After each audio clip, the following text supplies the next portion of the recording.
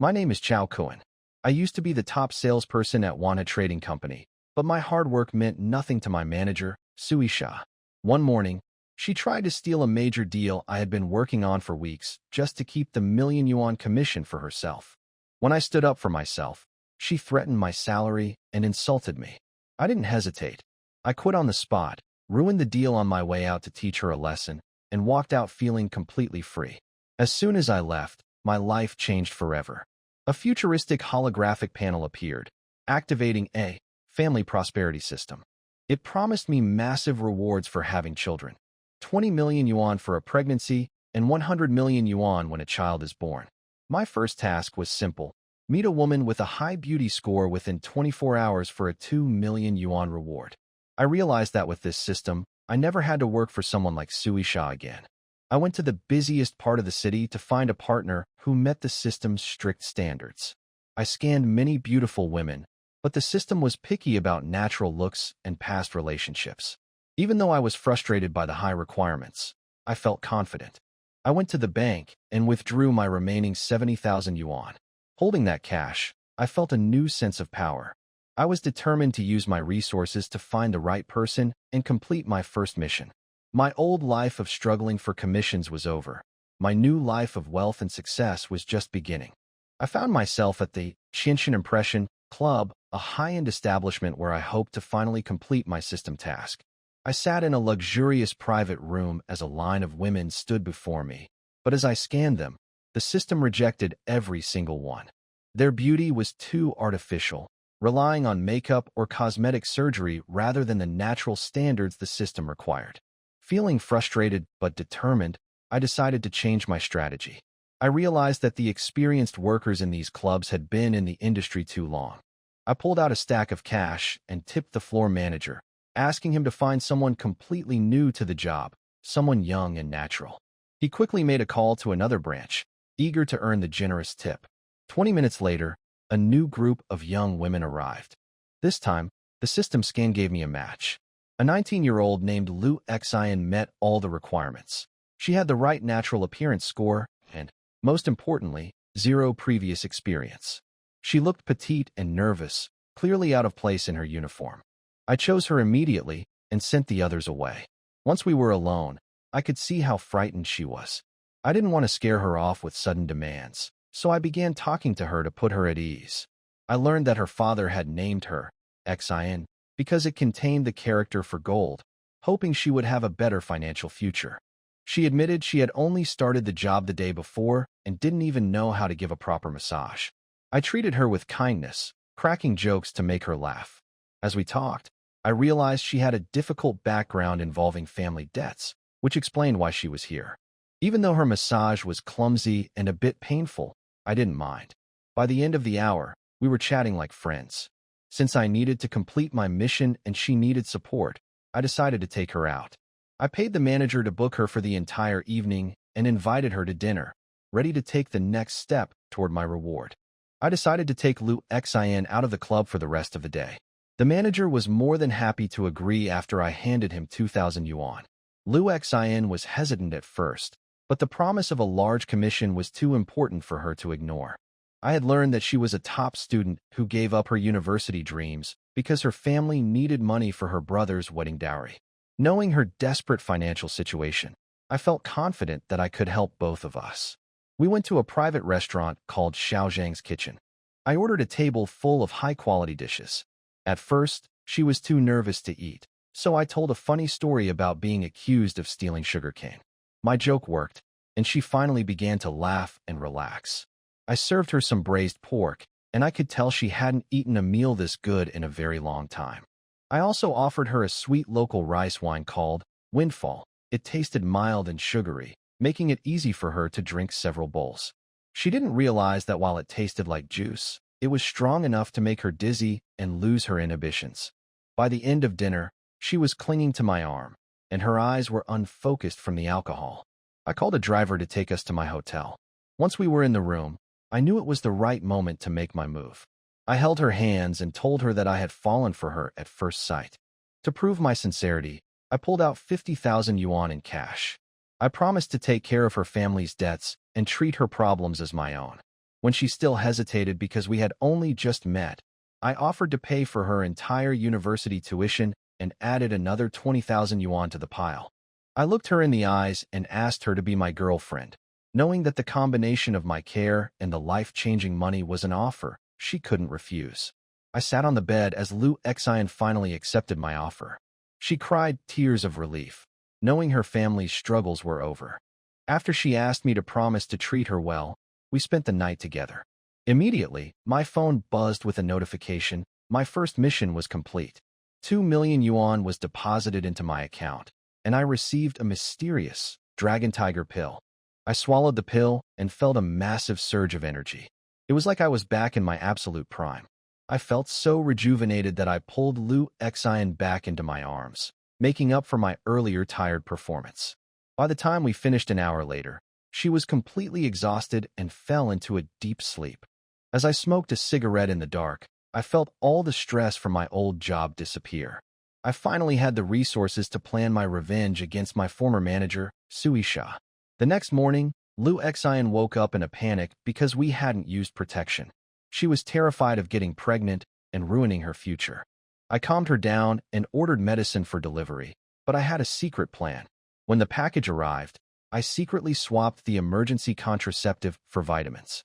I wanted her to conceive to unlock the system's bigger rewards. Soon enough, the system confirmed she was pregnant.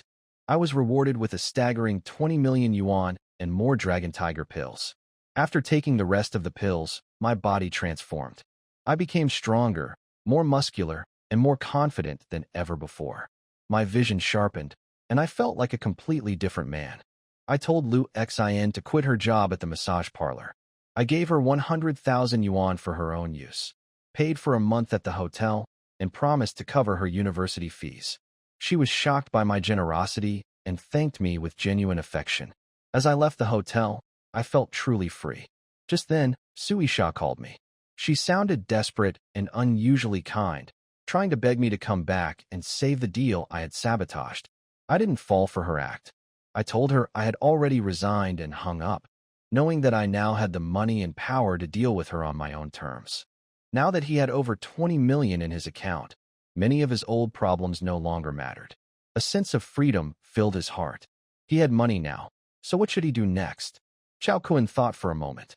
If he couldn't show off a little after becoming rich, it would feel like wearing fine clothes in the dark, completely unsatisfying.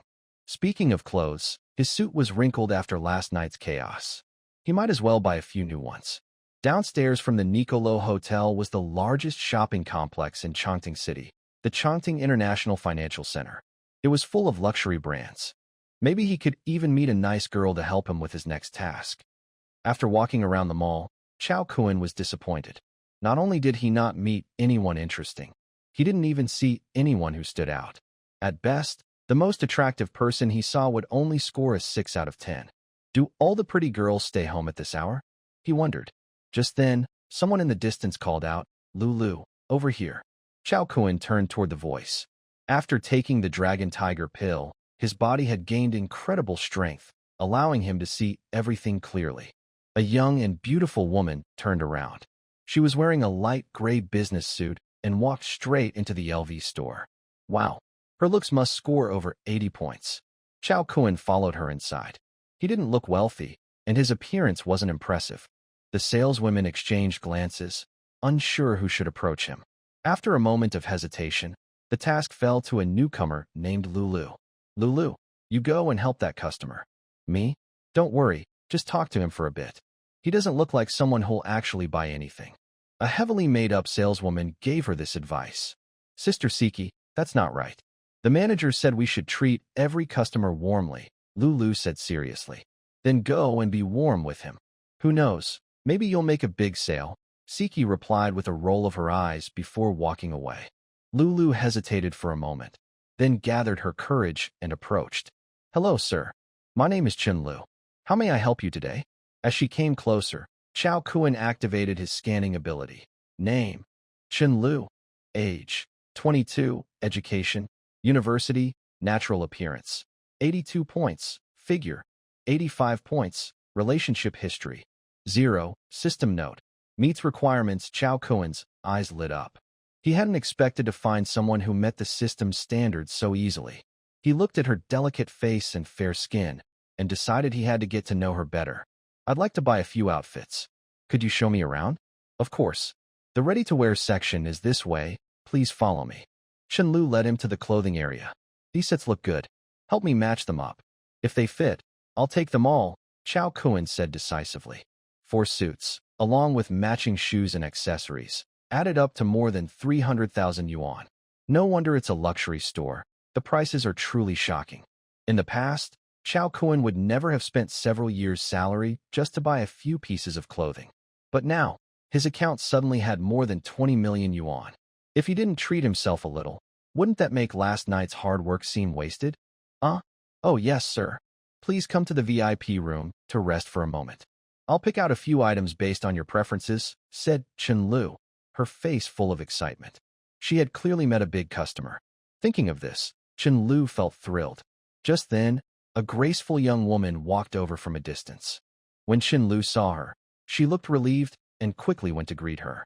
The woman had delicate features and wore the same professional suit as Chenlu, paired with a fitted skirt.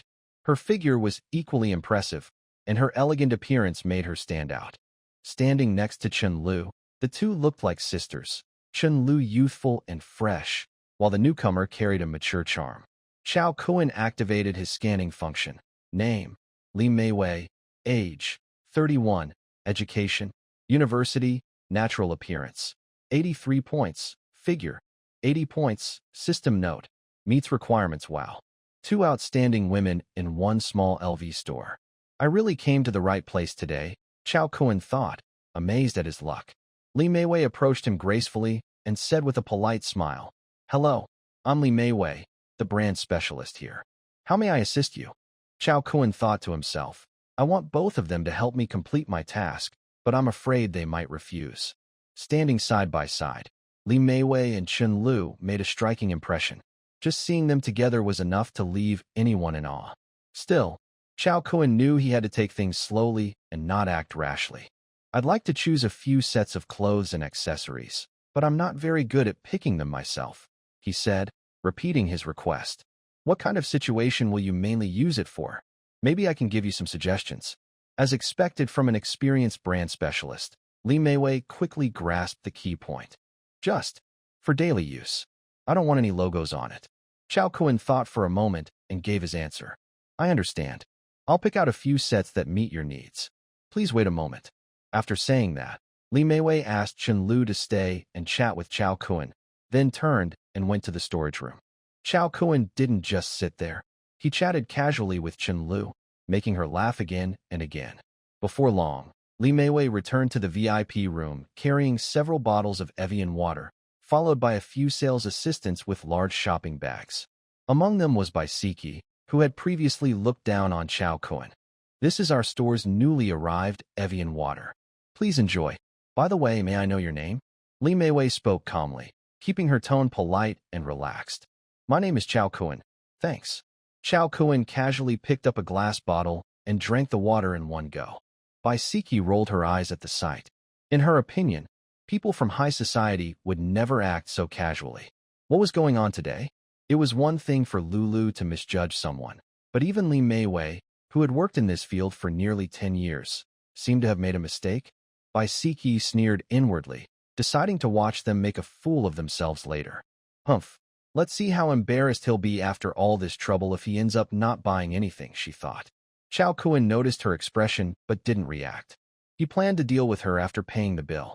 Meanwhile, Li Meiwei placed several outfits on the display rack and introduced them one by one. Chao Kuan looked at the selections, nodded in approval, and took the clothes to the fitting room. A short while later, he stepped out looking completely refreshed. Li Meiwei's eye for style was impressive. The clothes she chose suited him perfectly.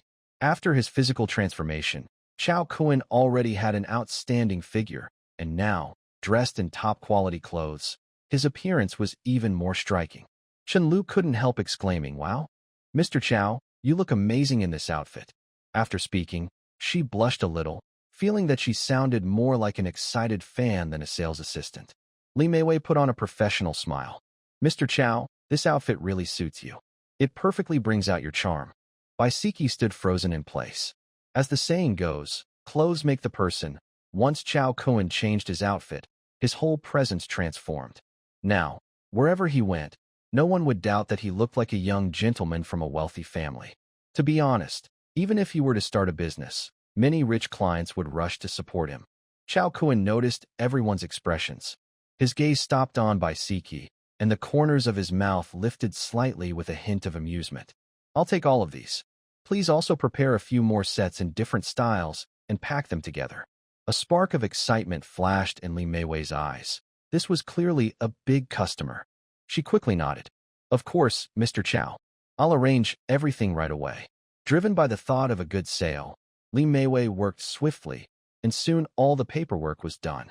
Mr. Chao, that's 8 sets of clothes in total, plus all the accessories. The total comes to 1,083,000 yuan.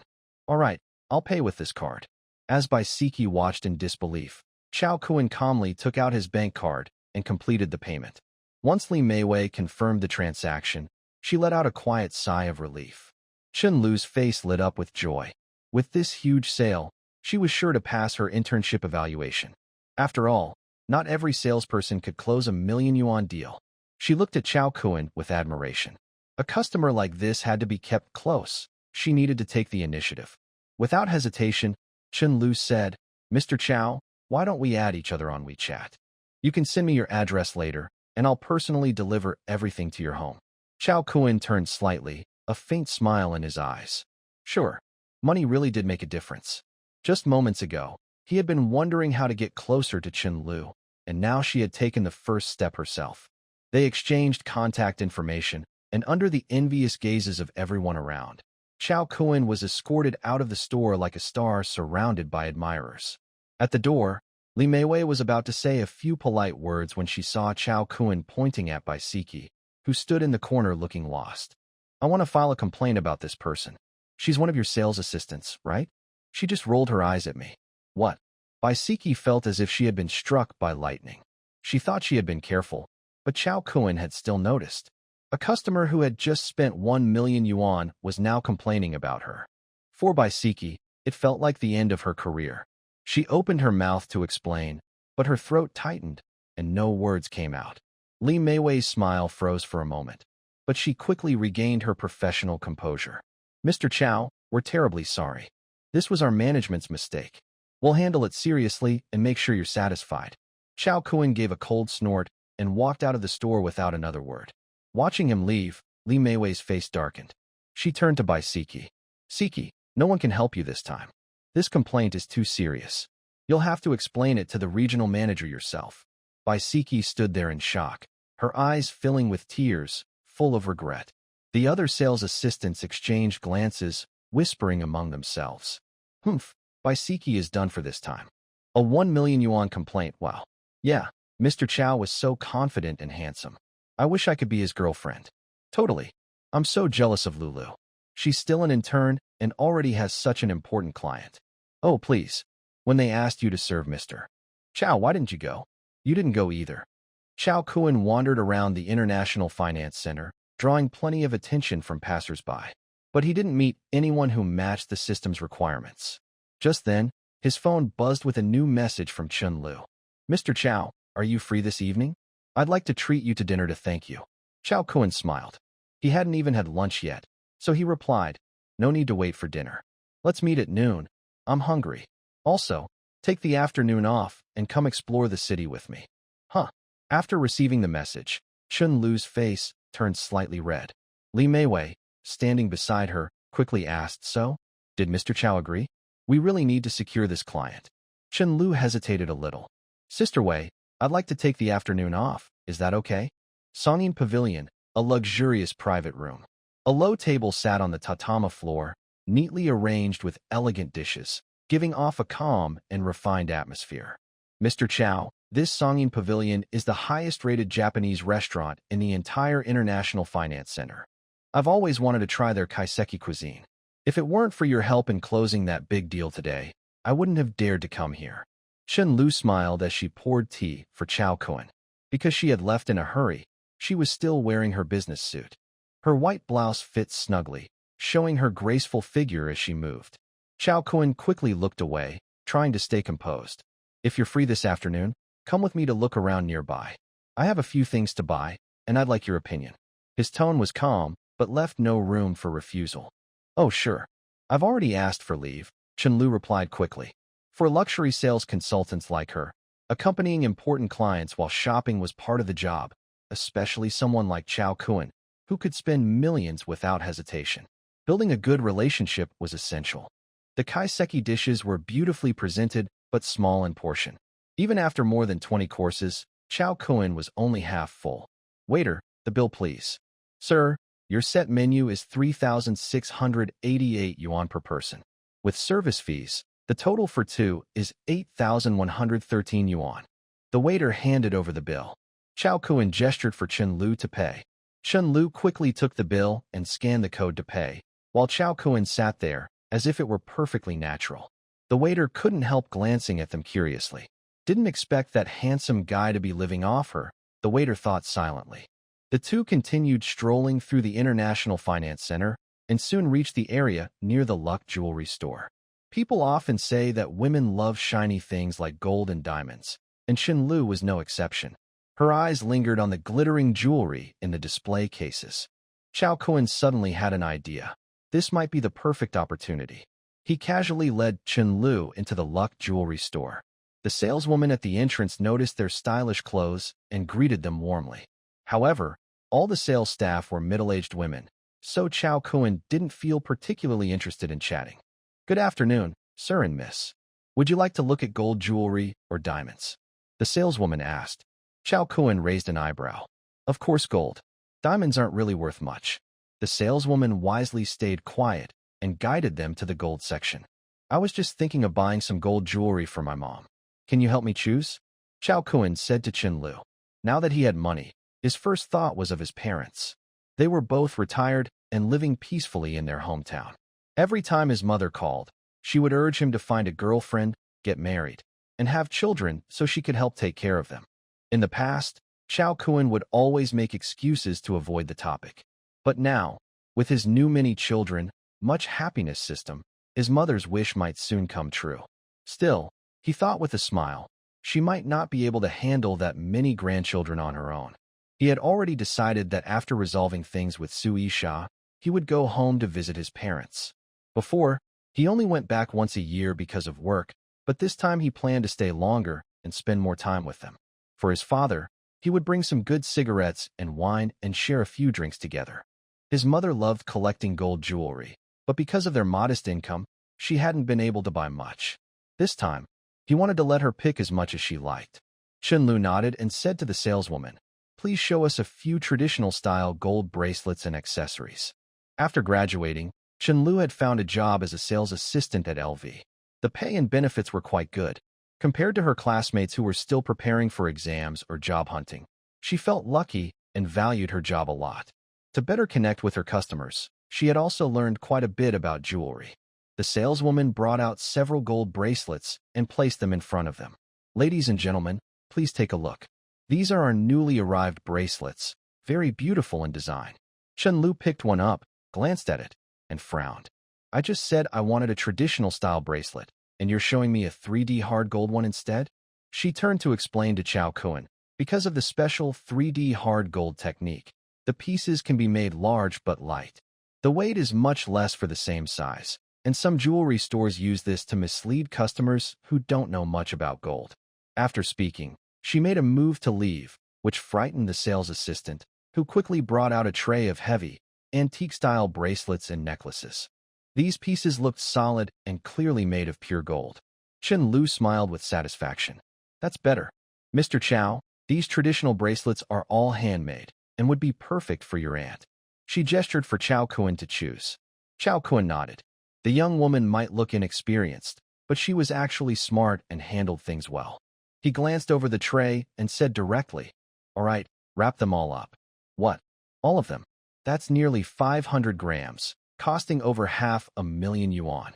The sales assistant's face lit up with joy. This was a huge sale, enough to make her comfortable for the rest of the year. Wait a moment. Although Chao Kun didn't seem to care much, Chen Lu felt she needed to show her value. She spoke quickly. We're buying so many pieces at once. There should be a discount, right? Don't tell me there isn't, or we'll just leave. And we'll check every single piece. Please don't try anything dishonest, she added seriously. Of course not. Please don't worry. As for the discount, I can't decide that myself. May I call the manager? The sales assistant hurried to get the store manager. After hearing the situation, the manager was surprised. It was rare for anyone to buy so much gold jewelry at once. Clearly, these were important customers. He decided quickly. You both seem to know your stuff, so I'll be straightforward. We'll price it according to today's international gold rate plus labor costs. 800 yuan per gram. How does that sound? The manager felt a bit nervous. There were dozens of jewelry stores in the gold center, and if they weren't happy with his offer, they could easily go somewhere else.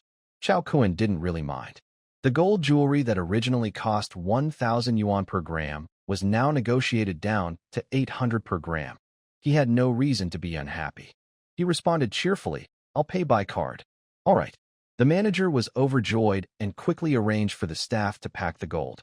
Before long, they returned with several large bags. Sir, the total is 423,000 yuan. All the documents and certificates are here.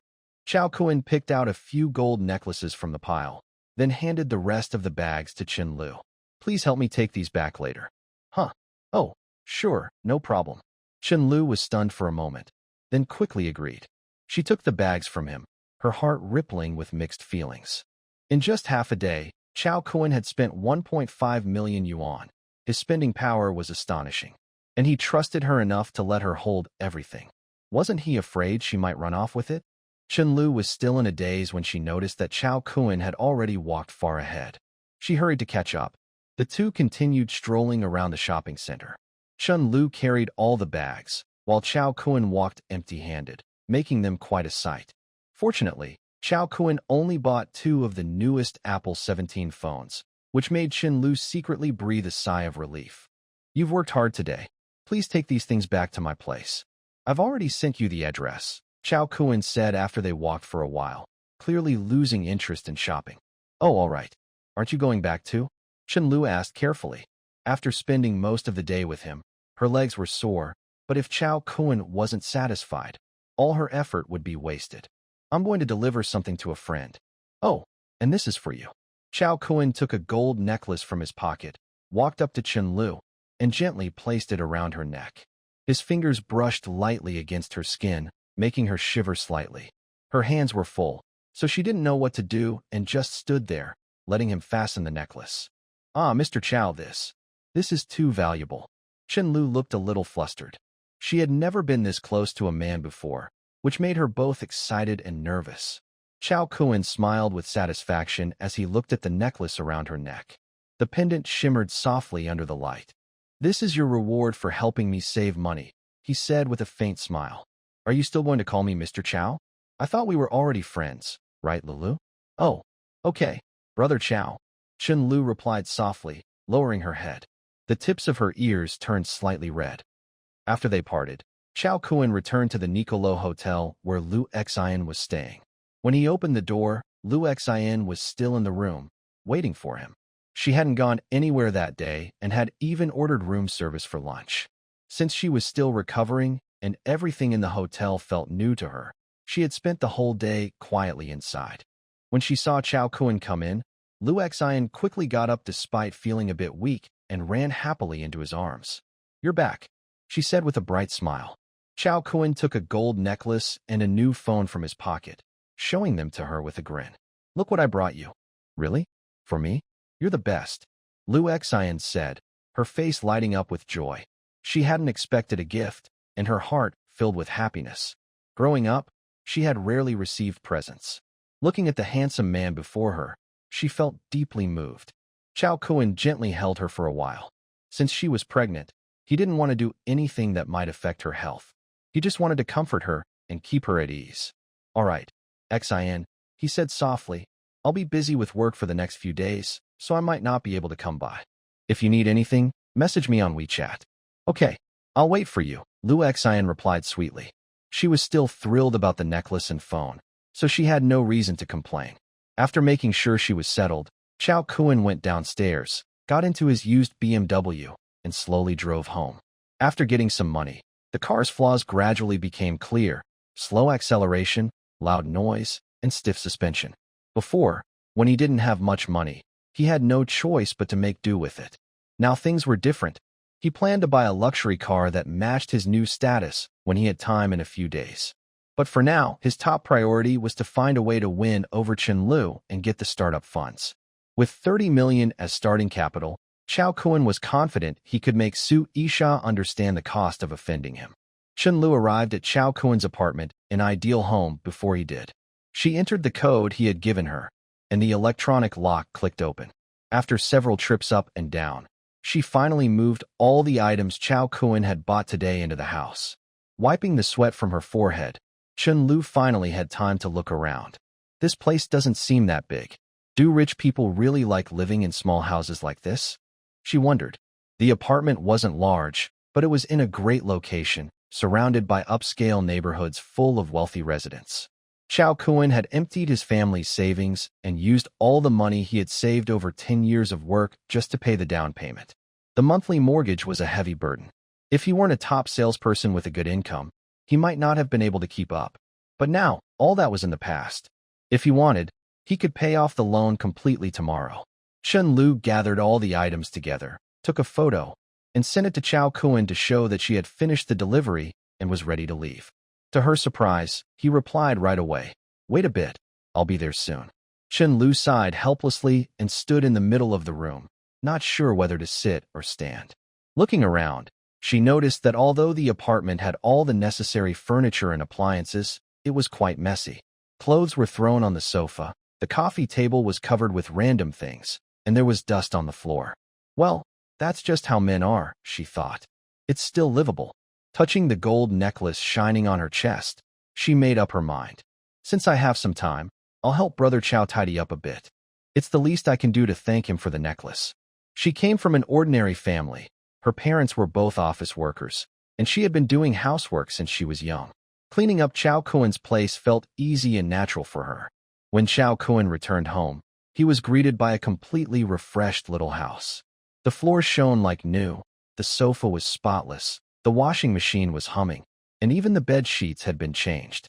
In the kitchen, Chen Lu heard the sound and came out carrying 2 bowls of tomato and egg noodles. "Brother Chao, sorry, there were only a few ingredients in the fridge, so I just made some noodles." Chao Kun felt touched. The way Chen Lu looked so gentle and caring warmed his heart. They sat across from each other at the dining table. Chen Lu's cooking was indeed very good. She had turned a simple bowl of tomato and egg noodles into something colorful and delicious. Chao Kun finished his bowl quickly. "Wow, Brother Chao, you eat so fast," Chen Lu said in surprise. "I couldn't help it. Your noodles are too good," Chao Kun replied with a smile, his words slightly muffled by food. "Huh." After finishing the meal, Chen Lu went to the kitchen to wash the dishes. Chao Kun sat on the sofa, lit a cigarette, and watched her busy figure, slowly exhaling a puff of smoke.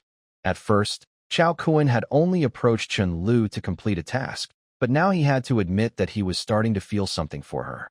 Still, he knew he couldn't stop for just one person. With the system's help, his future would surely be full of endless possibilities. For now, he decided to simply enjoy the moment. When Chen Lu finished washing the dishes, she was about to leave, but Chao Kun took out a bottle of fine wine from the cabinet and 2 tall glasses. The bottle was worth over 30,000 yuan, a reward he had received from the company's owner last year for being the top salesperson. In the past, he would never have opened such an expensive bottle, but tonight felt different.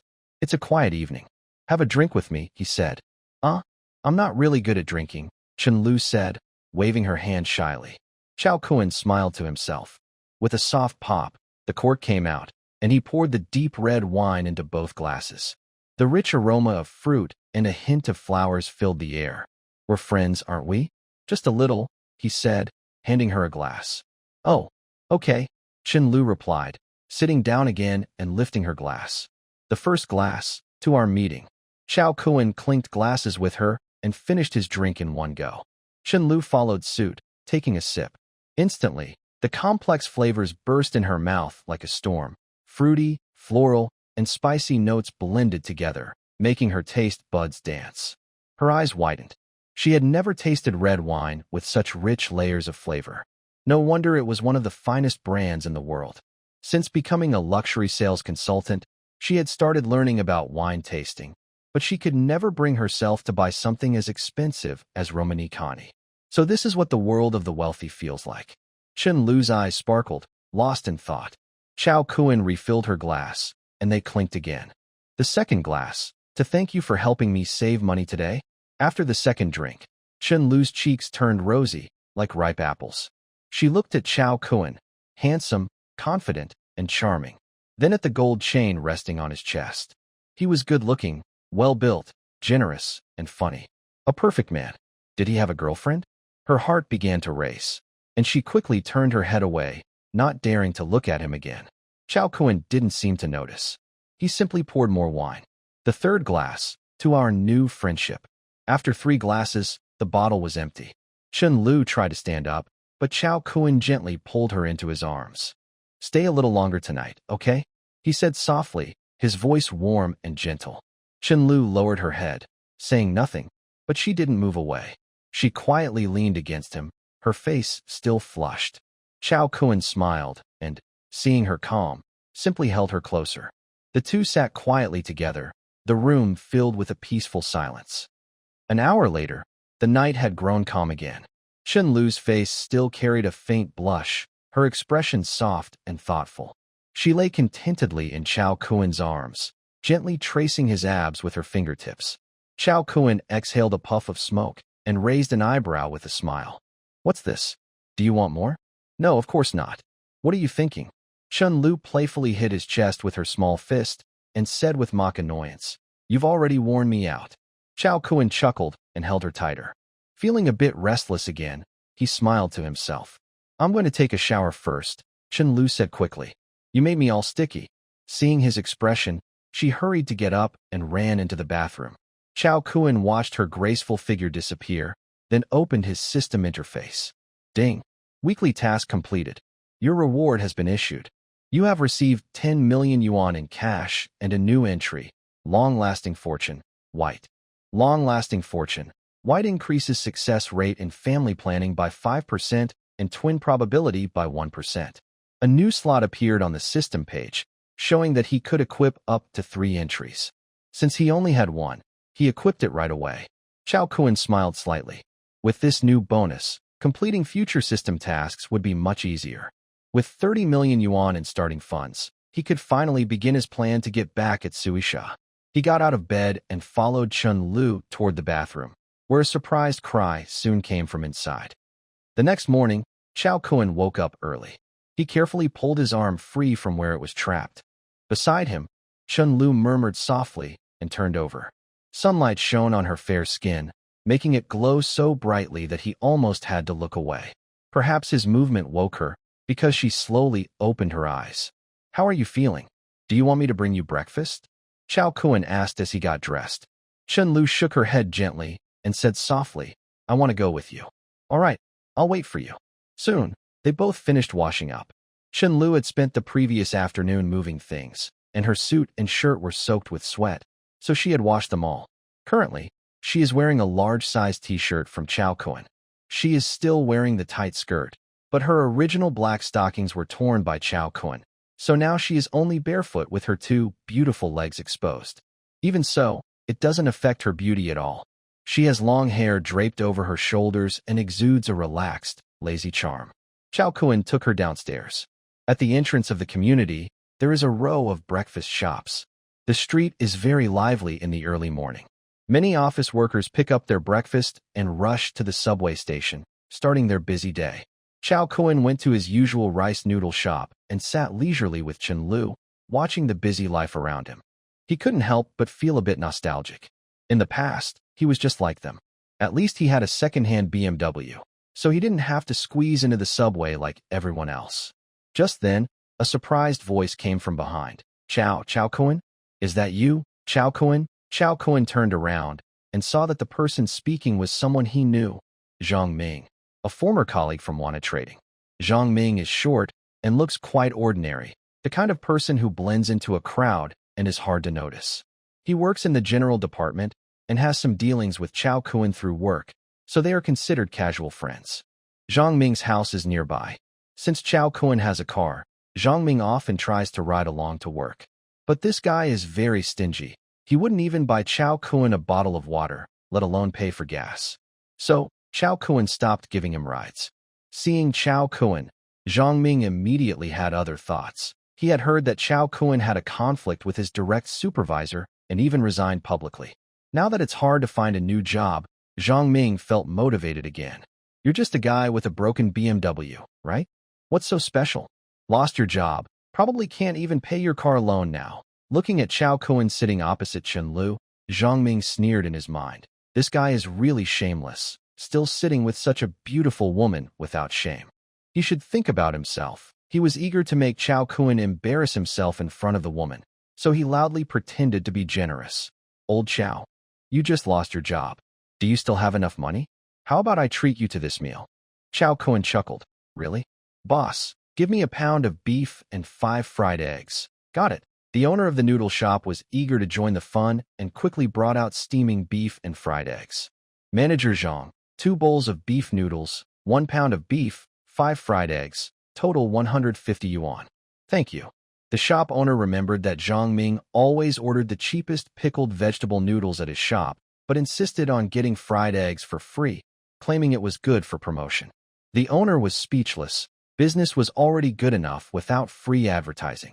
Finally catching a chance, he decided to give Zhang Ming a little lesson. Zhang Ming was stunned. He didn't expect Chao Kun to be so shameless. What does adding a pound of beef mean? Can you finish it? And why 2 bowls of noodles? He stood there, speechless and unsure what to say. Manager Zhang, you're so generous. You wouldn't mind paying for these 2 bowls, right? Right, Lulu? Chao Kun said with a smile, giving Chen Lu a wink. Chen Lu immediately understood. She was a bit speechless. Yesterday, Chao Kun spent over 1.5 million yuan without blinking, but now he wanted others to pay 150 yuan for noodles. The world of the rich. It's really hard to understand. She rolled her eyes at Chao Kun with a smile, and then looked at Zhang Ming with big, watery eyes. Zhang Ming finally realized they were working together. Being stared at by such a beautiful girl made Zhang Ming feel hot and embarrassed. He had no choice but to pay the money. After paying, Zhang Ming looked at the 5 yuan bun in his hand and felt like crying. Just because he looked at them a little longer, he had to spend a whole month's breakfast money. I'm really so cheap. After paying, Zhang Ming wasn't in a hurry to leave. He had already spent 150 yuan. He had to find a way to get some face back. He carefully observed Chao Kun and was stunned again. The beautiful woman beside Chao Kun was chatting and laughing with him, clearly close. His clothes looked expensive, new, and high-end. And the phone Chao Kun was holding was the newly released iPhone 17, something Zhang Ming had only seen in ads. All these discoveries shocked him so much he couldn't close his mouth. He couldn't understand. Didn't Chao Kun just resign? Why did he seem like a completely different person now? Using the latest phone, wearing high-end clothes, and with a beautiful woman by his side. Is this really him? I'm sorry, but I can't assist with that request. At this moment, Suyu suddenly remembered her reason for making the call and quickly asked, Brother Kun, do you know that Su Yisha is trying to deal with you? Oh, Chao Kun frowned and said coldly, Is there such a thing? He sneered inwardly. This annoying woman. I haven't even started to deal with her, and she's already trying to target me? Suyu hurriedly explained. She reported you to the general manager, saying you deliberately sabotaged the deal with Fanyuan Company. She claimed you were an insider planted by another company. I heard the general manager was very angry and immediately told Su Yisha to contact a lawyer, threatening to report you to the authorities. You must be very careful. Chao Kun immediately understood what was going on. He had resigned in anger earlier and then received a call from General Manager Hu of Fanyuan Company. At that time, he was still upset, and he told Hu that Wanhua Trading had gone bankrupt. That remark probably made Hu suspicious about the deal. Later, even though Su Yisha tried hard to fix things, Hu remained suspicious, and the deal was put on hold. He never expected that Su Yisha would escalate the matter to the general manager. Now, his hatred for her grew even more. Wanhua Trading was not a small company. It was worth several hundred million and well known in the foreign trade circle outside Chongqing City. Because of Su Yisha, Chao Kun, who hadn't done anything wrong, was now targeted by such a big company. Sui Sha, if you don't give me 5 or 6 children, I won't let you go. Chao Kun gritted his teeth, his eyes full of hatred. The two chatted for a while longer. Chao Kun slightly calmed Su Yu's emotions and told her to focus on working well at Wanhua Trading and not to think about quitting. When the opportunity came, he would definitely bring this loyal little sister along. After all, Chao Kun, with the system, would never work for others again in his life. But he hadn't decided exactly what to do yet, so he asked Su Yu to endure for a while. Suddenly, Chao Kun's eyes lit up as if he had an idea. He said, Su Yu, I need your help with something. Brother Kun, there's no need to be polite. Just tell me what you need, Su Yu said casually on the phone. Chao Kun paused silently, choosing his words carefully. Over the next few days, please investigate thoroughly at the company to see if the sales department has already sold this batch of goods in advance. What? No way. Sui Sha is so bold. Does she dare to sell without stock? Su Yu said, sounding a bit shocked. In the sales world, selling goods before they are in stock is called pre-sale or empty selling. The main difference is that with pre-sale, the seller actually has the goods to deliver to buyers when the time comes. With empty selling, buyers won't get the goods when the time comes, which can lead to losing money. A sharp glint appeared in Chao Kun's eyes. He snorted coldly, humph. The third quarter financial report is coming soon. To make the sales department look good, she dares to do anything. Right now, I just suspect. Go check first. I'll transfer you 100,000 yuan for expenses. As soon as you find evidence, tell me immediately. Huh? Brother Kun, why are you transferring me money? Even if we find out she's doing empty selling, we can't do anything to her, Su Yu asked, confused. Humph. When you find clues, just spend money to clear the way. Don't worry, Su Yu. I have plenty of ways to deal with her. She dares to report me? That little brat. This time I'll make her wish she was never born. Chao Kun sneered and hung up, then returned to his room. Inside, Chen Lu was changing clothes.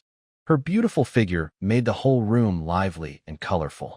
Seeing Chao Kun come in, Chen Lu smiled brightly at him, instantly lifting his mood. She still had to rush to work at Guijin Center early. Chao Kun had something on his mind, so he didn't stop her. After she left, Chao Kun changed into a stylish outfit, looking very impressive. He admired himself in the mirror, quite satisfied. Then he drove straight to the outskirts. On the outskirts of Chongqing City, there was the Fanyuan Special Metal Recycling and Processing Company. Chao Kun was very familiar with this place because the big deal that Su Isha stole away, worth 20 million, was negotiated here. To close this deal, he had visited the general manager's office more than 20 times. He knew all the employees of Fanyuan Company. Leaning against his car, he took out a cigarette, lit it, and took a deep puff, feeling a gentle burning sensation in his lungs. When the cigarette burned out, he exhaled the cloudy air forcefully, feeling refreshed, and then walked over. The security guard recognized him and kindly opened the door. Chao Kun didn't hesitate. He threw a pack of cigarettes to the guard, saying, Old Zhang, take a puff. This was his habit after many years as a salesperson, always carrying various cigarettes and alcohol in the car. When faced with small troubles, a cigarette often worked wonders. Old Zhang's face lit up with joy. He looked him over and said, Boss Chao, you've made it big. Chao Kun kept a calm expression and handed over another pack of cigarettes. Just passing time. By the way, Old Zhang, is General Manager Hu in? Yes, he's in his office. Old Zhang winked at him and gave a knowing smile that only men would understand. All right, I'll go ahead. Chao Kun understood immediately. He patted Old Zhang on the shoulder and headed straight for the general manager's office. He passed the empty assistant area and saw that the door to the general manager's office was slightly open, with faint figures inside. Standing at the door, Chao Kun cleared his throat softly. Ahem, General Manager Hu, I'm Chao Kun. May I come in? Suddenly, a noise came from inside, followed by a deep voice saying, Little Chao is here? Come on in. Chao Kun pushed the door open. Inside, across a large desk, a serious-looking middle-aged man sat in the boss's chair, looking a bit awkward. The middle-aged man examined him from head to toe and looked surprised. Brother Chao, it's been a few days. Have you made it big? Chao Kun smiled and waved his hand. Not really. I'm just doing small jobs. I can't compare to you, General Manager Hu. Don't call me General Manager Hu. We're friends. Just call me Brother Hu. Otherwise, you're not giving me face. They exchanged some polite words. Then Hu Hong suddenly became serious and said, Brother Chow, I heard you resigned from Wana Trading. Are you interested in working with me? He hinted, Don't worry. Here, no one will steal your clients. Hearing this, Chow Kun immediately understood.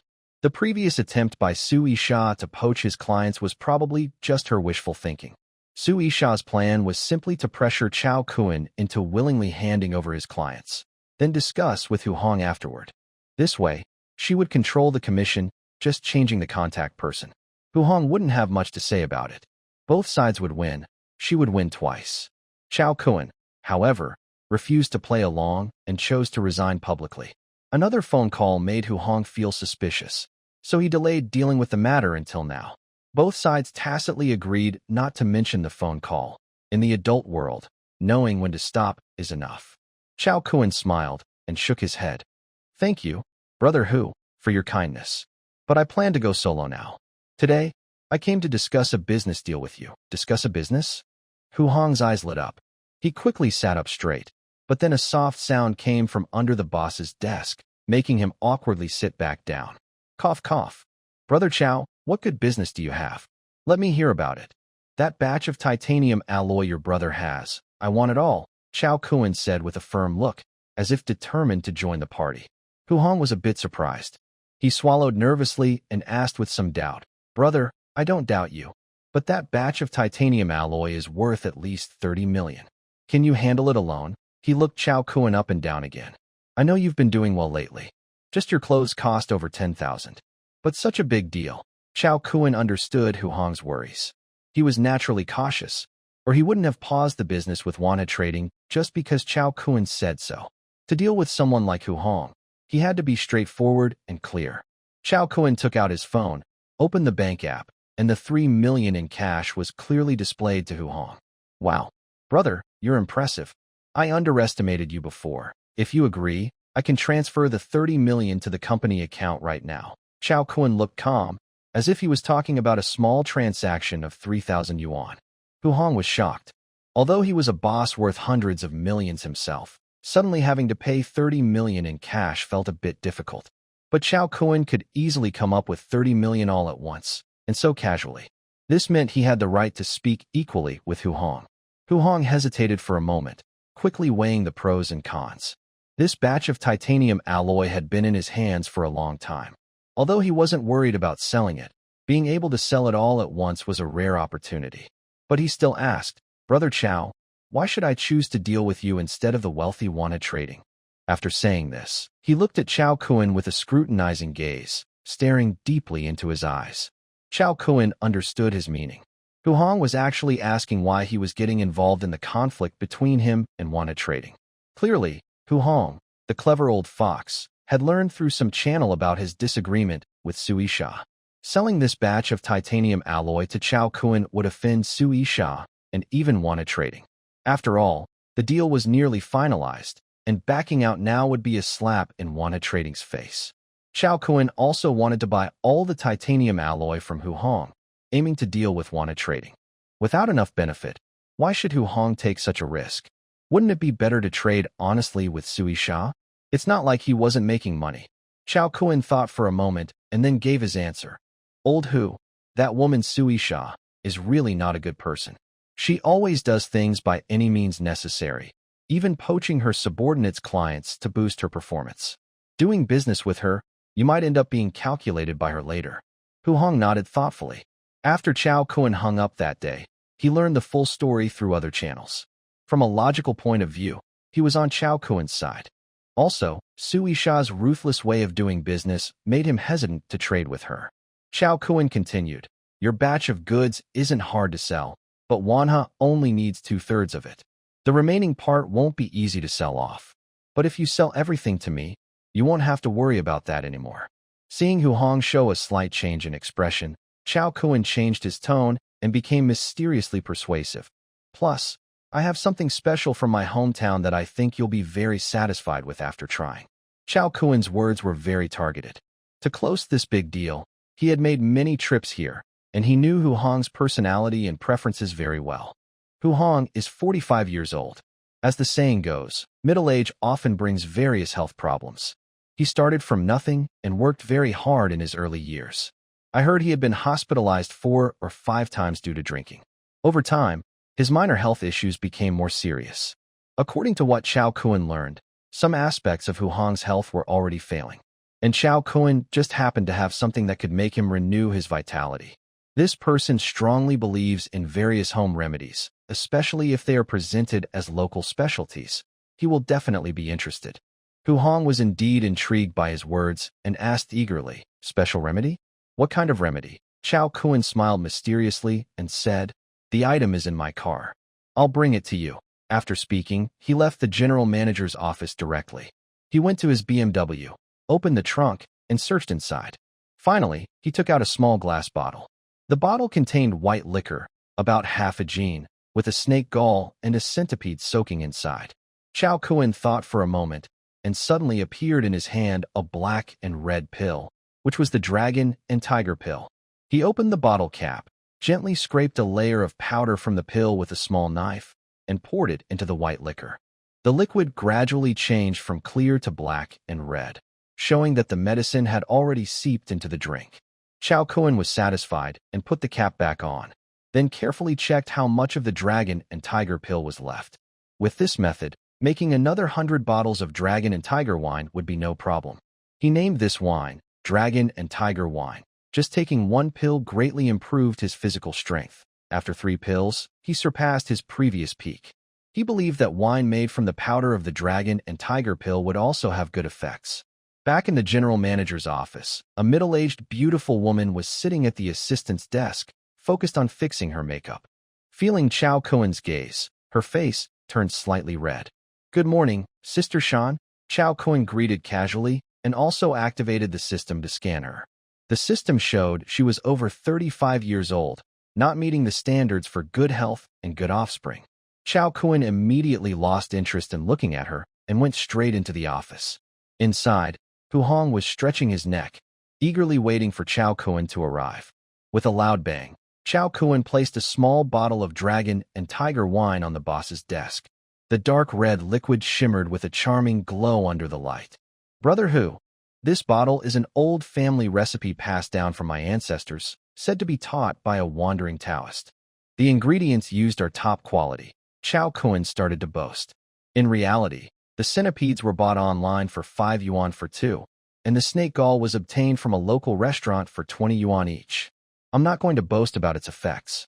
Just use it first, and call me when you're done," he said with a knowing smile, pointing to the beautiful woman outside the door. Hu Hong's eyes lit up immediately. He eagerly hugged the bottle of wine. He has always loved wild, local products like this. Now that Chao Kun liked them too, it was like finding treasure. "All right, Brother Chao, if this works, the titanium alloy batch is yours." Seeing Hu Hong's eagerness, Chao Kun decided to leave directly. As soon as he left, Hu Hong couldn't wait to open the bottle and take a sip of Longhu wine. In an instant, he felt a warm flow spread through his body, bringing endless comfort from head to toe. His old friend, who had been with him for years, seemed to regain a bit of youth. Could it be? He was able to move again. He was overjoyed. He quickly ran out of the office, hugging the middle-aged, beautiful woman to go inside. She rolled her eyes at him. "Still coming? Are you serious?" Hu Hong chuckled. "You witch, just wait. I'll teach you a lesson." "Huh? With your few seconds of effort, I already know you," she said with disdain. Hu Hong looked serious. "Usain Bolt can run 10 meters in 1 second. Tyson can punch 5 times in 1 second. So don't underestimate a second, understand?" Chao Kun hummed a tune as he drove toward the Guojin Center, feeling very happy. He was very confident in the effects of Longhu wine. Once Hu Hong tried it, he wouldn't refuse this deal. Holding the titanium alloy in his hands, he felt he had the upper hand. His former boss, Kai Dekhang, had heard some secret news. Ukrainian was searching worldwide for a certain type of titanium alloy. If he could get this, the profit would be huge. Buying it for 20 million and selling for 40 million would double the money, with a high commission. Chao Kun was very focused on this deal, working hard in every way. Kai Dekhang was also busy. Once Chao Kun signed the contract with Fanyuan Metals, he could immediately sign an international trade deal with the Ukrainian representatives. The commission alone would be 1 million. Both of them had agreed, 50,000 each, feeling very happy. Unexpectedly, a new problem appeared on the way. Cheng Yaojin suddenly showed up. This woman is very ruthless. First, she got rid of the old leader, Kai Dekhang. Then she turned against Chao Kuan, trying to keep all the wealth for herself. In the past, Chao Kuan had no way to deal with Su Yisha and could only let her take what she wanted. Even if he resigned in anger, it wouldn't really affect Su Yisha. He could just find someone else to negotiate with Fanyuan Company, and they would probably succeed. But now, the situation is different. If Chao Kuan controls the ownership of this batch of titanium alloy, everything changes. Chao Kuan knows that the titanium alloy in Hu Hong's hands might be the last one left in the entire Central South region. Hu Hong runs a business that recycles and reuses special metals. Right now, almost all the titanium alloy on the market has been bought up by representatives from the Yu country, leaving only the recycling industry with possible sources. In the entire Central South region, the biggest company for recycling special metals is Hu Hong's Fanyuan Company. Even if others also have some titanium alloy, their quantities are small and they are not organized enough. Plus, time is tight, so they can't gather and combine the resources quickly. If Chao Kuan gets control of this batch of titanium alloy, he will have a strong advantage. He can attack or defend as needed. He could sell the alloy directly to the Yu country representatives without losing money. But if Su Yisha is greedy and signs a contract with the Yu country representatives early, she will face big trouble. Without this batch of titanium alloy, she can't complete her deal.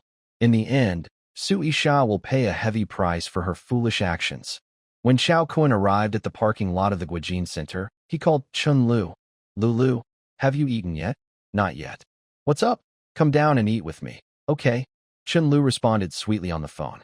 Just now, Li Meiwei confirmed her sales performance from yesterday. According to the calculation, she earned the equivalent of 2 months' salary in one go. Actually, from yesterday until now, she felt like she was dreaming. A man appeared out of nowhere. She wandered shopping with him for no reason. She went home with him for no reason. Finally, she inexplicably became his woman. Everything felt unreal, but it wasn't until this morning, when she confirmed her real achievements, that she truly woke up from the dream. She was born into an ordinary family. Her life experience taught her that only by working hard and seizing every opportunity could she change her fate and live the life she dreamed of. Chao Kuan's appearance was also an opportunity that could change her life path. All she needed to do was hold on tightly to him. She immediately went to ask Li Meiwei for leave, touched up her makeup a little, and happily went downstairs to find Chao Kuan. Li Meiwei watched her walk away with a complicated expression, opened her mouth, but said nothing. As an experienced brand specialist, she had seen many similar situations, but not every time ended well.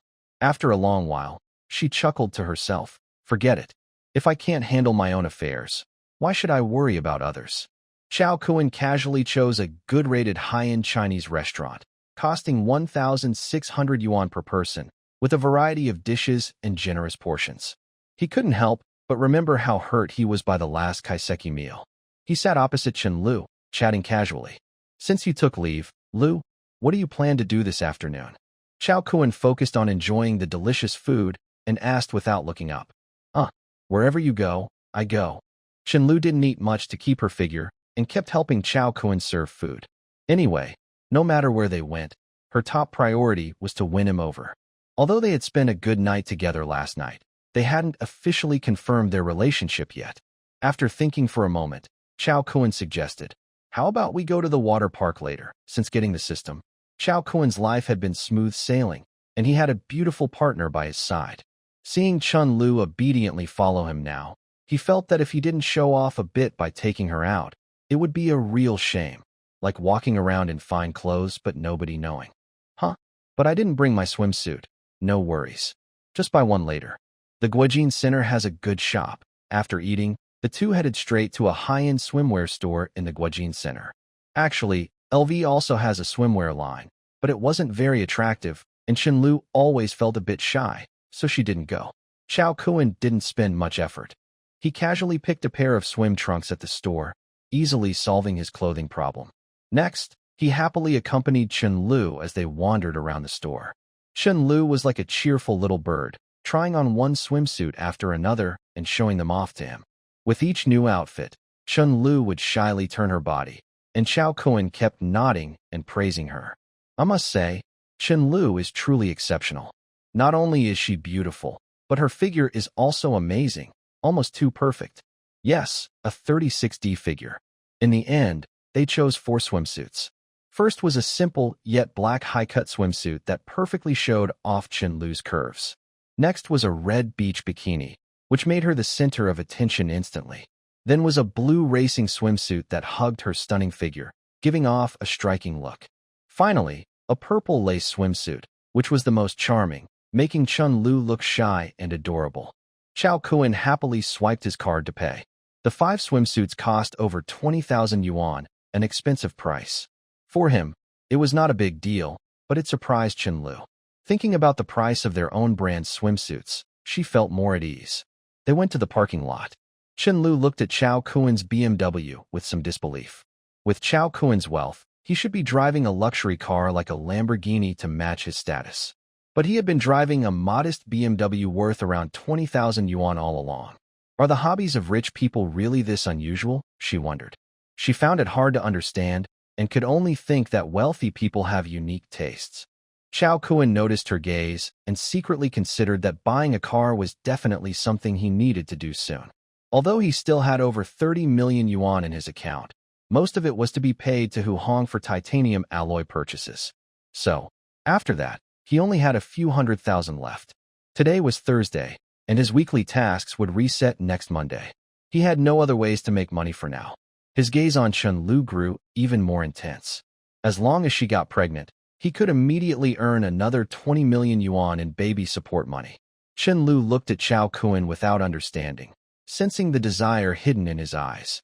She blushed suddenly, gently nudging him and playfully scolding, "You naughty boy." At the water park, after 3 p.m., the sun softened, and more visitors arrived. Many women dressed lightly appeared around the park, laughing and playing, adding bright colors to the scene. The most eye-catching was Chun-Lu, wearing a black high-slit swimsuit. The swimsuit seemed custom-made for her, showing off her proud figure. Her impressive 36D bust filled out the swimsuit perfectly, creating a lovely curve. Her fair skin at the neckline looked very attractive. Her long black hair was casually draped over her shoulders, with some damp strands sticking to her neck, making her look even more charming. Chao Kun walked with her through the park, attracting many onlookers. Both men and women couldn't help but stare at her, making her the center of attention. Chun-Lu's face turned slightly red, and she shyly hid behind Chao Kun. "There are so many people looking. Maybe we should go home." Chao Kun felt the amazing sensation on his back and took a deep breath. "Don't worry, I'm here." Their little interaction instantly made Chao Kun the envy of all the men nearby. Wow, why is this guy so lucky? Such a beautiful girl, and he's with her. I admit, this guy is pretty handsome, almost as good as me after a shower, but such a stunning beauty shouldn't be touched by ordinary people. Come on, he has six-pack abs, is tall and handsome. And you? Your abs are all over the place. Humph, you don't understand. Tomorrow, I'll start working out. Amid the chatter, Chao Kun's phone rang. He looked at it and saw it was Suyu calling. Already got news? Chao Kun muttered to himself. He didn't expect that the task he gave in the morning would have results by the afternoon. Suyu's efficiency was impressive. He answered the call, and Suyu's eager voice came through. "Boss, I have news. I've got solid evidence. Where are you? I'll send it to you." Chao Kun's brow relaxed instantly. "Good job, Suyu. Thanks for your effort. I'm at the water park right now." "Water park? There is a water park near here. I know one." Suyu was surprised and gave an address. Chao Kun smiled happily. It was indeed nearby.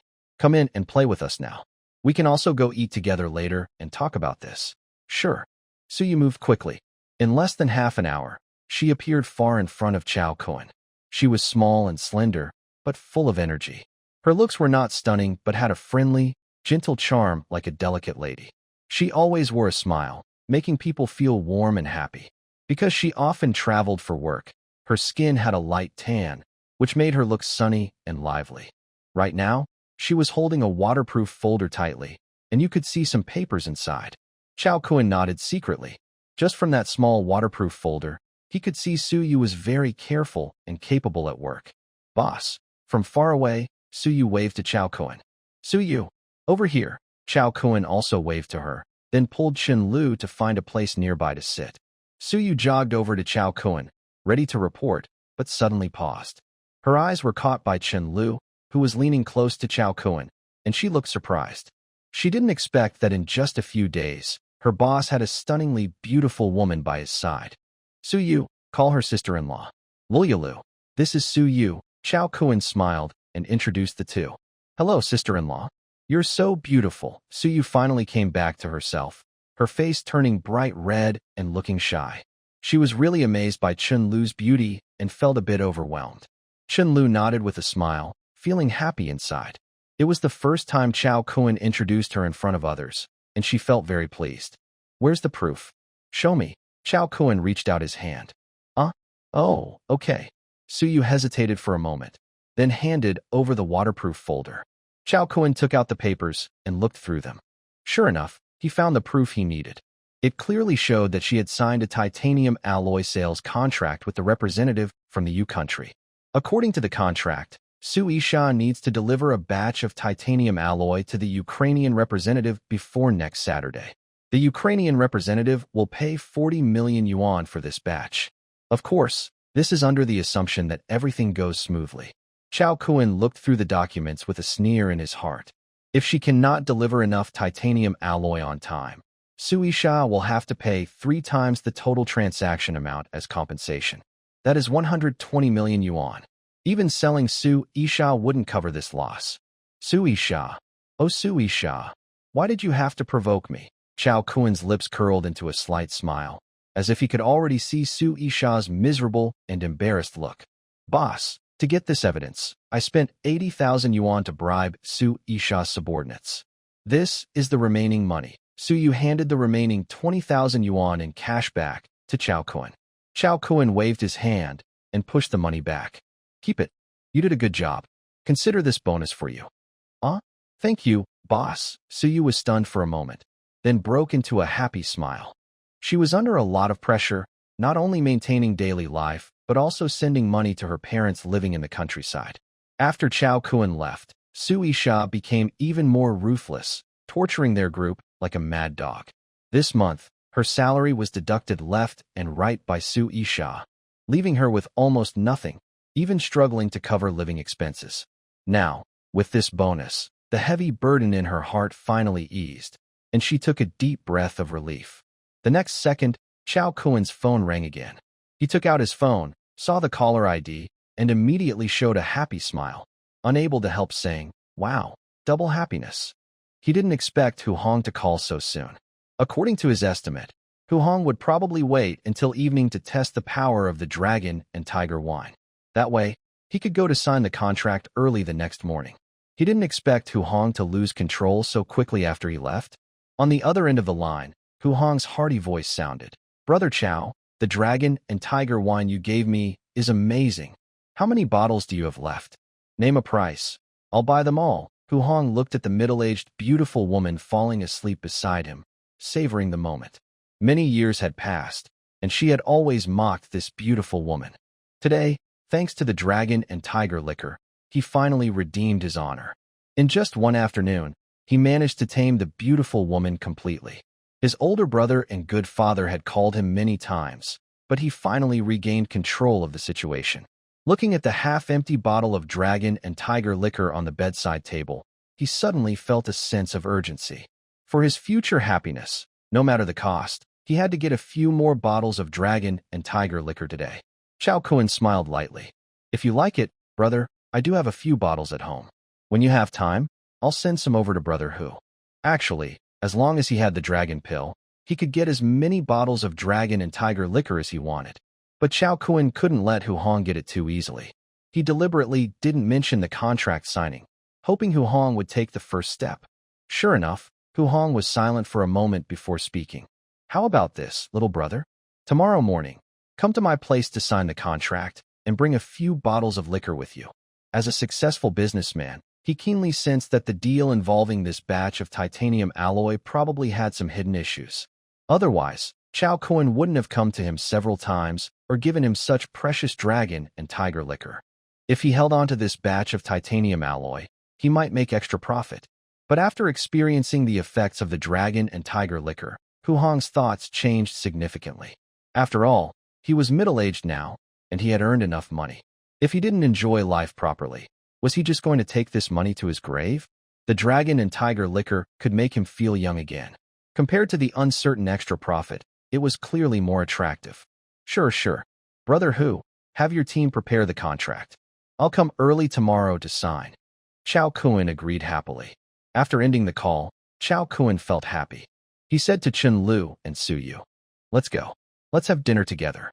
Today, we'll celebrate properly and talk about our plans for the future." "Sounds good," Su Yu replied excitedly. The three of them left the water park and found a nearby restaurant. As soon as they sat down, Su Yu naturally started chatting with Chen Lu about women's topics. When she learned that Chen Lu was a LV sales assistant, her eyes lit up. She immediately asked Chen Lu for tips on makeup and skincare. This was the first time Chao Kuan saw a softer, more feminine side of Su Yu. He instinctively turned on the system scan function. Name: Su Yu. Age: 25. Education: college degree. Natural beauty score: 76. Body figure score: 78. Number of writers: 0. System note: meets requirements. Su Yu's natural beauty score is actually 76. According to the system's scoring standards, a natural beauty score above 75 is considered a top-class beauty. But they've known each other for 3 years, and I never noticed this before. Chao Kuan looked carefully at Su Yu and finally saw the details. Su Yu has a carefree personality, often out and about, lively and energetic. She doesn't usually wear makeup or dress up. Her face shape is attractive but not stunningly beautiful. If she took the time to style herself, she could be a pretty girl. Chao Kuan used to be misled by her straightforward personality and never thought about her in that way. In work, Su Yu acts like a tough girl, so Chao Kuan overlooked her feminine charm. Now, observing her carefully, he realized she actually has a unique beauty. He thought for a moment. He really needed someone capable to help him handle small tasks. And as he gained more women in his life, he definitely needed a good housekeeper to assist him. Considering all this, Su Yu is capable and loyal to him. She's the right person. Chao Kuan paused and asked Su Yu seriously, "Su Yu, you said before you didn't want to work at Wanha anymore. Is that true?" Su Yu also became serious. She put down her chopsticks and replied earnestly, "Boss, after you left, Su Yisha went crazy. She almost deducted all my salary. If this keeps going, I can't see an end. It's better to leave early and work with you." Chao Kuan thought to himself, Su Yisha won't be reckless for long. Soon, she'll be kneeling and singing her surrender. Only I will hear her sing. But there's no need to tell Su Yu about this. He thought for a moment and transferred 200,000 yuan to her. "Su Yu, I need an assistant. Take this money and help me set up a trading company, build the basic structure." Su Yu was surprised, her eyes showing shock. In her impression, Chao Kuan, though a top sales expert, had never been this generous before. "This morning, I gave her 100,000 yuan, and in the afternoon, another 200,000 yuan. That was very generous. Although I was surprised, I still had to get things done." "Okay, boss. Don't worry. I promise to handle everything properly and won't delay anything." After eating and drinking well, the three of them each left. Chao Kuan was so drunk he had to call a driver. On the way home, he looked at Chen Lu snuggling beside him, feeling more excited. Tomorrow, he would pay the 30 million yuan for the goods, and he would be broke again. But that's not acceptable. Today, he must work hard to get 20 million yuan for the pregnancy expenses. He whispered to Chen Lu, "Lulu, why don't you wear that lace swimsuit again tonight and show me?" Chen Lu shrank back, her ears turning bright red from Chao Kuan's warm breath. What are you talking about?" she said angrily, pinching Chao Kuan. You're such a pervert, making me buy that kind of clothes." Chao Kuan hugged her tightly. "No, I saw you looked happy when you wore it." I'm not talking to you anymore." A driver nearby couldn't stand it and coughed several times. He cursed silently. "A couple of lovebirds, I shouldn't have taken this job." In the ideal home. "Are you done changing yet?" Chao Kuan, half undressed, lay on the sofa in the living room, feeling a bit dry. His eyes kept staring at the bathroom. After some persuasion, Chen Lu finally agreed to wear that purple lace swimsuit. Changed. I've changed. Oh, you're not allowed to look. Chen Lu opened the bathroom door, shyly walking toward him. Seeing her shy look, Chao Kuan immediately felt something rising. He couldn't help it. Chen Lu in that lace swimsuit looked amazing. The swimsuit itself was quite flirtatious, and on Chen Lu's figure, it made her look even more attractive. Chao Kuan couldn't hold back anymore. He pulled her into his arms. After a night of effort, the system finally sent a message. Ding! Congratulations, the target is pregnant. Your reward has been issued. Please check. The next morning, Fanyuan Special Metal Recycling and Processing Company. Just as dawn broke, Hu Hong started urging Chao Kuan to come quickly and sign the contract. He took out 3 small bottles from the trunk and put them into his bag. The red and black liquid inside shimmered, looking quite striking. This was the dragon and tiger wine he had prepared early in the morning at home. He actually made about 10 bottles, but of course, he wouldn't give all of them to Hu Hong at once. After adjusting his clothes, he walked into Fanyuan Metal. As usual, he handed a pack of cigarettes to Lao Zhang, who immediately grinned happily. Hu Hong was already waiting at the office door. Last night, he and his team had finished all the paperwork, just waiting for Chao Kuan to come and sign. As soon as he saw Chao Kuan, his face lit up with a smile, as if he saw the moving dragon and tiger wine, smiling even more brightly than Lao Zhang. Brother Chao, he looked very cheerful, showing no sign of having stayed up all night. Strangely, after drinking the dragon and tiger wine, he could clearly feel his health improving. This made him look forward to the wine Chao Kuan had. Brother Hu, Chao Kuan also smiled, and the two embraced tightly. To outsiders, it looked like they were long-lost brothers meeting. I've been waiting for you a long time. Let's go straight to signing the agreement. Hu Hong led Chao Kuan into the office, and they each took a seat. Let me see the contract first. As the deal got closer, Chao Kuan became more calm. He picked up the contract Hu Hong had prepared overnight and examined it carefully. After a while, his brow relaxed.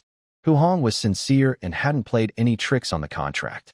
It seemed he had a strong need for the dragon and tiger wine, so he had made many concessions in the contract. Brother Chao, is the contract okay? Hu Hong cut open 2 cigars and offered one to him. As expected of Brother Hu, there's no problem with this contract. Chao Kuan took the cigar, lit it, and started smoking. Then, the dragon and tiger wine. Hu Hong's eyes flashed with hope. He asked eagerly, Don't worry, Brother Hu, I brought it. Chao Kuan chuckled softly and took out 3 bottles of dragon and tiger wine from his bag. There are 3 bottles left at my home. I brought all of them for you, brother. He smiled and pushed the 3 bottles of dragon and tiger wine toward Hu Hong. Oh dear. This is so embarrassing, Hu Hong muttered, rubbing his hands nervously. He had 3 bottles of Longhu wine, which he planned to use sparingly, so they could last a long time. The wine's effects were very amazing. Hu Hong had tried many methods. Expensive health supplements, for example, seemed to have no effect at all, like stones sinking in the sea. But since drinking this Longhu wine, he could clearly feel more energy than before, and his old health problems seemed to be easing. He also had a faint guess. The benefits of this wine might last over a long period. His eyes grew deep and thoughtful. If this wine really works long-term, I might be the one who benefits the most from this deal. Chao Kuan didn't notice anything unusual about him. He kept his head down and carefully read the contract. After a moment, he signed his name on the contract. Brother Hu, I will transfer 30 million to your company's account right away. But I need a small favor from you. Of course. We're brothers, no need to be formal. Just tell me, Hu Hong said, holding onto the 3 bottles of Longhu wine and refusing to let go. He carefully placed the wine in the office, then also signed his name on the contract. Brother Hu, you know many people in the industry. Please help me spread the word. How much of this special titanium alloy I want? I want as much as you can get. I thought you'd just make a few calls, Hu Hong said casually, waving his hand dismissively. All right, since the deal is done, I won't bother you anymore, Chao Kuan said, standing up and shaking hands with Hu Hong. Hu Hong quickly got up and saw him to the door. Just say the word, Brother Chao. Next time you bring back some Longhu wine from your hometown, remember to think of your brother here, Hu Hong said as he walked away. Haha, don't worry, Brother Hu. I'll visit my hometown in a few days, and I'll look carefully then, Chao Kuan replied with a smile. After saying goodbye to Hu Hong, Chao Kuan turned to leave through the metal door. Just then, he heard hurried footsteps. He looked back and saw a proud-looking woman leading a group of people, rushing in aggressively. She was wearing a fitted professional blazer that showed off her figure perfectly. Below, she wore a black pencil skirt paired with 30D black stockings, highlighting her leg lines beautifully. A head of long, black hair was casually loose, and a pair of black-rimmed glasses sat on her nose. Her face carried her usual cold and proud expression. Sui Sha? What is she doing here? Chao Kun frowned slightly. He didn't expect to meet her here. Sui Sha's eyes flicked to Chao Kun, showing a hint of surprise. Then she sneered disdainfully. Who is that broken BMW blocking the door? Oh, it's you, Chao Kun. Hee hee, what a small world. Why are you here? Did you lose your job and come begging Boss Hu for a meal? She mocked. Behind her, a group of people burst into laughter. Chao Kun didn't indulge her. This foolish woman was about to face trouble and didn't even realize it. Who's that stray dog barking here? Don't you see where you are? Chao Kun snapped harshly. Chao Kun, watch your words. Manager Su still has leverage over you. One of Su Isha's men, Wang Chong, stepped forward angrily. Leverage? I was just about to give her a good lesson myself. Chao Kun shot back. Wang Chong was angered and rolled up his sleeves, threatening, You're all talk. Today, I'll teach you a lesson. He made a move to attack Chao Kun. Chao Kun remained calm and stared coldly at him. Just then, a loud shout came from the door. Who dares cause trouble here? It was Old Zhang, the security guard. Hey, don't hurt Boss Chao. Old Zhang charged out fiercely, holding a large fork and a riot shield. Sui Sha's men couldn't dodge in time. When Old Zhang pushed forward with his shield, they all fell back in chaos. Chao Kun chuckled to himself. As expected of Old Zhang, he really steps up when needed. Wang Chong spat blood and muttered vaguely, Old man, you're finished. I'll call the police. It turned out Old Zhang had bumped into him earlier, knocking out several of his teeth. Old Zhang was unbothered. I'm 70 years old. I'm not afraid of you. Back in the day, when I fought in the self-defense war against monkeys, you weren't even a hair on my head. Wow. Chao Kun was surprised. Old Zhang was 70. You couldn't tell at all. Not only was he physically strong, but he also had full mental resistance. This old man definitely had some skills. Old Zhang, you're awesome. I'll treat you to a meal in a few days, Chao Kun said, giving Old Zhang a thumbs up. Old Zhang nodded slightly at Chao Kun, holding a shield in his left hand and a spear in his right, standing proudly. The noise at the door naturally reached inside the house. Hu Hong heard the commotion and felt nervous. He hurried outside. When he saw it was Sui Sha, he frowned and asked, Manager Su, are you here to cause trouble? Sui Sha felt very helpless too. Since Chao Kun resigned, everything had gone wrong for her. The contract with Fanyuan Metal, which was supposed to be settled, suddenly disappeared. She called Hu Hong several times.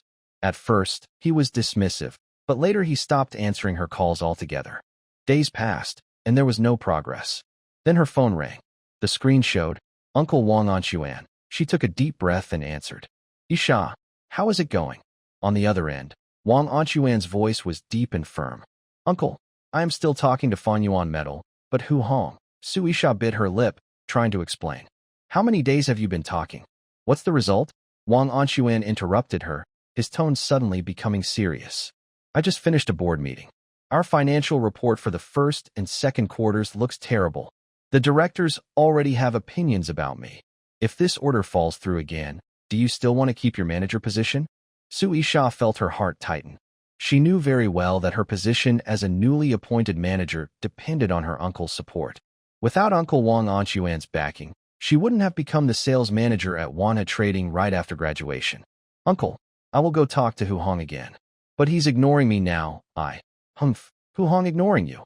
Wang Anchuan sneered. Isha, when I promoted you to sales manager, how did you guarantee you could handle the sales department and land big orders? And now? You can't even manage Hu Hong, and you've driven away Chao Kun, the top salesperson. Sui Sha clenched her phone tightly, her chest rising and falling rapidly. Driving away Chao Kun? Weren't those old staff members in the sales department removed on your orders? But now, Wang Anchuan is blaming her entirely. She suppressed her dissatisfaction and whispered, Uncle, it was you who said you wanted to control the commission. That's why I targeted Chao Kun. Enough. Stop making excuses, Wang Anchuan impatiently interrupted, It's too late to say these things now. The contract with Wugwa is due for delivery next Saturday, right? If we can't deliver the titanium alloy, Wang Yuan will have to pay a penalty of 120 million yuan. That's a big amount. If something goes wrong, I can't protect you. At that time, you'll not only lose your job, but might even face jail. Su Yisha's face turned pale. She gritted her teeth and said, Uncle, you and the Wugwa representative signed that contract. I just signed according to your instructions. Now, why is it all my fault? The signature on the contract is yours, Su Yisha, Wang Anquan said coldly. Xiao Sha, I remind you, if this messes up, the first person the board will look for is you. 5 days. I give you only 5 days to get the titanium alloy.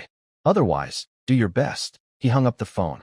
Su Yisha slumped into her chair, feeling overwhelmed. The penalty of 120 million yuan was like a sharp sword hanging over her neck. Wang Anquan's blame made her angry and helpless. She had no choice but to take people to Fanyuan Metals, hoping to meet Hu Hong face-to-face and resolve the issue quickly. Looking at Wang Chong, who was covered in blood on the ground, she impatiently ordered, help Wang Chong up and send him to the hospital. Su Yisha forced a faint smile and turned to Hu Hong. Boss Hu, I came here to talk about that batch of titanium alloy. Oh, I already sold that batch of titanium alloy to Brother Chow. You should go talk to him. Hu Hong shrugged casually. She was stunned upon hearing this, her eyes widening instantly, unable to process the news. Sold to Chao Kun? She couldn't believe it. Her smile froze on her face as if fixed there. Chao Kun, how could he afford to buy that batch of titanium alloy? It was worth several tens of millions. Where did he get that money? She couldn't believe her ears. Stammering, she asked, Did I hear you right? Boss who? Are you joking? Who are you joking with? Hu Hong was a bit angry. I'm a boss worth several 100 million yuan. Do I joke with you? But I was the first to. Su Yisha still wanted to fight for her case. There's no such thing as first come, first served in business. Brother Chow hands over the money, and I deliver the goods. It's that simple. Besides, if we're talking about who contacted whom first, it was Brother Chow who reached out to me. What are you even? Hu Hong looked confident and justified. Not only did he dislike Su Yisha, but for the sake of future deals, he wouldn't dare offend Chao Kun. What about the rest? Su Yisha's face turned pale. She clung to a small hope and asked. She knew Hu Hong had about 30 million worth of goods. If she could get a part of it, she might find ways to gather the rest. There's no rest, Hu Hong said impatiently, waving his hand dismissively. Without another word, he turned and walked away. Hearing Hu Hong's words, Su Yisha felt her vision blur, almost collapsing to the ground. This is the end. It's all over now. Her last hope shattered completely, and her heart sank into despair. Watching Chao Kun's smug expression nearby, she couldn't help but regret. She remembered how she had clashed with Chao Kun before, even forcing him to resign publicly. Now, Chao Kun must hate her deeply. Thinking back to those moments, she felt regretful and bitter. At that time, she relied on her connections and didn't take Chao Kun seriously. But now, the tables had turned. She had to pay for her arrogance and unreasonable behavior. If only she had been more restrained and less aggressive back then, maybe there would still be some room to negotiate today. She secretly blamed Wang Anquan for being too greedy. As vice president of Wana Trading, he even wanted a cut of the commission. If she hadn't tried to take that commission, the deal would have gone through long ago. But now it was too late. Chao Kun wouldn't let her off easily and would surely take this chance to get back at her. Thinking about the delivery next Saturday and the 120 million penalty for breach of contract, Su Yisha's body trembled slightly. Chao Kun, standing nearby, saw her desperate look and felt extremely satisfied. All his efforts over the past days had finally paid off. He had carefully planned for this moment. Seeing Su Yisha suffer for her foolishness, Chao Kun's frustration disappeared instantly. In its place was a strong sense of achievement. Hey, kid, you dared to betray me, and this is the result. Chow, Brother Chow, can we talk about this? Su Yisha looked at him with a pleading expression, trying to speak carefully. She was now in a desperate situation. As long as there was a little hope, she didn't want to give up. Now you call me Brother Chow? Too late. Chao Kun chuckled happily, feeling very pleased and excited. Su Yisha became anxious. She lowered her head and spoke sincerely. Brother Chow, I was wrong about everything before. I truly realize my mistake. If you can sell me this batch of titanium alloy, I am willing to pay a high price. What do you think? Forget it. You don't really think you're sorry. You just know you're about to die. Chao Kun was not interested in her offer. Even if he wanted to sell, it wouldn't be now. He wouldn't push Su Yisha to the brink of collapse or make her completely surrender. How could he let go of his anger otherwise? He opened the car door and drove away, leaving a trail of dust and exhaust behind. Wait. Don't go yet. Su Yisha instinctively chased a few steps, but eventually stood there, lost and hopeless. The BMW sped down the main road. Chao Kun hummed a tune, feeling very happy. Today, he not only took revenge on Su Yisha, but also learned that Chen Lu was pregnant. It was a double celebration. He checked the system information. Ding! Congratulations, the target is pregnant. You have received a system reward. Please check. System reward. You have received 20 million yuan for fetal care and gained the entry. City-level mixed martial arts champion. City-level mixed martial arts champion. Gain the strength and fighting experience of a city-level MMA champion. If your offspring are born successfully, you will also receive a 100 million yuan reward for childbirth. Keep going. Mixed martial arts champion? Let's see what this does. Chao Kun was curious about this new skill. He opened the skill interface and saw a new white entry. He chose to equip it instantly. In an instant, countless fighting experiences flooded his mind. At the same time, his muscles became very firm, and his ability to withstand hits greatly improved. Moreover, his nerve reaction speed doubled. Having won the city-level mixed martial arts championship and possessing strong skills, along with a body that seems beyond the peak of fitness, he can easily handle ordinary people. Ding! The phone received a new message. Another 20 million yuan was credited, which made him very happy. Chao Kun has already decided how to use this money. He plans to transfer 10 million yuan to the soon-to-be-established trading company. As for the remaining 10 million, he will buy a car first. His current car is a used BMW that is over 10 years old. Its parts are worn out, and it's not in good shape anymore. Now that he has money, he definitely wants to buy a luxury car that matches his status. Chao Kun turned the steering wheel and drove straight to Chongqing Auto Expo Park. Wanhua Trading Company, Vice General Manager's office. The office was a mess, with papers scattered everywhere, mixed with torn paper and glass shards on the floor, as if a storm had just passed through. Wang Anquan's forehead was tense with veins bulging. He suddenly slammed the desk and shouted, "What did you do? How did you mess up such a simple deal? 150 million yuan. How are you going to pay for this?" In the corner, Su Yisha lowered her head, not daring to breathe loudly. "Immediately call the metal recycling companies across South Central and tell them what's going on. If you can't find enough titanium alloy, don't go home. Why are you still standing there? Get out." Su Yisha trembled all over, hurriedly grabbed the folder on the desk, and ran out of the office. Chongqing City Auto Expo Park, Xinjiang famous car collection. This is a place where luxury cars worth millions are gathered. Mercedes-Benz S-Class, Land Rover Range Rover, and even top brands like Lamborghini and Ferrari can be seen here. An old BMW 3 Series slowly stopped at the entrance. A few salespeople exchanged glances, used to this scene. People coming here to look at cars usually want a Mercedes or Audi. Honestly, this broken BMW is a bit disappointing. One salesperson lazily stood up, ready to pretend to greet the visitor. They planned to just look around, take a few photos, and then leave. But in the next second, the car door opened, and a man stepped out, instantly catching the attention of the sales team. They quickly tidied up their appearance, plastered smiles on their faces, and approached warmly. There was nothing special about him, just a man dressed in a perfectly fitted LV suit, shiny leather shoes, and an impressive presence that didn't match the broken BMW nearby. "Hello, sir. Welcome to Xinjiang Luxury Cars. I am experienced salesperson Lin Hao. How can I assist you today?" A male salesperson stepped forward with a smile and greeted Chao Kun.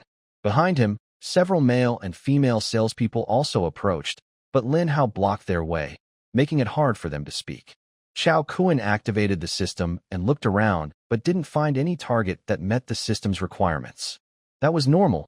The system's standards were very high. For example, finding 2 targets at once, like Chen Lu and Li Meiwei, was extremely rare, almost like a sign of good luck. "Show me the Mercedes G-Class." Since no target was found, anyone could show him around. Chao Kuan directly asked Lin Hao to lead the way, while the others looked regretful and returned to their seats. As they walked, they muttered in annoyance. Lin Hao always loves to take the best clients. Giving him such a good customer is a waste. Exactly. The boss is dressed in LV and specifically asked to see the G-Class. That's at least a few million in sales. Poor Xiaozheng. It was her turn, but she was called away at a critical moment. Yeah, with her looks, closing this deal would have been easy. Chao Kuan's ears twitched as he overheard their conversations, catching every word. Was there still a beautiful woman coming? He suddenly felt less anxious. Just then, distant footsteps sounded with a rhythmic clack-clack. Chao Kuan looked up and saw a slender, graceful figure walking toward him. Chao Kuan's eyes brightened as he activated the system scan feature. Name, Zheng Kurson. Age, 23. Education, college degree. Natural look score, 88. Body score, 83. Number of riders, 0. System note, meets requirements. Wow. Her natural look score is 88, the highest Chao Kuan has ever seen for a target. What's even more impressive is that, with such stunning beauty, she has 0 riders. Chao Kuan immediately decided to win her over. Zheng Kurson moved gracefully, a pleasant scent wafting around her. A chubby female salesperson quietly whispered to her, "Xiao Ku, you were just called away by the boss, and Lin Hao took your customer." Actually, she also wanted to take the customer, but she couldn't compete with Lin Hao. Zheng Kurson paused, looked at Chao Kuan and the embarrassed Lin Hao, and immediately understood the situation. She stepped forward gently, smiling at Chao Kuan, and said, "Hello, sir. My name is Zheng Kurson. I was delayed earlier, so I will now take over and serve you." Lin Hao's face turned red and white alternately, but he forced himself to say, "This gentleman was the first to attend to me.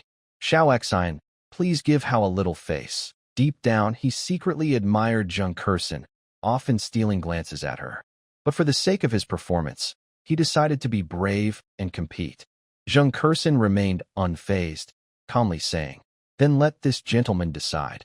She was confident in her beauty, her eyes flickering slightly, showing a subtle calmness. Chao Kuan had no hesitation and pointed at Zheng Kurson, saying, "You will do." Zheng Kurson smiled slightly. "All right, I will handle the test drive procedures first." Lin Hao's face stiffened as he stood there, unsure what to do, only watching the two walk away gradually. After giving a detailed introduction of the G63's specifications, Zheng Kurson turned to Chao Kuan. She gestured politely. "Mr. Chao, shall we go for a test drive?" Chao Kuan nodded, and Zheng Kurson led him to the garage outside the showroom, where a commanding black G63 stood. Under the lights, the car gleamed brightly. Zheng Kurson gently stroked the car and opened the door for him. Chao Kuan nodded slightly and sat directly in the driver's seat. Zheng Kurson got into the passenger seat from the other side. She fastened her seatbelt and smiled, reminding him, "There might be some bumps later. You can drive slowly and get used to the controls." The engine roared loudly, and the G63 roared like a fierce beast, rushing forward. Chao Kuan gripped the steering wheel tightly, feeling the strong pushback, and his lips unconsciously curled up. Men, after all, remain young at heart forever. Zheng Kurson quietly explained beside him. This car's suspension system can switch between sport mode and comfort mode to suit different road conditions. You can also try accelerating and turning to feel its stability. Following her advice, Chao Kuan stepped on the accelerator hard. The G63 responded instantly. Truly, luxury cars are worth their high price. Even at high speeds, the G63 handled smoothly and confidently, full of control. Haha, this is so fun. Chao Kuan laughed happily, feeling endless satisfaction from driving this steel beast. Zheng Kurson noticed the excitement in his eyes, her lips slightly curved, and she took the opportunity to ask, "Mr. Chao, are you satisfied?" Chao Kuan waved his hand. "I'll buy it." He had already planned to buy a car. Now that he found one he liked, there was no reason to hesitate. Of course, he would just pay directly. Zheng Kurson was stunned. "You're buying it now? Don't you want to think about it a bit more?" She had never met such a straightforward customer before. All her usual sales pitches were useless. Chao Kuan looked puzzled. "What's there to think about? If I like it, I buy it." Of course, seeing Chao Kuan's handsome profile, Zheng Kurson's heart started to race unexpectedly. She had been working at Fengjiang Luxury Cars for a few months and had met many wealthy clients. But someone as direct as Chao Kun was the first time she saw. She couldn't help but look him over from head to toe. Not only was he good-looking, but he also had a tall, strong build and an air of calm confidence in every move. It was as if everything was under his control. In her mind, she thought secretly that this man might be quite extraordinary. Let's go back and sign the contract directly. I'm hungry, Chao Kun said casually, turning the steering wheel skillfully. G63 was heading towards Chun Jiangming Car Exchange, its body smoothly tracing a curved line in the sunlight. Zheng Kursin snapped back to her senses, maintaining a professional smile on her face, and gently nodded. Okay, Mr. Chao. After a moment, she glanced out the window and casually suggested, how about we grab a bite nearby? There's a small restaurant nearby with good food and a decent environment.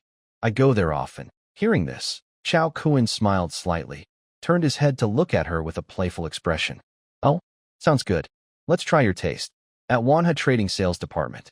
The office was gloomy and tense. When Su Yisha announced overtime, everyone looked unwilling and full of resentment inside. But for the small paycheck, they had to endure it. Just then, Su Yu hummed a cheerful tune as she walked in, her relaxed attitude completely different from the dull atmosphere around her. Seeing her come in, Su Yisha frowned. Su Yu, where have you been? I called you so many times, and you didn't answer. Everyone else is working hard here, but you're out slacking. Don't you want your salary this month? Early that morning, Su Yu had gone to Chongqing City's Industry and Commerce Bureau as Chao Kun instructed to handle the company registration procedures. She had just returned to her desk at Wanha Trading, barely had time to drink water, when Su Yisha started scolding her harshly. She was there to resign and pick up her personal belongings. She wouldn't tolerate Su Yisha's attitude. Though small, she was strong and fierce. She immediately retorted, Su, are you crazy? Giving me such a small salary in a month, treating me like a servant. Look at the time now, lunch hour, and you still want everyone to work overtime? Are you human? Uffed. Su Yisha was also stunned, her face turning from red to white, with a look of shock. Before, she relied on her manager position to scold Su Yu casually, never expecting her to talk back. What's going on today? She opened her mouth, wanting to regain her authority, but faced with Su Yu's unwavering gaze, she was speechless and didn't know what to say. Su Yu quickly packed her personal belongings, sneered, and said, Manager Su, you'd better worry about yourself. Next Saturday, if you don't deliver that batch of titanium alloy, I'll see how you pay the 120 million compensation. After saying that, she picked up her things, flipped off a rude gesture at Su Yisha, and left the office. Su Yisha was stunned by Su Yu's presence and stood there frozen. Everyone saw her leave and started whispering, is this real? A compensation of 120 million? Are you stupid? Today, Su made us call all day, asking if anyone had titanium alloy. Don't you remember? Sigh. Now that you mention it, it seems that's what happened. A few salespeople who were closer to Chao Kun immediately reacted, whoa, isn't Su Yu talking about Chao Kun's deal? No way. That deal isn't even signed yet. Where's the penalty for breach of contract? Unless. Everyone turned their eyes to Su Yisha, and the correct answer popped into their minds. Su Yisha messed up. Faced with everyone's puzzled looks, Su Yisha was startled and quickly shouted, what are you guys doing? Stop bothering me and work properly. Haha. An older salesperson sneered, stood up disdainfully, gave her a cold look, and walked to the cafeteria. Su Yisha's big mistake on such a huge deal would surely cause her status at Wanha Trading to plummet. She might even end up in jail. Under these circumstances, there was no need to listen to her commands anymore. The others also started to follow suit, putting down their work and heading to the cafeteria. At this time, going to the cafeteria quickly might even get them some leftover food. A moment later, Su Yisha looked at the empty office and felt, for the first time, loneliness and helplessness. Qingji Private Kitchen. Chao Kun and Zheng Kursin sat facing each other, with a table full of delicious dishes, creating a relaxed and friendly atmosphere. Zheng Kursin pointed to a dish and cheerfully introduced Chao Kun. Mr. Chao, try this spicy fried ribs. It's our signature dish and my favorite. Chao Kun nodded, took a bite, and the spicy flavor burst on his tongue, leaving a memorable taste. He looked at Zheng Kursin with surprise. Little Zheng, Your skin is so good. I didn't expect you to be able to handle spicy food. Zheng Kursin chuckled softly, her eyes shining. Yes, I'm from Jiangxi province. I've been eating spicy food since I was young, so my skin is naturally good, she then laughed at herself. But many people hear I'm from Jiangxi and don't want to date me. Chao Kuan raised an eyebrow, curious. You're such a beautiful girl. Isn't dating just a matter of finding the right person? Zheng Kursin looked a bit helpless. My family asks for a high bride price, which scares away many suitors. Actually, she had a boyfriend in college, and they planned to get married after graduation. But her family demanded a bride price of 688,000 yuan, which scared the guy off. Since then, her family has been urging her to return home and find a match, which has been quite stressful. Chao Kuan's face lit up with happiness. A high bride price is good. What he wanted was a high bride price. If the bride price isn't high, how could he benefit? For him, any problem that money can solve isn't really a problem. He smiled and said, You're such a beautiful girl. A high bride price is only right. Even 1 million yuan would be worth it. Hearing this, Zheng Kursin's eyes brightened. After starting work, many wealthy men had shown interest in her, but they were either greasy older men or spoiled rich kids, and she didn't like any of them. Someone like Chao Kuan, handsome, talented, and confident, was the first she had met like that, and she couldn't help but feel a little flutter in her heart. They enjoyed a meal together, and when they left the restaurant, they already felt more familiar and close. Chao Kuan then drove back to the famous car dealership in Tengjiang, while Zheng Kursin went to handle some paperwork. Soon after, Zheng Kursin returned to his side, looking apologetic. Brother Chao, I checked just now. The G63 Sport version you want isn't in stock right now. The earliest we can get it is in a month. Chao Kuan frowned. What's going on? Isn't there one in the showroom? He pointed to a bright blue G63 in the showroom. Zheng Kursin looked troubled, hesitant to speak. Standing nearby, Lin Hao finally couldn't hold back and sneered. This is our boss's new car she just bought. She hasn't even driven it yet.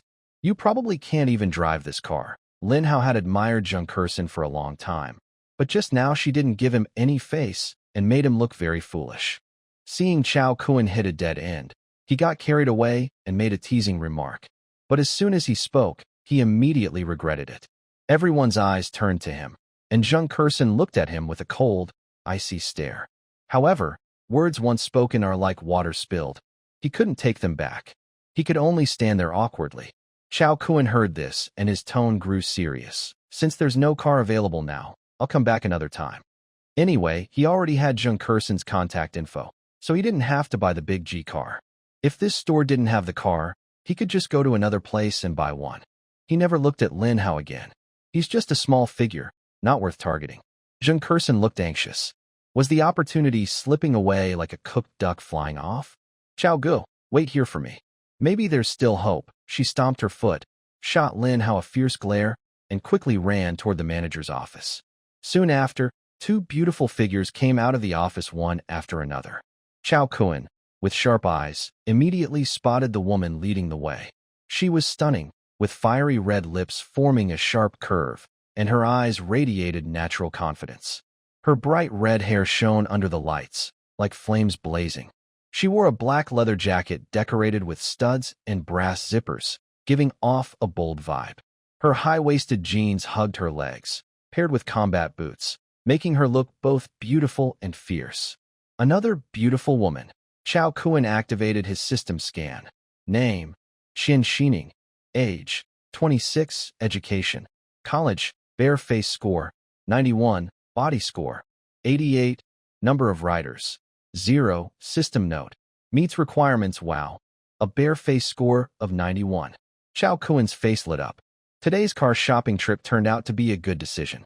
The system has very high standards for the appearance of its targets. A natural look with a score above 75 is considered a class beauty, enough for the system to recognize. A score above 80 is like a popular school beauty, often called a little beauty. The higher the score, the more impressive the level. For example, Zheng Kursin's natural look scored 88, making her comparable to a beauty chosen by 3 or 4 schools combined. She is like a 1 in 10,000 beauty among 10,000 people. Scores above 90 are considered top-tier beauty.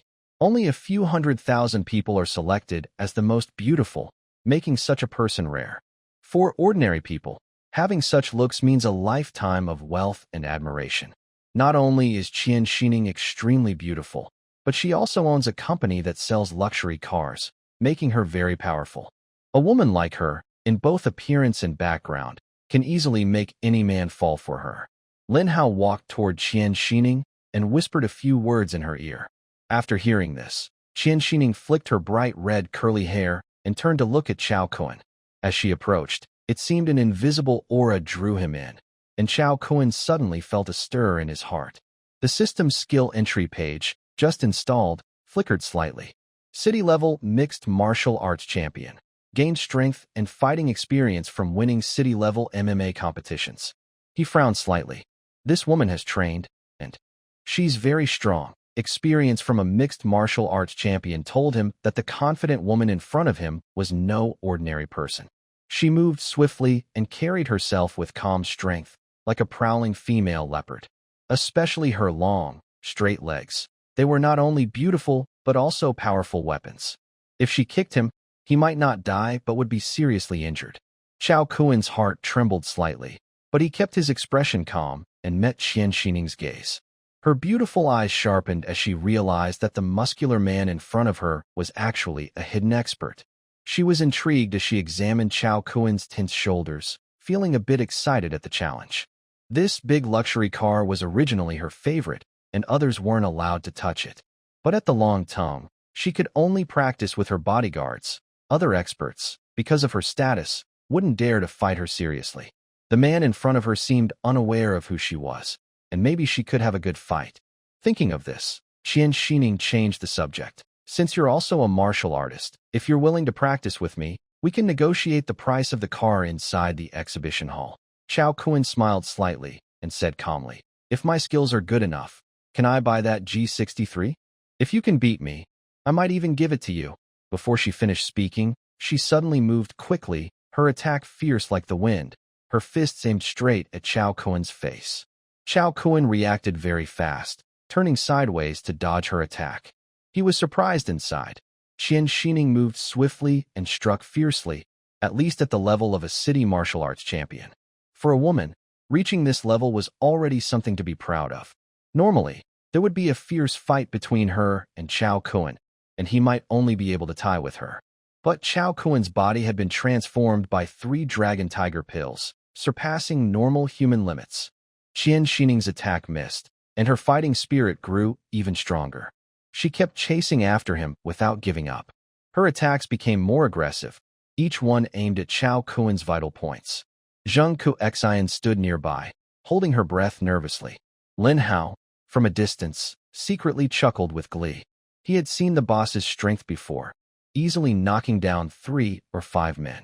This Chao, although somewhat capable, had avoided some of Qian Xining's attacks. But in Lin Hao's view, he was just barely holding on and would be knocked down soon. Just because he has a little money and some skills, he dares to act so arrogantly. You'll see what happens later. Lin Hao cursed silently in his mind, glaring fiercely at Chao Kuan, hoping he would be knocked out immediately. Chao Kuan took half a step back, easily dodging Qian Xining's punch. Her expression changed, and she thought to herself, this guy is so skilled. Just relying on punches, I probably can't suppress him. Her competitive spirit flared up, and her eyes sharpened. Suddenly, her long, straight legs shot out like deadly weapons, kicking toward Chao Kuan. She was absolutely confident that with this kick, Chao Kuan would suffer greatly. Seeing her change tactics, Chao Kuan's expression grew serious. Are you serious? From his experience, he could tell that most of her strength was in her legs. If she kicked hard enough, she might break 5 or 6 ribs. Since that was the case, he decided not to hold back anymore. At the moment when Qian Xining kicked forward, he reached out with one hand and precisely caught her ankle, locking her firmly in place. Qian Xining was stunned, trying to pull her leg back, but she couldn't move at all. Chao Kuan's hand was like an iron clamp, holding her tightly, making her unable to move. She felt a shock in her heart, knowing how powerful her strike was. She was very clear about her strength. But Chao Kuan easily caught it, showing his deep and unpredictable skill. You still don't let go. After a moment, Qian Xining's face turned red, and a hint of embarrassment and anger flashed in her eyes. She was holding one of Chao Kuen's legs in midair, looking very awkward. Chao Kuen chuckled softly and then released her. He said seriously, "Your leg technique is indeed good, but you can't use such harsh moves casually. Otherwise, you'll cause yourself trouble sooner or later." Qian Xining lowered her head, muttering softly, as if responding or complaining. Lin Hao, standing nearby, was stunned. His mouth was slightly open, and his mind went blank. He had been working at the famous Tianjiang Car Exchange for years. He had never seen Qian Xining look like this, so proud and majestic, like a white swan. If her suitors saw her like this, they would probably be shocked speechless. Zheng Kershen stood nearby, quietly breathing a sigh of relief. A trace of admiration flashed in her eyes. She had heard about boss Qian Xining's strength. Rumor had it that even 3 or 5 strong men couldn't get close to her. Such a powerful person was easily subdued by Chao Kuen. How strong was Chao Kuen? The atmosphere in the showroom became a bit awkward. Suddenly, Qian Xining took out a bunch of keys from her pocket and threw them to Chao Kuen.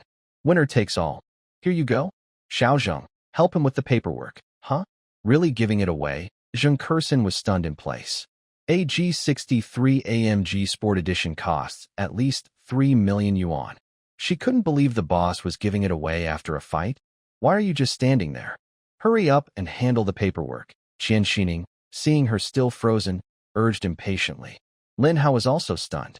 He knew very well that this car, from import to modification, had cost at least 8 million yuan. This was the boss's treasure, and now she was just giving it away? Lin Hao hesitated for a moment and couldn't help but speak up. "Boss, you've spent over a year just modifying this car. Are you really going to give it to him?" Inside, Lin Hao felt conflicted. On one hand, he didn't believe that Chao Kuen's skills could beat Qian Xining. Although Chao Kuen seemed to have the upper hand just now, Lin Hao had seen her easily take down 5 or 6 burly men. If they really fought, the outcome was still uncertain. On the other hand, he intentionally provoked Chao Kuen just to make things difficult for him, not expecting him to gain any benefit. Now, Chao Kuen not only avoided a beating, but also gained a car. Wasn't that like shooting himself in the foot? Qian Xining shook her head directly and admitted frankly, "I can't beat him. I just accept losing the bet." Others might not see the signs, but she was never self-deceiving. She knew the power of that last kick. Even an average martial artist would have been seriously injured. But Chao Kuen, like a monster, calmly absorbed her attack, steady as a rock. She understood clearly that if she fought Chao Kuen 100 times, she would only lose. The sum of 8 million was nothing to her. She could afford to lose and didn't need to offend such a master over a small amount of money. Lin Hao's eyes nearly popped out. What? The boss also admitted defeat in front of everyone? He parted his lips, wanting to say something, but was interrupted by a voice. "Hold on." Chao Kuen frowned slightly, his tone showing some displeasure. Everyone turned their attention to him, secretly guessing. Could it be that he's afraid Lin Hao will persuade the boss? So he quickly interrupted? But then they thought, this was a luxury car worth several million. If it were them, they would probably be eager to shut Lin Hao up. Chao Kuen then said proudly, "When did I ever ask you to give it to me?" His eyes sharp, he looked directly at Qian Xining. "The things I want, I will buy myself. I don't need others to give them to me." Huh? Lin Hao, standing nearby, was stunned.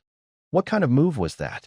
Someone refuses a luxury car worth millions that someone offers and insists on paying for it? Zheng Kuxian was also stunned, but she quickly reacted, her eyes dreamy and full of admiration. So this is what the world of the rich looks like? Chao Kuen looked at everyone, surprised by their shocked expressions, and couldn't help but smile slightly. Actually, he is not foolish. If someone in this world refuses even the benefits they can easily get, it only shows that there are greater interests waiting for them later. The reason is simple. Just now, the system suddenly popped up a task window, detected a target that meets system requirements. Qian Xining, natural face score above 90. Initiate a system upgrade task for the host. Task goal, make Qian Xining pregnant. This is a continuous task. Completing it will unlock a system upgrade. Task 1, have dinner with Qian Xining. Reward, 1 white item as a top salesperson. Chao Kuen has a good eye for people. Qian Xining just doesn't want to offend him, so she acts very professional. That's normal. Anyone would feel upset if their treasured possession was taken away like that. To complete the ongoing task, she needs to change her approach and attract her attention. Hearing this, Qian Xining pauses, a ripple of emotion in her heart, and she looks at Chao Kuan again. Is this the pride of a martial artist? Seeing Chao Kuan's proud and unyielding expression, she can't help but think of her master. That proud old man with a white beard once earnestly told her, "Xining, your strength is not weak, but you come from a good background and look outstanding. You've never faced real setbacks in your life. You lack the pride of a martial artist, and that's your biggest problem. As soon as you break through this barrier, your strength will improve again." At this moment, Chao Kuan's proud stance truly moved her. In an instant, she suddenly realized, so that's it. Not flattering the powerful, not bullying the weak. That's the pride of a martial artist. I was wrong. He is a martial arts master. I underestimated him. Qian Xining has always been confident in her own strength, and she's well known in Jiangzhou province. But Chao Kuan can easily defeat her. Combined with Chao Kuan's displayed strength, it's clear he is a true martial arts expert. Such a young master must be taken seriously. Qian Xining clears her throat, trying to hide her excitement. Cough, cough. Mr. Chao, are you free tonight? I'd like to invite you to dinner and discuss martial arts insights. Chao Kuan is surprised. Just now, he was very formal, but now his attitude has suddenly changed 180 degrees. After all this time, it turns out this girl is a martial arts enthusiast. He remained calm and said, "All right, Miss Qi, you kindly invite me. How can I refuse?" Wanhua Trading Sales Department. It was 5:30 p.m., and for the first time, the sales staff all left early. According to the usual rules, employees are not allowed to leave before 7 p.m. Otherwise, the company leaders would think they lack the spirit of hard work. But Sui Sha is now in a difficult situation and can't protect herself. Her employees naturally ignored her and left early. The office was very quiet. Sui Sha sat motionless at her desk, looking blank. Before leaving, the employees reported their work to her, which made her mood even worse. Calls were made all over Central South to metal recycling companies. But few were willing to sell titanium alloy. Some larger recycling companies seemed to have reached an unspoken agreement. As soon as they heard the call was from Wanhua Trading, they said they had no stock. After a whole day of effort, the total amount of titanium alloy received was less than 1/10 of what the contract required. Sui Sha's mind was a tangled mess. A compensation of 120 million yuan weighed heavily on her, like a mountain, making it hard to breathe. She sat silently for a long time until it was completely dark outside, then finally made up her mind. She thought carefully. The breakthrough in this matter depended on Chao Kuan. As long as he was willing to talk, she would have a lifeline. A flicker of struggle appeared in her eyes. She pressed the call button on her phone with force. Muyun Pavilion. Located in the center of Chongqing City, beside the river, it is the most luxurious private club in the city. The decor is extremely lavish, shining with gold and jade, beautiful and breathtaking. The guests are all social elites. Chao Kuan had never been there before. He only heard about it from others. For example, Wang Anquan, the vice president of Wanhua Trading, once proudly boasted about it in front of others. He finally managed to get a regular membership card for Muyun Pavilion through connections, and he was very proud of it. This time, the place where Qian Xining hosted Chao Kuan was in the highest-class private room of Muyun Pavilion. Non-top members cannot enter, and regular members are even more unable to get close. This made Chao Kuan suspect more about Qian Xining's background.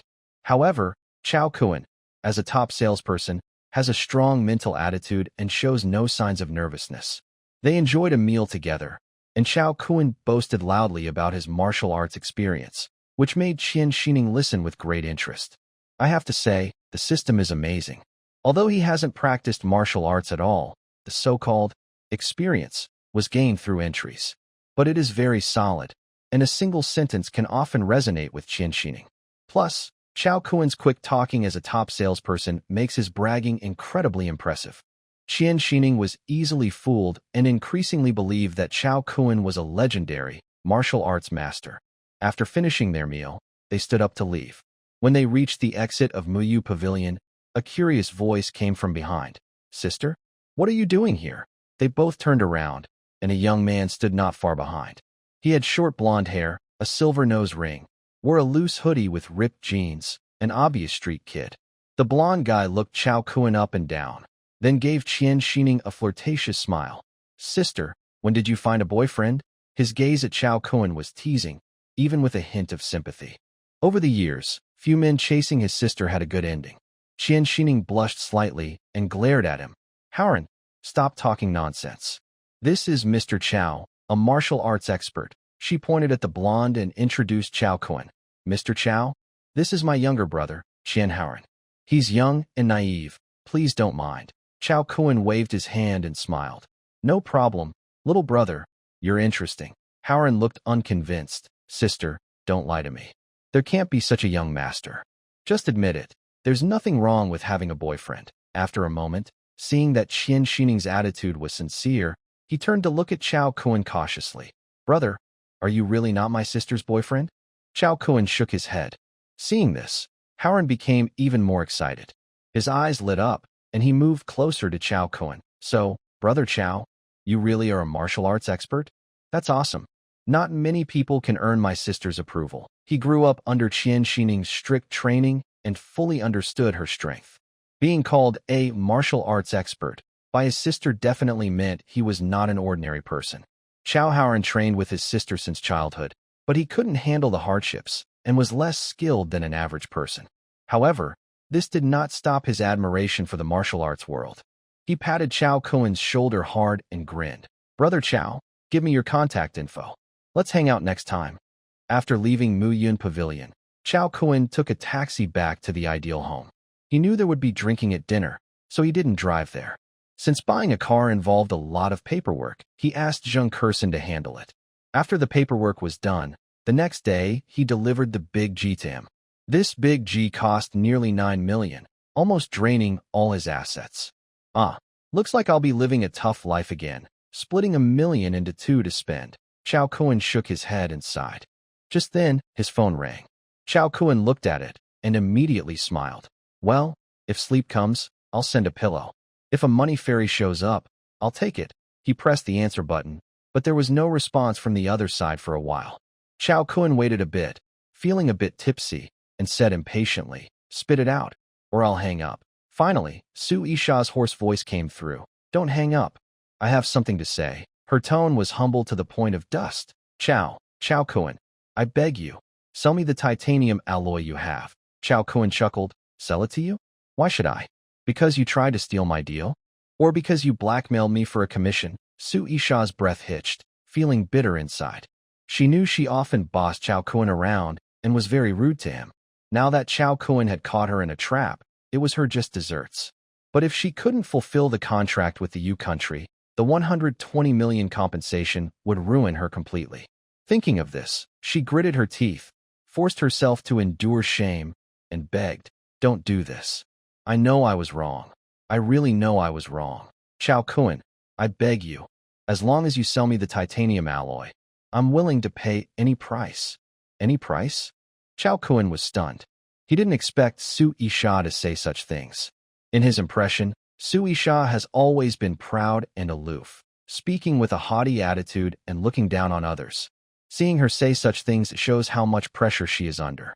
Chao Kun chuckled mischievously. Are you really willing to pay any price? His tone grew serious, and he stretched out the word, price. Su Isha was stunned, her mind racing. Finally, she closed her eyes tightly and tremblingly replied, yes, that's good. A sly look flashed in Chao Kun's eyes. Titanium alloy can be sold to you, but I want 60 million, not a penny less. Back at the ideal home, Chen Lu was already waiting at home. Today, Chao Kun had social engagements, so she only prepared her own meals. While eating, Chen Lu kept staring at Chao Kun. Confused, Chao Kun asked, you eat well? So why keep staring at me? Chen Lu rolled her eyes. It's basic respect, isn't it? Not to stare at you while eating. Chao Kun, really? Provoked by Chen Lu, he couldn't bear it. He quickly picked up the beauty and headed to the bedroom. Halfway there, he suddenly remembered Chen Lu was pregnant. For the sake of the baby, he was as gentle as possible, carefully placing Chen Lu on the bed. Omitted 1999 words here. After the big event, Chao Kun lay in bed in a big position, enjoying Chen Lu's excellent service. He couldn't help but sigh. Washing your chopsticks before dinner is polite, but washing them after is true love. 60 million. Why isn't he rushing to grab it? Wana Trading, Vice General Manager's office. Wang Anquan shouted angrily, smashing the ashtray on the ground. With a loud bang, the glass shattered into pieces, flying everywhere, leaving a mess. He panted heavily, veins bulging on his neck, clearly very angry. He said, "This price is final, no negotiations." Su Yisha stood trembling in place, looking extremely humble. Her fair legs were cut by flying glass shards, and bright red blood slowly oozed out. But she didn't even dare to look at it, let alone deal with the wound. Wang Anquan heard this and looked at her sharply, glaring fiercely. Su Yisha shrank her neck under his gaze, instinctively took a step back, and lowered her head even more. 60 million. He probably has life to spare, but no money to spend. You don't need to worry about this. I'll find someone to talk to him properly. He waved his hand to signal Su Yisha to leave, with a hint of fierce light in his eyes. The next day, the first warm sunlight of the morning gently woke Chao Kun. He stretched comfortably and casually picked up his phone from the bedside. The screen lit up, showing several unread messages. The first message was from Suyu. This girl is very energetic. In just 2 days, she has roughly built the framework of the new trading company. The company registration and staff arrangements are all well organized. Next, as soon as Chao Kun's funds arrive, the company can officially start operating. Chao Kun and she agreed to meet in the afternoon to discuss specific details. Many procedures require the boss's signature, and the 10 million startup capital Chao prepared also needs to be transferred into the company's account. The second message was from Lu Xin. She hasn't seen Chao Kun for several days. Although he kept sending messages to comfort her, she occasionally complained a little. If there's nothing urgent these days, taking her out for a drive would be a good idea. Chao Kun usually sent her a comforting message and also sent her a small red envelope with 8,888 units to stabilize her mood temporarily. The third message was from Chun Lu. This girl went to her morning shift again. Since she was confirmed to be able to become a regular employee, she has been working hard, leaving early and returning late, full of enthusiasm. Chao Kun's contribution to this girl was minimal, just a gold necklace. But during her days at the ideal homeland, her home was well arranged and tidy, as if brand new. Out of some sense of compensation, Chao Kun sent her a big red envelope of 50,000 yuan for her to buy some things. The fourth message was from Zheng Kersen. Zheng Kersen was already driving a G-Wagon near the ideal homeland. She arrived near the area and asked Chao Kun when it would be convenient to deliver the car into his hands. Chao Kun looked at the time, just in time for breakfast, so he asked her to drive to his favorite rice noodle shop and wait there. Zheng Kersen quickly replied, "Okay, Mr. Chao, but the traffic nearby is a bit complicated, so I might drive a little slowly." Chao Kun didn't mind. He was going to eat downstairs anyway, so it didn't matter. Maybe later, he could invite Zheng Kersen to have breakfast together to get closer. Right now, he had 2 women, Lu Xin and Chun Lu, who were both pregnant. It was time to look for new targets. He also wanted to use this chance to see what Zheng Kersen thought. After getting up and washing up, Chao Kun strolled leisurely toward the rice noodle shop. The streets in the morning were very busy, and the traffic was quite complicated, so Zheng Kersen hadn't arrived yet. He wasn't in a hurry. He greeted the shop owner, ordered a bowl of rice noodles and an oil stick, and ate slowly. The rice noodle soup was delicious, with a strong beef aroma. It was smooth and tender, and Chao Kun enjoyed it very much, nodding repeatedly. Just then, a familiar figure caught his eye. Zhang Ming was walking by, holding a bun and nibbling on it.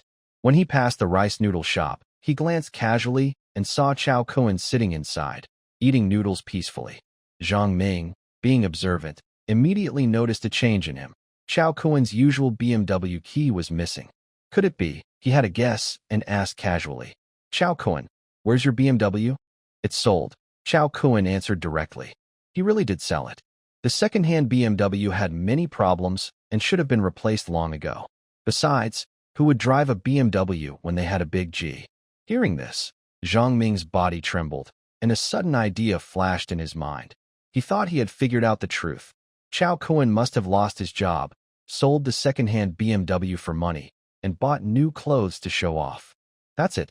Everything makes sense now. Zhang Ming, upon hearing that Chao Kun sold his car, immediately looked enlightened.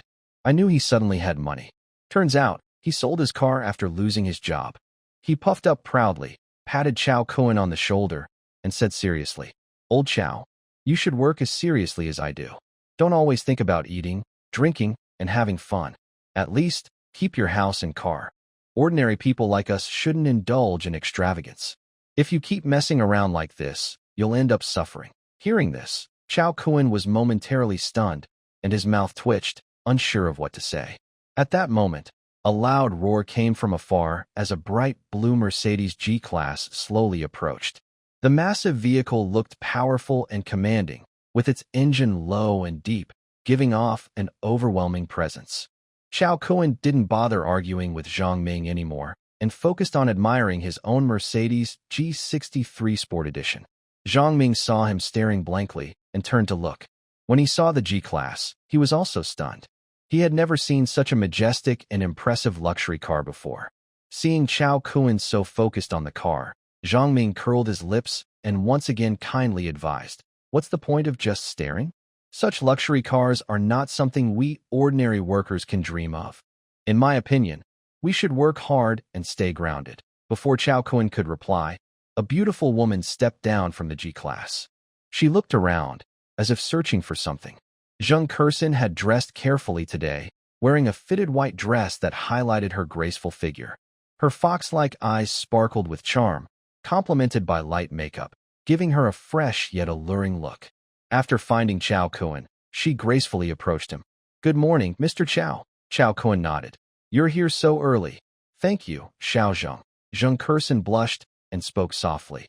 "It's nothing, it's what I should do." She handed him the car keys carefully. "Mr. Chao, everything is ready. Here are your car keys." Chao Kun took the keys and smiled calmly. "No rush." "Xiao Zheng, did you have breakfast? I know a nearby place with delicious sweet tofu pudding." Hearing this, Zheng Kersen's heart fluttered happily. She already liked Chao Kun. Yesterday, she helped him with all the paperwork and even stayed up late studying the car's modifications, just to spend more time with him. She immediately responded, "Sure, I won't be polite then." Her voice was sweet and soft, clearly showing her interest in Chao Kun. Next to them, Zhang Ming was stunned, his mouth open wide enough to fit an egg. Based on the meaning of the beautiful woman with fox-like eyes just now, is it true that Chao Kun bought this big Mercedes G-Class? That can't be true. A Mercedes G-Class is more expensive than his house. He stared at the imposing G63, feeling dizzy. Didn't Chao Kun just lose his job and even sell his BMW? How come he's driving a G-Class now? What did he just tell Chao Kun? To find an honest job and not dream of luxury cars? So Chao Kun really became successful? Zhang Ming's face was hot, like he had been slapped, and he wished he could find a hole to hide in. Chao Kun ignored him and took Zheng Kersen directly into the car and left. After breakfast, the two drove out to the countryside. Along the way, Zheng Kersen explained in detail the features of this G-Class. Thanks to Qian Xining's modifications, the car's performance increased by about 40%. The weight went from 2.5 tons to 3.6 tons, and a new turbocharged system was added. The 100-meter acceleration time improved from 4.5 seconds to 4.1 seconds, with no loss of speed. The maximum horsepower increased from 470 to nearly 700, making it a true performance beast. Chao Kun happily stroked the steering wheel, loving this car.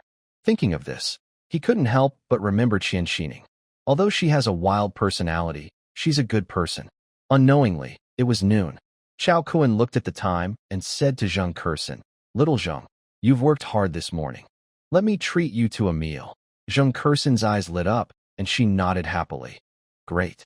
I know a restaurant nearby that has pretty good food." Following her guidance, the bright blue G-Class weaved through the city and finally stopped near an abandoned factory. Zheng Kersen pointed at the factory and said, "This used to be a processing plant. The owner turned it into a private restaurant that serves local specialties. The taste is amazing." Chao Kun nodded, and they entered the factory. Inside, it was surprisingly charming. The decor was vintage and stylish, with wooden tables and chairs, warm yellow lighting, and a nostalgic atmosphere. It was mealtime, and the restaurant was bustling with noise, with the aroma of food filling the air. I see you know a lot about food.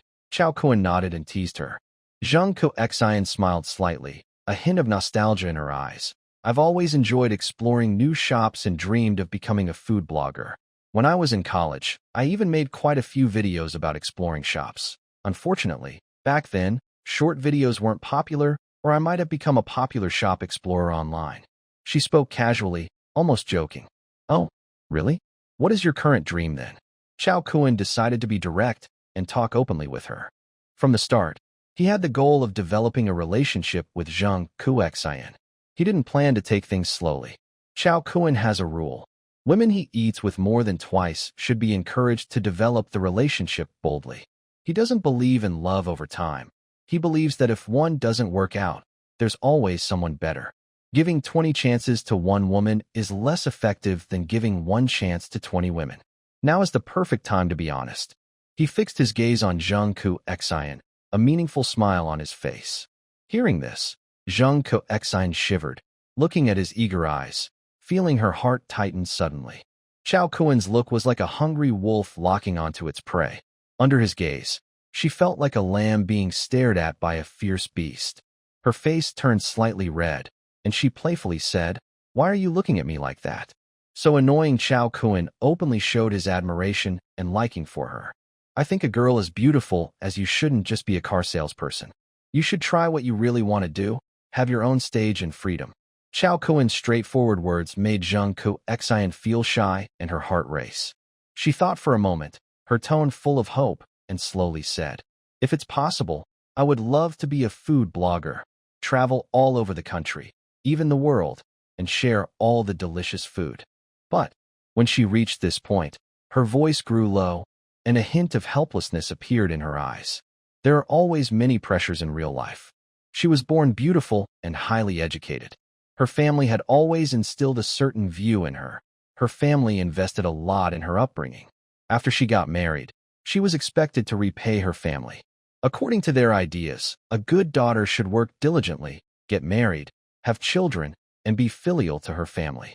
During college, she did meet some boys who made her heart race. But after he asked for 688,000 yuan in bride price, and then quickly broke up with her, she stopped dreaming about love. Since then, Zhang Xian never mentioned those dreams again. Chao Kun listened to her complaints and immediately saw his chance. He grabbed her hand firmly and looked at her with determination. "Follow me, and you can live the life you want. All those dreams, being a food blogger, exploring shops around the world, are within your reach." Zhang Xian was surprised when she heard this. She looked at Chao Kun's face, feeling unsure and forgetting to pull her hand back. She already liked Chao Kun. He was handsome, rich, and confident. Even girls from wealthy families, like Qi Xining, admired him. Now that Chao Kun was reaching out to her, how could she refuse? Seeing she didn't resist, Chao Kun felt happy and immediately hugged her. "Let's go and have a good meal." A moment later, the waiter pushed a tray and opened the private room door. The room was empty. Various dishes steamed with white mist and smelled delicious, but no one was there. The waiter was confused. What's going on? Did they leave without paying? He quickly went back to the front desk to ask the staff to call and check. On the phone, the voice was dull, as if coming from a closed space. A woman's voice was faint and interrupted often, saying she needed to rest. But in the end, the front desk understood. The guest hadn't run away. She was working in her car. Why does she have to work in her car? The front desk was puzzled. But all the dishes were ready and on the table. Why wasn't anyone coming? He thought for a moment and decided to go look for her. If she ran off, it would affect his salary. He first checked around the door, feeling anxious. Which car is it? They didn't say clearly. Although it was August and hot, there had just been a light rain, making the ground wet. He walked slowly along the muddy path and soon found his target. Looking at the mighty G63, he couldn't help but marvel. This must be the place, right? The headlights were smooth and shiny, very attractive. The lines are smooth and the shapes are beautiful. They make people admire. There seems to be a figure inside the car, but unfortunately, there is a sunshade on the window, so it's hard to see clearly. He made up his mind and knocked the car door. Clack, clack, clack. "Hello? Is anyone there? Your food is ready. Please come down to eat." After a while, there was no response from inside. He became a bit anxious and kept knocking harder. Clack, clack, clack. He stepped on the slightly wet ground, continuously hitting the car door with rhythmic sounds. He knocked for about 20 or 30 minutes until he finally grew tired. Even Zheng Kersen, who was working inside, was exhausted. Chao Kun tidied up his clothes and finally opened the car door. Huh? Where did that Wang Ba Dan who was knocking go? The roadside was now empty. He turned around, and Zheng Kersen was slumped in the back seat, her mouth slightly open, looking weak and tired. Maybe she was grazed by mud on the ground, leaving a faint red mark on her thigh. Although the air conditioning was on inside the car, she was still sweating and hoarse, saying, "What's wrong?" "It's nothing. I'll help you. Let's go eat." "Oh, okay." They had a very satisfying meal. Chao Kun rubbed his stomach and let out a burp. The food was just a little cold. After eating, Zheng Kersen said she wasn't feeling well and took the afternoon off from work to go home first. Chao Kun was alone again. Only then did he have time to check the messages from the system. After dinner with Qian Xining, the first step of the ongoing task was completed, and he received a white item. Ding. Continuous task 1 completed. You earned a reward. Long-lasting fate 1. White. Dot. Besides that, after a deep conversation with Zheng Kersen, he completed a hidden task. Ding. The host had a deep conversation with a target with a face score above 85, without makeup for the first time. You earned a reward. Long-lasting fate 1. White. Dot. The 3 white items were glowing faintly at the same time. Chao Kun was curious and clicked on them. 3 small words appeared. Combine. Without hesitation, Chao Kun chose to combine. A flash of light, and 3 identical white entries merged together, instantly transforming into a blue entry. Long-lasting luck. Blue increases pregnancy chances by 15% and twin chances by 5%, boosts attraction to the opposite. Chao Kun grinned. The new blue entry not only has a stronger effect, but also adds the function of attracting the opposite. Most importantly, he discovered that identical entries could be combined, saving 1 entry slot. He re-equipped the blue, long-lasting luck, thinking he should find someone to test this upgraded version. But who? Liu Xian and Shen Lu are already pregnant. Zheng Kersen just left, and Qian Xining can only wait patiently. He looked through his contacts. Remaining options were Su Yu, Li Meiwei, and Su Yisha. Su Yu is his subordinate. Chao Kun doesn't want to mix too many personal feelings. He just wants Su Yu to be his chief assistant. She's capable, so let her do more. Li Meiwei is only at the stage of mutual acquaintance. This experienced woman is smart and worldly, not easy to fool. So only Su Yisha is left? But she hasn't contacted him since she called last night. Could it be that the 60 million price he offered scared her off? That shouldn't be. Through Hu Hong's operations, Chao Kun has gained control of the titanium alloy supply in Central South. She shouldn't be receiving any at all. Under the pressure of 120 million in compensation, she would have to give in. Chao Kun held his phone, lost in thought. Wana Trading, Vice General Manager's office. Are you saying there's no titanium alloy supply in the entire Central South region? Wang Anquan frowned, eyes full of suspicion. Su Yisha nodded. Yes, uncle. I don't know why, but as soon as the name Wana Trading is mentioned, the other side immediately stops trading. Wang Anquan's face suddenly changed, and he snapped angrily. Use your official title when working. If you can't handle such a small matter, how did you become the sales manager? Can't you just use a different name to negotiate? He slammed the table loudly, his voice like thunder, and pointed at Su Yisha's nose, shouting, "If you keep dragging this out, and the 120 million penalty comes down, can you handle it? I made you the sales manager. This is how you repay me." Su Yisha trembled when shouted at, her face turning pale. She stood silently, bowing her head and not daring to speak. Usually, she was used to bossing others around in the sales department, but in front of Wang Anquan, she could only endure humbly. Wang Anquan took a few deep breaths, then turned his head and suddenly spoke calmly. "Xiao Xia, I've already sent someone to talk to Chao Kun. If it goes well, that's great. But if it doesn't, what do you plan to do?" Su Yisha was at a loss, looking up blankly at Wang Anquan with confusion in her eyes. "Uncle, what do you mean?"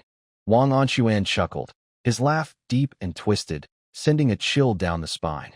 He finally revealed his true sharp teeth and said slowly, "I really want to help you, So I've thought of a plan.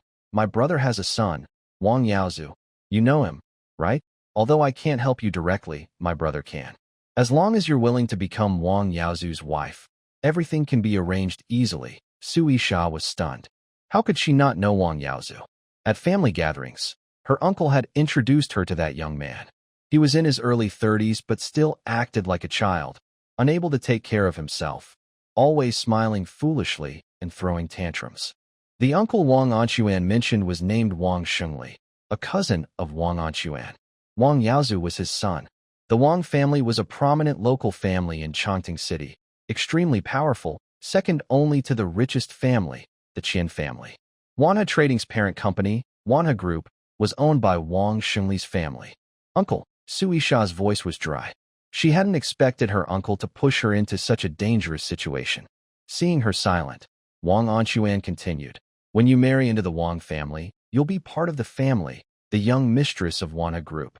Even if you make a mistake, as long as you're the young mistress of Wanha Group, no one will do anything to you. So think about it. At 2 p.m. Guijin Center, Niajiuo Hotel Executive Lounge. After saying goodbye to Zheng Kersen, Chao Kuan drove straight to the hotel. He was meeting Suyu there. He also wanted to personally comfort Lu Xin, so she wouldn't overthink. The executive lounge was located on the 93rd floor of the hotel, at a height of 453 meters. Below is the corrected and simplified version of your text. At your feet is a winding river called the Vine River. Through the large floor-to-ceiling windows, you can see the whole city clearly. Standing 450 meters high, the Vine River looks like a silver ribbon flying. The mountains of White Deer Mountain are full of peaks and valleys. It is very beautiful and makes people feel happy and relaxed. Suyu was already waiting there. When she saw Chao Kuan, she quickly went to meet him. Boss, I have prepared all the documents you asked for. They are ready for your signature, and they will take effect immediately. She stuck out her tongue and looked exaggerated. The afternoon tea here is so expensive. Chao Kuan smiled and asked, expensive? How expensive can it be? I used a group buy coupon, but it still cost me 460. The set only has a few small cakes and a pot of Earl Grey tea. Su Yu's eyes widened, seeming surprised by the high prices here. Chao Kuan chuckled quietly. We will get reimbursed at the company later. He waved his hand and called out, waiter. A waiter stepped forward and asked, Sir, how can I help you? Bring this young lady a classic English afternoon tea set, plus a plate of signature macarons and fresh strawberry. Chao Kuan spoke calmly, but his tone showed he was serious. Suyu wanted to refuse, but seeing Chao Kuan's serious expression, she had no choice but to accept. She was secretly surprised. It had only been a few days, but Chao Kuan's presence seemed more like a powerful boss. Every move he made showed he was in control. The waiter nodded and left. Chao Kuan picked up the documents on the table and looked through them one by one. Suyu's ability to handle things was amazing. In just a few days, she had built the framework of a company. From registration details to staff structure, everything was well organized. Good. I am very satisfied, Chao Kuan nodded. Next, he just needed to put in money and hire some employees. The company, called Kunlun Trade, could then officially start. Yes, Kunlun Trade was the name Chao Kuan gave to his company. After thinking for a moment, Chao Kuan took out a bank card and placed it in front of Suyu. There is 10 million in the card. Later, help me transfer it to the company. 10 million? Suyu was stunned. Her eyes moved back and forth between Chao Kuan's face and the bank card. Boss, did you rob a bank? She asked in disbelief. She had thought Chao Kuan's Kunlun Trade was just a small business. With a starting capital of hundreds of thousands, renting a small office, and hiring a few people, the business can begin. It seems that Chao Kuan is planning a big effort. In this case, the original company structure prepared for Kunlun Trading is no longer enough. Follow me and work hard. We aim to make Kunlun Trading big and strong. When the time comes, you won't lack for dividends or shares, Chao Kuan said with a smile to Suyu. By the way, he added, after the company officially starts, you will be the general manager. I'll give you a monthly salary of 50,000. How does that sound? Suyu stammered. Me. That might not be suitable. There's nothing wrong with that. I think you're capable. You're the right person, Chao Kuan said firmly, with a slight frown. Suyu felt her hand trembling as she held the bank card. That's 1 million yuan. Can she really be the general manager of such a big company? Later, I'll introduce you to someone. You'll help with the preparations for the company. Consider her your secretary. Chao Kun suddenly remembered Lu Xian. Since this girl had nothing to do all day, he thought it would be good to find her something to do, so she wouldn't keep overthinking. He made a quick call. In a hotel room, Lu Xian was lying bored on the bed, staring blankly at the clouds outside the window. The past few days felt like a dream. Soft clouds, a cozy bed, smooth blankets, and tasty food. All of this was something she had never experienced in her small hometown of Guishi. She was quite happy with her life now, except for feeling a bit bored. But she kept overthinking. After Chao Kun took her first time, he hadn't come to see her again. Was he tired of her? Or was there another woman? These thoughts kept bothering her, making her anxious. Suddenly, her phone rang. She looked at it and saw Chao Kun was calling. Where are you? I'm in the hotel room, Lu Xian answered carefully, holding her phone. Why are you staying in the hotel? Why not go out for a walk or buy some things? Chao Kun frowned slightly. He suspected that she had been staying in her room all this time and hadn't gone out.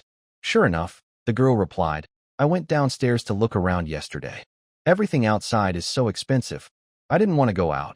Chao Kun was speechless. The place where she lives is called Guajin Center, so of course things are expensive here. Since she started staying with him, the girl had gone out once and was shocked by how costly everything was. Now she was too scared to leave the apartment again. No wonder she was overthinking. Being bored all day makes anyone imagine things. Come up quickly to the 93rd floor executive lounge. I'll wait for you there. Huh? W4, come up, and I'll introduce you to someone, Chao Kun said lazily, giving her direct instructions. Oh, okay. Lu Xian quickly nodded and tidied herself up a bit. Soon after, Lu Xian pushed open the door and entered the executive lounge. She was dressed plainly, which made her stand out among the luxurious surroundings. She looked very nervous, clearly visiting such a place for the first time. When Suyu saw Lu Xian, she nudged Chao Kun and whispered, Boss, you've got a new girlfriend again? Chao Kun waved his hand. Just a new friend I just met. Suyu asked, and the old one? Chao Kun replied, the old one I put in. Lu Xian shyly walked over to the two. Chao Kun turned to Suyu and introduced her. This is Lu Xian, a first-year student at Zhongjiang Normal University. She's a very hard-working girl. Then he added to Lu Xian, this is Suyu, the general manager of my company. Suyu stood up and cheerfully extended her hand to Lu Xian. Hello, I'm Suyu. Nice to meet you. Hello, President Su. Lu Xian looked a bit flustered. She was just a freshman, unfamiliar with such occasions. But Suyu's confident and graceful demeanor made her feel inspired. She tightly held Suyu's hand, feeling a bit envious. Sister Suyu, you're so beautiful. I wish I could be as glamorous as you someday. After they got to know each other, Suyu pulled Lu Xian aside and whispered quietly.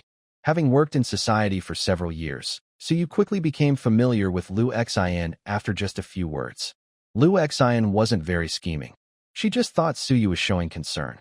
Soon, they started calling each other sister and younger sister. Chao Kun sat nearby, unable to speak, so he focused on enjoying the view outside the window. The large floor-to-ceiling window offered a wide view of the scenery, with Orange Isle, White Deer Mountain, and Tengjiang forming a beautiful ink painting. This peaceful scene calmed the mind and made thoughts drift away. After a while, Suyu, seemingly casually, glanced at Lu Xian's simple outfit, then looked at Chao Kun, who was dressed in many designer brands. She couldn't help but tease, Xian, your clothes are so plain. Later, come with me, and I'll buy you some nice ones downstairs. Chao Kun had spent over 300,000 yuan to gather intelligence and start his company, and now he had invested another 10 million. He was very wealthy. His gaze swept over Lu Xian, and he nodded slightly. Yes, that's true. Suyu, take her to buy a few pretty outfits. The money will come from the company card. After saying this, he thought for a moment and added straightforwardly, you go shopping with her. The company will reimburse you. Hee hee, thank you, boss. Suyu grinned widely, showing her cute little tiger teeth. She grabbed Lu Xian and was about to stand up. Lu Xian's mouth opened slightly. She wanted to refuse with a shake of her head, but her voice caught in her throat. She had already gotten a rough idea of Chao Kun's personality. This man was decisive. Refusing would only make him unhappy. Just then, Her phone rang. Chao Kuan answered and saw it was Qian Xining's younger brother, Qian Haoran. Brother Chao? What are you doing? Come out and play together. The voice on the other end was noisy, and Qian Haoran seemed to be in a lively place. This kid had mentioned yesterday that he wanted to invite Chao Kuan out to have fun, and Chao Kuan had thought it was just polite talk. Now, it seemed he was genuinely inviting him. Chao Kuan thought for a moment. Since shopping with the women was boring anyway, he might as well go find some fun with Qian Haoran. Where are you? I'll come over later. Okay, Brother Chao? Here's the address. Qian Haoran gave an address in the outskirts of Chongqing City. From the name, it sounded like a private club. Brother Chao, when you arrive, call me. I'll introduce you to some good friends. Qian Haoran was very excited on the phone. He was joking, but his sister was a recognized martial arts expert, highly respected in the martial arts community. Being able to invite such a person made Qian Haoran feel very proud. Okay, I'll be there soon, Chao Kuan said without further words and hung up the phone. He briefly explained the situation to Su Yu and Lu Xian before leaving the lounge. Behind him, Su Yu and Lu Xian watched his back, both feeling a bit lost in thought. Su Yu was the first to regain her senses. She quickly grabbed Lu Xian's arm and said, "Let's go, sister. First, let's buy you some pretty clothes." In the underground parking lot, Chao Kuan skillfully started the car. As the engine roared, a slight frown appeared on his face. Maybe it was some kind of instinct from deep within, but he felt restless and uneasy for no clear reason. This feeling had started this morning, but at first, he didn't pay much attention to it. As time went on, the sense of danger grew stronger. He shook his head, trying to push the uneasy feeling out of his mind, and drove quickly toward the outskirts of Chongqing City. After he left the underground parking lot, several black cars simultaneously started their engines and silently followed him. Outskirts of Chongqing City, a blond young man named Qian Haoran sat under a makeshift shelter, gazing along the road as if waiting for something. Behind him, a few young people dressed in eccentric clothes followed, all sharing a street culture style similar to his. Heizi, do you really think that person is that impressive? Is he worth you coming out to pick up? A young man with red hair spat out a betel nut, looking full of disdain. He had striking fiery red hair, very punk style. All of them were second-generation rich kids from Chongqing City, and their circle didn't usually need such grand gestures to pick someone up, right? Isn't this just making a big deal out of nothing? Lu Yong, shut your mouth, Qian Haoran snapped, turning his head to scold. This is a martial arts expert personally certified by my sister. If your mouth is dirty later, and he hits you, don't come crying to me. Lu Yong was stunned. Qian Haoran was known for being easygoing in their circle, so he didn't expect him to curse at someone he hadn't even met. He puffed out his chest angrily and said, "What nonsense martial arts expert? Are we filming an ancient costume drama? We'll see how impressive he really is later." Qian Haoran crossed his arms and sneered, "Humph, just don't be scared when you see him later." Just then, the roar of engines sounded from a distance.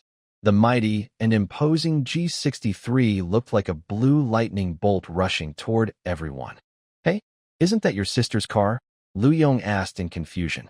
Qian Xining had just gotten a new car and was very proud of it. This was well known in the top-tier wealthy circle of Chongtong. Qian Haoran was also a bit stunned. When they left this afternoon, his sister clearly said she was busy, right?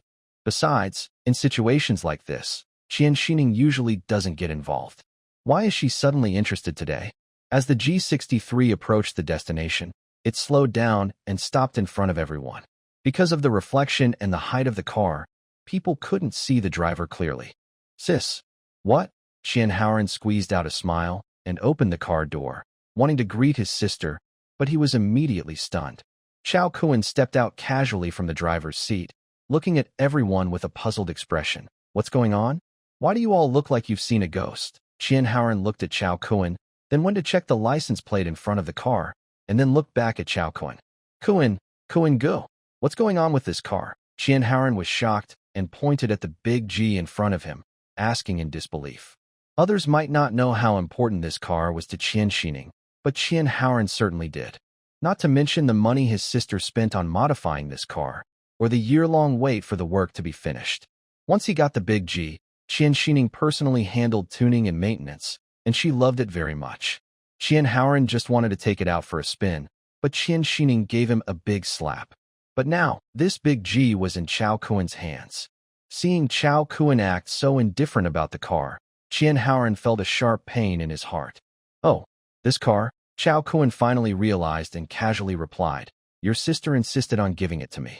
I didn't agree, so I just bought it. He said it casually, but to Qian Haoran, it sounded completely different.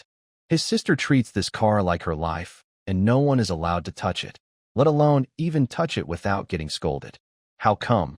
With you, it's turned into her insisting on giving it to you. From Chao Kuen's words, it seemed like Qian Xining was determined to give her car to him. This kid still refuses to agree and insists on buying it? This move is really impressive, almost beyond belief. All right. You're the first to act so arrogantly in front of my long vine silver spear little tyrant, Qian Haoran. Qian Haoran is now deeply impressed by Chao Kuen. He can't help but feel proud. Not only is this guy skilled in martial arts, but he's also very good at charming women. No wonder his older sister favors him so much. Seeing Chao Kuen calm and confident, Qian Haoran's eyes flicker, and a sly smile appears on his face. Sister, you said he's not your boyfriend. Qian Haoran snaps back to reality and quickly introduces everyone. This is the martial arts expert I told you about, Chao Kuen, Brother Kuen. Just then, several black SUVs rush over from a distance and stop quickly around everyone, forming a semicircle. Because they were moving fast, the tires squealed loudly as they rubbed against the ground. The car doors open, and more than 10 burly men in black get out. They are all tall and muscular, with fierce eyes, some holding batons, clearly not here for friendly reasons. Qian Haoran is stunned, his face changing slightly. He turns to Chao Kuen and asks, Brother Kuen, are these people looking for you? At this moment, Chao Kuen's mind is filled with a strong sense of danger. The system interface shows a yellow glow around the city-level mixed martial arts champion badge, indicating it's working at full capacity. He finally understands why he's been so anxious since this morning. These people are full of murderous intent, clearly coming for him. He furrows his brows, pulls Qian Haoran behind him, and whispers, be careful. These people are suspicious. Step back. A few burly men in black seem to be closing in, surrounding Chao Kuen. The leader of the group speaks in a deep voice. Mr. Chao, our boss wants to see you. Please come with us. Your boss? Can you tell me who that is? Chao Kuen asks calmly, trying to get information from the black-clad men. You'll find out when you go, they reply without falling for his question. Chao Kuen snorts coldly, hiding your boss's identity? What if I refuse to go? The leader sneers, then we'll have to do it the hard way. He signals with his eyes, and the men behind him immediately move forward, surrounding Chao Kuen. Behind Chao Kuen, Qian Haoran also saw something was wrong. He ran backward while shouting, Brother Kuen, hold on for one more minute. I will call the bodyguards now. The leader of the black-clad men was stunned. He quickly shouted at his men, why are you hesitating? Attack now. A few black-clad men suddenly woke up, their eyes flashing with fierce light. They exchanged quick glances and moved together toward Chao Kuen. The strongest one among them was the first to strike, swinging a stick directly at Chao Kuen's face. The other two also didn't stay idle. They attacked from the sides, trying to block Chao Kuen's escape route. Qian Haoran's face tightened. To him, being attacked from both sides like this, he thought Chao Kuen might get seriously hurt or worse. He hurriedly sped up and ran toward the distant bodyguards. He couldn't help it. He was too weak. If he fought them himself, others could easily handle him with one hand. The leader of the black-clad men looked pleased. The attackers were his trusted followers. Once they moved, they were extremely fierce. An old saying goes, a stick with strength, a hand with height, 3 strikes to break the spirit of the martial world. I want to be a good person. Although Chao Kuen seemed a bit arrogant at first, once he swung his stick, he would definitely make him cry out in pain. Chao Kuen sneered coldly and said calmly, what's the point of calling them bodyguards? No need. Before he finished speaking, he suddenly moved. His figure flickered, moving so fast it was like a shadow. Shoo, shoo, shoo. There were 3 muffled sounds. The 3 attackers hadn't reacted yet when he struck their vital points, causing them to fly backward. They tumbled through the air for 5 or 6 meters before crashing to the ground and losing consciousness. The remaining black-clad men were stunned. What? What is going on? How can this kid fight so well? They looked at each other, hesitant. The big man in front was also surprised. Chao Kuen's skills clearly exceeded his expectations. But he knew he had to act now. If he couldn't bring Chao Kuen to his boss, he would be the one in trouble. He glared fiercely at everyone, a fierce look on his face. Why are you hesitating? Attack now. He then took out a shiny dagger from his pocket and roared as he charged forward. Chao Kuen sneered coldly. Just a common chicken and dog. Since earning the title of city-level mixed martial arts champion, his fighting skills have become perfect. With 3 dragon and tiger pills, his physical condition has surpassed its peak.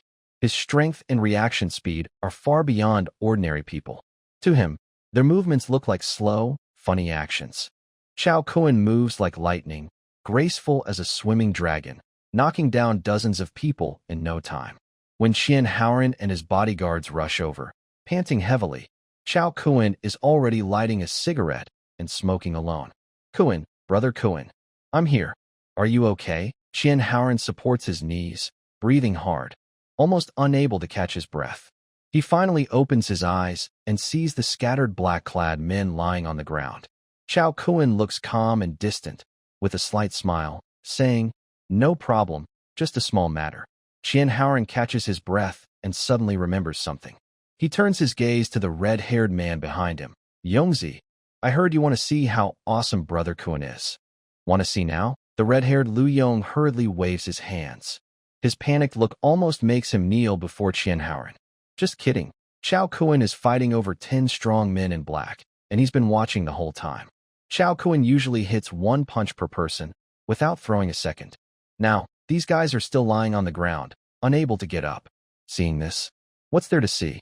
Lu Yong's eyes turn, and he steps forward first, enthusiastically shaking Chao Kuen's hands, with a look of admiration. "Brother Kuen, I've heard of your great name for a long time. Seeing you today, you're really impressive." Chao Kuen smiles silently, but doesn't say anything. Qian Haoran flips him off and says, "Now you're scared, huh?" Then he gives an order to his bodyguards. "Take these people to the estate for questioning and see what their purpose is." The bodyguard captain responds quickly and starts organizing his team. As he passes Chao Kuen, the captain looks at him with admiration, clearly impressed by Chao Kuen's one-on-many fight just now. "Brother Kuen, you're so awesome. No wonder even my sister recognizes you."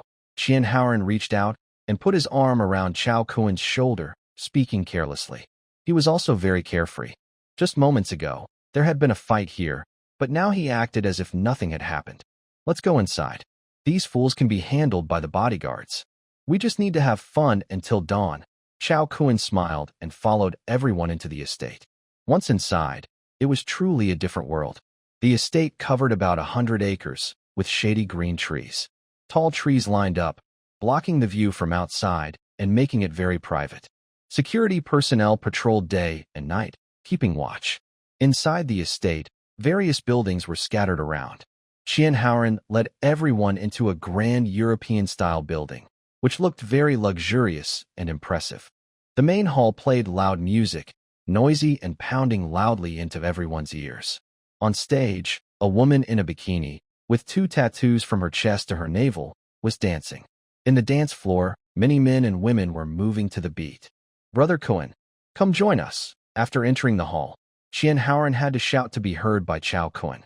But Chao Kuen wasn't really interested in this kind of thing, so he just smiled and waved his hand. Seeing he wasn't interested, Qian Haoran didn't insist. He took Lu Yong and others and headed straight for the dance floor. Suddenly, everyone was dancing wildly, and the atmosphere reached a peak. Chao Kuen covered his ears and wandered around the edge of the hall, activating his system's scanning function. Unsurprisingly, none of the targets in the hall met his system's requirements. The few that looked decent had 5, 6, 7, or even 8 riders. Chao Kuen felt bored, so he went upstairs. The second floor was much quieter. Although the hall still echoed with loud noises, the sound was more tolerable behind a wall. The second floor was made up of several corridors, each leading to small rooms separated by beaded curtains, with no doors. The lighting was dim, but Chao Kuen's eyesight was excellent. Through the gaps in the beaded curtains, he could clearly see what people were doing inside the rooms. Wow, so wild? Watching the scenes of people sitting in lotus positions and koi fish drinking water, Chao Kuen couldn't help but marvel. After walking a bit further, they finally found an empty room. Chao Kun pushed aside the curtain and went inside. In the middle of the room was a large lounge chair. When he sat down, it felt like he was sinking into a cloud. It was quite comfortable. Soon, someone pushed aside the curtain and entered. Chao Kun looked up and saw the tattooed female DJ who had been dancing downstairs. She had heavy makeup on her face, so her real appearance was hard to see, but her figure was very attractive, with a notable bust. "Hello, Brother Kun, my name is Tong Tong. Qian Sha arranged for me to come keep you company." Her voice was soft and a little playful, with a flirtatious tone that made people feel relaxed. Chao Kun activated his scanning function. Name, Zheng Xian Tong. Age, 26. Education, associate degree. Natural look score, 73. Body score, 83. Number of escorts, 8. System note, too many escorts, not suitable. He immediately lost interest and waved his hand. "Go out. I don't need your company." Honestly, after makeup, the female DJ looked pretty good. It has to be said that the top East Asian secret skill, head replacement, has its unique advantages. But recently, Chao Kun didn't lack women. Whether it was the gentle Liu Xian, the sweet and cute Chen Lu, the tender Zheng Kursin, or the top beauty Qian Xining, he didn't need a woman who didn't meet the system's requirements to serve him. The female DJ was stunned. Although her natural look was average, after the head replacement, her appearance was quite high. Plus, she was willing to go all out, and in the female DJ scene, she was still a fairly popular internet celebrity. Usually, there were few situations where she needed to personally keep company, mostly just drinking or holding hands. Having her personally serve was quite expensive. Before coming, she had prepared herself mentally, but she didn't expect Brother Kun to refuse her directly. "Huh? This?" She was momentarily at a loss for words. Chao Kun ignored her, closing his eyes and quietly resting. After a while, the female DJ suddenly blurted out, "But if I leave, they might think I didn't provide good service." Chao Kun looked up and saw her eyes slightly red, looking almost on the verge of tears.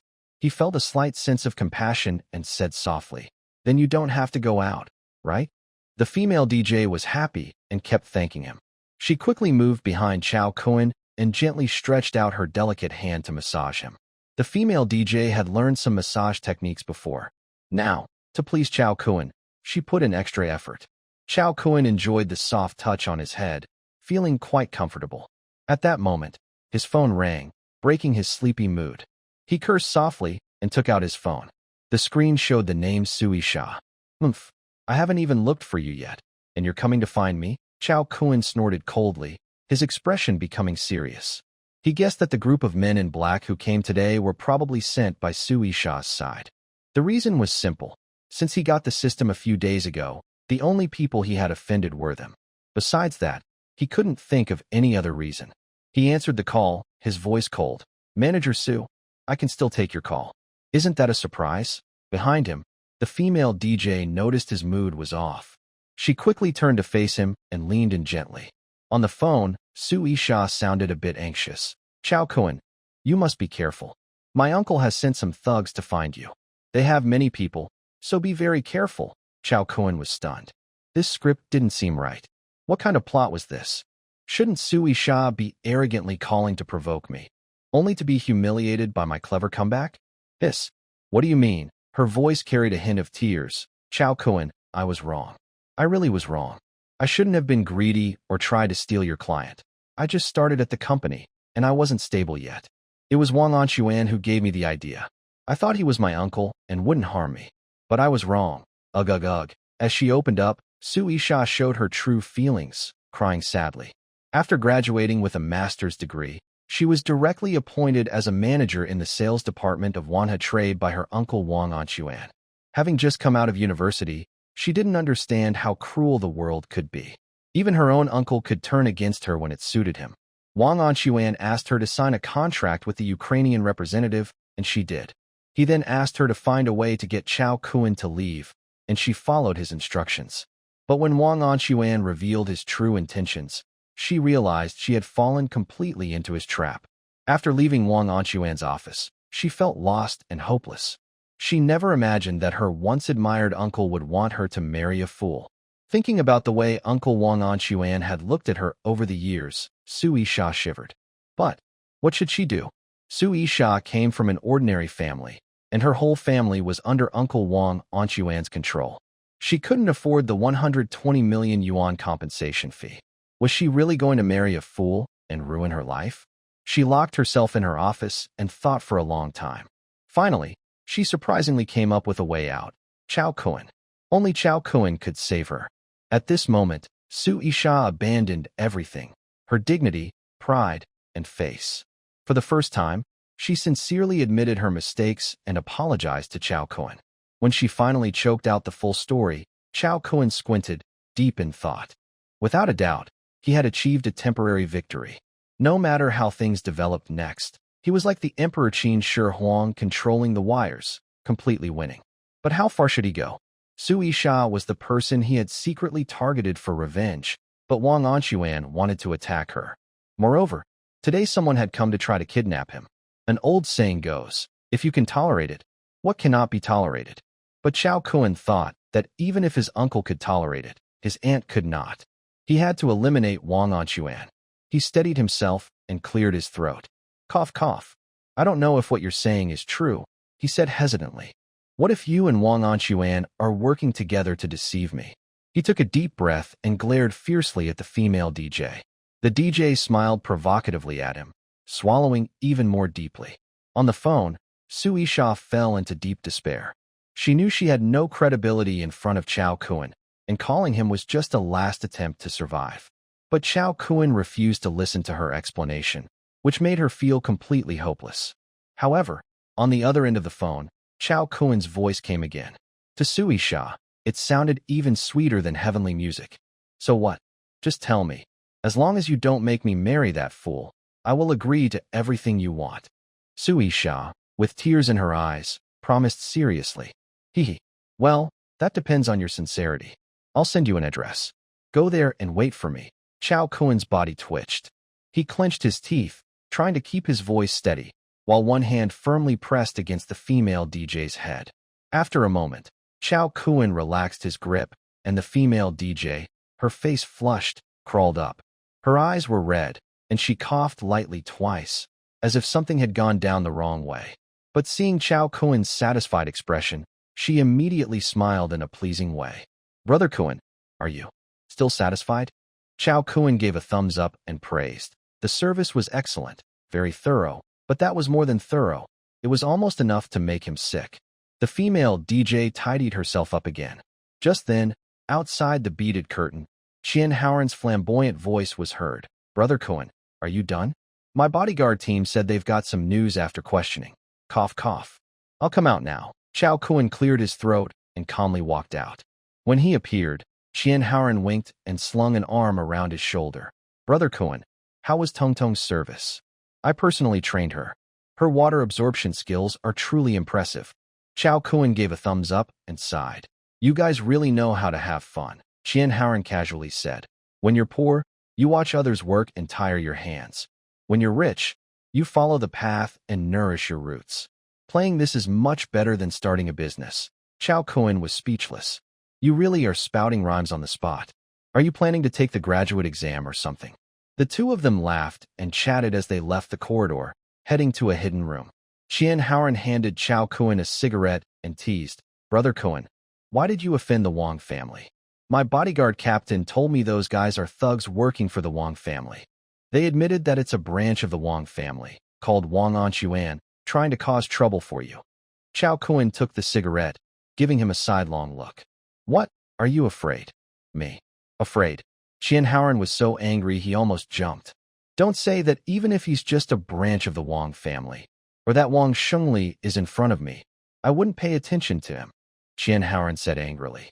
Really? Chao Kuan was a bit doubtful. Is he really that impressive? Humph. Our Chongting Qian family is a branch of the Jiang and Qian clan. My father, Qian Mingyuan, is even the richest man in Chongting.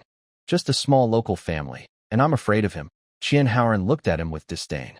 All right, I get it. You're so confident. Chao Kuan patted his shoulder with a helpless look. Brother Kuan, do you want me to deal with Wang Anquan? Just say the word. Qian Haoran eagerly encouraged, sounding excited, eager to act immediately. No need. I can handle it myself. Chao Kun waved his hand calmly. Wang Anquan posed no real threat to him. He could take care of him easily. That's true. With your skills, handling him is like a walk in the park, right? Qian Haoran immediately looked convinced. To him, Chao Kun could deal with Wang Anquan easily, so no one else needed to get involved. What about those thugs? How should we handle them? Qian Haoran asked. Lock them up for now. Once I finish with my stuff, I'll send them to the police station, Chao Kun said indifferently. All right, I trust you. Now, a man has appeared who can take Qian Xining's beloved car, and he's surprisingly skilled. Is he someone to be feared? Lu Yong kept smiling all the way, but he was the most timid among them. Why did he want to see for himself how strong Chao Kun was in the first place? It wasn't until Chao Kun drove away in the G63 that Lu Yong finally relaxed. Next to him, Qian Haoran saw his expression and joked, Yong, what's wrong? Will you still argue with your dad next time? Lu Yong flipped him off and said, Get lost. Who knows? Maybe you know someone really impressive. The group joked and laughed as they turned back toward the estate. Chao Kun drove back to his home in the Ideal Garden. Today, Chen Lu was out shopping with her best friend in the afternoon. Chao Kun decided to give her 50,000 yuan. He told her to go shopping with her friend and then stay overnight at a 5-star hotel for a big treat. This way, she wouldn't come back and accidentally see something she shouldn't. When he arrived at the door, Chao Kun saw a slim figure in the dark. Sui Sha was sitting there, hugging her head, crouched down. He didn't know how long she had been there, but she seemed to blend into the darkness. She looked restless, her eyes empty. Even when Chao Kun passed by, she didn't notice. When Chao Kun opened the door, the sound of the lock turning woke her up. Chao Kun. Sui Sha quickly stood up, but her legs had gone numb from sitting too long. She staggered and fell into Chao Kun's arms. Chao Kun looked at her with interest. What's this, Manager Su? Trying to scare me? Or planning a little trick? Poor Sui Sha's half-body was numb like being pricked by needles. She couldn't stand properly and had to hold tightly onto Chao Kun's clothes. Her cheeks flushed with embarrassment and shame, but she had nowhere to vent her feelings. She bit her lip and whispered, I didn't mean it like that. Not like that? Then go back. Chao Kun's face hardened as he pushed her away. He was about to close the door. Stop. No. Seeing Chao Kun about to lose his temper, Sui Sha was suddenly very anxious. Somehow, she found the strength and twisted her body, slipping through in the door. She was stunned. Was this man so heartless? You are a beautiful woman. So can't you be a little more gentle and considerate? As a young lady, can't I show some modesty? Thinking of this, she begins to complain and blame others. It's all because of that Wang Anquan, who forced her to sign that contract. Now she's desperate and has no choice but to humbly beg Chao Kun. But compared to the foolish Wang Yaozu, Sui Sha would rather choose Chao Kun. At least he is a normal man. Chao Kun leaned against the doorframe, his gaze cold, his voice deep. You have 3 chances to persuade me. If I'm not satisfied, you must leave immediately. His tone was icy, like a ruler in control, showing no mercy or kindness. Sui Sha was stunned, then felt a wave of humiliation. She had already lowered herself by coming to Chao Kun's house, yet he still treated her this way? She bit her lip hard, her voice filled with some grievance. Can't you just let me stay? I'm a girl after all. Chao Kun ignored her and said coldly, First reason. Sui Sha suddenly panicked. She didn't expect Chao Kun to be so heartless. Over the years, she relied on her beauty to get her way among men, acting cute and charming to make them give in. But after meeting Chao Kun, it was like facing a nemesis. No matter how much she begged or pleaded, it was useless in front of him. It seems only straightforward benefits can move him. Sui Sha, a top student from a prestigious school, still has real skills. She took a deep breath, forced herself to stay calm, then thought for a moment and slowly spoke. I can help you make money. I signed the contract with the U country's representative in my own name. As long as you provide titanium alloy, the 20 million profit is all yours. Second reason. Chao Kun's expression remained unchanged, continuing to speak. Sui Sha was about to go crazy. Why is this man so unyielding? Don't you want to make money too? Finally, she made up her mind and decided to go all out. Bring me a bottle of the strongest alcohol. I want to show you my sincerity. Chao Kun raised an eyebrow, took a bottle of strong white liquor from the cabinet and threw it to her. Su Isha hurriedly caught it, looked at the bottle, then at Chao Kun. Tears suddenly flowed uncontrollably. She felt like this bottle of wine. Her efforts all gone to waste, useless. Su Isha unscrewed the bottle cap, tilted her head back, and the wine poured down her throat with a gurgling sound. Chao Kun finally showed a smile, and the system skin started. Name, Su Isha. Age, 25. Education, master's degree. Bare-face score, 83. Body figure, 80. Number of writers, 0. System note, meets requirements. Meanwhile, Su Isha drank more than half a bottle of 52-degree white liquor in one go. When she looked up, she was already feeling dizzy. Perhaps because of her natural constitution, after drinking half a bottle, she blushed all over, showing a hint of charm. Red clouds rose on her hands, face, and neck, matching her beautiful appearance. Her eyes were hazy as she staggered toward Chao Kun and collapsed onto him. Why? Why am I so beautiful? And you won't even give me a chance. She was a favored daughter of heaven, beautiful since childhood, smart, always surrounded by flattery and admiration from men, and she was the center of attention wherever she went. But everything changed after she met Chao Kun. This man was like an iceberg. Instead of being moved by her beauty, he was cold and indifferent, crushing her pride and confidence. Slap. Su Isha covered her face, looking at Chao Kun in disbelief. Her cheeks burned painfully, and tears suddenly welled up. Why did you hit me? Su Isha, tears in her eyes, covered her face and looked at Chao Kun pitifully. Stop talking nonsense, or I'll hit you again. Chao Kun snorted coldly, raising his hand as if to strike.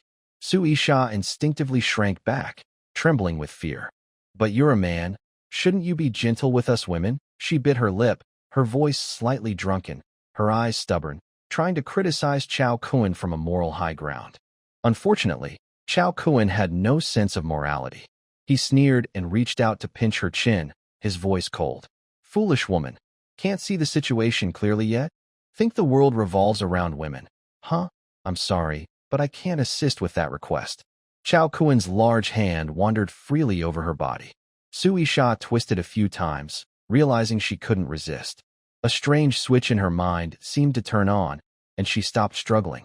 Her eyes regained some clarity, and a single tear slipped down her cheek. Omitted 9999 words. The room was filled with a faint smoke.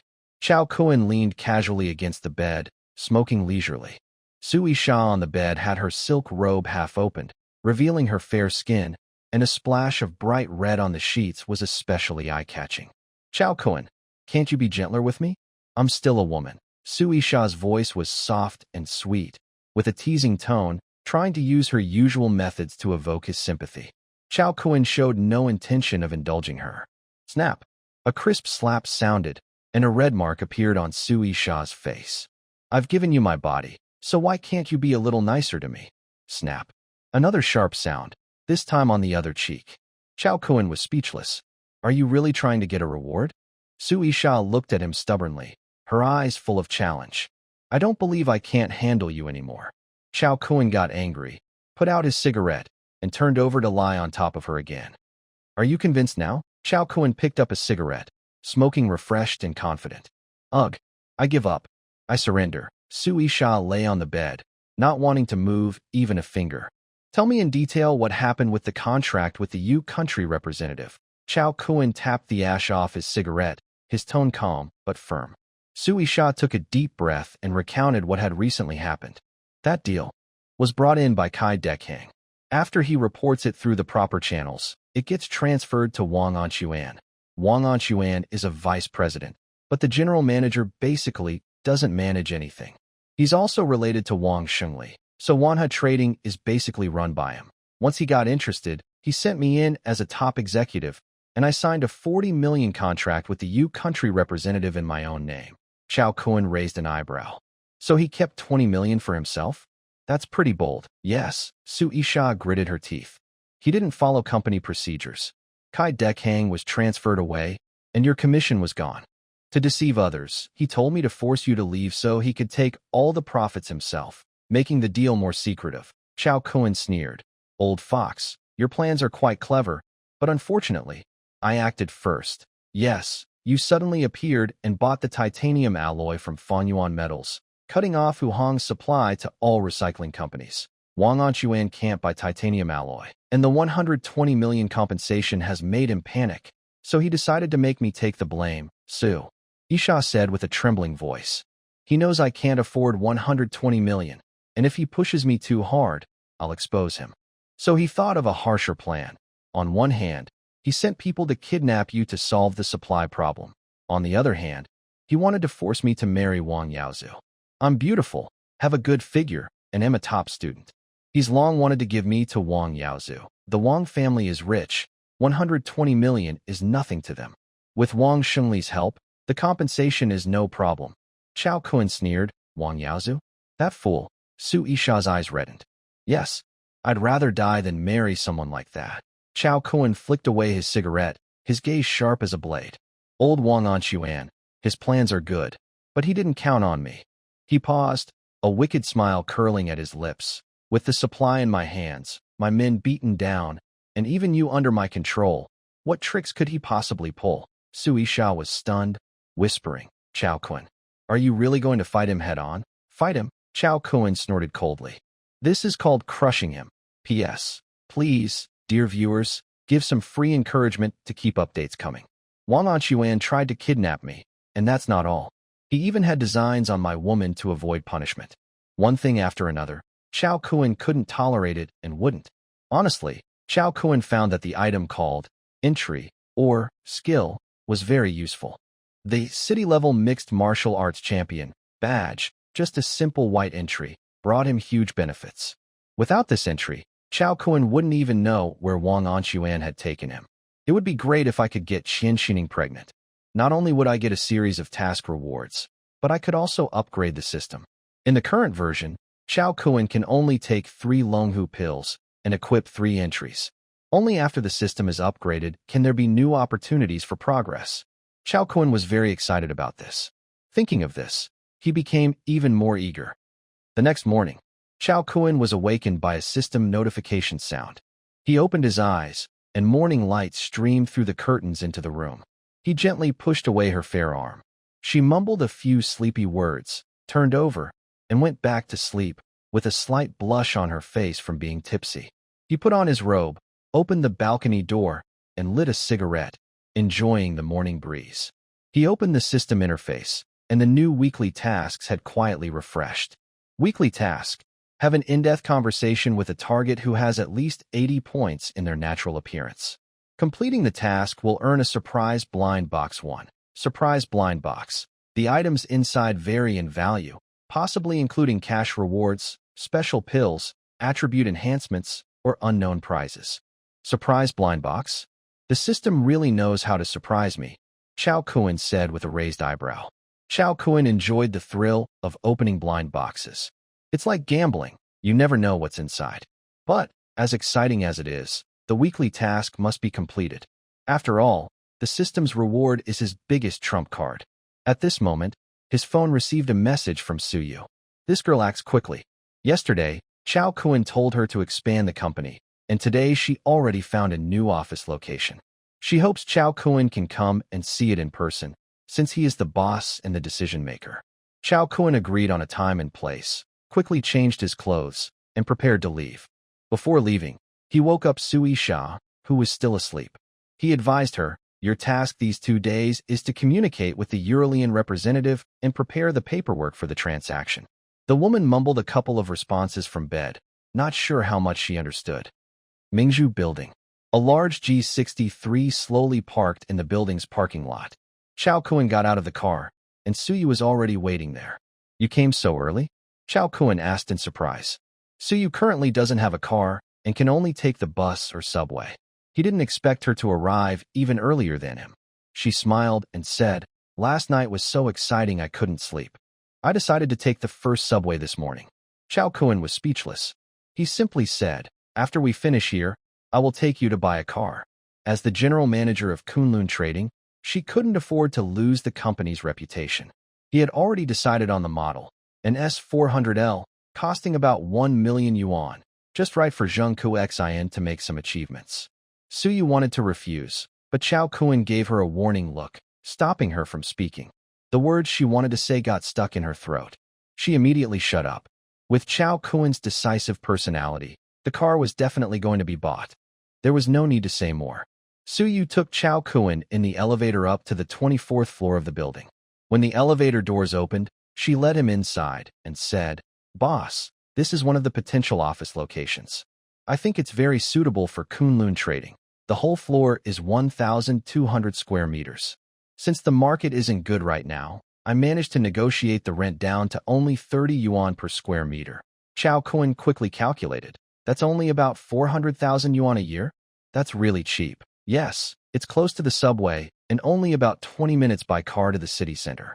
If we rent here, we'll make a big profit. Su Yu looked excited. It was her first time negotiating such a big deal, and she was nervous, worried about doing poorly. After all, Chao Kun trusted her so much, and she wanted to succeed in her career. She continued explaining, "I asked the landlord, and this used to be a foreign trade company. They made money and then expanded before moving out. I think it's a good sign." Chao Kun nodded. The place was much better than he had imagined. The entire 24th floor was well-designed, with complete facilities. The office area was spacious and bright, the conference room fully equipped, and the manager's office high-end and impressive. Even the break room and rest area were ready. Office supplies were mostly in place: desks, projectors, filing cabinets, ready for move-in. They only needed to add some computers and printers, and they could start working immediately. Su Yu led Chao Kun to the manager's office, pointing inside and smiling. "Boss, this will be your office. It's 200 square meters. Take a look and see if you're satisfied." She pushed the door open, revealing a surprisingly spacious room. The office was large, seemingly divided into 2 floors, but the layout was even more clever than it appeared. The front area is the office space for the assistant manager, about 30 square meters. Passing through a glass sliding door, you enter the main office, which feels very open and bright. A large floor-to-ceiling window takes up the entire wall, offering a view of the busy skyline of Chongqing City's financial district and distant mountains. In the center of the office is a grand solid wood desk for the boss, paired with a black leather executive chair, showing a commanding presence. What surprised Chao Kun even more was that the office was divided into a small private room, about 50 to 60 square meters, used as a personal lounge. In the lounge, there is a luxurious water bed measuring 2 by 3 meters. Next to it is a large round bathtub that can hold 4 or 5 people for a bath. The bathtub faces a floor-to-ceiling window, with beautiful scenery outside and clear views. Chao Kun nodded repeatedly as he looked around. Seeing the water bed, the bathtub, and the big window, he could tell that the previous owner of this company was a very creative person. He couldn't help but imagine a perfect evening, inviting a few friends to play in the bathtub, then sweating it out in front of the window, and finally cuddling on the big water bed and falling asleep. Oh, this would be a wonderful life. Chao Kun looked around happily and said, "Well done, Su Yu. No need to look anywhere else. I want this place." Just joking. With such a perfect office, Chao Kun couldn't wait even a moment. If someone else snatched it away, who would compensate for the waterbed, bathtub, and big window? Su Yu also thought this office was very suitable for future Kunlun trade, or she wouldn't have brought Chao Kun here first. "Got it, boss. I'll contact the landlord now. As for the price," she made a gesture lowering her hand, indicating there's room to negotiate. "Just agree on this price. Even if it's a bit more expensive, that's fine," Chao Kun said. He shook his head and refused Su Yu's suggestion. What kind of joke is that? The economy isn't good right now, and as a strong company, we should take social responsibility. Negotiating the price? What if the landlord decides not to rent it out? Su Yu was momentarily stunned, then nodded reluctantly. Since the office location was settled, the two prepared to leave Mingzhu Building. As they returned to the parking lot, Chao Kun suddenly sensed something unusual in the atmosphere. He had sharp eyes and immediately saw that many strong men in black clothes were gathered around his big G. Looking at their clothes, they seemed connected to the men in black from yesterday. Chao Kun's heart tightened. He pulled Su Yu behind him and tried to leave through another exit. But it was too late.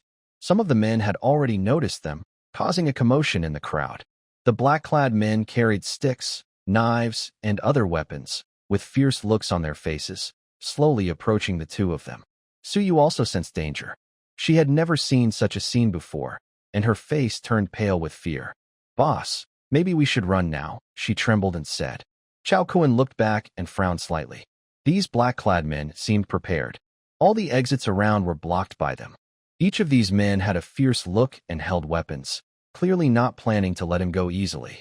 With Suyu, a weak girl, running was impossible. He could only face them head-on. The leader of the black-clad men was a young man with green hair, carrying a large knife. He swaggered forward and said arrogantly, "Are you Chao Kun? If you're smart, come with us quietly, so you won't suffer." Chao Kun sneered inwardly. He thought, "This guy is so arrogant. Doesn't he know how strong I am?" Then he remembered that the black-clad men from yesterday were held in the manor by Qian Haoran and were probably still and not released. Wang Anquan probably didn't know what happened yesterday, which is why he sent this group to catch him again. Unfortunately, they thought he was just an ordinary person and didn't realize how powerful he really was. Chao Kun protected Suyu behind him and said with a faint smile, "Fine, I'll go with you. But this girl has nothing to do with it. Can you let her go first?" The green-haired man sneered and shook his head. "No way. What if she runs away and reports us?" No. Seeing that negotiation was impossible, Chao Kun patted Suyu's shoulder and said seriously, "Stay close to me and don't run off." Although Suyu was trembling with nervousness, she looked into Chao Kun's determined eyes. She clenched her teeth, nodded hard, and forced herself to stay calm. In fact, with Chao Kun's skills, these people wouldn't be able to handle him even if they tied him up. But behind him was Suyu, who was too weak to resist, and she was unknowingly restrained. If the enemies attacked Suyu, Chao Kun would easily fall into a disadvantage. But now, the other side was relentless, and he had no choice but to fight hard. Chao Kun narrowed his eyes and quickly planned his attack in his mind. The green-haired leader was impatient and waved his hand, shouting, "What are you waiting for? Attack now." 4 or 5 men in black rushed forward with fierce smiles, holding various weapons, ready to tear Chao Kun apart. But to Chao Kun, their movements were slow like turtles, full of mistakes.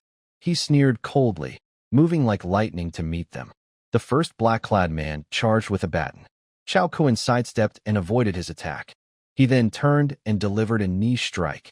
Hearing a crisp dot, the opponent clutched his chest and fell to the ground, screaming.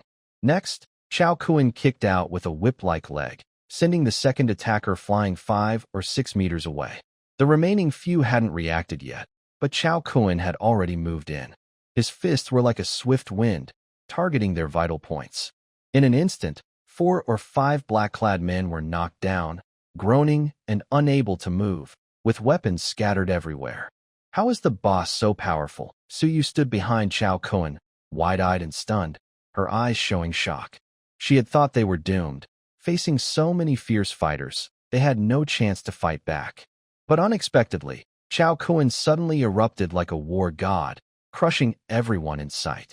They had been together for 3 years, and Chao Kun had always been low-key, never showing this kind of skill before. Only when faced with danger did he reveal his true strength, fighting like the wind and knocking down a dozen strong men. Suyu's heart pounded like a drum.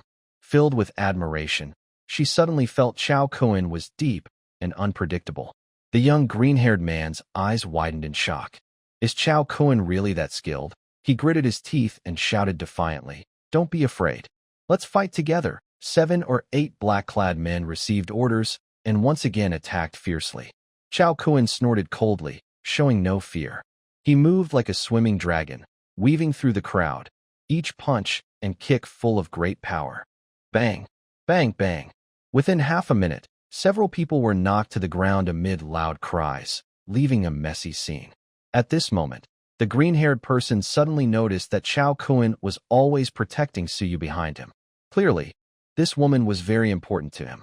A sly smile appeared on the green-haired person's face as he gave a signal to his men. A few men in black understood and, taking advantage of Chao Kun's fight with others, suddenly rushed towards Suyu, trying to take her hostage.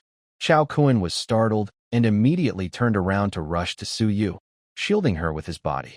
The green-haired person seized the opportunity and quietly moved behind him. His eyes flashed with coldness as he clenched his sword, aiming straight at Chao Kuen's back with a very vicious look. Suyu stood behind Chao Kuen and suddenly saw the green-haired person's fierce look flash in his eyes. He took the chance to attack while Chao Kuen was protecting her. She was shocked. If that attack hit, Chao Kuen would be seriously injured or worse. "Boss, watch out," she shouted urgently. Hearing Suyu's warning, Chao Kuen reacted instantly, turning around and delivering a swift whip kick, hitting the green-haired person's chest. The green-haired person screamed and was thrown like a broken kite, flying 5 or 6 meters before crashing heavily to the ground, blood pouring from his mouth. His teeth, mixed with blood foam, scattered on the ground. His face was twisted in pain as he clutched his chest and twitched on the ground, unable to get up for a while. But Chao Kuen's turn left a gap in his defense. Several men in black exchanged glances, seized the chance, and rushed forward with whirling sticks, aiming at Chao Kuen's vital points. Suyu thought quickly and realized Chao Kuen had just kicked out with his strength waning, so he couldn't dodge in time. She made a bold decision, closed her eyes, and charged blindly into the group of black-clad men, trying to disrupt their attack. "Be careful," Suyu's small figure forcefully collided into the black-clad group, immediately throwing their coordination into chaos. Chao Kuen seized the opportunity, moving swiftly to avoid several swinging sticks. He punched out like rain, knocking 2 black-clad men to the ground. But Suyu wasn't so lucky. Although she wasn't hit directly, a black-clad man's stick brushed her shoulder harshly. She cried out and fell to the ground, her face pale and her expression exhausted. Her hand trembling as she held her shoulder showed she was hurt. Chao Kuen's eyes flashed with coldness, and his anger flared. He growled, "You dare to die?" He suddenly appeared like a fierce tiger descending the mountain, mercilessly knocking down all the remaining black-clad men in an instant. Chao Kuen quickly knelt down, helped Suyu to her feet, and asked urgently, "Suyu, are you okay?" Suyu's face was pale. She covered her shoulder and forced a small smile, saying, "Boss, I'm fine. Just a little shoulder pain." Her voice was faint, and cold sweat appeared on her forehead, but she tried to act as if nothing was wrong. Chao Kuen frowned and gently checked her shoulder and arm. After confirming there were no broken bones or serious injuries, Chao Kuen let out a breath and confidently picked her up horizontally. "Don't pretend to be tough. Let's go to the hospital for a checkup." His movements were decisive, and his tone was firm, showing his protective attitude. Suyu was carried in his arms, feeling the strength of his firm arms. Her pale face gradually gained some color. Leaning against him, her heartbeat quickened, and she felt an inexplicable sense of safety. Chao Kuen carefully placed her in the front passenger seat. She watched him turn around and close the door, feeling a little lost. Ignoring the black-clad men lying on the ground, the G63 engine roared like lightning, rushing straight to the hospital. After some examinations, the doctor confirmed that Suyu was unharmed. She only had a minor bruise on her shoulder from the baton, which would heal in a few days with rest. Chao Kuen finally relaxed, but still frowned and advised, "Rest well these days. Don't worry about the company. Heal your injuries first." His tone was commanding, but Suyu felt a warm feeling inside. She gently shook her head, a stubborn look in her eyes. "Boss, I'm really fine, truly." Although she said that, her voice was soft. At the hospital earlier, Chao Kuen ran back and forth for her, busy with registration, getting medicine, and confirming her injuries with the doctor. His focus made her feel warm inside. Suyu came from a poor family, from a remote and impoverished town. She worked hard to study and was able to attend a prestigious school, leaving the mountains behind. After graduation, she joined Wana Trading, where Chao Kuen personally mentored her, helping her grow from a shy newcomer into a capable core team member. Chao Kuen carefully guided her, patiently teaching her, planting a seed of gratitude in her heart. Now, after facing life and death danger, Chao Kuen protected her, saved her, and even personally rushed around for her. This seed quietly took root and sprouted deep in her heart, blooming into a complex flower of feelings. She looked down at the medicine bag in her hand, a faint smile unconsciously appearing on her lips, while her eyes held a hint of shyness and longing. However, Chao Kuen was completely unaware of this. In his mind, Suyu was hurt because of him, and he only felt deep guilt. Chao Kun hesitated for a moment and said to Su Yu, "You should stay in the hospital today. There are many people here, so they won't dare cause trouble." The hospital was busy with people coming and going, and a small police station was stationed there, making it very safe. These men in black wouldn't be foolish enough to cause trouble inside the hospital. But this was not a long-term solution. Today, they could follow Chao Kun and hurt Su Yu, but tomorrow, they might target his other women. This was something Chao Kun couldn't accept. He needed to find a way to protect the women around him quickly. Wang Anquan would send more than 10 people to deal with a so-called ordinary person. If he knew Chao Kun could easily defeat a group of thugs, he might crazily send even more people. He might even hire professional mercenaries. Although Chao Kun was incredibly skilled, as the saying goes, even if he was as tough as iron, how many nails could he really hit? In the face of a crowd, he had to be very careful. Moreover, there were a few helpless women around him: Su Yu, Lu Xian, Chen Lu, and even Sui Sha. If Wang Anquan caught them, the consequences would be terrible. Chao Kun narrowed his eyes and decided to immediately increase security, ensuring Wang Anquan wouldn't find any chance to attack. He remembered Old Zhang, the security guard he saw that day at Fanyuan Metal. Although the old man was nearly 70, with white hair, he was very agile and could fight 4 or 5 young men alone without issue. He even claimed to have participated in a counterattack against monkeys in his youth, and he radiated a commanding presence. Based on his experience, Chao Kun believed this old man was not simple. "I need to have a good drink with Old Zhang. Maybe he can help me." In front of him, Green Hair had a face covered with bandages, blood seeping from the corner of his mouth, speaking unclearly, as if holding a torn cloth in his mouth. He was kicked away by Chao Kun, losing half his teeth, with a broken nose, looking very disheveled. "Good for nothing. You're all good for nothings." Wang Anquan pounded the table loudly. "The last time, a dozen thugs were caught, and we didn't get any news back. Now, Chao's guy beat us all to the ground. Who is he really?" Green Hair covered his face, trembling. "Mr. Wang, that Chao guy? He's too powerful. We didn't even touch his clothes before he knocked us down. I've never seen anyone so good at fighting." His eyes still showed fear as he remembered Chao Kun's crushing scene like a war god descending, his legs trembling. Wang Anquan finally realized he had underestimated Chao Kun's fighting strength. This kid is definitely not an ordinary person. He thought the last group of thugs he sent out was just an accident when they disappeared. But now, Green Hair leading a team was knocked out on the spot, showing Chao Kun's strength is much greater than he imagined. If he gets on Chao Kun's bad side, he might not sleep peacefully tonight. Wang Anquan suddenly felt a chill behind his back. He squinted, pondering for a moment, then said to his men, "Quickly strengthen security.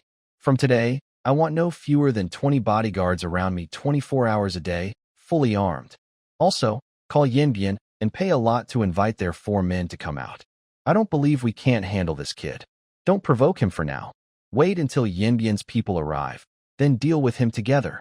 Wang Anquan sneered coldly, a fierce look flashing in his eyes. "Chao Kun, if you think you're playing, you might find you can't handle it." Leaving the hospital, Chao Kun dialed Hu Hong's number. On the other end, Hu Hong's voice was enthusiastic. "Brother Chao. Oh, a rare guest. Why do you have time to call your brother?" Chao Kun smiled and exchanged a few words with him, then quickly got to the point, with a hint of suspicion in his tone. "Big brother Hu, what is your company's security guard, Old Zhang, usually like? I was thinking of inviting him for a drink and chatting." Hu Hong heard this, paused for a moment, and his tone became a bit subtle, as if hiding something. "Little brother, how much do you know about Old Zhang? Why are you suddenly thinking of him?" His voice lowered slightly, showing caution. Hu Hong spoke indirectly, but Chao Kun immediately understood. He thought to himself that Old Zhang's background might be quite mysterious. He considered for a moment and said calmly, "It's nothing special. I just noticed that Old Zhang is quite experienced and skilled, so I thought it would be interesting to invite him for a drink and ask him a few questions." He paused and added, "That day at Fanyuan Metal, he helped me out, so I promised to have a drink with him." Hu Hong thought for a moment and said, "I can tell you Old Zhang's preferences. He's a veteran of the Vietnam War and likes to drink white liquor and smoke Red Tower Mountain cigarettes." Then he added, "But your Longhu wine, Old Zhang will definitely like it. By the way, brother, How much Longhu wine do you still have? As Hu Hong spoke, he shifted to talking about his own matters. Thanks, Brother Hu. Next time, I'll treat you to a meal, Chao Kun quickly interrupted. After hanging up, Chao Kun had a plan. He first went straight to the liquor store and bought a few bottles of the most expensive Yun Dian Golden Crown. The official price was 4,000 yuan per bottle, but the owner was reluctant to sell, mumbling about it being a treasure of the shop. Chao Kun paid 8,000 yuan per bottle, making the owner very happy. He also took all 3 bottles of Longhu wine from his car. From Hu Hong's brief words, Chao Kun sensed that old Zhang's background might be quite secretive. It seemed that meeting him today was the right choice. He drove straight to Fanyuan Metal. As expected, old Zhang was outside patrolling. This 70-year-old man wore a heavy black protective suit, standing straight like a pine tree. He held a heavy anti-explosion shield and carried a steel riot fork on his shoulder, practicing martial arts in the blazing sun. His moves were fierce, his steps steady, and each of the fork created a gust of wind. His shield swung with commanding power. Chao Kun watched for a while, amazed. Is old Zhang really 70? He could easily take down 5 or 6 young guys without any problem. Just then, a big G vehicle roared closer. Old Zhang put away his martial arts stance and stood still. He kept a close eye on the car, with a look of caution in his eyes. Chao Kun opened the door and got out. When old Zhang saw it was him, he smiled. Hey, Xiao Chao, you're doing well. Changed to a big G? I thought you were some big boss. Chao Kun smiled and walked around to the trunk, carrying out a full load of items. 3 bottles of dragon and tiger wine, several bottles of 52-degree white liquor, 4 packs of Golden Crown cigarettes, and some bags of peanuts and marinated beef as snacks. He carried the items over, and old Zhang asked curiously, "Why are you bringing so much wine and cigarettes? Isn't Xiao Hu not at the company?" Chao Kun looked serious and said, "Old Zhang, I came to see you. Didn't we agree last time to have a drink? Today, we need to drink properly." Old Zhang's eyes lit up when he saw the wine and cigarettes in Chao Kun's hands. He swallowed unconsciously but pretended to be calm. Haha, you're thoughtful. He took a bottle of white liquor, rubbed the bottle, and quickly regained his composure. Tell me, Xiao Chao, what do you want? You're a good kid, and I like you. If there's anything troublesome, I'll help you out. That's great. Let's go inside, Chao Kun said with a smile, quickly inviting old Zhang to the guardroom. They worked for a while, setting up tables and chairs, and laid out the food and drinks. The air was filled with the aroma of wine and cooked food. Sitting across from each other, Chao Kun skillfully lit a Golden Crown cigarette and handed it to old Zhang. He also poured white liquor into his cup. Old Zhang, cheers. Old Zhang took the cigarette, his gaze lingering on the wine and cigarettes, and he looked a bit lost in thought. He didn't speak immediately, but picked up 3 cigarettes from the table, lit them, and stuck them in the ground. Then he poured some white liquor onto the ground, creating a fragrant spray of alcohol. Just used to it. We old folks always like to remember the good old days, he said wistfully, a hint of nostalgia in his eyes, as if he was back in those intense times of gunfire and chaos. Old Zhang exhaled a smoke ring and looked back at Chao Kun. Tell me, Xiao Chao, what do you want? Chao Kun put down his cup and said seriously, To be honest, I've offended some people recently. The women around me can't protect themselves. I want to find some reliable people to watch over them. He briefly explained about Wang Anquan and the black-clad men blocking him. Old Zhang laughed and patted the table. So, you're just looking for some bodyguards? That's easy. He raised his glass and drank it all in one go. You've come to the right person, kid. I have a grandson of a comrade. He's a very good young man. After leaving the army, his family ran into some trouble. If you could help him, I think he would be happy to work for you. Oh? What's the situation? Old Zhang explained. His name is Wang Meng. He used to be a trainer in the special forces. After he left the army, his daughter fell seriously ill and needed a lot of money. The family has almost spent all their retirement money and borrowed quite a bit. If you're willing to help him. Chao Kun was pleased to hear this. No problem. Give me his phone number, and I'll contact him. He paused, picked up a bottle of Longhu wine from the table, and smiled as he handed it to old Zhang. By the way, this is homemade Longhu wine. It's good for health and strength. Take a sip. I'm sure you'll like it. Old Zhang took the bottle, suspiciously muttering. Even the best wine can't beat the strength of old white liquor. He didn't seem to believe Chao Kuen's words, but Chao Kuen strongly recommended it. Still, old Zhang half-heartedly opened the bottle, tilted his head, and took a small sip. The moment the wine went down his throat, old Zhang's eyes widened suddenly, as if a warm current was rushing through his body from his throat to his limbs. He felt a wave of relaxation in his muscles and bones, and old injuries from the battlefield seemed to be healing faintly. He felt like he was back at his peak at 60, full of energy, and his eyes shone a little brighter. Good stuff. Really good stuff. Old Zhang excitedly pounded the table, causing his glass to shake. He wasn't just happy for himself, but thought of his old comrades. Many of them had fought bravely in the Vietnam War and were left with injuries. On rainy days, they would be in pain and unable to move. This Longhu wine was like a miracle cure. Maybe it could help those old friends ease their pain and feel alive again. He suddenly looked up, staring at Chao Kuen with urgency. Little Chao, how much of this Longhu wine do you have? Chao Kuen was confused. He scratched his head and said, there are only these 3 bottles. If you want, I can go back and look. Maybe I can find a few more. Good. Good. Old Zhang suddenly stood up, tightly grasping Chao Kuen's hand. Little Chao, thank you for helping my old comrades. Old comrades? Chao Kuen was puzzled. Come on, let's drink and have fun today. Old Zhang chuckled happily and said nothing more, just kept pulling Chao Kuen to drink heavily. The two kept drinking until late at night. Finally, old Zhang couldn't hold on anymore and collapsed onto the table, drunk and unconscious, mumbling the names of his old comrades. Chao Kuen looked at him and smiled, then helped old Zhang up and settled him on a simple bed in the guardroom. When he stepped outside, the night breeze was cool. Chao Kuen rubbed his forehead. Although he was young and had enhanced his body with the Dragon Tiger pill, he had an incredible capacity for alcohol. Still, after drinking so much, he felt a bit dizzy. Driving was definitely not an option.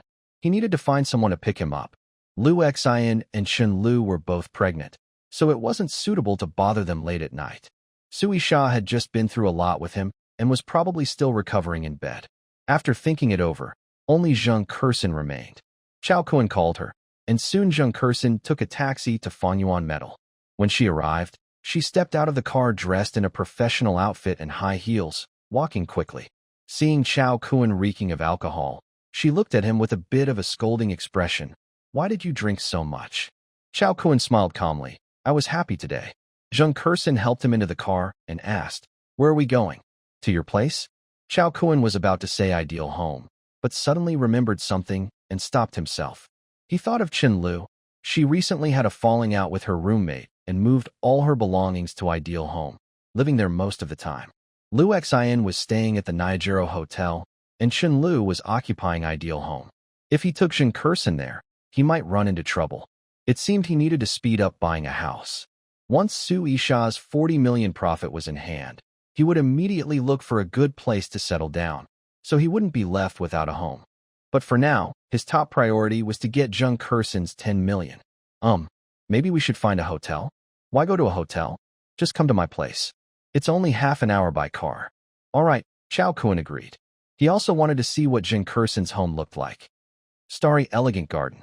A bright blue Mercedes G slowly stopped, the engine's low roar gradually quieting.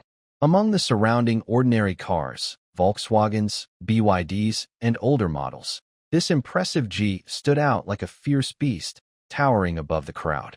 The car gleamed under the dim streetlights, catching the attention of passers-by.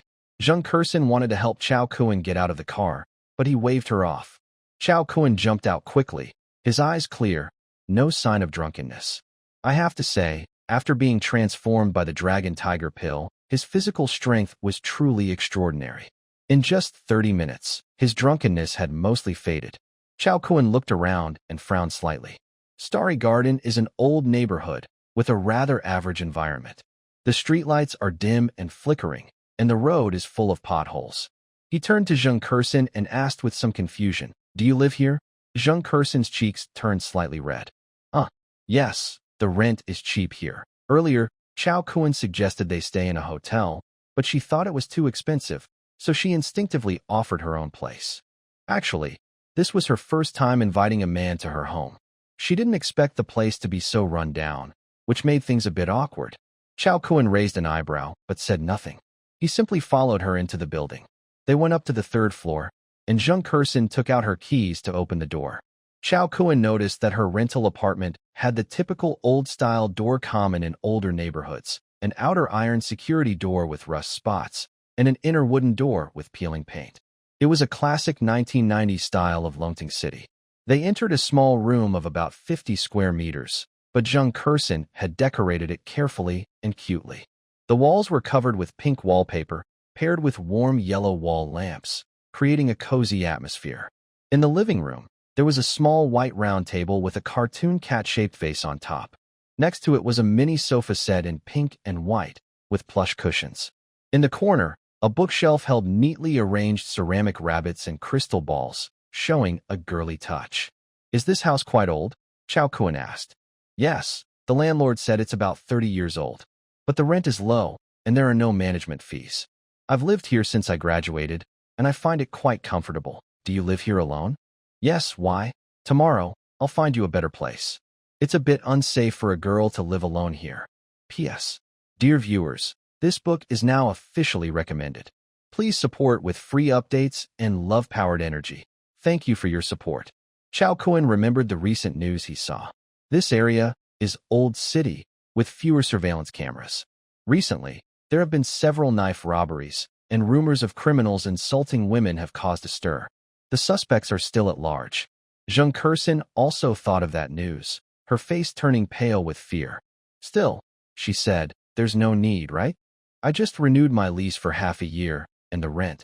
Chao Kun interrupted firmly. "Forget about the rent. I'll arrange a new place for you. Just get ready to move." Zheng Kersen was surprised, knowing she couldn't refuse anymore.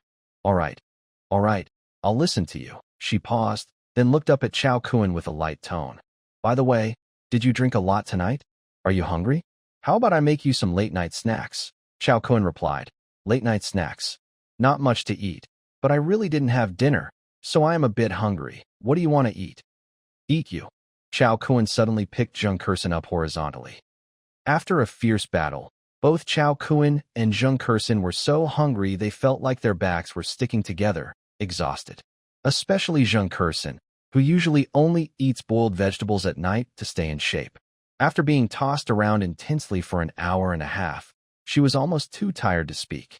She collapsed softly on the bed, her cheeks still flushed. Chao Kun patted her stomach, which was growling loudly, and touched her firm hips. "Go make me some snacks.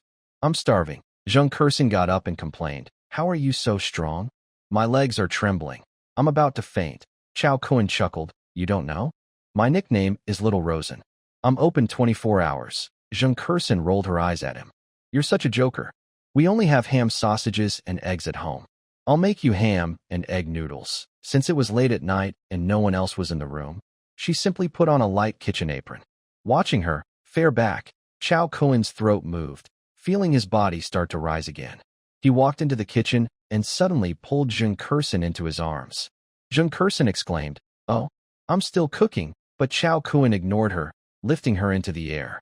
In the boiling pot, the hot dogs just put in were swirling around in the boiling water. Sometimes they sank to the bottom and disappeared, and other times they were pushed to the surface. After a long while, a big hand turned off the gas stove, and the hot water in the pot finally stopped boiling. Because they had been cooking for so long, the hot dogs burst open, and the noodles turned into soup.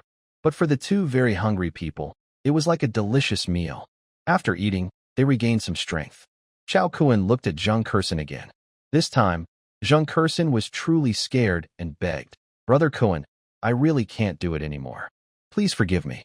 Maybe you should find 2 more girlfriends." This girl was also scared of Chao Kun and spoke without thinking. Chao Kun chuckled. "If I really found 2 more girlfriends, would you be angry?" "Just joking. Actually, I found 3. She turned to look at Chao Kun with a complicated look, half joking, half serious, and said, "You are really amazing. You have money and look handsome. If I were the only one, I might not last long before I got tired. Maybe you should find 2 more girlfriends quickly." Chao Kun chuckled and stopped teasing her. Both of them were exhausted and soon fell into deep sleep. The next day, Chao Kun was still sleeping but was awakened by the noise of Zheng Kersen getting up. He rubbed his sleepy eyes and asked, Going to work so early? Zheng Kersen got up and said, not too early. The office is in the suburbs, so there's a bit of a distance. Chao Kun thought for a moment and held her hand.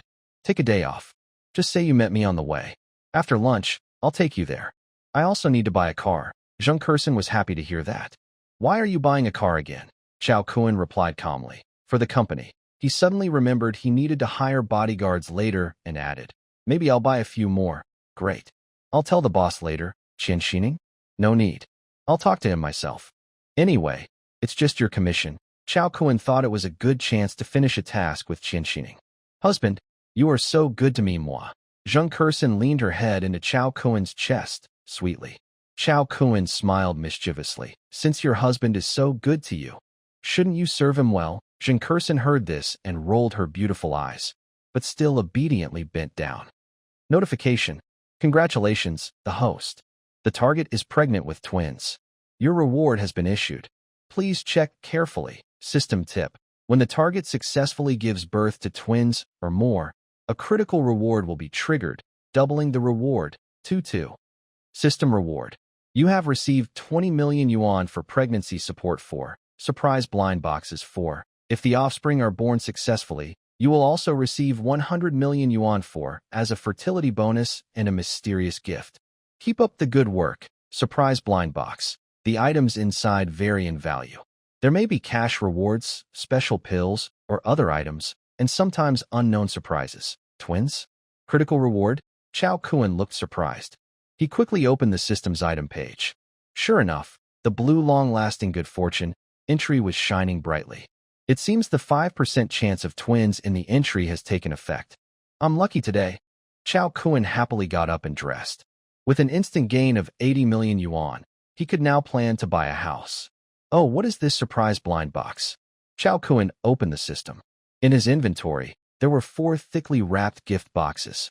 He chose to open one directly. Notification. Surprise blind box opened. You received a hidden message, financial. Hidden message. From August 26th to August 30th, Tianhua new materials increased by 83%. Wow. This seems to be insider stock information. Chao Kun was startled.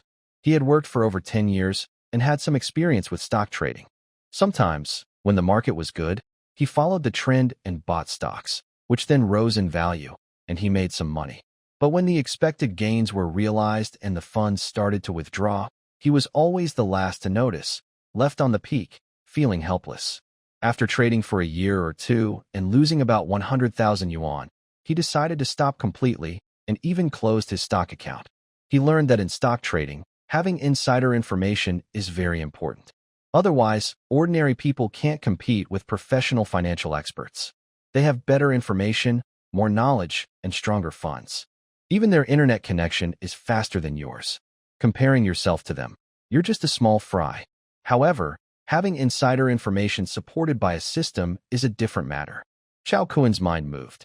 The hidden information said that the new material company, Tianhua New Materials, would increase by 83%, so it definitely would.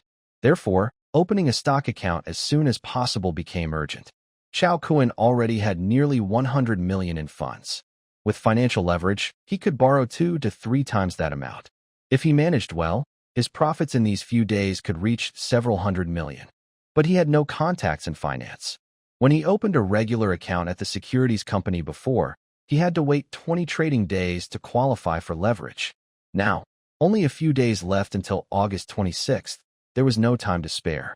Chao Kun squinted and thought for a moment, then decided to call Qian Haoran. Although this guy was a carefree rich second generation, he had a wide social circle. His connections could probably help. As soon as the call connected, Qian Haoran's sleepy voice came through, clearly woken up from sleep. Brother Chao? Why are you calling so early in the morning? He sounded a bit annoyed, having stayed up until 4 a.m. last night, still not fully awake. Seeing it was Chao Kun's call, he forced down his irritation and answered quickly. Chao Kun felt a bit speechless, glanced at the time. It's almost noon, and he's calling so early? He didn't bother to complain and simply asked, Hi Z, I have some funds I want to invest in the stock market, planning to do margin trading. Do you know any reliable contacts in this area? Need to be quick. Qian Haoran was stunned for a moment. Brother Chao, Do you still need to ask me about contacts in this area? Just talk to my sister directly. Your sister? Yeah, she's an executive director at Changteng Securities. You can just communicate with her about small matters. Chao Kuen's face lit up. He was planning to meet Qian Xining today anyway, so this was perfect. Where is your sister today? At Tingjiang Luxury Car Exchange. Yes, that's the place. Go ahead, don't disturb my sleep. I'm exhausted. After saying that, Qian Haoran hung up directly, probably crawling back into bed. Chao Kuen looked at his black screen phone and shook his head speechlessly. This second-generation rich kid, all he does is play and sleep. But since his goal was achieved, he didn't care much about the rest. Chao Kuen stepped back, shook Zheng Kersen gently awake, and said, "Let's go. We're heading to the famous car dealership in Tingjiang." Tingjiang Car Dealership. The place was busy with cars, luxury vehicles everywhere, and the smell of gasoline in the air. With the roar of engines, a bright blue G-Class slowly stopped. The car's body shone with a metallic glow in the sunlight, looking very impressive, catching the attention of passing salespeople and customers. Lin Hao was inside the showroom organizing papers. When he heard the familiar engine sound, he paused, then quickly ran outside to check. He just put on a professional smile, ready to greet the boss, but saw Chao Kuen jump out of the driver's seat. Lin Hao's smile froze, and he suddenly realized. This G-Class was already Chao Kuen's. Zheng Kersen got out from the other side, smiling charmingly as she moved close to Chao Kuen. Seeing Lin Hao there, she hesitated for half a second but then took Chao Kuen's arm, acting naturally and affectionately. Lin Hao's eyes nearly popped out in shock. Although Zheng Kersen didn't usually like him, she had always been Lin Hao's idol.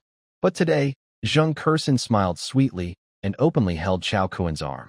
At that moment, Lin Hao felt heartbroken, as if his heart was being stabbed, and his head seemed to glow green. Why? I was here first, he thought. They walked past Lin Hao without even looking at him. Lin Hao could only watch them go into the showroom helplessly. Someone had already informed Qian Xining. She was wearing red-soled black high heels, with fiery red hair shining like flames. She approached with a smile and said, "Mr. Chao, why are you free to come today? Come on, let's go to my office for tea." Chao Kuen smiled slightly and followed her toward the general manager's office. Halfway there, he turned and said, "Xiao Ku, go pick out 2 cars. One is an S400L, bought for my company." He paused and added, "Choose the other one yourself. As long as you like it." A hint of surprise appeared in Zheng Kersen's eyes. They had only been together a few days, and Chao Kuen already bought her a car. Knowing Chao Kuen's personality, she gently kissed his face and said, "Okay, dear. I'll go pick now." Then she let go of Chao Kuen's arm and happily headed toward the showroom.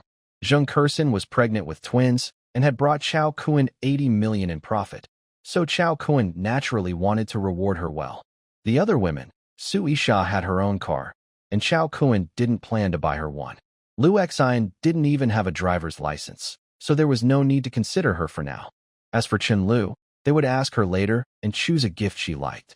Qian Xining's gaze briefly swept over Zheng Kersen and Chao Kuen, but she said nothing, only giving a meaningful smile.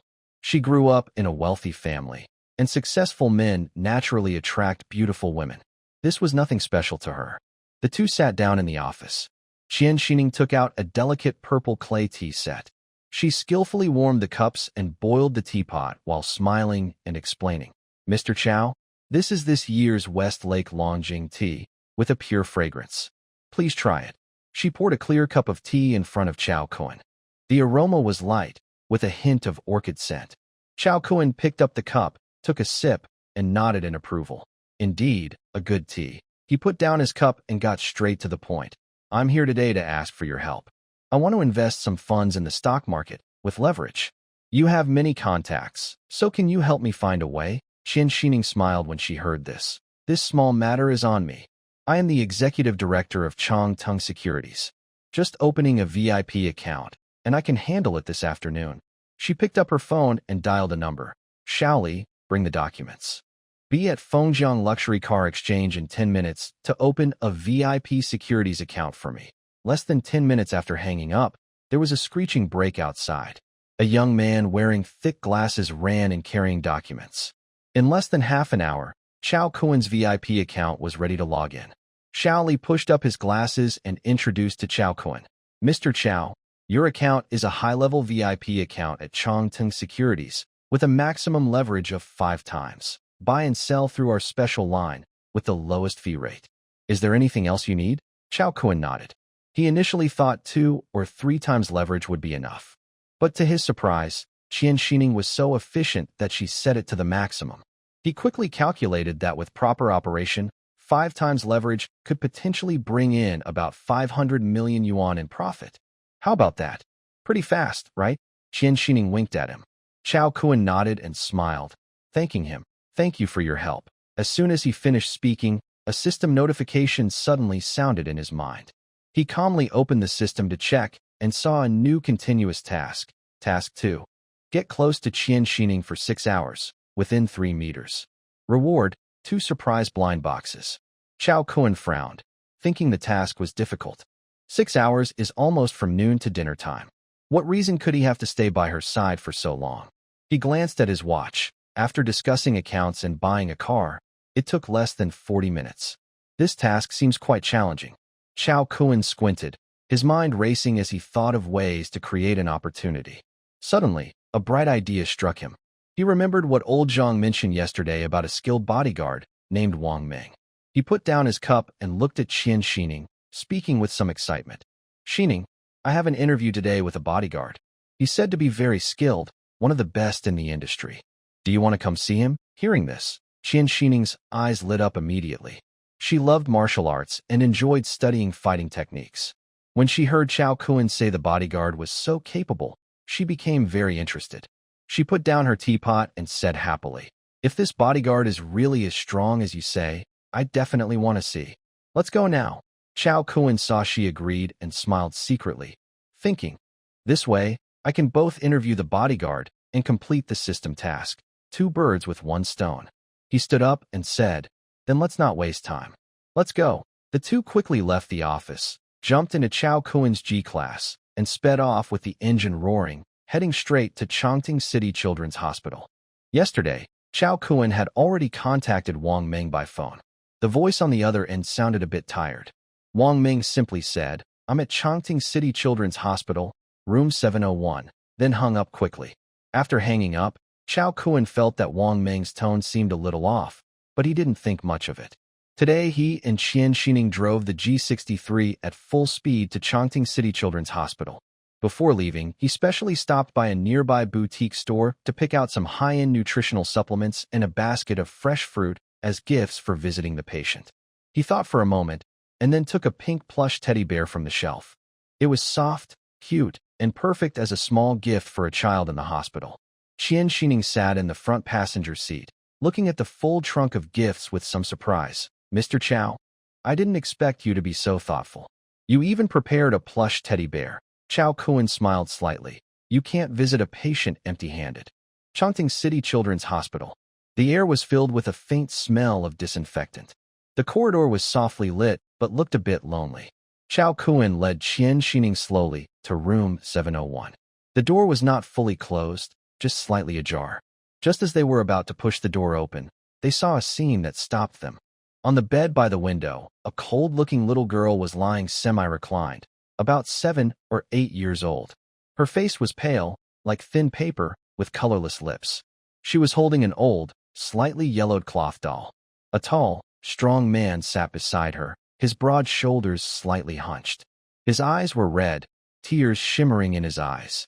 The girl weakly raised her hand and gently touched her father's cheek, softly saying, Dad, it's okay. Let's go home. We've used up all the money. Her voice was as faint as a fly, filled with a heartbreaking sense of helplessness, as if talking was draining her last bit of strength. Wang Meng's body trembled slightly and uncontrollably. He clenched his teeth, throat moving as he tried to hold back tears. As a seasoned soldier, he had once taken down over a dozen enemies with his bare hands. But now, facing his daughter's serious illness, he felt powerless despite his skills. He hated himself, hated that he had the ability, but could only refuse side jobs and earn quick money. Every time he faced temptation, he couldn't ignore his conscience and chose to live simply. Now, the medical bills for his daughter were like a mountain pressing down on him, making it hard to breathe. He hated his stubbornness and even hated this world. At this moment, it was as if a demon whispered in his ear, "You keep your conscience, but what have you gained? You can't even save your daughter's life." Wang Ming's heart trembled, and for the first time, the balance inside him began to sway. He looked down at his daughter's pale face, his fist clenched with a clicking sound, a look of pain and struggle flashing in his eyes. Chao Kuan stood at the door, quietly watching this scene, his brow slightly furrowed. He cleared his throat, slowly stepped forward, and placed the nutritional supplements and fruit basket on the bedside table. "Wang Ming, how is the child? If you have any difficulties, just tell me." Wang Ming turned around and immediately understood that this was the person he spoke with on the phone yesterday. A glimmer of hope appeared in his eyes. He took a deep breath and spoke in a low voice. "Hello, Mr. Chao. Thank you for coming to see my little ya." Chao Kuan shook hands with him. Although Wang Ming looked tired, his grip was still firm and strong. He also had many calluses on his hands, as if from various fighting training. "Senior Zhang Zhanqi, old Zhang, asked me to find you. If you have any difficulties, you can tell me directly," Chao Kuan explained. Hearing the name Zhang Zhanqi, Wang Ming showed a sign of respect on his face. When he heard Chao Kuan's purpose, he was momentarily stunned. After a brief silence, he looked down at his daughter in his arms, his eyes gentle but heavy. "He has been seriously ill for half a year now. I used all my army retirement money on her treatment. I also borrowed a lot from relatives and friends, even mortgaged the house. But the medical expenses are still far from enough." He paused, his throat tightening, trying to suppress the bitterness in his heart. "It's my fault. I can't even save my own daughter." Xiaoya leaned against Wang Ming, her pale face showing a faint smile as she weakly whispered, "Dad, don't be sad.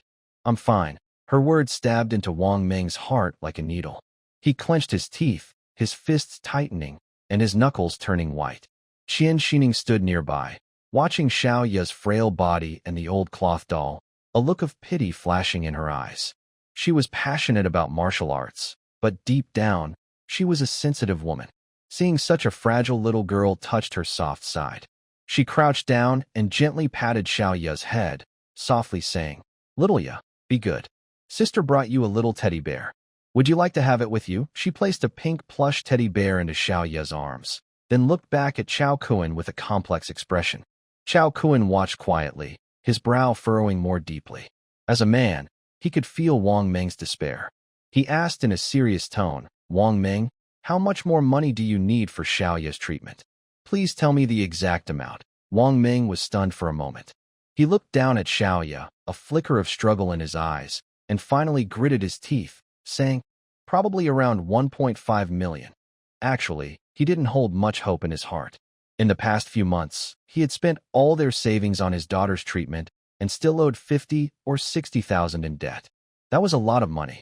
He was used to the coldness of human relationships and was prepared for Chao Kuan to refuse.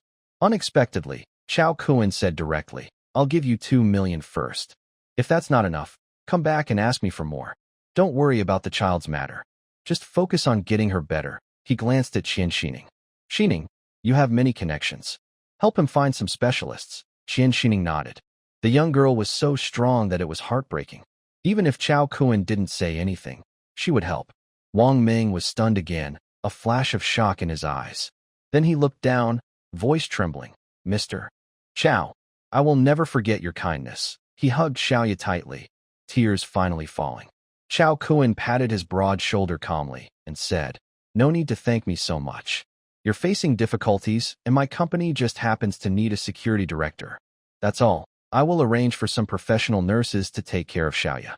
Once your situation is settled, you can come work in the security department." Tears welled up in Wang Ming's eyes as he nodded heavily. At that moment, he silently vowed to himself to protect Mr. Chao well. He said in a deep voice, "Don't worry, Mr. Chao. Once I get everything sorted out for Xiaoya, I'll come over immediately." Actually, Chao Kuan's decision to help him wasn't without reason. There are so many hardships in this world. If he tried to help with everyone, Chao Kuan would need 10,000 children to do so. It was because Wang Ming was truly capable. As soon as Chao Kuan entered the ward, the city-level mixed martial arts champion badge started flashing wildly, warning him. He immediately understood that the man in front of him was far stronger than himself. If they really fought, Wang Ming might only need a few moves to easily subdue him. Chao Kuan was already a city-level mixed martial arts champion, plus his super strong body after being transformed by the Dragon Tiger pill. His strength was close to that of a provincial-level champion, and such strength wouldn't last long against Wang Ming. His abilities were clear. For Chao Kuan, spending $1 million or $2 million to recruit such a fierce fighter was simply the best deal. Qian Xining's stunning face also lit up with a smile. Her beautiful eyes flickered as she looked deeply at Chao Kuan. Chao Kuan felt a surge of happiness. I didn't expect to gain something unexpected. Qian Xining's gaze toward him softened a little, showing some admiration. Clearly, she was moved by his willingness to pay for the medical expenses. He took Wang Ming to pay, while Qian Xining made a phone call. When Chao Kuan finished paying and returned to the ward, there was already a capable woman with short hair inside. The woman looked ordinary, but her figure was strong. She wore a tight black sports outfit, had sharp eyes, and a calm presence, like a fierce female leopard ready to pounce. Her name is Li Yan, and she is my bodyguard, Qian Xining introduced to everyone. Chao Kuan's eyes sharpened. Another expert. Based on her fighting skills, he roughly judged that Li Yan's strength was similar to his own, maybe even better. Thinking about it, it made sense. Qian Xining herself was quite capable, so her bodyguard must be highly skilled. Big brother Wang Ming. Taking care of a little girl isn't very convenient. Li Yan will arrange some professional caregivers to stay with Xiaoya 24 hours a day, Qian Xining said. She liked Xiaoya's strong personality from the first moment and wanted to do something for her. Wang Ming had already stepped into the role of a bodyguard, standing behind Chao Kuan, silently nodding. After Chao Kuan paid, the heavy burden in his heart suddenly lifted, making him feel much more relaxed. Besides his daughter's illness, the only thing on his mind now was to repay Chao Kuan's kindness. Don't worry about Xiaoya's condition. Chongqing Children's Hospital is one of the best pediatric hospitals in the Central South region, and they are very experienced in treating children. I also spoke with the deputy director earlier, and he said experts will come for a consultation soon. Hearing this, Wang Ming was once again moved. You don't need to thank me. It was your boss, Mr. Chao, who brought me here, and he paid for the treatment. Just thank him properly. However, I have a small favor to ask. Please, I really need your help. After helping Wang Ming with Xiaoya's problem, Qian Xining's passionate side reappeared.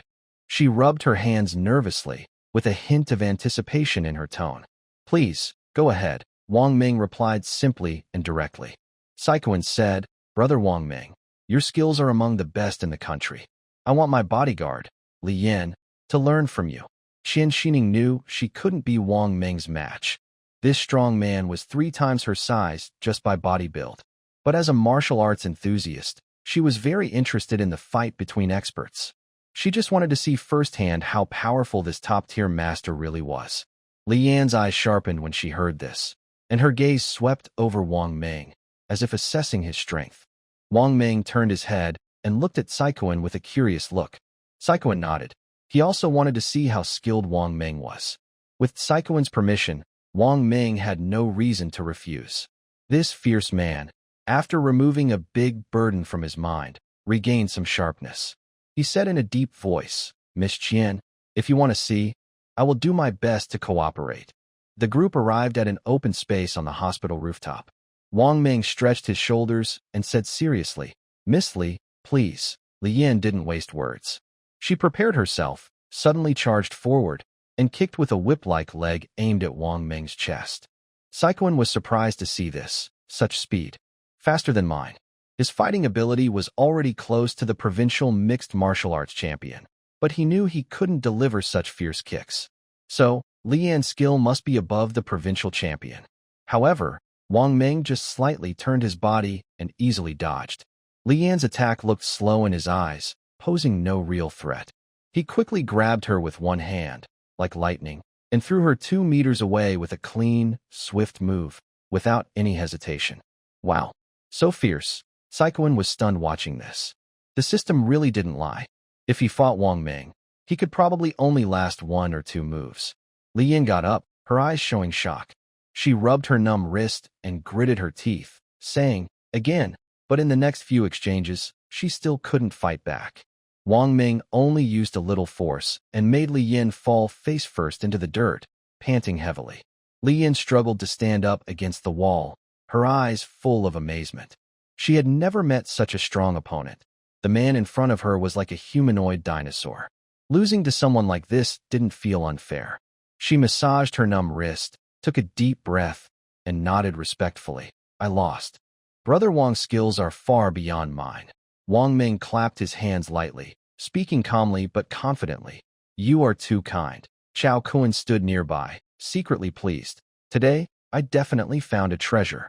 Wang Ming's skills are among the best in the country, and he is a former instructor with experience leading others. With him here, I don't have to worry about security work at Kunlun Trade. Just 2 million yuan is enough to hire such a powerful person, which is incredibly cost-effective. It's a huge gain. Qian Xining, standing nearby, had bright eyes and couldn't help but praise. Chao Kun was right. Brother Wang's strength is top-notch, even nationwide. Excited by the opportunity, her true nature as a martial arts enthusiast fully emerged.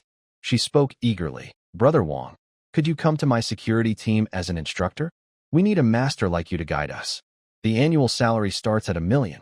Is that okay? Wang Ming was slightly surprised, a hint of complexity flashing across his rugged face. He took a deep breath and shook his head. Miss Qian, thank you for your kindness, but I owe my boss a life. He saved Xiaoya. I must repay him. I only work for Mr. Chao. As soon as she spoke, Qian Xining regretted it a little. She quickly waved her hands apologetically. I was too impulsive. Actually, I just wanted to learn a few moves from you, to ask for some guidance. Her voice softened, and her face turned slightly red with embarrassment. Chao Kun watched from the side and understood that she had no ill intentions. She wasn't someone who would interfere halfway. She was just excited upon seeing a master like Wang Ming and lost her sense of propriety. He quickly stepped forward to smooth things over, smiling and waving his hand. Xining, don't worry.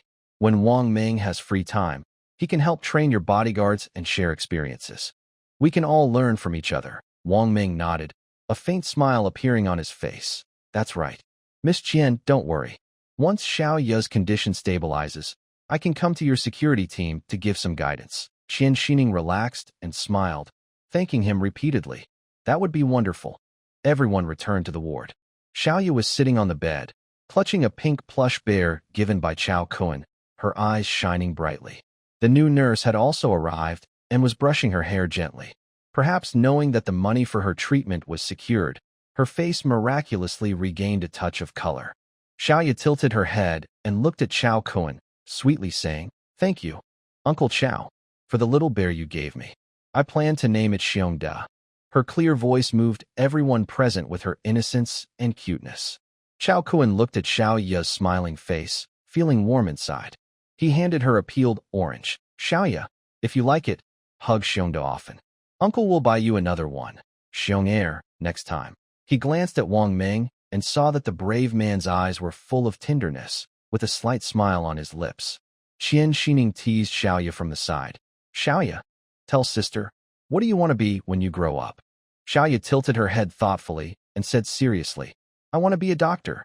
That way, Dad won't have to worry about me all the time. She waved her little fist, full of innocence, and the ward immediately filled with cheerful laughter. Time in the ward flew by quickly, and several hours passed in the blink of an eye. During the chat, Chao Kun introduced Wang Ming to his Kunlun Trading Company.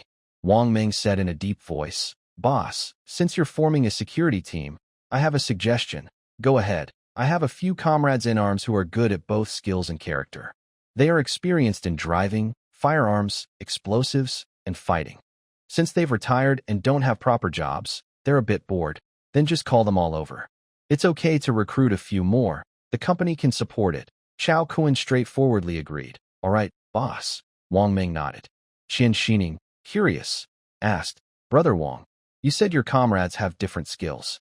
What's your special skill? Wang Ming paused for a moment, then proudly replied, I am their instructor. I am versatile. Qian Xining. After dinner with Xiaoya, Chao Kun and Qian Xining said their goodbyes. Wang Ming accompanied them to the hospital parking lot and whispered, Boss, Xiaoya's surgery has been scheduled with a specialist consultation.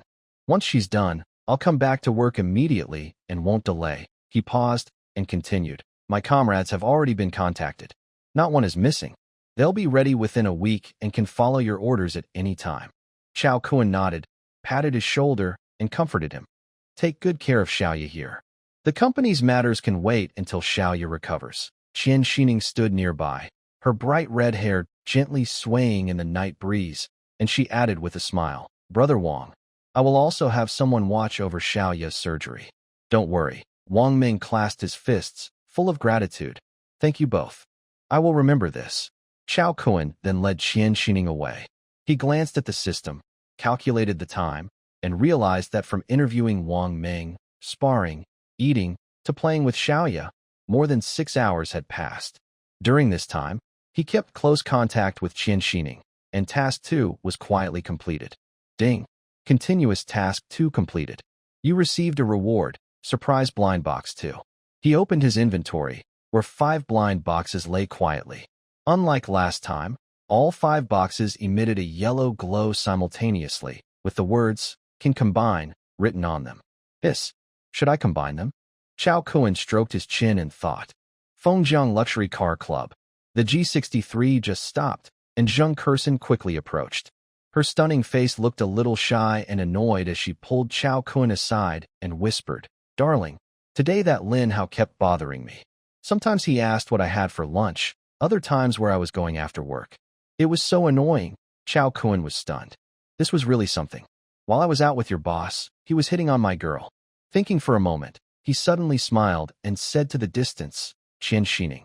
Xining, I want to praise one of your employees, Lin Hao. Zheng Kersen was stunned, her eyes wide in surprise.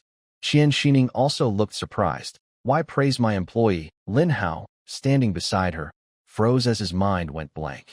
When Xiao Kun was not around, he dared to flirt with Zheng Kersen. But as soon as Xiao Kun appeared, he immediately backed down. He knew deep down that he couldn't compete with Xiao Kun, so he only dared to bother Zheng Kersen secretly. Xiao Kun waved casually and said lightly, It's nothing big. When I bought this G63, it was thanks to Lin Hao's recommendation. Otherwise, I wouldn't have bought such a good car. He then patted the hood of the big G forcefully. Lin Hao's smile froze on his face, and a cold sweat broke out on his forehead. He suddenly realized Xiao Kun was targeting him. Regarding the deal about the G63 back then, he did indeed try to stir trouble, hoping to trick Xiao Kun. But it ended up helping Xiao Kun get that luxury car. Now, being exposed face to face, he felt like a thorn in his side. Xiao Kun remained calm, hugging Zheng Xian's shoulder, and said with a smile, Little Ku, let's go. Have you chosen the car yet? Only then did Zheng Xian understand Xiao Kun's intention. Her face turned slightly red, and she playfully scolded him. Darling, you just like teasing me. The car is already chosen, a top-end S400L, about 1 million yuan in total cost. There's also a CLE 300, also top-end, costing around 550,000 yuan. Xiao Kun nodded. The S400L was for Su Yu, and the CLE 300 was a reward for Zheng Xian. This girl is clever and didn't pick an overly expensive model. Okay, get the paperwork ready. When the time comes, you just contact Su Yu to make the payment. After saying that, he took Zheng Xian and left happily, leaving Lin Hao standing there with a pale face. The air in the showroom seemed to freeze. Qian Xining's face suddenly turned cold. She finally understood that it was Lin Hao behind the scenes causing trouble, making her beloved car handed over to someone else. Although she had no complaints about giving the car to Xiao Kun, she still felt upset inside. This little man Lin Hao was playing tricks right under her nose. She looked at Lin Hao coldly, her voice icy and sharp. Lin Hao, you can leave now. Don't let me see you in Changtung again, or you know the consequences. Lin Hao's face turned ghostly pale. He sank to the ground, about to speak in his own defense, but a few bodyguards pulled him away.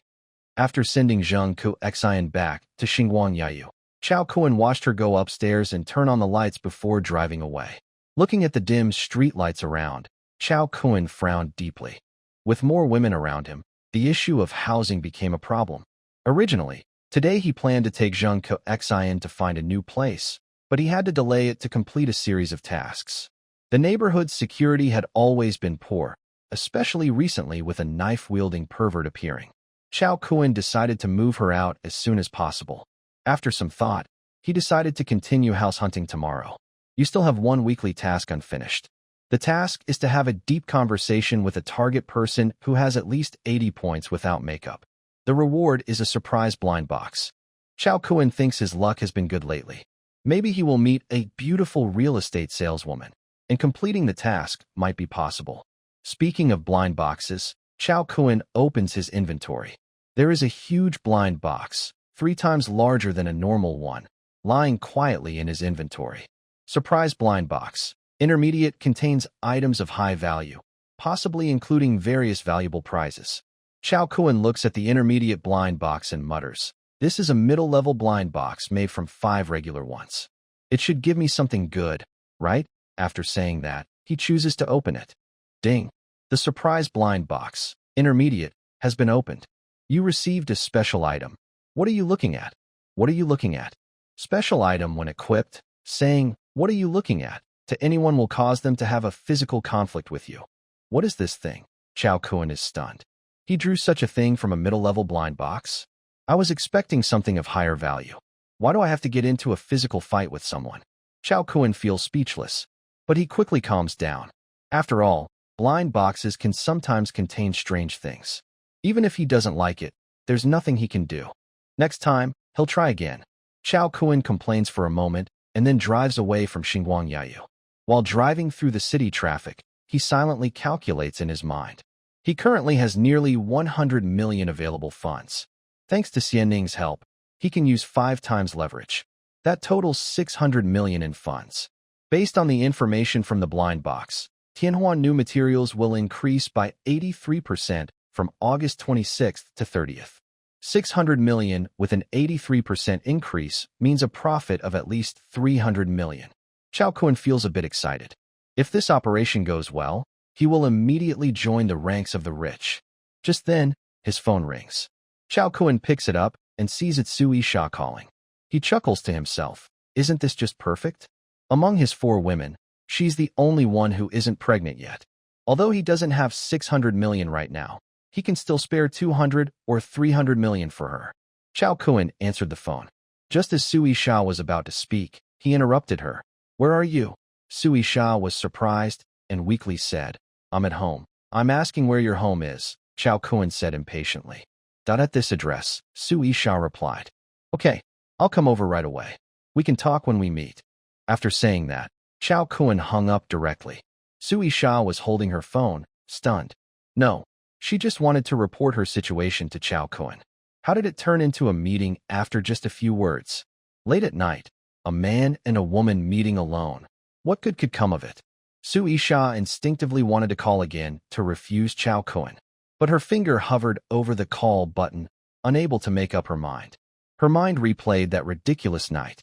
Chao Kun found her weakness and attacked fiercely, and she, abandoning all caution, was defeated. Su Yisha blushed, her ears burning hot, and she couldn't help but tightly cross her legs. Chao Kun parked his luxury car in front of a high-end apartment building in the center of Chongqing City. He went straight upstairs and knocked on Su Yisha's door. Soon, Chao Kun heard gentle footsteps inside. Although Su Yisha had already reached the door, she hesitated when opening it. Thinking of the foolishness of last night, she still felt a bit shy and annoyed. "Idiot! I won't open the door for you. Let's see what you do now," she thought angrily. Chao Kun chuckled softly and said through the door, "Hurry up and open the door, or I'll start shouting. No one will look good then." Sure enough, after a few seconds, the door clicked open. Su Yisha was wearing a pink nightgown, standing cutely at the door. Her face was slightly red, and she shot Chao Kun a glare, but she still moved aside obediently. As soon as she entered, Chao Kun's gaze swept over Su Yisha's home like a lion patrolling its territory. The entire apartment was decorated in a minimal, restrained style, with cold gray walls and dark wooden furniture. Everything in the house was black and white. Outside the floor-to-ceiling window, the neon lights of Chongqing City shimmered, making the interior look even colder. Su Yisha followed behind Chao Kun, looking a bit nervous, like a young wife. Chao Kun walked straight into her private room. The style was just like the living room, very plain and strict. There was a simple gray single bed, with fresh-looking white sheets. On the bedside table, only a cold light lamp and a book were placed. The only noticeable thing was a pile of clutter on the corner chair, clearly hurriedly packed. Chao Kuen's sharp eyes caught sight of something hidden among the mess. He smirked mischievously and reached out to look through it.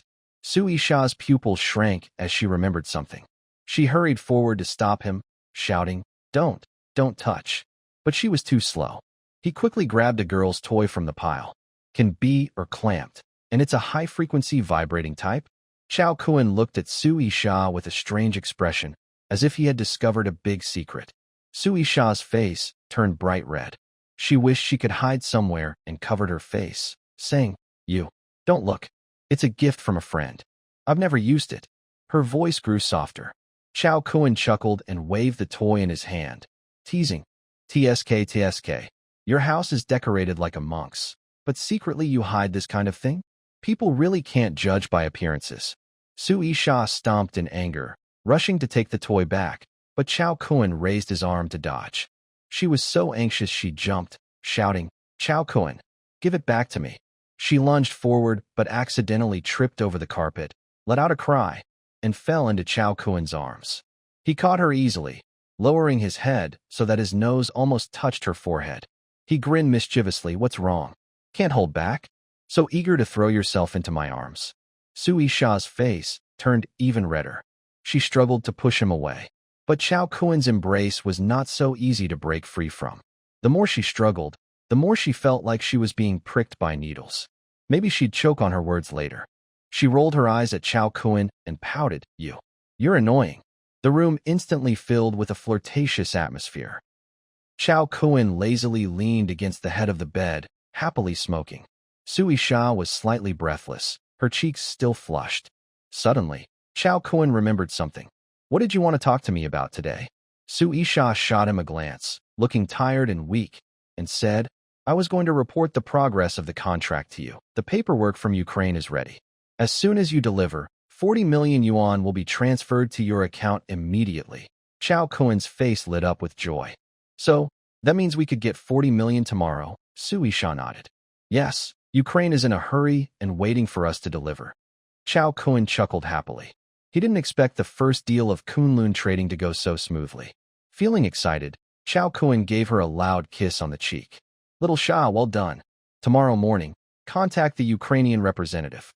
We'll meet at Fonyuan Metals. If they invest the extra 40 million into promoting Tianhuan new materials, it could quickly turn into over $1 billion. Thinking about becoming a billionaire in just a few days made Chao Kuen very happy. He hugged Su Yisha tightly. Prepare for the wealthy life coming your way. The next morning, Chao Kuen got off Su Yisha. He gently patted her cheek to wake her up from her sleep. Su Yisha opened her eyes lazily and playfully said, We stayed up so late last night. Can't I sleep in a little longer? Want to do some morning exercises? Suddenly, Su Yisha became obedient and got up quietly. They split up to do their tasks. Su Yisha went to contact the Ukrainian representative, while Chao Kuen drove his G-Class to Fonyuan Metals. The security guard, Old Zhang, recognized the impressive G63 from afar, grinning as he raised the barrier to let it in. Little Chao, coming so early today? Chao Kuen looked at Old Zhang and paused for a moment. Maybe it was the effect of Longhu wine, but Old Zhang seemed a few years younger. His hunched back was now straight, and his white hair had a faint black shine. His eyes were bright and full of energy, as if he had been reborn. Chao Kuen got out of the car, smiled, and greeted him, then casually mentioned Wang Ming. Old Zhang sighed. Wang Ming is a pretty capable young man. Sadly, his wife died early, and his child is sick. Having him under your wing is a blessing. You must treat him well. Chao Kuen's mind moved. He took 2 bottles of Longhu wine from the back seat and handed them to Old Zhang. Uncle Zhang, how about trying this wine? This is a special gift I brought you, strengthening your body. Drinking it might help you fight for another 20 years.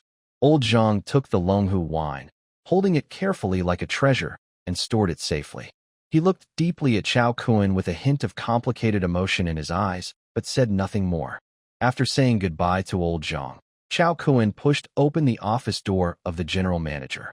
Hu Hong was already waiting inside. Seeing Chao Kuen, Hu Hong hurried over. Brother Chao, are you here to pick up the goods today? Chao Kuan nodded and sat down directly. This batch of goods has been here with Hu Lao for a long time. Sorry for the trouble. Hu Hong waved his hand repeatedly. Brother, I don't have much else here, just a lot of space.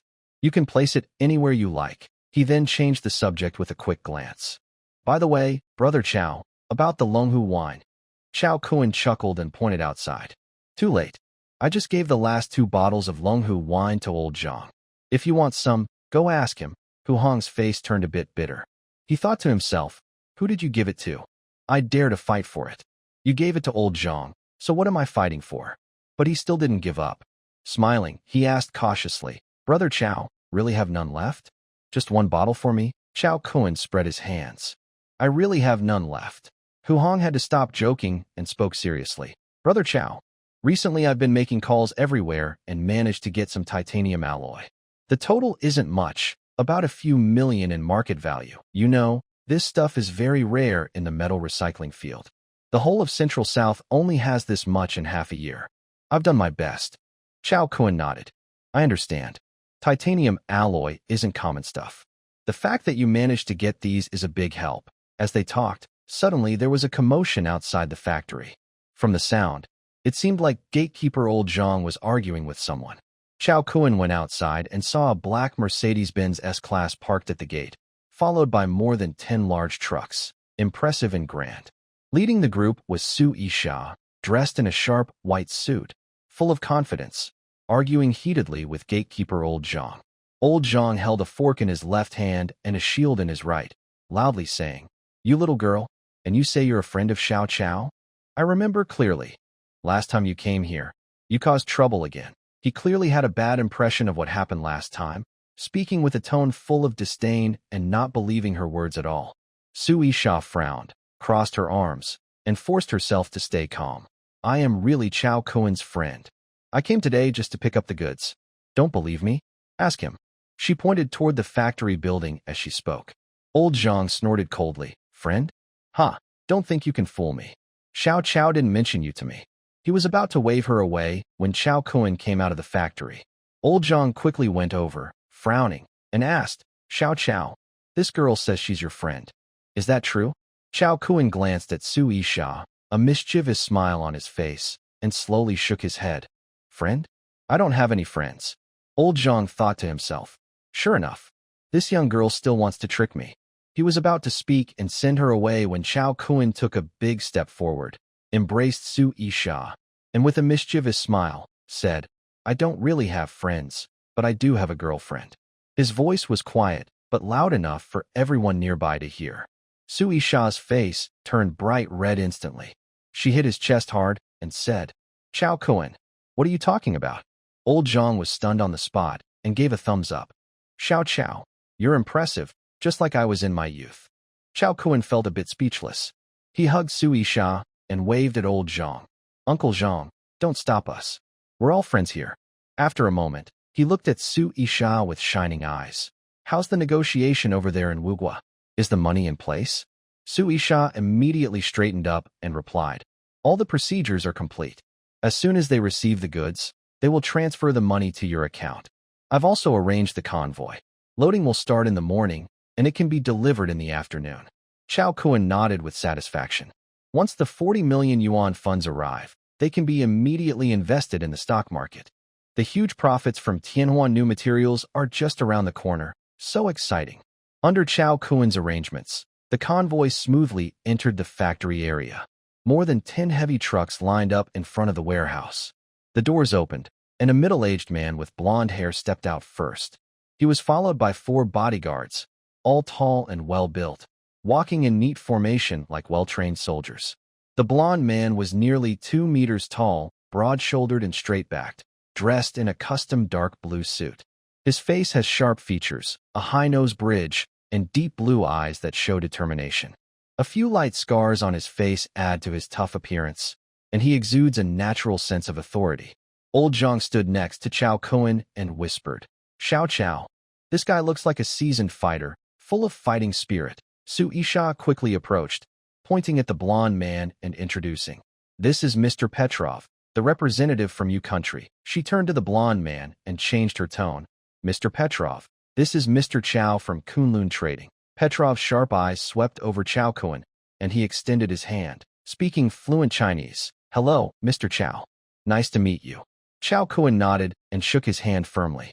He was then led into the warehouse, where he saw stacks of titanium alloy. The silver-gray metal gleamed under the lights, looking like two small mountains.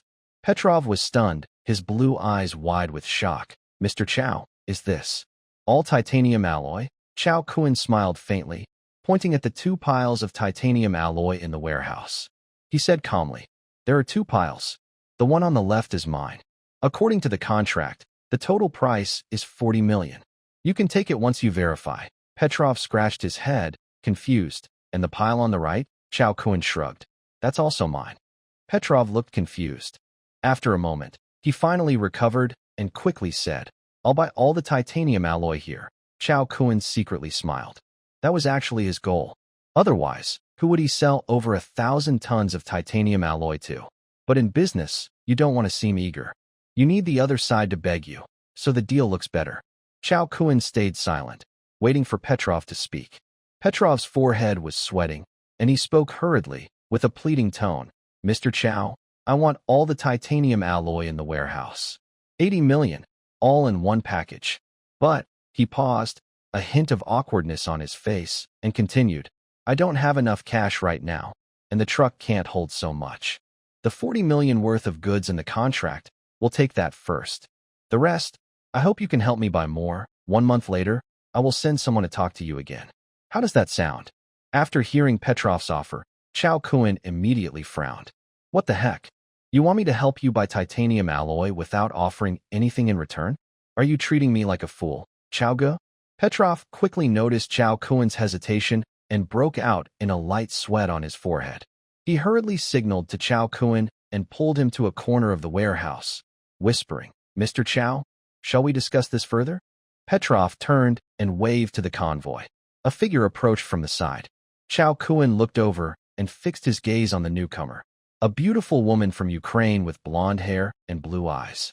She was nearly 1.7 meters tall, with a slim figure, dressed in tight black leather, highlighting her perfect curves. Her face was delicate, with a straight nose, and her long blonde hair was tied in a high ponytail, swaying gently in the wind. Chow Kun instinctively activated his system scan. Name, Donyaya. Age, 20. Education, university. Bare face score, 89. Body score, 85. Number of riders, 0. System note, meets requirements. No wonder Ukraine produces so many beauties. Donyaya's natural beauty score is even higher than Zheng Kursen's by 1 point. Such a talented beauty is rare among hundreds of thousands. As Donyaya approached, it felt as if a hint of danger was lingering in the air, making Chow Kun's skin tighten slightly. He felt a chill in his heart. This girl has definitely been on the battlefield. The system interface kept flashing the combat champion title. It showed that Donyaya's fighting ability was at least at the provincial champion level, comparable to Qian Xining's bodyguard Li Yin. In fact, due to her experience in life and death battles, she might be even stronger than Li Yin in real combat. Petrov patted Donyaya's shoulder and introduced, Mr. Chow, this is my daughter Donyaya. She's quite skilled and has served in the Presidential Guard, so she can protect your safety. I'm offering her as collateral. I'll send someone to discuss the titanium alloy with you next month. What do you think? Donyaya was stunned, looking at Petrov with disbelief.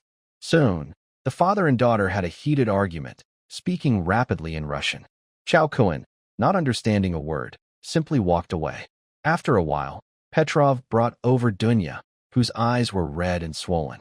Mr. Chow, Dunya has agreed to be your bodyguard. Chow Kun secretly chuckled. This Petrov is really quite clever. He actually trusts him to leave his daughter alone with Chow Kun, not worried about any trouble. For Chow Kun, the most missing thing is a beautiful woman recognized by the system. He naturally had no reason to refuse. He kept a calm face and said in a steady tone, All right, Dunya stays. First, take the 40 million worth of goods away. You can rest assured about the rest. Hearing this, Dunya looked up, her blue eyes showing a hint of stubbornness. In a month, I will go home by myself. Petrov was momentarily choked by her cold words and pointed at her, saying nothing. Chao Kun quickly stepped in to smooth things over. "Ha, Mr. Petrov, don't mind. Miss Dunya is straightforward. If she really wants to go back, it can wait until next month." And so, the deal was done.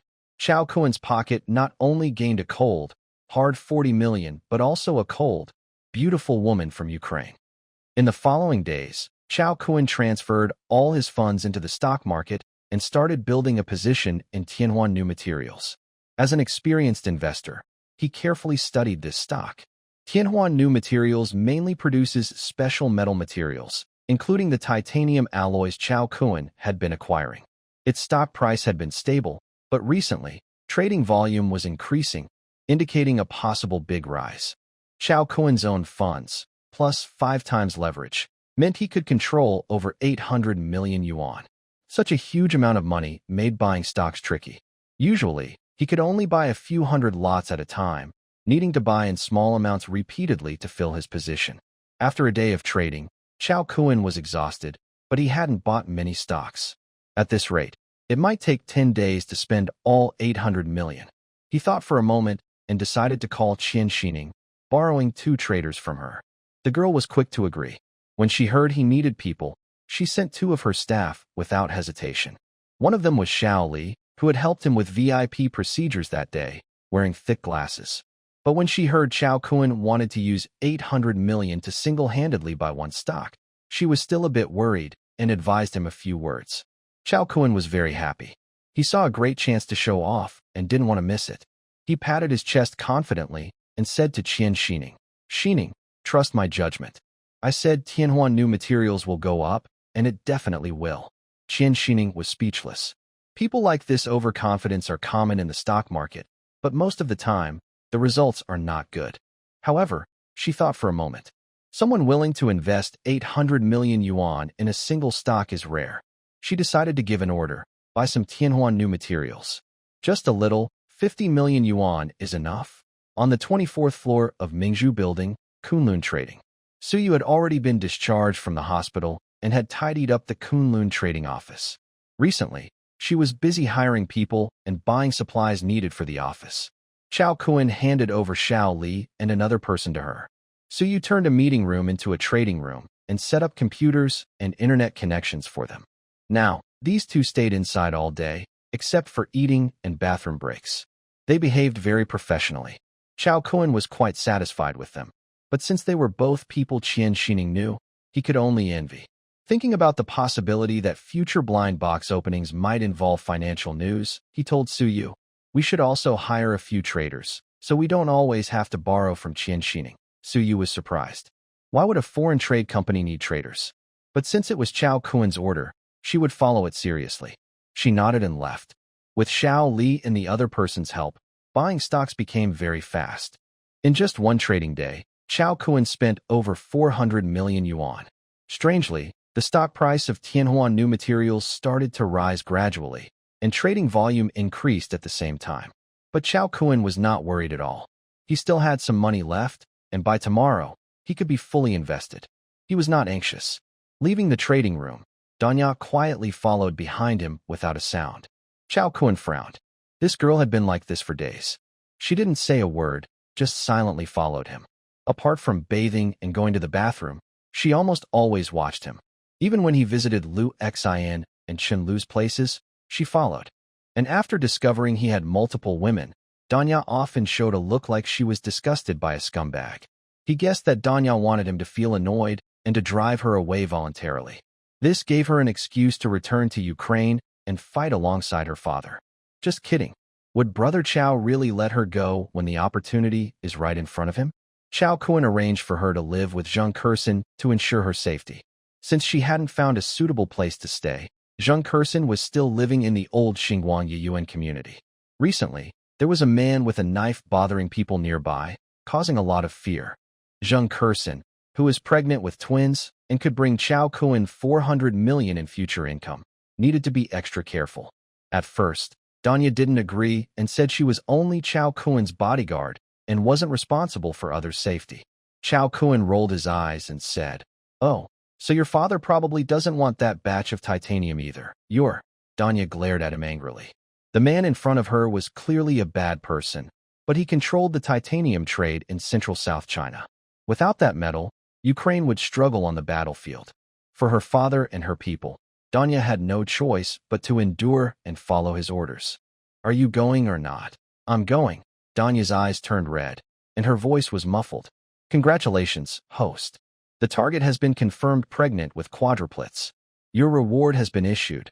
Please check your account." System message. When the target successfully bears twins or more, a critical bonus is triggered, doubling the reward for 2. System reward.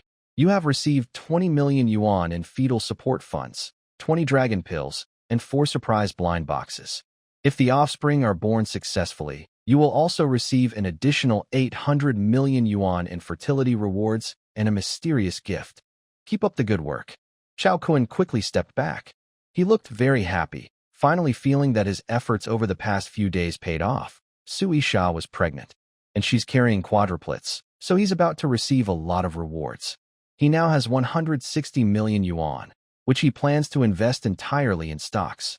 In the hidden information, the rise of Tianhuan New Materials has not yet begun. With this move, he could earn over 10 billion yuan. Chao Kun thought to himself and took out a dragon pill. Since Sui Sha is pregnant with quadruplets, her body will face increasing stress as time goes on. If her body can't handle it, she might experience a miscarriage. But if she takes the dragon pill, her health will improve greatly. This way, she should be able to safely give birth to the quadruplets and help Chao Kun's family business grow. Sui Sha was sleeping soundly, unaware of her surroundings. Chao Kun directly fed her the dragon pill. The pill dissolved instantly in her mouth and disappeared. Sui Sha seemed to sense something. Her eyebrows furrowed slightly, and she shifted her body. The thin blanket slipped off, revealing her fair shoulders. A fine layer of sweat appeared on her skin, as if she was undergoing a transformation inside. After a moment, her heartbeat grew stronger, and her breathing became steadier. Her pale face now showed a healthy blush, as if she had been revitalized. Seeing this, Chao Kun knew the dragon pill was working and felt relieved. He counted in his mind. He has 20 dragon pills. With 4 women and his parents, that's 6 pills, more than enough.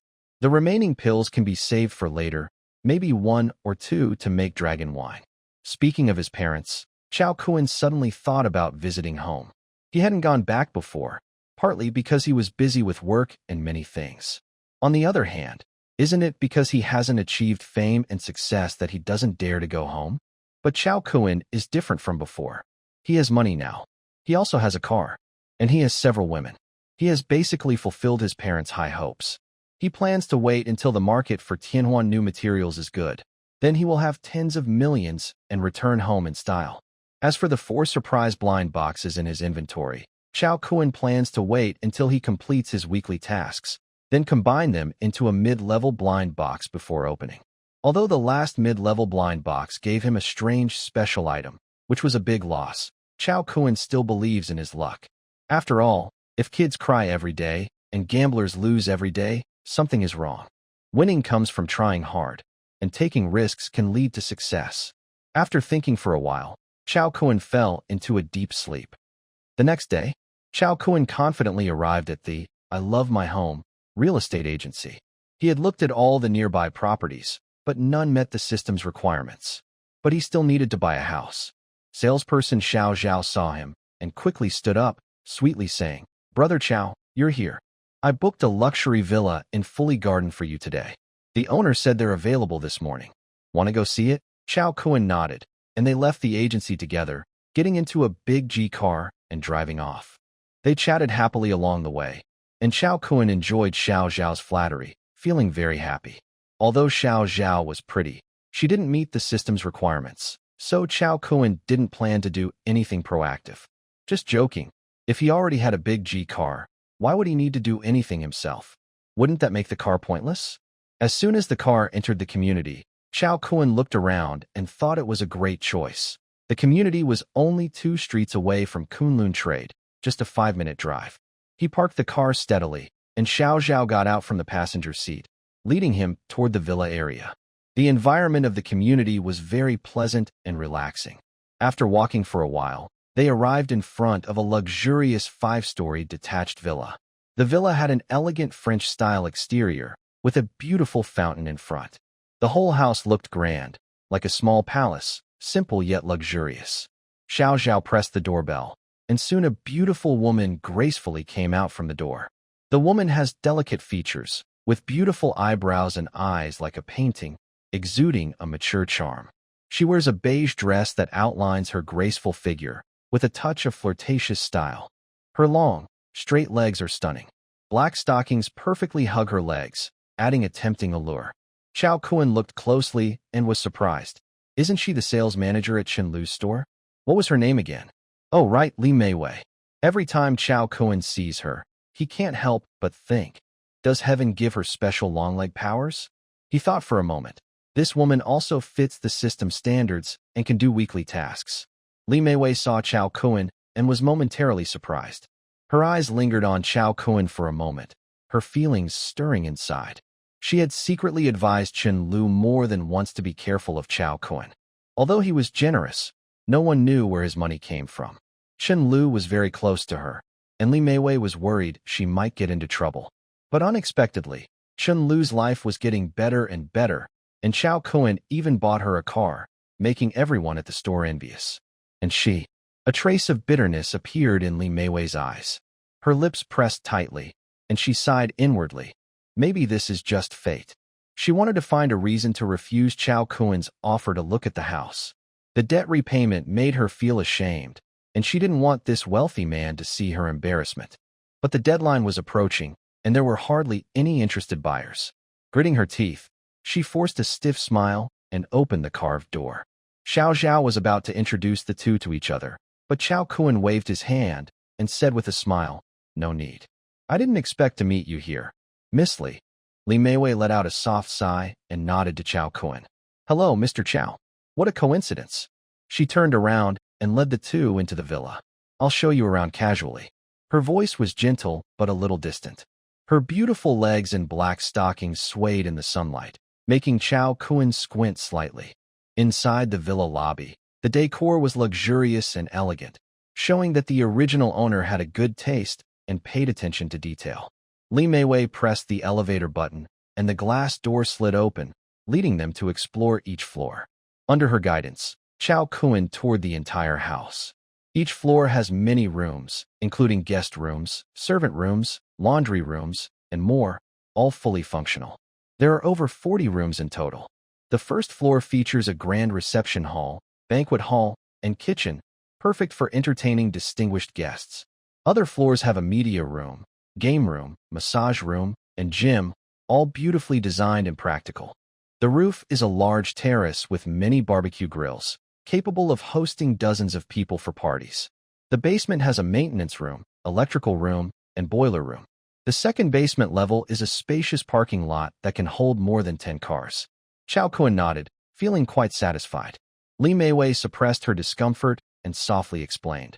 This villa has 5 floors above ground plus a rooftop terrace and 2 underground floors. Each floor is 400 square meters, totaling 2,000 square meters on the property deed, with the rest as extras. Back then, it was called the most luxurious garden estate. My husband spent nearly 100 million to buy it and spent several more million on renovations. Now, with the market low, it's available for just 37 million. Her tone carried a hint of sadness, as if touching a sore spot. Little Zhao had long wanted to impress Chao Kun and started helping to negotiate. "Miss Li, this house is really nice, but it's too big. Too much space is empty, and maintenance costs are frightening. 37 million is too expensive. The entire house is nearly 3,000 square meters, enough for 20 or 30 people. Who has such a big family nowadays?" Hearing this, Chao Kun's mind was suddenly alert. That's me. Although he currently has only 4 women, it's clear that in the future, his women will increase, many of whom will be pregnant. To manage them easily, he might choose to keep all the women in this villa. Then, there would be pregnant women, nannies, and a lot of children. There might not be enough rooms here. Li Meiwei's face stiffened, and a flicker of embarrassment appeared in her eyes. Zhao's bargaining directly hit her sore spot. She forced a smile. This price is already very low. This is the most luxurious estate. My husband spent over 100 million buying and renovating it. If we lower the price further, we'll lose too much. How about lowering the price a bit more? With Brother Chow being such a straightforward buyer, you could sell the house sooner. This house is definitely the top property in the building, but right now, Longting City's housing market is slow. Who can suddenly pay so much for a 2,000 square meter luxury home?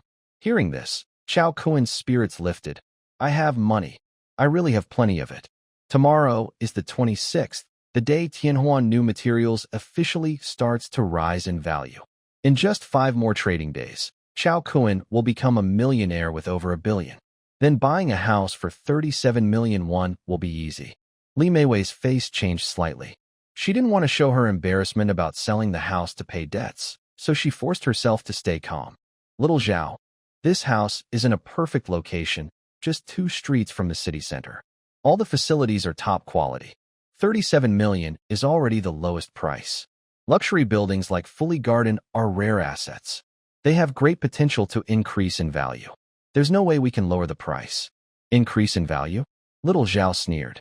Seeing that Li Meiwei kept insisting, she decided to reveal her big plan she had prepared for a long time. She directly said, "Sisterly, your husband owes a lot of gambling debts outside. Don't those debt collectors say they might cut off his hand? You've had this house listed for a long time, showing it to many people, but no one bought it. Now Chaoga wants to buy it. If you don't give a discount, what will happen to your husband's hand?" Little Zhao spoke plainly, with a bit of a confrontational tone. Li Meiwei's biggest secret was exposed right in front of her, and her face turned pale instantly. She shook her head in despair, tears welling up in her eyes. No, it must be 37 million. Her black silk legs trembled slightly, fragile as if they could break with a touch. Her tearful look made people feel pity. Her husband owes money? Chow Kuen was so happy. What a good opportunity. He leaned casually on the sofa in the living room, took out a cigarette slowly, and lit it. Then his expression turned cold. He looked at Little Zhao and said in a deep voice, "Little Zhao, go out first." Little Zhao was startled. She didn't dare disobey Chow Kuen's order and quickly nodded. "Yes, Mr. Chow. I'll wait outside." She hurried out of the hall, leaving a tense silence behind. Chow Kuen patted the seat beside him and said calmly, "Miss Li, if you have anything to discuss, we can sit down and talk." He paused, then added, "Actually, I don't necessarily need to bargain. 37 million isn't a big deal to me, but you need to sit down first." Li Meiwei frowned slightly. She usually hated the smell of smoke. Even her husband, when he was pursuing her, was forced to quit smoking, and he kept it up for several years after they married. Chow Kuen was casually smoking and leaning on his sofa, something that would never normally happen. "Do you really want to sit down?" Li Meiwei stood in the middle of the living room, hesitating for a moment, but the pressure of debt was too strong. She slowly walked over and sat on the sofa next to Chow Kuen, tears in her eyes, her voice trembling. "Mr. Chow, I need to tell you the truth. I must get 37 million because my husband, Rin Tong, owes that much in gambling debts at the casino. Now he's being held at the casino, and I have to desperately raise money outside. They gave me a week. If I can't pay it back, they will cut off his hand." She bit her lip tightly, looking tearful and helpless. Taking a deep breath, Li Meiwei continued, "Rin Tong is from a wealthy family. After his elders passed away, he took over the company, but he only spends money, doesn't earn any, and he got addicted to gambling. No one controls him, and he becomes more reckless. He's gradually lost everything, his gold, jewelry, shares, assets, all sellable things. I even borrowed against my salary.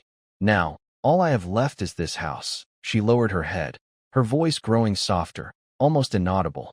After hearing her story, Chow Kuen's expression darkened.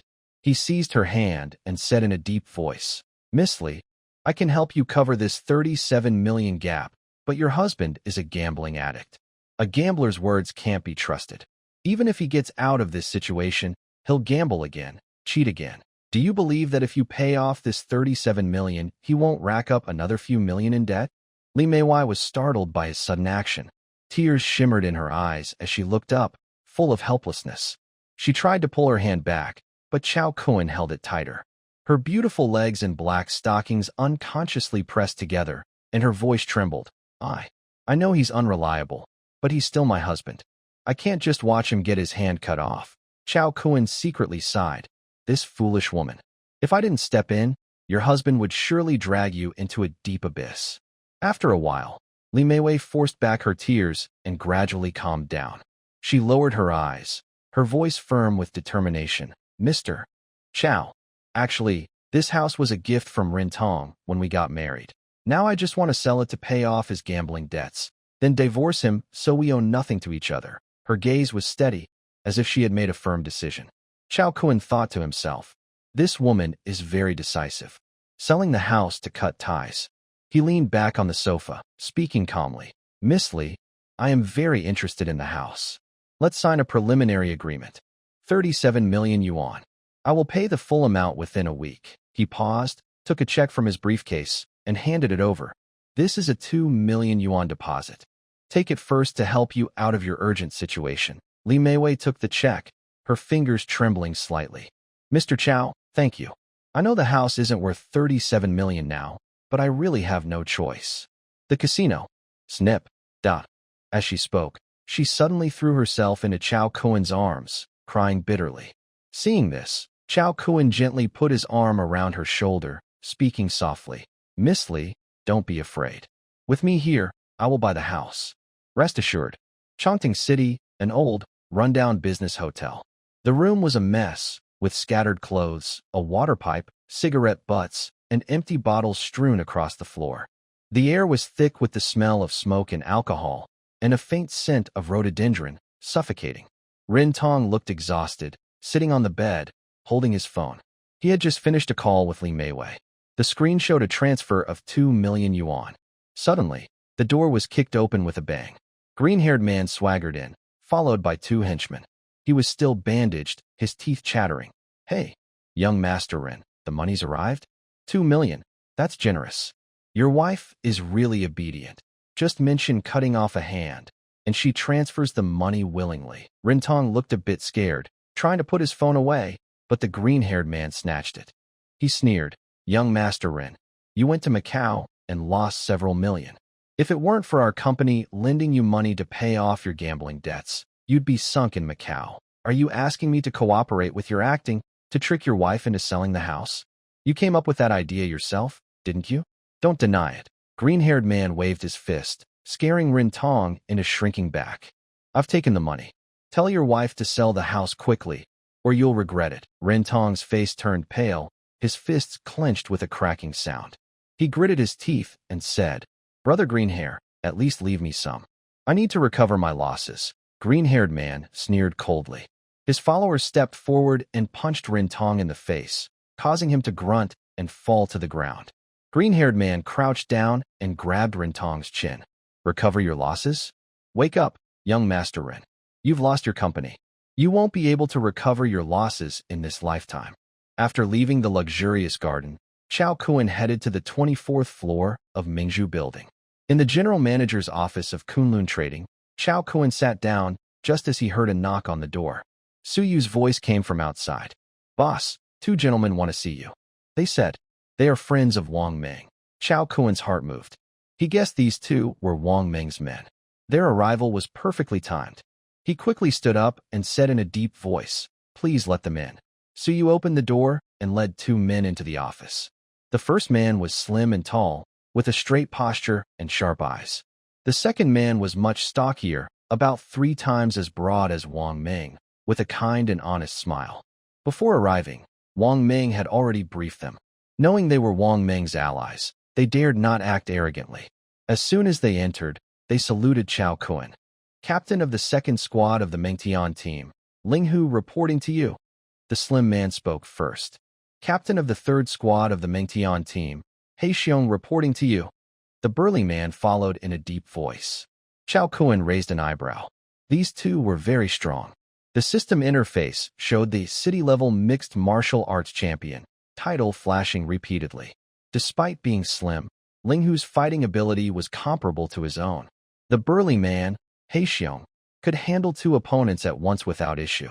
Chao Kuen shook hands with them one by one. Ling Hu took the initiative to speak. Boss, we just came from Brother Meng. Xiaoya's surgery went very smoothly. Brother Meng said that once Xiaoya passes the dangerous period, He will return to the team immediately. Chao Kun nodded, and the Spirit Fox continued. I am good at building intelligence networks and long-range sniping. The Black Bear specializes in driving, close combat, and security system setup. Do you have any special plans for us? Chao Kun thought for a moment and said to the Spirit Fox, Actually, I need to ask you for a favor. I have a friend's husband named Rintong. Rumor has it he's being held at a casino, and it will take a lot of money to get him out. I'll give you his details later. Please help me investigate this matter. The Spirit Fox's eyes sparkled. Do you want to rescue him? No. I'm just curious. Don't rescue him. He then said to the Black Bear, For now, please be the driver for Manager Sue and protect her safety. Also, start setting up a security system for the company. The Black Bear nodded and replied in a deep voice, Understood. Both of them received their tasks and prepared to leave. Suddenly, Chao Kun remembered something. Oh, by the way, you are the leaders of the second and third squads. Who is the leader of the first squad? Both of them shivered at the same time, the crazy one. The Spirit Fox chuckled awkwardly and answered, This time, I couldn't reach the team member. I heard that after his family passed away, he lost his ties and went out to be a mercenary. Oh, I see, Chao Kun said regretfully. It would be best to contact him more and try to bring him back. Yes. The Spirit Fox replied perfunctorily, planning to forget about this after leaving.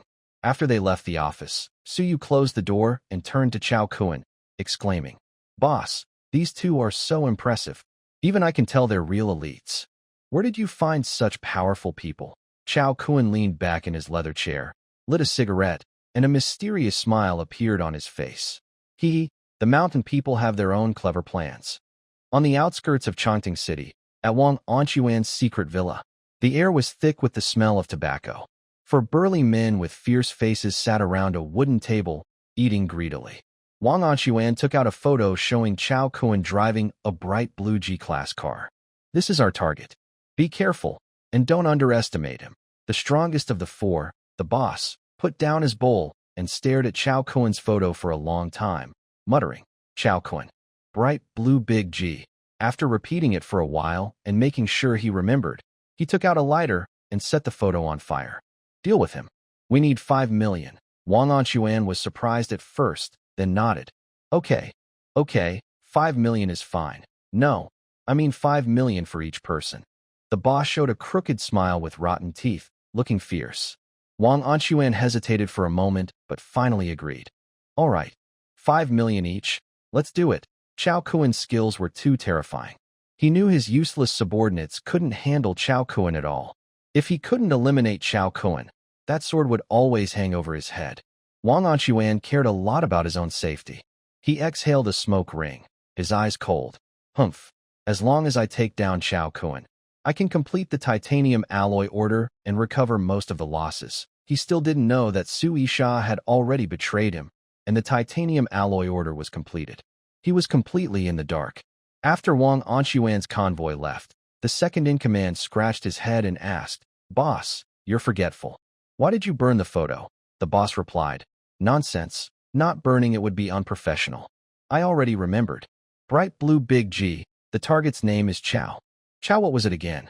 The next day, on the 24th floor of Mingzhu Building, Kunlun Trading Department, Chao Kun injected the newly acquired funds into his stock account, and Xiaoli operated the buy order for Tianhuan New Materials.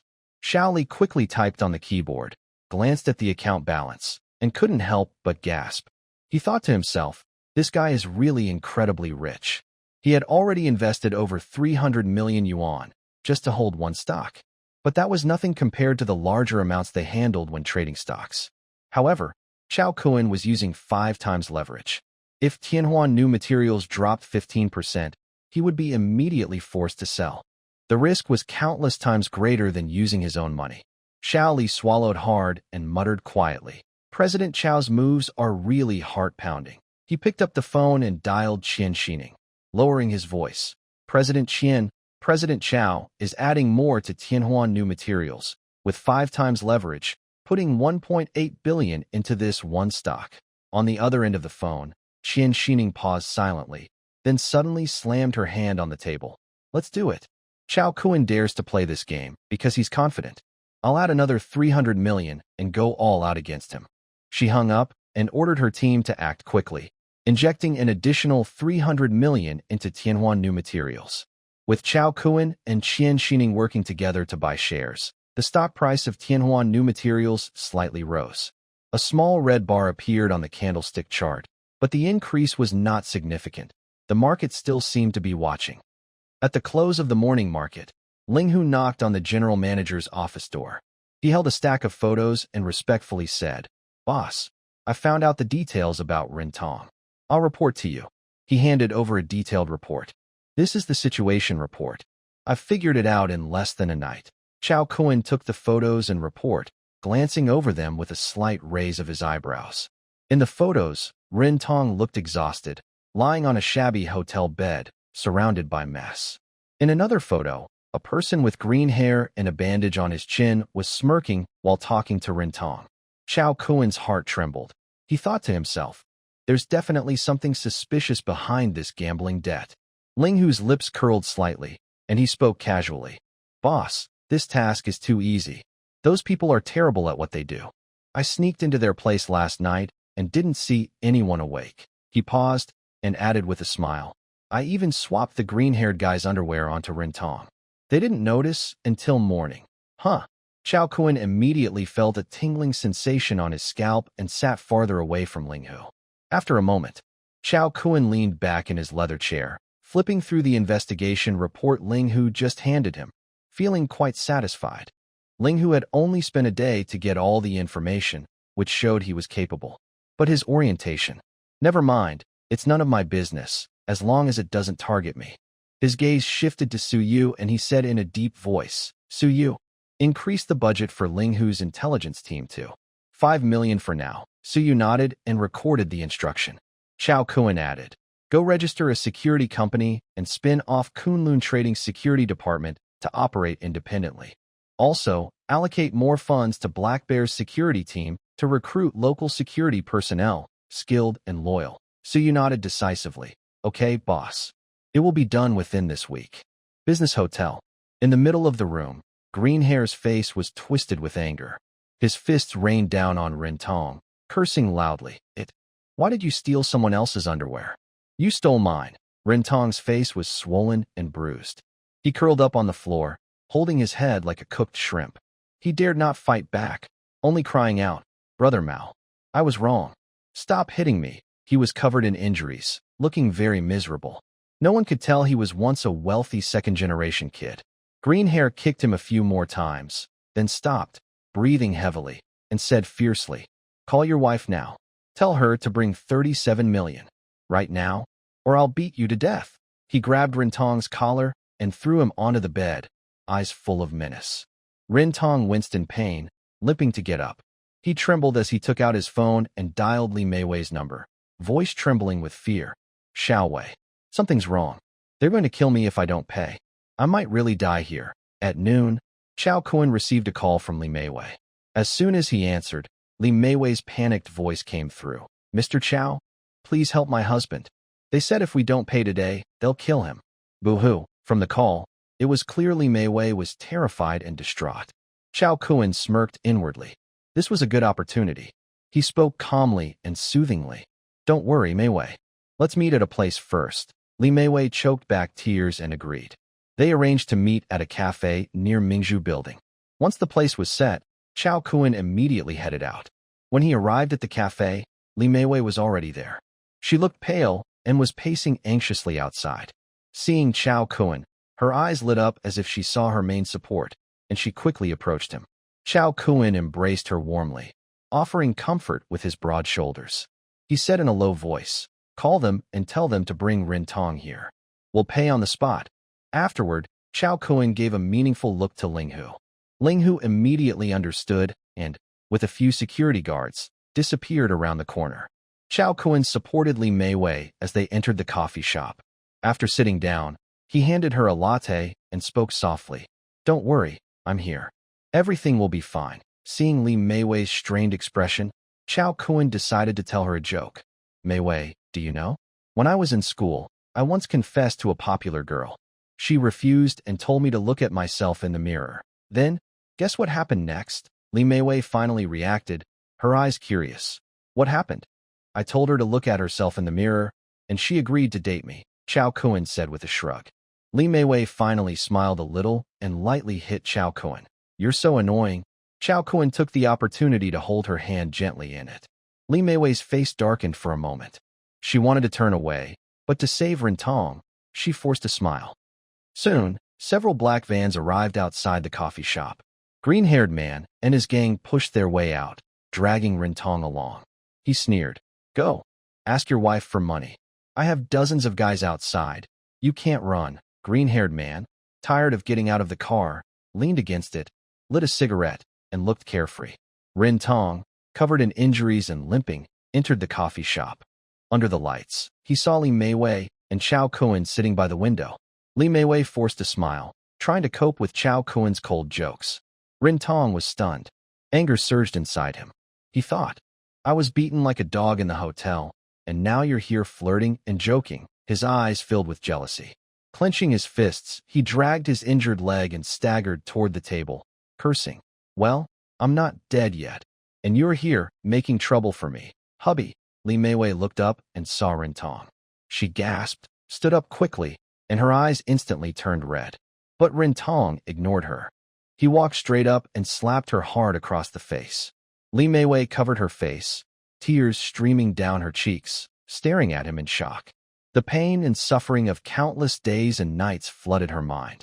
To help Rintong pay his debts, she endured humiliation, sold her house, and had to force a smile in front of Chao Kuan.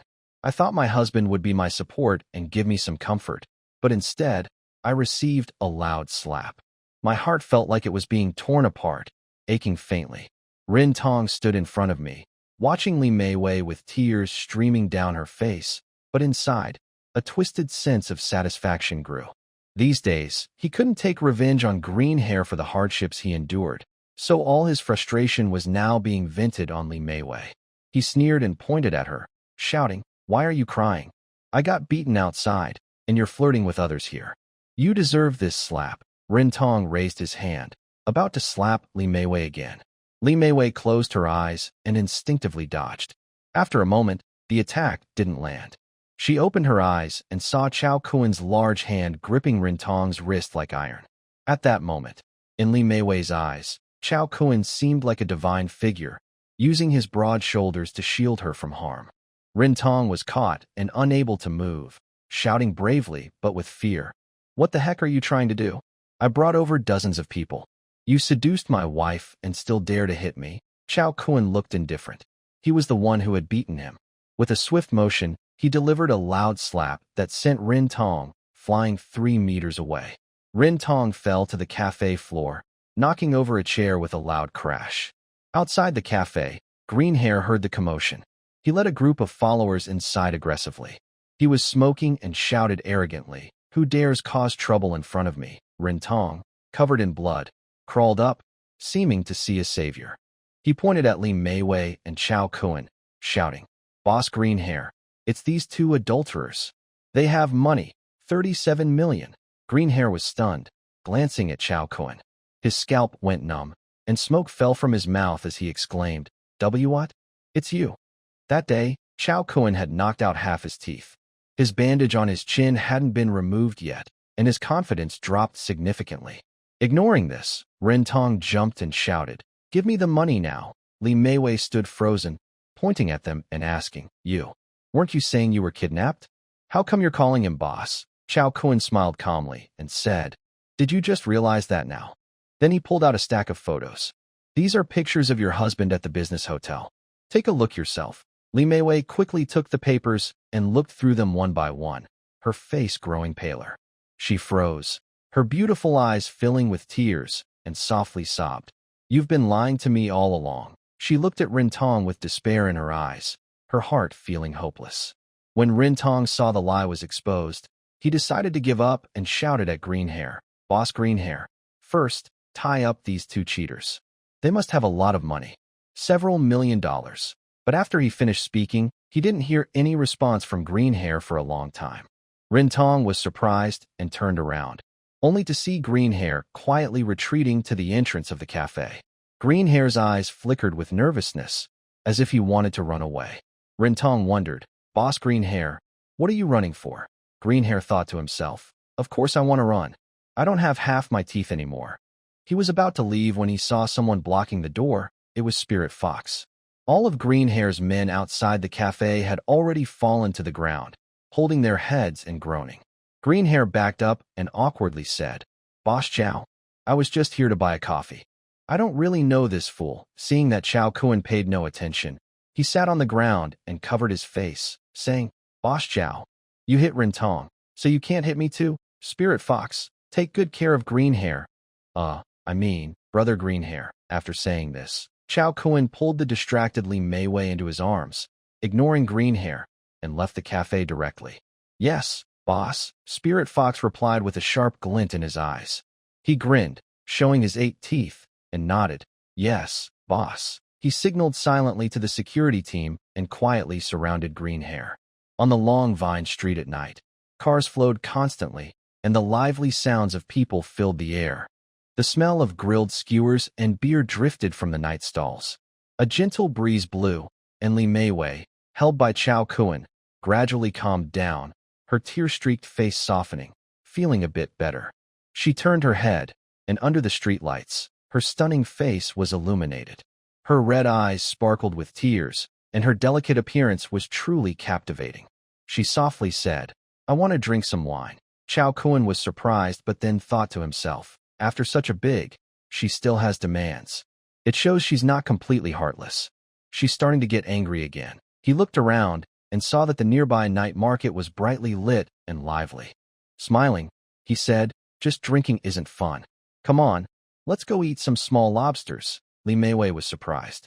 Since marrying into a wealthy family, she had been very careful, afraid of making mistakes. To stay in shape, she rarely ate large fish or meat, only boiled vegetables and plain water every day. But who knew? She used to be a lively girl who loved spicy snacks, beer, and visiting night markets. Li Meiwei swallowed hard, looking at Chow Kun with bright eyes. Seeing Chow Kun's hungry look, she knew that accepting his invitation tonight would lead to something more. She instinctively wanted to refuse. But suddenly, the face of Rintong appeared in her mind. She paused and thought, you can do the first day of the month. Why can't I do the 15th? Let's go. Late at night, in a luxurious villa in the beautiful garden, Li Meiwei was tipsy and staggering as Chow Kun helped her into the room. The room was warm and tidy, with a photo hanging on the wall, her wedding photo with Rintong. In the photo, she was smiling brightly, and he looked confident and handsome, reminding her of the past vividly. Don't stay here. Li Meiwei saw the photo, her face changing, and softly said, Don't stay here. She tried to push Chow Kun away, but her hands were weak and she showed slight resistance.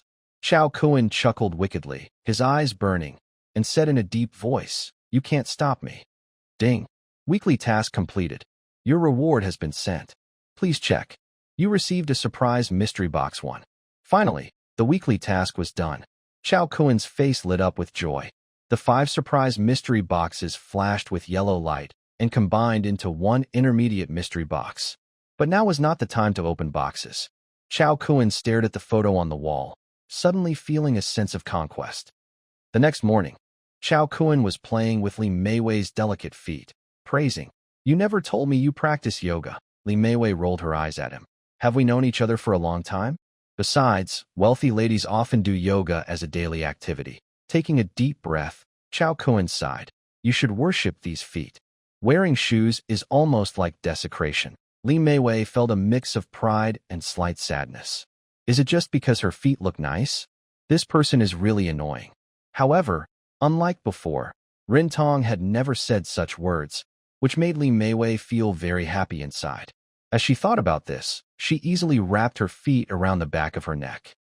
After leaving the luxurious garden, it was almost time for the morning market to open. Chow Kun quickly went to the 24th floor of Mingzhu Building, to the Kunlun trading office. Today is Friday, the last day to build a position in Tianhuan New Materials. The system's hidden information showed that starting next Monday, Tianhuan New Materials would begin to rise rapidly. In 1 week, the stock could increase by 83%. Chow Kun definitely wouldn't miss this chance. He personally went to the trading room to check on Xiao Li and others' actions. In the trading room, Xiaoli was typing quickly and focused, not noticing anyone behind him. Qiao Kun cleared his throat. Ahem.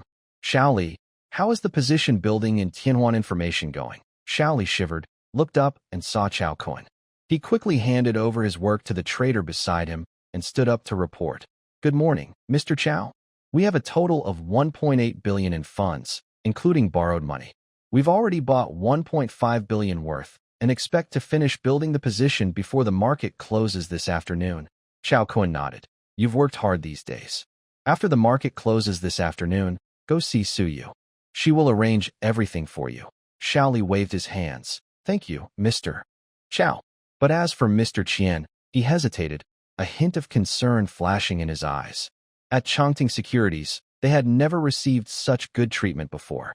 Qiao Kun waved confidently. I'll talk to Qian Xining about that. Don't worry, Xiao Li's face lit up. Thank you, Mr. Qiao. Leaving the trading room, Qiao Kun headed straight to the conference room. Su Yu was inside, busy interviewing new employees. The table was full of resumes, and the phone kept ringing. She looked up and saw Qiao Kun. She immediately put down her pen, handed her work to her assistant, and stood up to greet him. Boss. Since Qiao Kun founded the company, Su Yu no longer called him boss, but used a more formal title. She said it was necessary to let other employees feel the boss's authority, so Qiao Kun could manage the company more easily. Qiao Kun asked in a serious tone, how is the onboarding of new employees going? Su Yu immediately reported, we are making steady progress. The staff are gradually arriving, and I am arranging training before they start work. Additionally, based on your instructions, I have recruited some stock traders, and their qualification applications are also in progress. Good. The company will soon expand further. When the time comes, you should talk to the management of Mingzhu Building. We plan to rent 2 more floors. Qiao Kun spoke confidently, sharing his plans. The company will be divided into 3 parts. You, as the general manager, will oversee logistics, finance, and human resources. In other companies, managing finance and HR alone might be seen as the work of the owner. But Su Yu is very loyal and capable, so Qiao Kun gave her a lot of independence. Wang Ming will run the security company separately, and we will assign people to handle the finances. This is also implied in the plan. The soldiers under Wang Ming are beyond Su Yu's control. Let Wang Ming manage independently and assign staff to monitor their financial flow, keeping the security company firmly under control. Understood, boss. Su Yu has already met Wang Ming. She knows that in a few days, once Xiaoyu is safe, Wang Ming will start working at Kunlun Trading. After a moment of hesitation, Su Yu asked, what about the trading department? The trading department is the core of Kunlun Trading and the department Su Yu has put the most effort into, so she asked this question. Qiao Kun smiled mysteriously. I have my own choice. Qiao Kun thought for a moment and added, as the company grows larger, our logistics need to keep up. Why not set up our own cafeteria, open 24 hours, so there's always food? We could also buy a few different types of utility vehicles, whether it's a nanny car, a box truck, or an SUV. Let's get a few of each.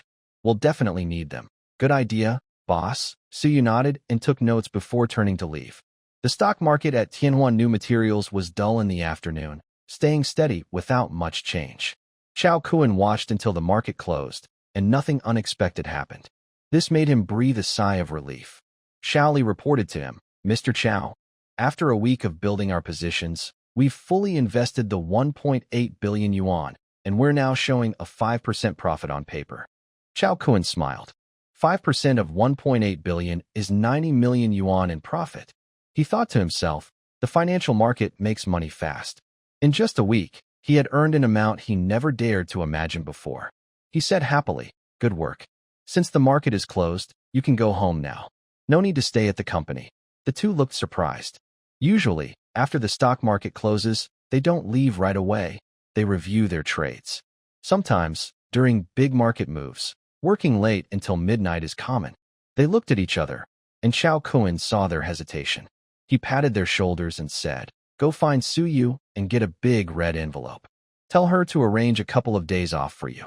Next week, you can work hard again. Xiao Li and the other nodded gratefully. Since the market was closed, Qiao Kun also planned to leave the company. He and Su Yu exchanged a few words and drove back to Fully Garden. These days, so many things had happened, and Li Maivui felt exhausted both physically and mentally. She decided to take a few days off to rest at home. Chao Kuan didn't want to leave her alone with her long, beautiful legs, so he planned to stay with her. Back at the villa, Ling Hu was there too. While Li Maivui was cutting fruit, he reported his work results to Chao Kuan. Boss, the 2 million yuan in cash has been transferred back to Miss Li's account. Yesterday, we urgently interrogated Green Hair. He told us everything he knew. Okay, tell me more. Green Hair is part of a small loan company under the Wang family, considered an outside force controlled by them. Wang Anquan, a key official of Wanhui Group and a close confidant of Wang Xingli, is responsible for managing people like Green Hair. Yesterday, Green Hair admitted to many crimes, most of which were carried out under Wang Anquan's orders. In other words, can we now send Wang Anquan to jail? Chao Kuan frowned and asked. Yes, but Wang Anquan has been hiding behind the scenes. Without direct evidence, legally, he still has a chance to escape responsibility. Chao Kuan nodded. Once Wang Anquan is caught, because of his sensitive identity, the Wang family will definitely try to rescue him. This could not only alert the enemy, but also allow Wang Anquan to avoid legal punishment. Then Chao Kuan suggested, let's wait a bit longer and gather more evidence. Suddenly, he remembered something. Oh, the Qian family also captured some of Wang Anquan's men. I'll have them send them to you later to see if they can find any new clues. Ling Hu nodded and said, okay, I'll coordinate with them. Also, Green Hair reported an important piece of information. Wang Anquan hired 4 assassins in Yanbian. I hear they are very strong. I've already told Black Bear to strengthen security and stay alert. Chao Kuan listened and nodded. Good, got it. You all be careful too. He immediately made a phone call to Qian Haoran. On the other end, Qian Haoran's voice was still charming. Brother Kuan, I was just about to call you. And here you are. Chao Kuan smiled and said, you sure know how to talk. Qian Haoran, really? I have something to discuss with you. Do you know about the Chongqing car show this weekend? Huh? The car show? Chao Kuan thought about the cars he was planning to buy and became interested. I knew you'd be interested. This car show is organized by a few friends of ours, mainly for internal circle exchanges and selling some cars. If you come, I'll reserve a VIP seat for you. Chao Kuan thought for a moment. Since he had nothing planned for the weekend, he decided to relax. Okay, reserve a spot for me. They chatted for a while longer. Chao Kuan then mentioned the group of black-clad men previously detained at the Qian estate. Qian Haoran suddenly remembered. Oh, those guys. I almost forgot about them. If you want, I'll send them over. Good. Leave me a phone number, and I'll have my men handle the handover. Sure. No problem. Qian Haoran hung up directly. After a while, Qian Haoran sent a number. Chao Kuan gave it to Ling Hu and asked him to contact them.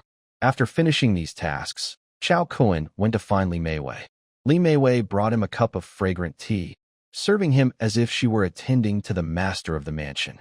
Chao Kuan picked up the tea, took a sip, and indeed felt the lingering aroma on his lips and teeth, which made him feel very comfortable.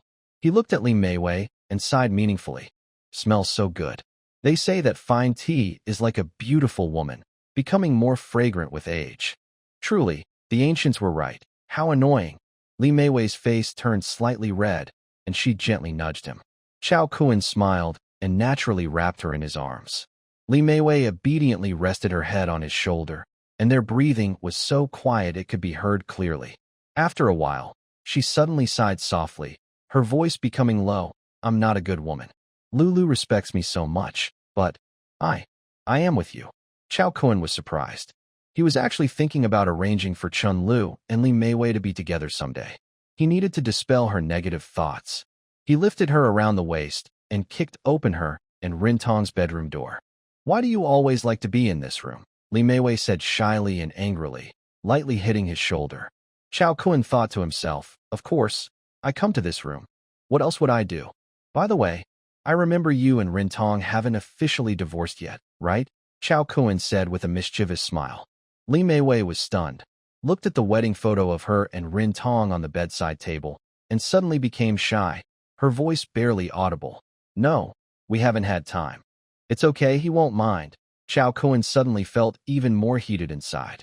The next day, Chao Kuan got off Li Meiwei's bed. Today, he was going to the car show with Qian Haoran. The guy only sent his location after noon. Fortunately, Chao Kun had also been busy until noon, so he didn't miss out. Seeing Li Meiwei busy tidying up for him, Chao Kun's mind moved. I'll arrange some nannies for you. Living here alone is too lonely. Li Meiwei wanted to refuse, but managing this 5-story villa alone was really difficult, so she finally nodded. Chao Kun sent his request to Su Yu, who replied immediately. Okay, boss. I'll arrange it now. Only then did Chao Kun leave the luxurious garden. At the Chongqing City Auto Expo Center, the sun was blazing, and crowds lined up to see the cars. The lines moved slowly, packed tightly, with sweat soaking through clothes, and the atmosphere was very lively. The engine roared softly as the bright blue luxury car slowly stopped by the roadside, attracting the attention of passers-by. Chao Kun jumped out of the car and landed steadily on the ground. Among the people waiting in line, some brave girls immediately gave him flirtatious looks. Some even slowly approached him, trying to start a conversation. Chao Kun checked his system scan, but none of the girls met the system's criteria, so he quickly lost interest. With a glance, his bodyguard immediately separated the crowd to prevent any unwanted advances. Meanwhile, Qian Haoran hurried over and led him to the side. He still looked like a rebellious young man, speaking in a playful tone. Brother Kun, why are you looking so handsome? Now the guys can't even flirt with girls. Chao Kun gave a faint smile, but didn't reply. Qian Haoran didn't mind and chuckled, leading him toward the VIP entrance. Under the envy of others, the two bypassed the long line and entered the exhibition hall directly. Inside, luxury cars shined under the lights. The place was lively with noise, and the atmosphere was very excited. Qian Haoran led Chao Kun through the VIP corridor, happily explaining, Brother Kun, today is the first day of the car show. They have prepared many exciting programs, with luxury cars gathering and beautiful models helping out them. Chao Kun looked a bit confused. Qian Haoran chuckled and quickly explained, it's Lu Yong and a few friends, all from the same circle. I'll introduce you to them later. He winked and took Chao Kun deeper into the hall, where car enthusiasts looked at them with envy. From what I hear, you didn't participate. I definitely can't participate, Qian Haoran said seriously, waving his hands. After a pause, he raised an eyebrow and said, you know what the nickname for the national football team is, right? Chao Kun nodded, a slight smile on his face. Yes, I know. The National Fortune Balancer. I'm like a national team player in our family, Qian Haoran said proudly. Any investment I join always fails, but if I don't participate, my dad and sister make a lot of money. Really? Chao Kun was surprised. He had never heard of such superstitions before. Oh, I'm just joking.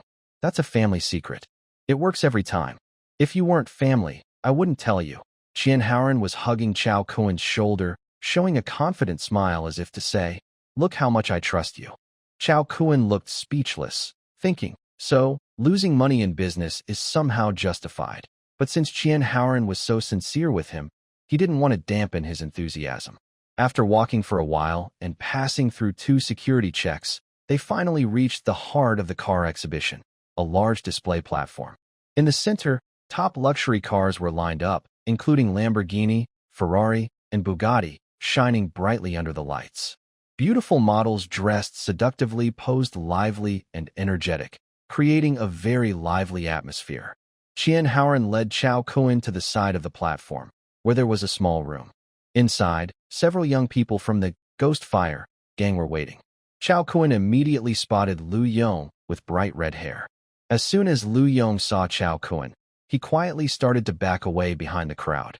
No wonder, Chao Kun had fought alone against more than 10 people that day, leaving a deep impression on him. When they met, Qian Haoran pointed at Chao Kun and said, this is Chao Kun, my sister's boyfriend. The Ghost Fire boys were suddenly surprised. They knew how fierce Qian Xining, the female leader, was. Over the years, anyone who disobeyed her would face harsh punishment. Some endured a few days of physical pain, while others couldn't even get out of bed for weeks. But Qian Xining was very powerful. Even 7 or 8 strong men couldn't handle her. These rich kids couldn't lift a finger against her. Now, someone suddenly claimed he was Qian Xining's boyfriend. Either he could fight, or he could take a beating. Everyone looked at Chao Kun with admiration. Chao Kun twitched his mouth and wondered, you say I'm your sister's boyfriend? Does she know? But since he might really become Qian Xining's boyfriend if he kept working on the task, Chao Kun didn't argue. Qian Haoran took Chao Kun to a group of rich kids and said, "Brother Kun, come, meet my friends." He pointed at Lu Yong with red hair and grinned. "Brother Kun, you know Lu Yong. His family started with a big supermarket, and now he owns a sports car shop selling all kinds of supercars." Next, Qian Haoran pointed to a short, chubby guy nearby. "This is Yin Bin. His family runs a real estate business. Their shop mainly sells pickup trucks and MPVs, but he usually likes riding motorcycles." Yin Bin scratched his head and nodded with a simple smile at Chao Kun. Qian Haoran patted himself and said with a smile, "I really like all kinds of off-road vehicles. I used to run a luxury car dealership, but the business didn't go well, so I had to give it to my sister. Our group often goes mountain riding together for fun, so we usually hang out." Chao Kun immediately understood. These rich second-generation kids share common hobbies. No wonder they get along so well. Lu Yong was the first to speak. "Brother Kun, I heard you're planning to buy a car. What are you thinking of getting? I have quite a few supercars. Want to take a look?" Chao Kun waved his hand. Actually, he liked driving Qian Xining's big G-Class, and he wasn't planning to change cars for now, mainly because it looks good to go out in, and among the rich kids, everyone knows that is Qian Xining's ride. "This time, I plan to buy some work vehicles for the company, service cars, pickups, vans, and box trucks. I won't buy sports cars for now." Hearing Chao Kun say this, everyone turned their attention to Yin Bin. Yin Bin stepped forward and said, "Brother Kun, my shop mainly sells these kinds of vehicles, but I didn't bring any to the auto show today. When the time comes, you can arrange for your staff to contact me. I'll give you the lowest price." Chao Kun nodded. After finishing the business, Qian Haoran, for some reason, insisted on taking Chao Kun to see his carefully prepared beautiful car models. Chao Kun felt speechless. "Why are you still saying I'm your sister's boyfriend? Who takes their sister's boyfriend to see beautiful car models?" Chao Kun repeatedly waved his hands to refuse. But Qian Haoran might be a bit eccentric, or maybe he simply didn't care about these things. "Come on, Brother Kun, I tell you, my car models are not ordinary. I spent a lot of money to hire them. If you don't come, you'll regret it. Wow, look at that chest. That, absolutely amazing. And the best part is, she's a campus beauty," Qian Haoran said with a smile. Hearing this, Chao Kun's heart suddenly moved. If Qian Haoran thinks she's beautiful, her looks are probably pretty good. Maybe she even meets the system's requirements? He cleared his throat and said, "Cough, cough. I don't know why, but suddenly I'm very interested in the model car industry. Maybe we should go learn more about it." The two of them went to the other side of the display stand, where there was a small room for changing clothes and doing makeup for the models. Qian Haoran pushed open the door, and immediately, a lot of surprise screams came from inside. He chuckled and came out, winking at Chao Kun. "So, Kun, did you see anything interesting just now?" Chao Kun was speechless. As the son of the richest man in Chongqing City, if he wanted to date someone, there would probably be a long line from here all the way to the suburbs. But he enjoyed doing this kind of thing very much. It just shows that the world is full of surprises. Maybe Qian Haoran is just a special kind of person. After a moment, the models changed into new outfits and came out one by one. Chao Kun looked carefully and recognized some familiar faces. Zheng Xintong, with heavy makeup and wearing a V-shaped swimsuit, led the way out of the room, looking like a confident older sister. Last time, at the Qian family estate outside Chongqing, she had helped Chao Kun recover from an injury, so he remembered her well. She also noticed Chao Kun and gave him a charming smile. Her flirtatious look made a few nearby male staff members stare with wide eyes. But Chao Kun paid no attention to her. What really caught his eye was a young girl behind Zheng Xintong. She had light makeup, was dressed in a cute cosplay outfit, and looked yet playful, full of youthful energy. Her chest was especially full, her figure slightly chubby but with charming curves, and when she walked, her steps made a duong sound. She immediately drew the attention of all the men around, and even overshadowed Zheng Xintong. Wow, she's truly captivating. Chao Kun found it hard to look away and shook his head in admiration. Then he activated the system's scanning function. Name, Lu Pei. Age, 21. Education, college. Bare face score, 84. Body score, 93. Number of riders, 0. System notes. Meets requirements. Lu Pei's body score of 93 is far beyond normal limits. For some special enthusiasts, she is practically a goddess. How is it? Am I right about my choice? Qian Haoran smiled proudly, looking very confident. She is the beauty I carefully selected from the top universities in Chongqing. Chao Kun frowned and asked, carefully selected? Why did you choose her? Of course, to create a talent show. Beauty queens plus singing and dancing. What do you think? Is it promising? Qian Haoran looked excited. I've been studying Supergirl from 15 years ago. That show was hugely popular back then. But for some reason, talent shows suddenly disappeared from the market. I think now is the perfect time to fill that gap. If I run it, maybe I can bring back the glory of those days. I'm planning to borrow 50 million yuan each from my dad and sister to start. What do you think, Brother Kun? Want to join in? Qian Haoran daydreamed about a bright future, lost in his fantasies. Chao Kun looked speechless. No wonder you keep losing money in business with such reckless ideas. If talent shows are no longer popular, no one wants to watch them. And you're still trying to fill that gap? Who do you think you are? He twitched his mouth, but said nothing. However, Qian Haoran wasn't entirely wrong. Lu Peipei is naturally talented and destined to be a star, so she won't be overlooked. Chao Kun frowned slightly. Didn't you say you often lose money in business? Hey. Qian Haoran waved dismissively. Business is business, and talent shows are talent shows. I've decided I won't be an investor anymore. I'll be a producer. That way, I definitely won't lose money. So, Brother Kun, want to invest some? Chao Kun shook his head. I won't invest in this project. But, have you signed a contract with her? He pointed at Lu Peipei. Of course, 5 years for 500,000 yuan. She seems to need money badly. She was happy to sign when she did. Qian Haoran recalled. Need money? That's good. I'll give you 2 million yuan to buy her management contract. Are you in? Chao Kun said straightforwardly. Instead of letting Qian Haoran waste Lu Peipei's talent on a TV talent show, it would be better if it was in Chao Kun's hands. With Lu Peipei's talent, becoming an online influencer is her true path. 2 million. Qian Haoran stroked his chin and thought for a moment. He doesn't have his own business, so he relies on his father, Qian Mingyuan, and his sister, Qian Xining, for pocket money. Both of them have their own businesses and are busy most of the time, so they rarely pay attention to him. As a result, Qian Haoran hasn't received pocket money in a while, and his wallet feels quite tight. He usually splits his money in half to spend. Moreover, he only spent 500,000 to get Lu Peipei signed, and now selling her will make 4 times that amount.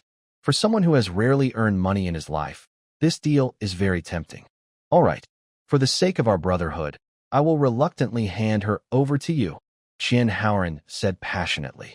Chao Kun twitched his mouth and patted this lively guy on the shoulder. It settled then.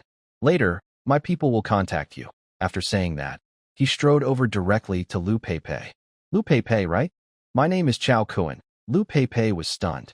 Actually, she had been secretly watching Chao Kun just now.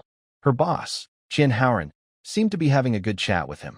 During their conversation, Qian Haoran always lagged half a step behind Chao Kun, clearly taking him as the main person. In Lu Peipei's eyes, Chao Kun appeared more mysterious. Now that Chao Kun suddenly approached her, Lu Peipei didn't know what to say. Seeing her silence, Chao Kun continued. Qian Haoran has already sold your management contract to me. From now on, you belong to me. This is my business card.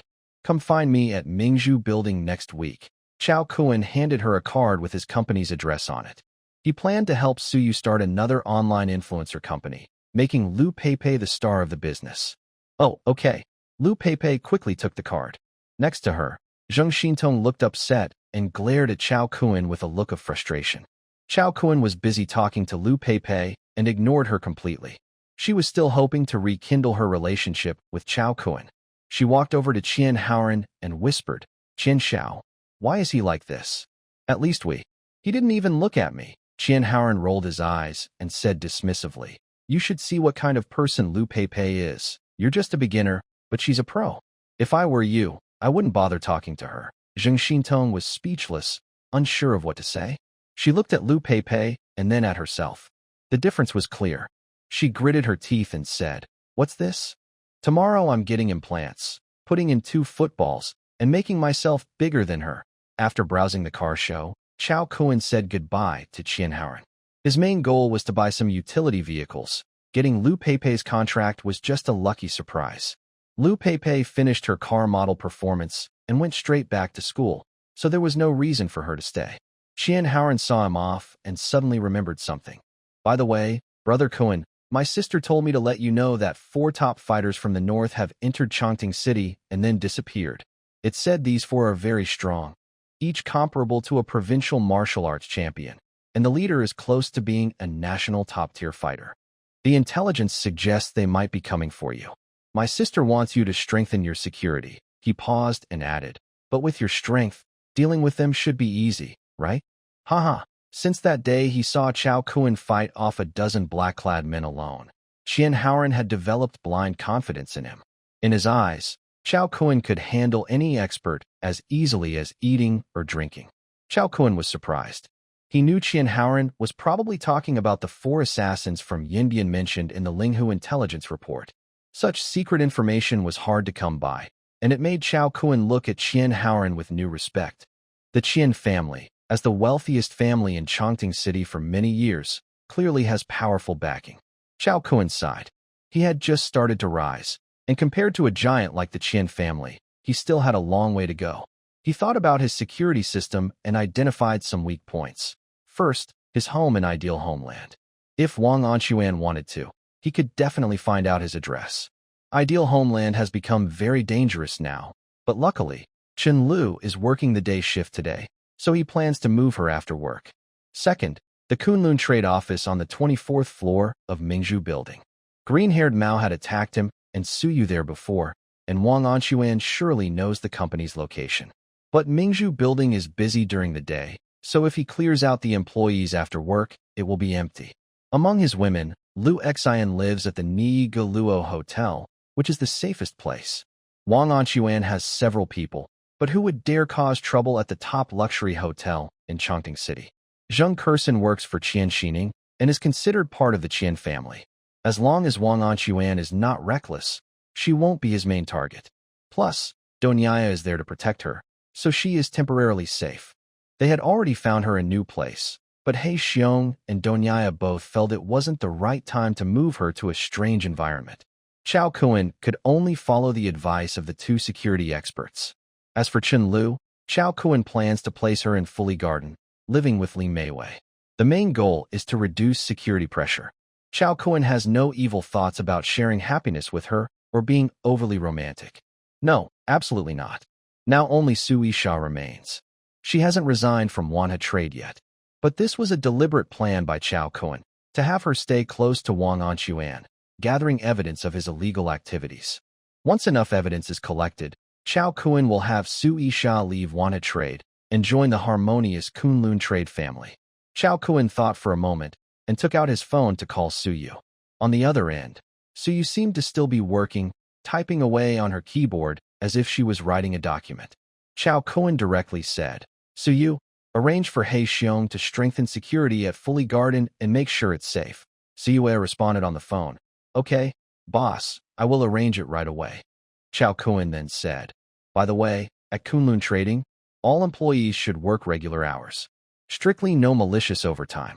If employees work overtime, they must be paid extra. That's just not cost-effective. My money doesn't grow on trees. After a pause, Chao Kuan straightforwardly added, Forget it. Just let them leave half an hour early and rest more at home. Also, no overtime on weekends or public holidays. Employees are absolutely not allowed to come to the office. If anyone is caught, they will be fired. Siyue was stunned after hearing this. Isn't overtime normal in sales jobs? Especially in foreign trade, where clients are worldwide, 24-hour communication is standard. If a U.S. client calls in the middle of the night, can she just ignore it? When she worked at Wanha Trading, she often worked late into the night. She was frequently called upon by Su Yisha, who was very demanding and often spoke harshly. Now, at Kunlun Trading, things are much better. She actually feels quite satisfied and thinks her current work environment is like paradise. Suyue hesitated briefly and politely expressed her concerns to Chao Kuan. Boss, in sales, especially foreign trade, we often need to communicate with clients 24/7. If we don't work overtime, I'm worried it might delay our work. Chao Kuan was surprised and thought she had a point. He knew work couldn't just stop. He paused to think and then changed his tone. All right, no overtime at the company. That's a strict rule. But if there's urgent work outside working hours, it will be considered overtime and paid accordingly. Actually, Chao Kuen's real goal was to make sure no one was in the office after hours. Because of the four from Yinbian, he was worried about their threats to employee safety. Suyue was stunned after hearing this and wondered silently. Will employees still work honestly if they're afraid? But Chao Kuen's orders were absolute for her, and she had to follow them, no matter what. By the way, Chao Kuen suddenly remembered something and asked seriously, have you been working overtime a lot lately? Suyue didn't expect Chao Kuen to bring up this topic and suddenly fell silent. In fact, Suyue has been working late many nights recently to build the company's structure quickly. She believes that as the general manager of Kunlun Trading, this is her duty. However, Chao Kuen thinks that at this sensitive time, doing so is very dangerous. The Yinbian group is watching closely, and if they break into the company, Suyue, being a woman, might not be able to defend herself. Even though Suyue has Black Bear to protect her, Black Bear is just one person, and two fists are hard to fight four hands. Chao Kuen considers this carefully and feels he must take action. I order you now, no more overtime, he says firmly. Also, go hire a few secretaries or assistants to share your workload. Do you hear me? Yes, yes. Okay, Suyue replies softly. Although Chao Kuen's tone is strict, she knows he means well, and it makes her feel warm inside. They talk for a few more moments. Suddenly, Suyue mentions, by the way, boss, I just heard that Xiaoya's surgery is finished. She has been moved from ICU to the special care ward. What do you think? Chao Kuen immediately responds, I'll go see her myself. Arrange the security team to take over. He speaks decisively. To Chao Kuen, this is a good chance to win over Wang Ming. Although Wang Ming hasn't officially worked for him yet, everyone has seen the abilities of his subordinates, Ling Hu and Black Bear. Being recognized and followed by these two shows Wang Ming's own strength. Plus, Xiaoya is innocent and lovely and very popular. Chao Kuen also wants to see her. Okay, boss. I'll organize the security team and go right away. Suyue replies clearly and then hangs up. Chao Kuen then calls Qian Xining. Xining, Xiaoya has left ICU after her surgery. I plan to visit her.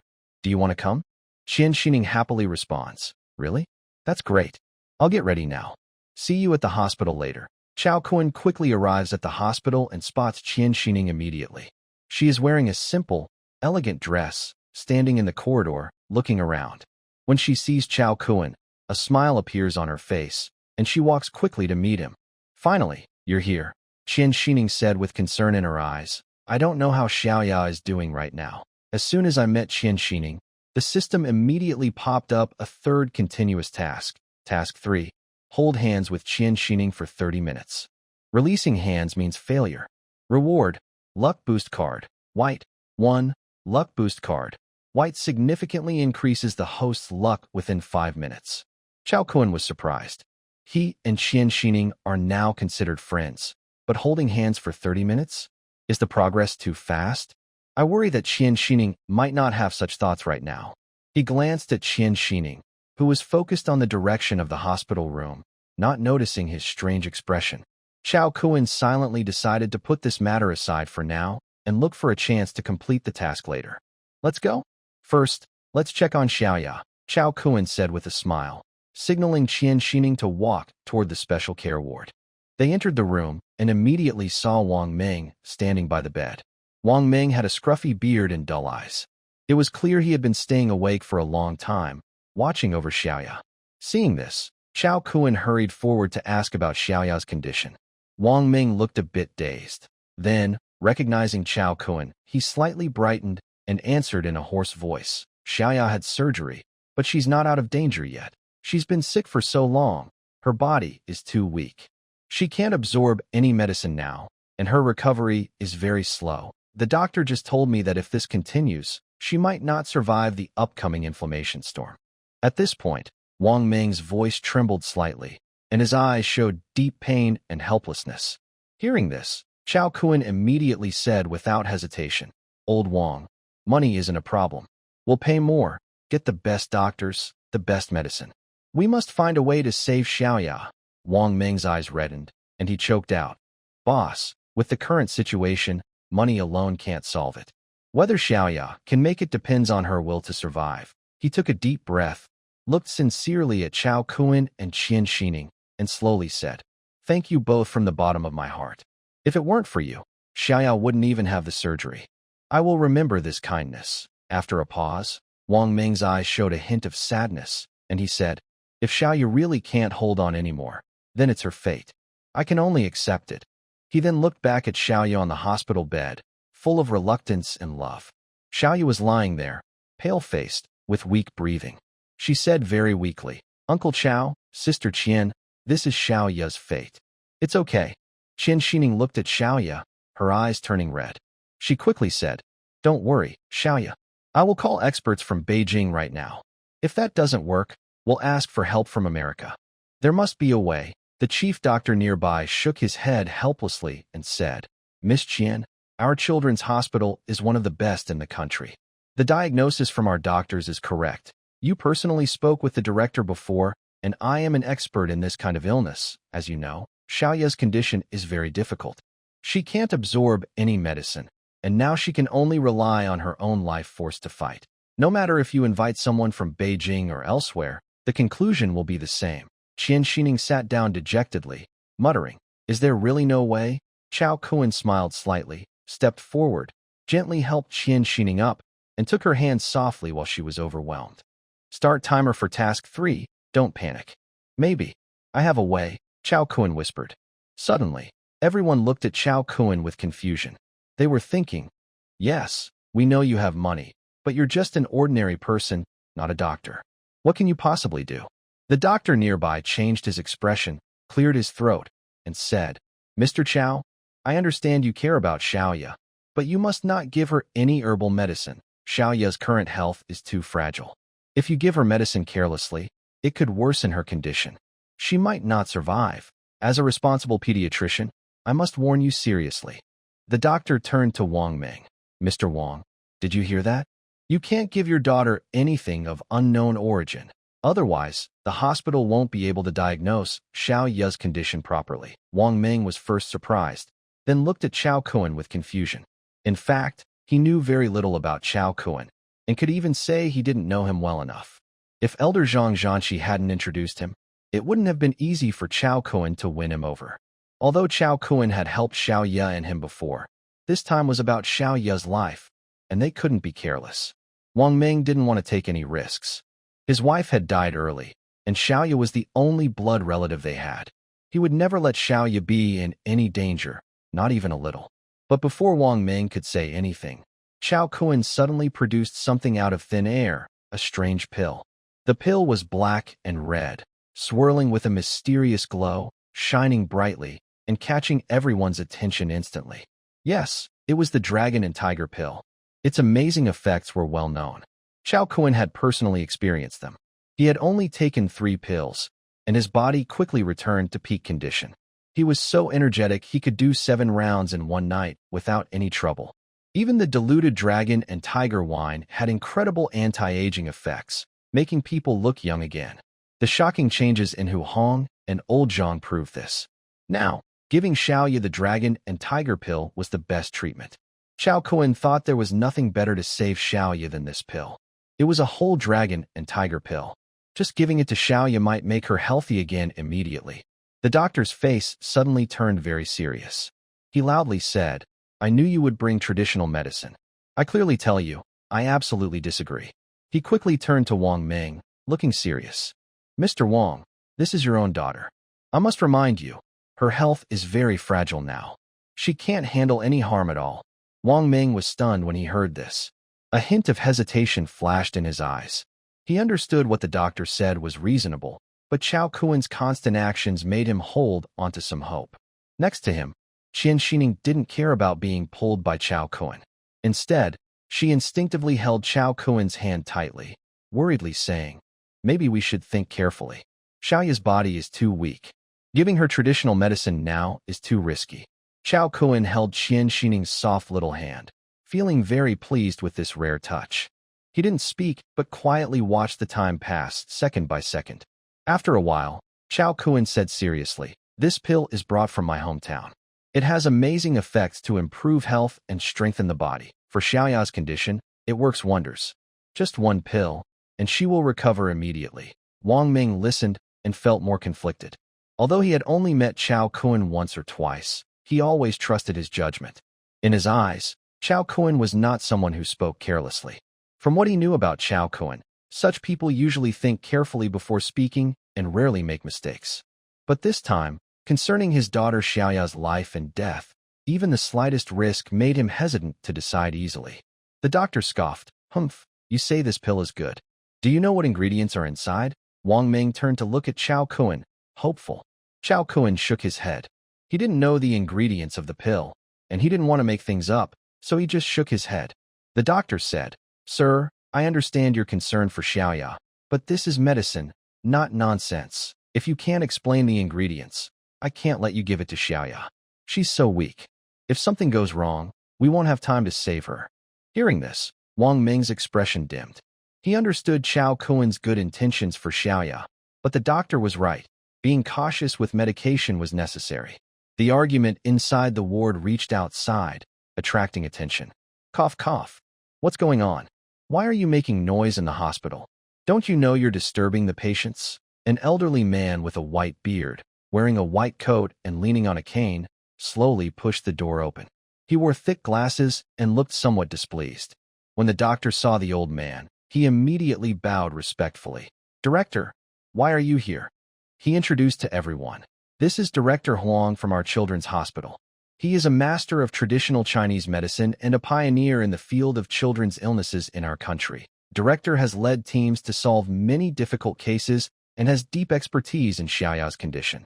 Wang Ming's eyes lit up with hope.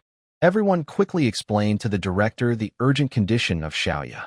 After hearing this, Director Huang paused for a moment and said slowly, "Let me check her pulse." Everyone immediately made space for him. Director Huang walked steadily to the bedside, gently extended his finger, and lightly placed it on Xiaoya's wrist to carefully feel her pulse. Chao Kun still held Qian Xining's small hand tightly and refused to let go, stepping back with her into the crowd. Noticing Chao Kun's action, Qian Xining's face turned slightly red. She instinctively wanted to pull her hand back, but Chao Kun held it even tighter. She looked around and saw Director Huang checking her pulse. Feeling embarrassed to disturb him, she could only give up and stay silent. At this moment, everyone's eyes were fixed on Director Huang. His expression grew more serious. As he continued feeling her pulse, his face looked worse and worse. Everyone's hearts felt like they were being squeezed tightly by an invisible hand, sinking lower and lower. The atmosphere in the ward was so heavy it was hard to breathe. After a while, Director Huang finally spoke in a heavy voice. "Xiaoya's condition is really difficult. I thought of a few remedies, but none of them work." He sighed deeply, shook his head, and looked at Xiaoya with affection. "Her body is too weak to handle any medicine." He paused before continuing. "The situation is very tricky now. Xiaoya can only rely on her own resistance, but she can't absorb the medicine. The more she tries, the weaker she becomes. It's a vicious cycle." His words felt like a death sentence for Xiaoya. The atmosphere in the room dropped to freezing point. Everyone felt very sad. Wang Menghu's eyes filled with tears, and his body trembled slightly as he tried to hold back his tears. Qian Xining's eyes turned red, feeling very upset inside. She unconsciously tightened her grip on Chao Kun's hand. Xiaoya, however, remained calm like still water. She lay on the bed silently, as if accepting her fate. After a moment, Wang Ming let out a deep sigh. "Forget it. Maybe this is destiny." This strong man looked extremely defeated, as if all his strength had been drained. He wiped away tears from his eyes and spoke in a low voice. "We've wasted everyone's time. Please, everyone leave. I want to spend some time alone with my daughter." After saying this, he turned around. Under the hospital room's light, his tall back looked especially lonely, filled with an indescribable sense of solitude. Chao Kun was reluctant to give up and said, "Wait. Since Xiaoya's condition is so hard to improve, why not try my medicine as a last resort?" Everyone's eyes turned sharply toward Chao Kun. No one expected him to still insist on his idea at this moment. Wang Ming was stunned. He looked at Chao Kun with wide eyes, opened his mouth, but didn't know what to say. Although he didn't understand why Chao Kun was so confident about this medicine, based on his knowledge of Chao Kun, there must be something special about it. But he didn't dare to bet. His only hope was his daughter's life. Qian Xining also couldn't help but open her mouth slightly in surprise, her face full of astonishment. For a moment, she was stunned. She secretly blamed Chao Kun, thinking he was being inappropriate at such a critical moment. At this urgent point, why was he still so focused on selling his medicine? Just then, a doctor nearby couldn't hold back and snorted. Humph, I understand what it means to try anything as a last resort, but you can't even explain the ingredients of that medicine. Who knows what's inside? Maybe Xiaoya will die immediately after taking it. If she doesn't take the medicine, how much longer can she hold on? If she does, it might be the end of everything. After speaking, the doctor looked at Wang Meng with a hint of pressure in his tone. Mr. Wang, it's up to you now. Wang Meng's face was uncertain, his eyes shifting between Xiaoya and the medicine in Chao Kun's hand. His heart was torn. Meanwhile, Director Huang, who had been thinking, was stunned when he heard everyone's argument. With quick understanding from others' explanations, he soon grasped the situation. Director Huang, with a kind face, said gently, Chao Xiaoga, may I see that medicine? Chao Kun didn't hide anything and immediately handed the medicine to Director Huang. Huang took the medicine, first carefully examined its color. The black and red intertwined patterns made him frown slightly. Then he leaned in and sniffed the scent of the medicine, his brow tightening even more. After getting Chao Kun's permission, Director Huang scraped a bit of the powder and, in front of everyone's surprised eyes, prepared to put it in his mouth. The chief doctor quickly called out, Director, how can we just eat something of unknown origin? Director Huang smiled slightly. It's okay. I believe Mr. Chao wouldn't harm me. Hearing this, the chief doctor immediately fell silent. Director Huang pinched a bit of the powder, put it in his mouth, and tasted it carefully. Then he slowly closed his eyes, lost in deep thought.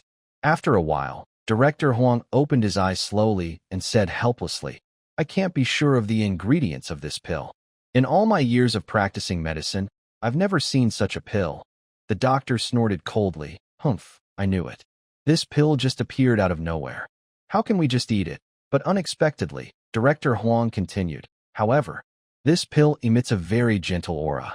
From my perspective, it might not be to the girl's body. Maybe, just maybe, it's worth a try. He looked at Xiaoya on the bed with compassion in his eyes. After all, based on my judgment, if this girl doesn't get proper treatment soon, she might not last much longer. The doctor's proud expression froze instantly. His breath caught, realizing that the director was not on his side after all. Suddenly, he felt very awkward and wished he could disappear into the ground. Everyone else looked at each other, unsure of what to do. Wang Meng's eyes were fixed on the pill in Director Huang's hand. His breathing grew heavier, and his chest rose and fell rapidly. This was a life-and-death decision for his daughter. His mind was in a fierce struggle, unable to make a firm choice. The entire ward seemed to freeze in time, falling into a deathly silence, so quiet that everyone's nervous heartbeat could be heard. Suddenly, a very faint voice broke the silence. I want to use this pill. I want to try my luck. Everyone looked toward the voice. It was Xiaoya. Her big eyes sparkled with a strange light. I want to live. I want to use this pill. Xiaoya spoke each word carefully, pausing to rest after each one. But Wang Meng hesitated, his voice choked with emotion. I'll speak for her. Xiaoya, you don't need this pill. You still have a chance to survive. If you use this pill, and it doesn't work or even causes a bad reaction, you could be close to death, the doctor warned loudly. But I still want to try. I believe Uncle Chao, Xiaoya said softly. Chao Kun took the dragon and tiger pills from Director Huang and approached Xiaoya with a gentle smile. Xiaoya, have you really thought this through? Xiaoya nodded softly. Yes, I have. This is my own choice. No matter what happens, I won't blame you. Chao Kun was slightly surprised and felt a warm feeling inside. He didn't expect this brave girl to think of him at such a dangerous moment. Her kindness and understanding moved him deeply. His gaze slowly shifted to Wang Meng. After hearing his daughter's words, Wang Meng seemed to be struck by something inside. At this moment, he finally made up his mind. His face showed a complicated expression. He let out a self-deprecating laugh and said, I never thought that after more than 40 years of living through gunfire and danger, I would be less brave than my own daughter. He looked at Chao Kun with firm eyes. Xiaoya is right. This is a matter of risking death to find life. Mr. Chao, no matter what happens today, I sincerely thank you for helping. Chao Kun nodded and said seriously, All right, Xiaoya, Wang Ming, thank you for your trust. Please believe me, I will cure Xiaoya. Xiaoya nodded gently, closed her eyes, and slightly parted her lips. The doctor wanted to say more, but Chao Kun didn't want to wait any longer. He decisively put the dragon and tiger pills into Xiaoya's mouth. With a gulp, the pills slid down her throat and disappeared. After a moment, Xiaoya suddenly let out a soft moan. Her face turned slightly red, and her body trembled a little, as if she was experiencing some change. The doctor's face changed dramatically. He shouted, It's happening. An allergic shock. Hurry and prepare emergency treatment. He was about to rush forward to help Xiaoya. Chao Kun reacted quickly and stopped him. Wait a moment. The doctor's eyes widened with anger as he stared at Chao Kun and shouted loudly. This is a life and death matter. This is no joke. We can't wait. But in the next second, something unexpected happened. Xiaoya's entire red flush quickly faded, and her pale skin gradually turned rosy and shiny, no longer as sickly pale as before. Her breathing also became steady and strong. Her previously weak breath now seemed full of life. Xiaoya slowly opened her eyes, filled with surprise and disbelief. She gently raised her hands, her voice trembling with excitement. I feel much better. The doctor was stunned, opening his mouth wide in disbelief. How is this possible? As the chief doctor, he knew Xiaoya's condition very well. Under normal circumstances, survival seemed impossible. He had already given up hope. But who would have thought that a single pill from Chao Kun could bring Xiaoya back to life so suddenly? He hurried forward, took out a stethoscope, and carefully listened to Xiaoya's breathing and heartbeat. The sounds from the stethoscope were still weak, but much stronger than before. It was as if Xiaoya, who was once on the brink of death, had recovered from a serious illness and regained her vitality. The doctor looked up in shock, staring at Chao Kun with amazement. He couldn't believe what he saw and heard. He quickly turned to the hospital director. Director, you should come and see. The director was also stunned.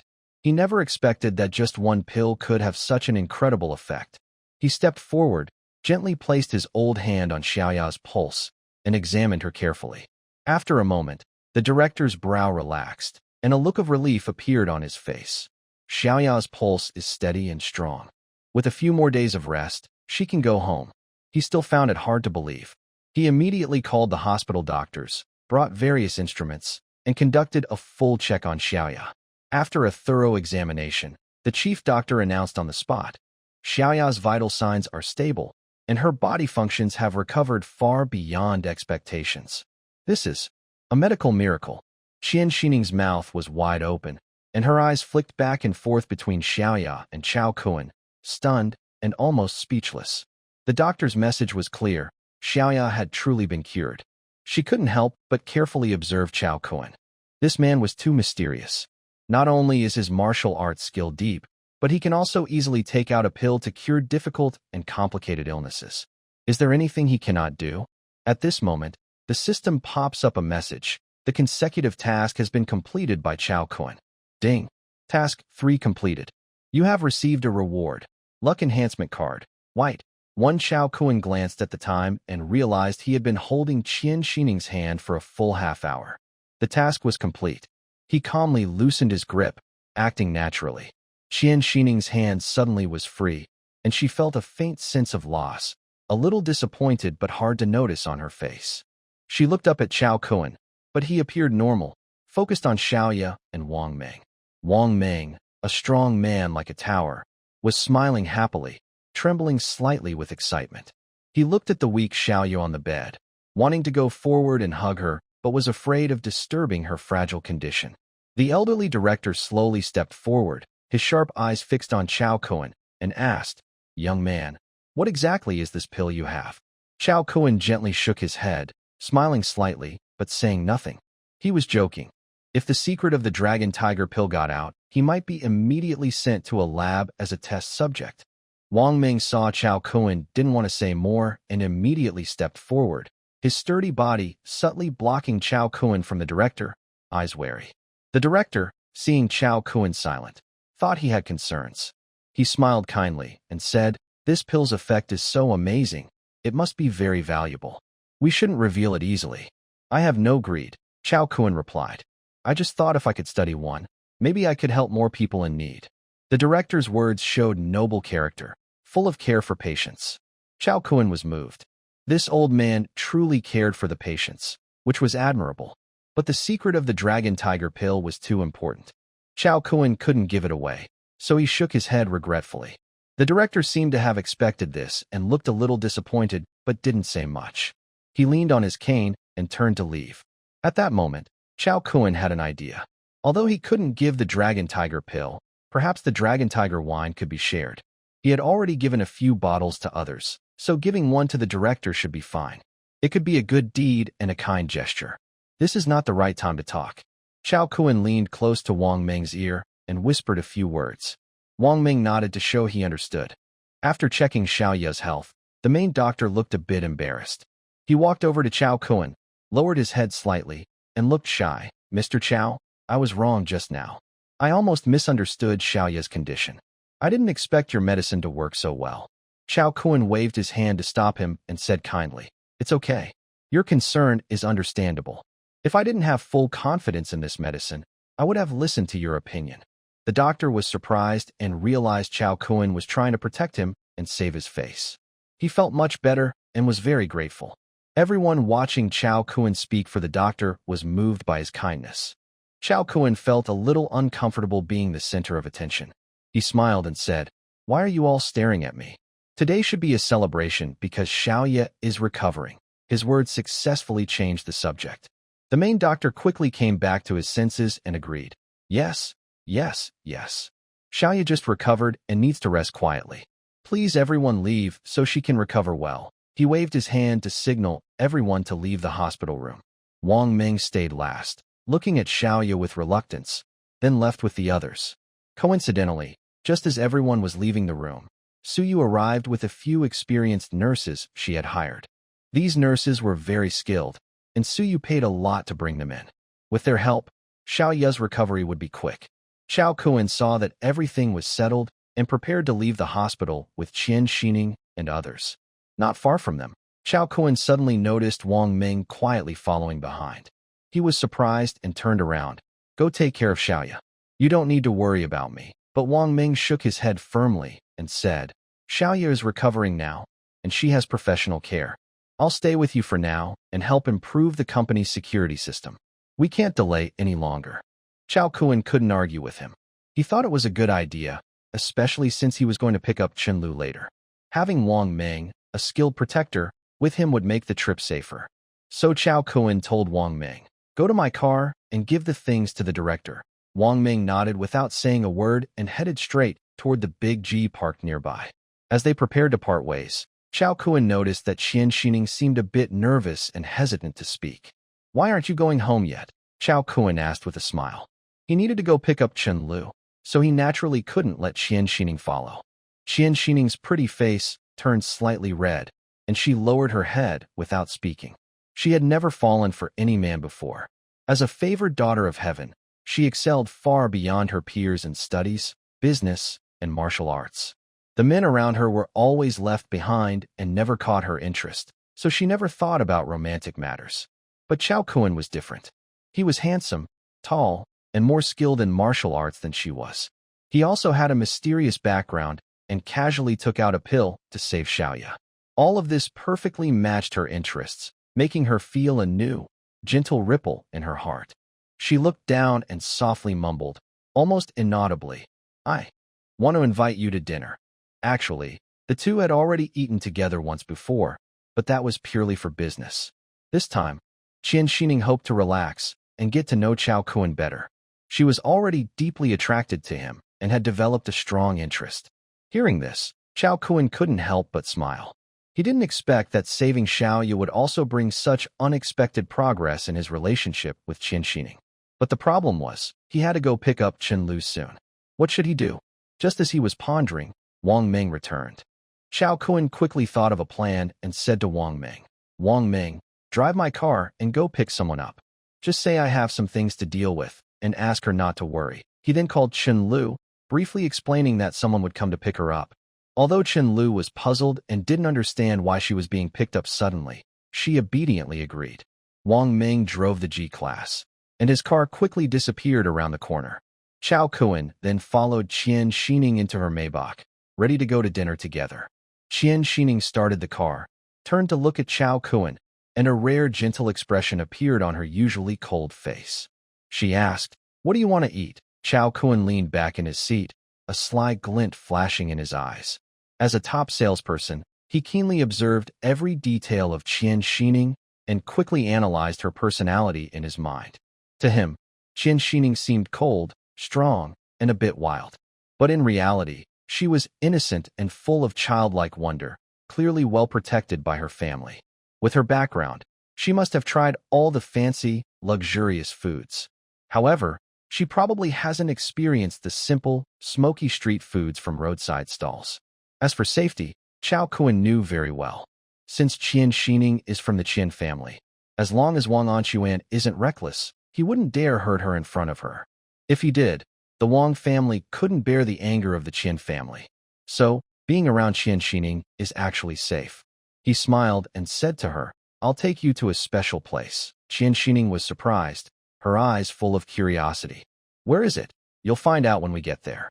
Following Chao Kun's lead, they arrived at a busy shopping street in Chongqing City, with bright neon lights and the tempting smell of delicious food filling the air.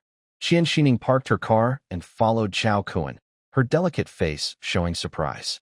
"Is this a street stall?" Chao Kun chuckled and led her straight to a popular food stand. There was a long line in front, and the smell of fragrant stinky tofu sizzling in hot oil filled the air. The vendor was busy and lively. Without hesitation, Chao Kun took out 500 yuan and handed it to the young man at the front of the line. "Brother, I'll buy this spot."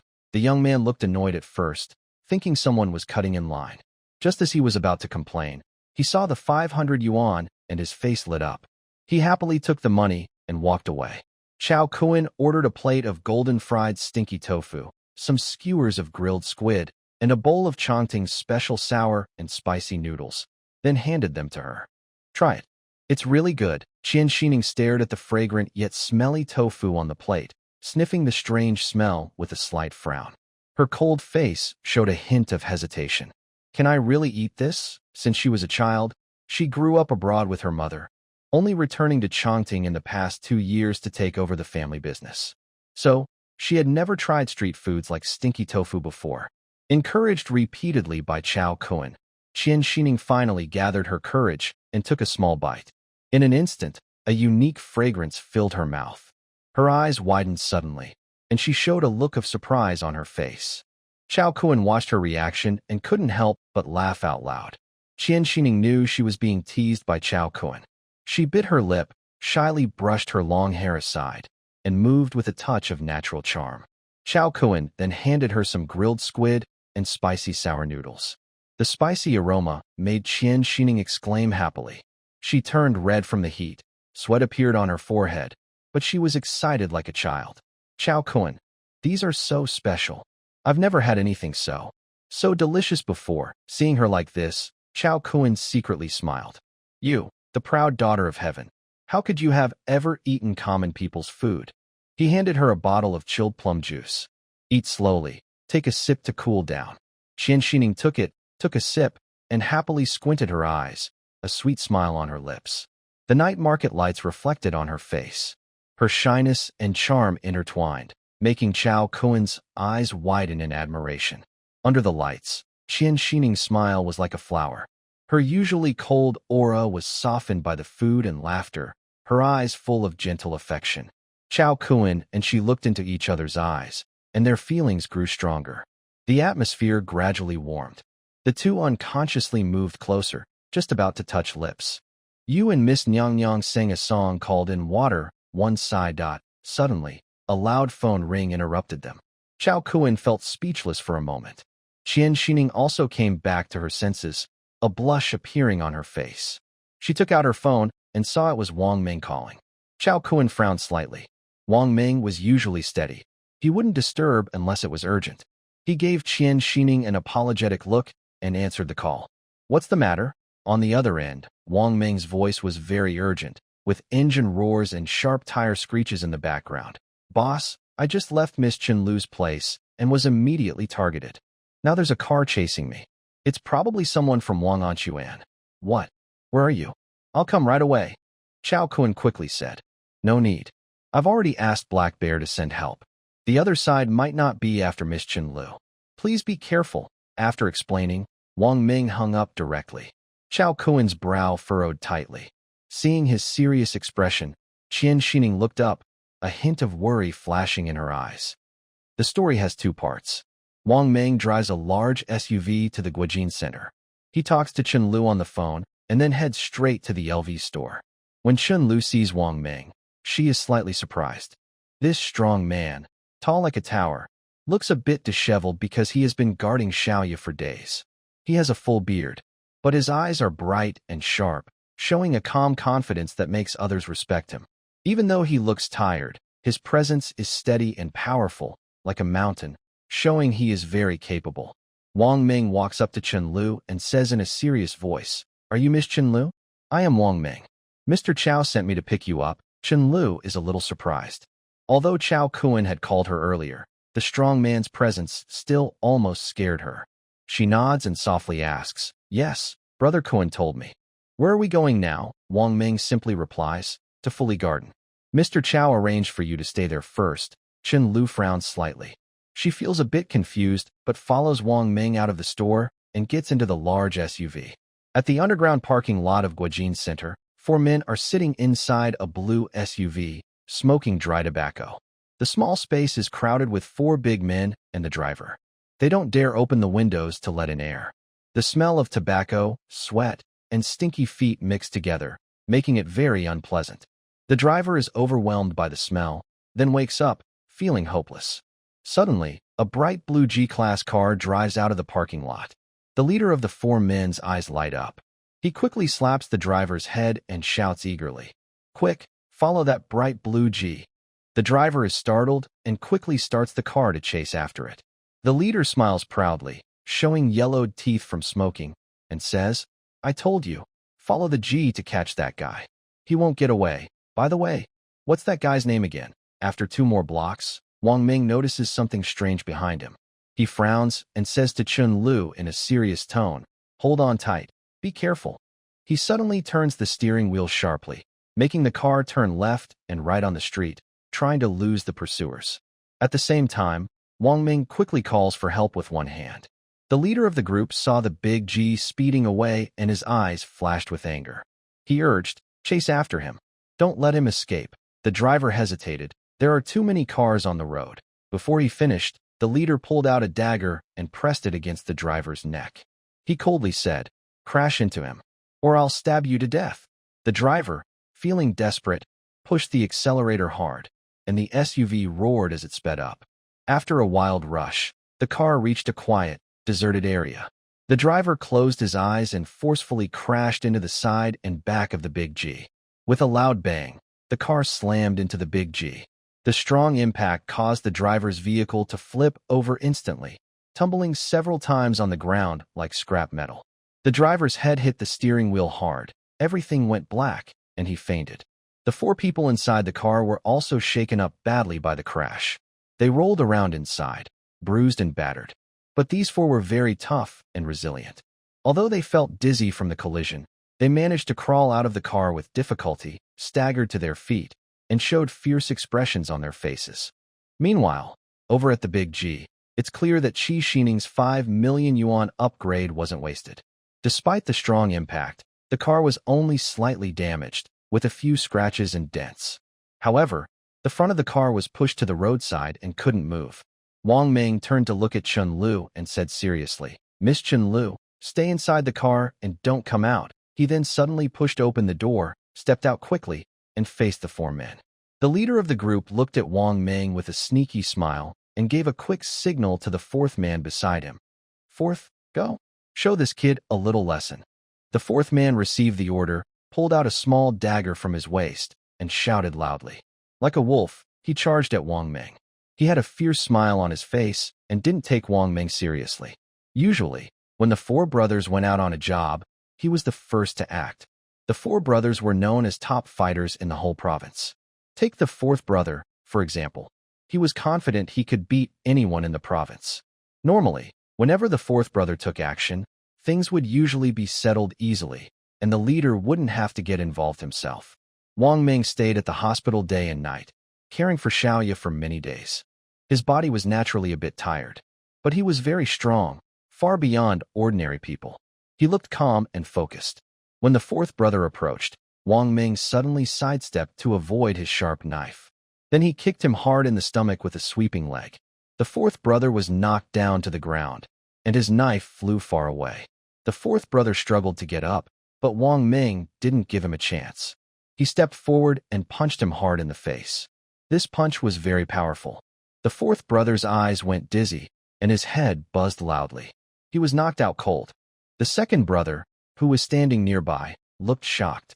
He knew how strong the fourth brother was, but he didn't expect him to be knocked down so quickly by Wang Ming. Just as Wang Ming was about to punch the fourth brother again, aiming at his face, the second brother quickly reacted. He rushed forward with all his strength and blocked Wang Ming's attack. If he hadn't reacted fast and stepped in just in time, the fourth brother might have been killed right there. The second brother caught Wang Ming's punch with all his strength. He felt a huge force travel up his arm, making it numb. He couldn't help but shout, "Boss, this guy is really tough." The boss's eyes darkened. He said coldly, I'll show him what I've got." He moved quickly and charged at Wang Ming, engaging him in a fight. Their fists and kicks clashed, and the wind howled. Although Wang Ming was exhausted, his moves were steady and powerful. He held his ground and kept Wang Ming busy. Meanwhile, the second and third brothers helped the fourth brother to stand up. Seeing their boss with Wang Ming, they took the chance to go around to the big G car, trying to catch Chao Kun. But when they looked through the car window, they saw only Chun Lu inside. The second brother froze and shouted, "Boss, there's only a woman in the car." The boss was stunned. He gritted his teeth and said, "Who cares? Just catch her first." They tried to smash the car door open, but the modified G-car door was as solid as a rock and wouldn't open. Chun Lu was inside, her face pale with fear, but she clenched her teeth and held the door tightly. The four of them regrouped and whispered, "First, we kill this big guy, then we'll think of a way." Just as they prepared to attack Wang Ming, a loud engine roar came from afar. The Black Bear-led security team arrived quickly in their car, headlights cutting through the night with a strong presence. The four people saw that the other side was many and powerful. Their faces changed, and they quickly turned to run toward their overturned SUV. These four looked like human-sized dinosaurs. With their effort, the SUV, weighing over 2 tons, was flipped back upright. The leader tore open the car door and slapped the unconscious driver hard in the face. The poor driver had just woken up from the car crash dizziness and was startled by the pain, blinking blankly. The leader growled, "Drive quickly, let's go." The driver gritted his teeth, endured the pain, started the engine, and hurriedly fled with the four people. The car's tail was smoking, and it soon disappeared into the night. After the Black Bear and his team arrived, he immediately ran to Wang Ming and asked anxiously, "Captain, should we chase them?" Wang Ming looked at Chun Lu inside the car, still shaken, and thought for a moment. To keep Chun Lu safe, he finally decided not to chase and slowly shook his head, saying, "No, safety first for Miss Chun Lu." Chao Kuan's expression turned serious as he said to Qian Xining, "I have something to do. I need to leave first." Qian Xining, very clever, flicked her eyes and asked cautiously, "Is it about the four people I warned you about earlier?" Chao Kuan nodded, confirming. Qian Xining frowned slightly and asked, "Do you need my help?" Chao Kuan waved his hand. "Not for now. The situation is still under control. If Qian Xining mobilized her family's power, it might alert Wang Anquan. If he got scared and hid in a corner, Chao Kuan wouldn't be able to find him. Dealing with a problem without finishing it could cause more trouble later. He didn't want to be constantly worried about Wang Anquan's attention. That's not what Chao Kuan wanted. Anyway, with Wang Ming, a top-notch fighter, Chao Kuan felt confident about his safety. Qian Xining nodded wisely, a hint of regret in her eyes, and said softly, "All right, see you next time." Chao Kun smiled and nodded. "Deal." They parted ways. Qian Xining looked back step by step, got into her Maybach, and disappeared into the night. Ling Hu led his team to pick up Chao Kun, with Su Yu on the car. She heard about Wang Ming's attack and insisted on coming along, looking worried. When he got in the car, Su Yu asked with concern, "Boss, are you okay?" Chao Kun shook his head. Things were going well on his side. If Wang Ming hadn't called, he might have even kissed Xiao Ning's little mouth. Su Yu reported, "Boss, the captain just called. We successfully repelled the enemy, and Miss Chen Lu is very safe." Chao Kun nodded. "That's good." He paused and spoke more seriously, "But security must be strengthened. There can be no mistakes at Fully Garden." Su Yu nodded seriously. "Understood. I'll arrange it immediately." She thought for a moment and asked, "Should we add more security for Lu Xian?" Chao Kun thought for a moment and shook his head. "No need. Lu Xian's area is already very safe and has never been exposed to Wang Anquan's eyes. There's no need to do extra." The same goes for Zheng Kersen. With Donyaya always watching, adding more security would only cause problems. Su Yu carefully noted this. At night, the car moved smoothly and soon arrived at Fully Garden. Chao Kun opened the car door and saw Wang Ming leaning against the wall, resting. The big man looked tired, with bloodshot eyes, but still in good spirits. When Wang Ming saw Chao Kun, he immediately stood up and approached. Chao Kun looked him over and patted his shoulder. "Are you okay?" Wang Ming shook his head. "Boss, these four are strong, but they wouldn't hurt me. The only concern is the leader. Besides me, the rest of the security team probably can't defeat him." Chao Kun's face grew serious. He nodded and then ordered, "Make arrangements. Strengthen the security at Fully Garden and the company. No more mistakes." Wang Ming nodded decisively. At this moment, Chen Lu also came over. She had just experienced the attack and still looked shaken, her face pale. Seeing this, Chao Kun stepped forward and hugged her gently. He softly comforted her, "Don't be afraid. It's over now. This won't happen again." Considering Chen Lu's condition, Chao Kun decided she should stay at Fully Garden with Li Meiwei, so she would be looked after. Chao Kun looked at Chen Lu and said, "I'm planning to buy Li Meiwei's house. We're negotiating now. From now on, you can live here peacefully. It will be very safe." Chen Lu was surprised. Buying Sister Wei's house. Where would Sister Wei live then? But Chao Kun didn't give her time to think. Gently, he pushed her into the villa and softly said, "All right, you were just startled. Go take a hot bath and rest." After dealing with this matter, Chao Kun turned around and went to find Li Meiwei. At this moment, Li Meiwei was hiding in her bedroom. The villa suddenly filled with about 10 or 20 people, and there were many unfamiliar faces, which made her very uncomfortable. She was wearing a loose white silk nightgown, with the collar slightly open. Her long, straight legs were covered in black stockings, making her skin look very fair. The black stockings and her fair skin created a strong visual contrast. She was lazily half lying on the bed, with her high heels casually placed nearby. When she saw Chao Kun come in, she scolded, "I haven't sold you this house yet. How did it become yours?" Chao Kun slightly smiled and reached out to her. "Are you having second thoughts? That's okay. Just give me double the deposit back." Li Meiwei rolled her eyes at his words. Refund the money? She only had 2 million in her account, which was the house deposit Chao Kun gave her. She had even borrowed her salary early. Where could she find 4 million to return to him? "Then you also can't." She wanted to say more, but Chao Kun directly covered her mouth, stopping her from speaking. After a long while, they parted lips. Li Meiwei, adjusting her nightgown and sighing, spoke in a low voice, "I understand in my heart. I'm older now, and I am married. We can't get married. I'm already satisfied to have had a relationship with you." Chao Kun raised an eyebrow, smiling mischievously as he leaned closer. "Is one enough?" Li Meiwei rolled her eyes at him and said playfully, "You're such a person. That wouldn't be fair to Chen Lu." Chao Kun smiled slightly and lowered his voice. "Then let's not let her find out." Thinking of Chen Lu and Li Meiwei sharing a room at this moment, Chao Kun felt a warm rush. His mind drifted back to the tender small hand of Qian Xining and her captivating, charming eyes from the afternoon. He felt his throat go dry and couldn't help but reach out to hold Li Meiwei's waist, pulling her into his arms. On the bedroom wall, the wedding photo of Li Meiwei and Rin Tong still hung in its place. Li Meiwei suddenly exclaimed, her face turning even redder. Oh, Chen Lu is still here. Chao Kuan leaned close to her ear, his voice low and hoarse, with a teasing tone. What are you afraid of? We can finish quickly. Li Meiwei glared at him, but her eyes softened with a gentle charm. The atmosphere in the bedroom instantly warmed. After a while, Chen Lu changed into a fresh set of home clothes, hugged a pillow, and gently knocked on Li Meiwei's bedroom door. Li Meiwei was tidying up the bed, her cheeks slightly flushed, as if she had just experienced something exciting that made her heart beat faster. She looked up when she saw Chen Lu, her eyes flickering with a hint of nervousness, then quickly smiled and said, Lulu, do you need something? Chen Lu blinked playfully and teased, Sister Wei, your face is so red. What did you do? Li Meiwei was caught off guard by her words, her face turning even redder. She hurriedly waved her hands and said, No, I just did some exercise. I'm so hot. I was about to take a shower. She quickly grabbed a bathrobe to hide her embarrassment.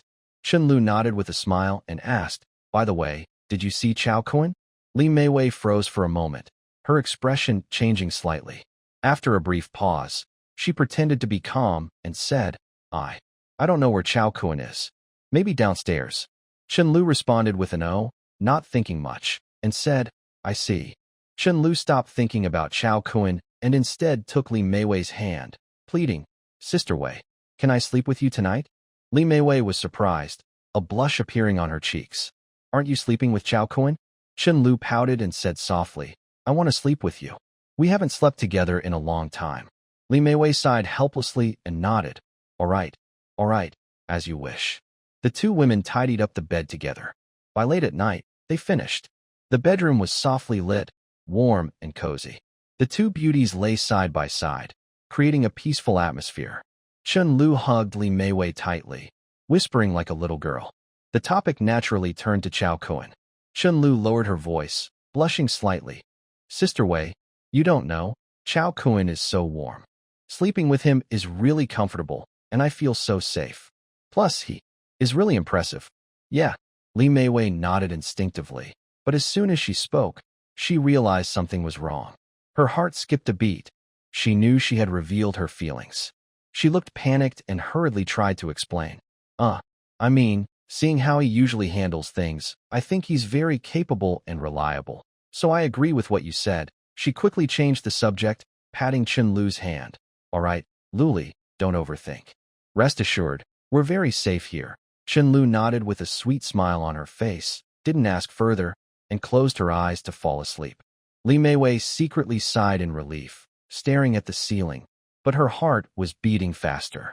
Unconsciously, her mind drifted to Chao Kuan's image, and her cheeks blushed again. On the outskirts of Chongqing City, inside Wang Anquan's secret villa, under the dim yellow light, the Yinbian group sat around a table. A pot was steaming hot, and they were drinking wine while gnawing on big bones. Wine bottles were scattered everywhere, and the air was thick with strong alcohol and sour vegetable smell. The fourth person had a big bump on his face, with bruises and cuts all over his body. His hand holding the wine glass trembled slightly. He looked a bit scared and said, Boss, today's plan was really tricky. The group had minor injuries from a car accident earlier that afternoon, mostly cuts and bruises. For tough guys like them, it wasn't a big deal. The boss bit into a piece of meat, chewing fiercely, with a fierce look in his eyes. It's nothing. That man is about as strong as me. Next time, I'll handle him myself. You three just focus on catching people. The second, third, and fourth members exchanged glances, nodded together, and drank their wine in one gulp. While they were talking, Wang Anquan's convoy slowly arrived at the villa. He pushed open the door, nearly fainted from the sour smell inside. But he forced himself to walk in, frowning, and asked, Why did you call me here today? The boss lazily bit into a big bone, glancing at him sideways, and said nonchalantly, Nothing much. The opponent is a bit strong. We need to pay more. Wang Anquan's breath caught, and his face darkened. Didn't we agree on 5 million each? The boss sneered coldly, suddenly stood up, grabbed Wang Anquan's neck like iron, squeezing tightly, and sneered. We risk our lives to do this for you. What's a little extra money? Wang Anquan was choked, turning red in the face, kicking his legs wildly, and desperately trying to break free. The bodyguard nearby saw this and tried to rush over to help, but he was knocked down by Old 3 and Old 4 with a punch each, falling to the ground without even a sound. Only then did the boss loosen his grip. Wang Anquan fell to the floor with a loud thud, like a fish out of water, desperately gasping for fresh air. The boss looked at him coldly and asked, "Are you willing to pay more?" Wang Anquan hurriedly nodded and said desperately, "Yes, yes, I will pay more." The boss sat back in his chair casually, took a sip from his glass, and said offhandedly, "Send more people to me. Today, I accidentally killed that driver." Chongqing Children's Hospital. Director Huang returned to his office and immediately saw a bottle of wine on the desk, half red and half black, with a note beside it. He picked up the note and saw it was left by Chao Kuan. The note explained that it was inconvenient outside with so many people, so he specially sent this bottle of wine for research and warned him not to reveal his secret. After reading it, Director Huang felt energized and showed a pleased smile, muttering to himself, "This young man is really quite good." Late at night, Wanha Trading. The office was brightly lit. Sui Sha was working overtime with a few employees. Suddenly, there was a noise from the vice president's office. Wang Anquan hurriedly left the company with a group of bodyguards, and the convoy disappeared into the night. She felt a spark of opportunity and, using the excuse of fetching some files, quietly slipped into Wang Anquan's office. The office was silent. Sui Sha held her breath and searched around. She checked every drawer in the office, but found no valuable clues. Minutes passed, and sweat started to bead on her forehead. Her eyes finally landed on the safe in the corner of the office. It was the last possible place to hide evidence. She was about to try opening the safe when suddenly, hurried footsteps sounded outside. Wang Anquan was back. Sui Sha's heart raced. She quickly tidied up the disorganized files and pretended to be calm. Wang Anquan pushed the door open, looking grim, with several obvious bruises on his neck. Seeing Sui Sha in the office, he frowned and said in a stern tone, "What are you doing here?" Sui Sha felt a tight knot in her stomach and hesitated, saying, I came to find a document I need for tomorrow." She looked down, trying to hide her nervousness. Wang Anquan snorted coldly and interrupted her, with a stern look, "Stop wasting time. Have you thought about Wang Yaozu's matter? The contract with Utopia has already expired. If you don't have anything to give to their representative, they might sue us. What will you do then? It's better to talk to the Wang family early, or you might end up in jail." Sui Sha rolled her eyes inwardly. Luckily, her mother knew Wang Anquan was ruthless and had already sided with Chao Kuan. Otherwise, he might have eaten her up completely. But that's good too. Then her mother could find evidence of his crimes without any guilt. She forced down her anger and forced a smile. "Uncle, you misunderstood. I am just thinking carefully. Please give me a little more time." After saying that, she dared not stay longer and hurriedly left the office. Wang Anquan watched her leave, a hint of suspicion in his eyes. He lowered his voice and said, "Check on her." His subordinate nodded and followed Sui Sha. Early morning. The sun was shining brightly, and the breeze was gentle with light clouds. Chao Kuan sat in his luxurious garden home, hearing the shouts from Wang Meng and his security team training downstairs. Though loud, it made Chao Kuan feel very safe. Feeling a bit bored, he turned on the TV to see if there was anything new happening. As soon as he turned it on, a flood of news came rushing in. On the screen, the host spoke quickly. Last night, Utopia launched a large-scale counterattack, and the White War in Utopia suddenly escalated. Reports say Utopia's elite troops made breakthroughs on key fronts. The scene switched to the battlefield, where a figure of a commander flashed by, clearly Petrov. The news was vague, only mentioning a brand-new titanium alloy drone, performing brilliantly on the battlefield. It seemed very effective and had attracted attention from many countries. Utopia had turned the tide with this drone. Meanwhile, at Xinguang Yuyuan, at Zheng Koexian's home, Donyaya was staring at the TV screen with a worried look. She bit her lip tightly, a flicker of concern in her eyes. The person on TV, Petrov, was her father. She tried to stay calm, but couldn't hide her nervousness. The TV news kept scrolling. Due to the escalation of the U-White conflict and the deployment of new titanium alloy equipment in combat, the international special metal market has experienced large fluctuations this morning. Prices of titanium alloys jumped at the opening. So far, spot prices have increased by 30% compared to yesterday, and companies in related industries are paying close attention. Chao Kuan was stunned and suddenly realized. Tianhuan New Materials. This company has been working hard in the titanium alloy field for many years. With the changes in the international market, Tianhuan New Materials will definitely make a big profit. At that moment, his phone rang. It was Qian Xining calling. Chao Kuan answered the phone, and Qian Xining's excited voice came through.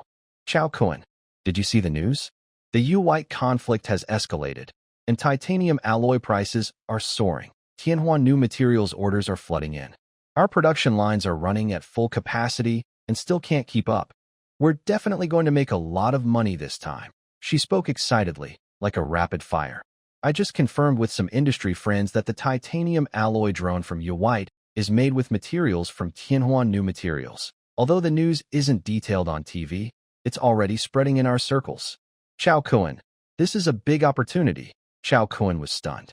Because of the hidden information, he knew Tianhuan New Materials would start to rise from Monday. But he didn't expect it to develop so amazingly. To make money, they're willing to even start a war? Hockey Tong, you guy. Chao Kuan finished breakfast at Fully Garden and was escorted to the company by the security team. In the conference room, it was already full. Su Yu stood alone by the microphone, in front of a large group of Kunlun trade employees. Everyone was whispering, guessing the purpose of the company-wide meeting. Some said the company might be hiring too many people and planning layoffs. Others thought the company might be facing a financial crisis and about to go bankrupt. Everyone was anxious, unsure of what fate awaited them next. Su Yu picked up the microphone, cleared her throat, and spoke slowly. Dear colleagues, I am here to announce a new company policy. Starting today, the company will adjust working hours. The start time will be delayed by half an hour, and the end time will be moved up by half an hour. Salaries will remain the same. She paused briefly and continued. Regarding overtime, working beyond regular hours without permission is not allowed. If there is a special situation that requires overtime, you must honestly record it. The company will pay overtime wages based on the actual hours worked. Additionally, the company clearly states that employees are strictly forbidden from staying in the office on weekends. Anyone caught will be immediately dismissed, with no exceptions. The meeting room fell silent. Employees looked at each other, doubting whether they had heard correctly. Such a policy is unheard of in the sales industry, especially in foreign trade companies that often need to communicate with clients around the clock. Su Yu looked around and said, I hope everyone works hard. The company doesn't support idlers. Remember, if you don't work, someone else will. After the meeting, employees dispersed in small groups, chatting quietly. Is the boss crazy? Who does things like this in a company? One employee muttered in disbelief. Another colleague nearby shrugged and said, I think we should find another job quickly. Who treats workers so well? There might be some trap waiting for us. Despite their words, when they returned to their desks, their motivation surprisingly increased. At 9:15 a.m., Chao Kuan entered the trading room to check the trend of Tianhuan New Materials.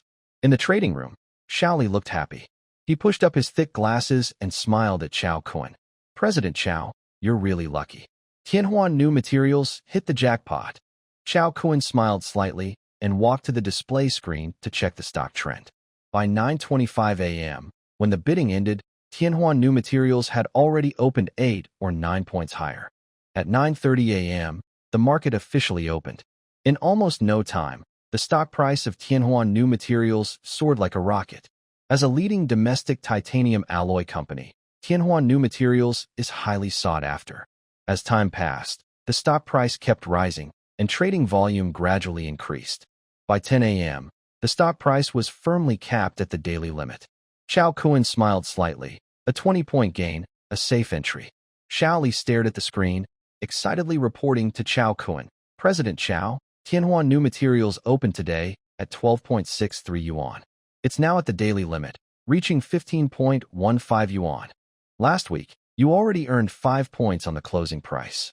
Today, you gained another 20 points, totaling 26 points. Chao Kuan smiled slightly and estimated, saying happily, not bad. Just today, I made over 300 million. he knew well that the potential of Tianhua New Materials was much greater than that. According to hidden information, this stock would rise from 12.63 yuan to 23.11 yuan later, nearly doubling in value.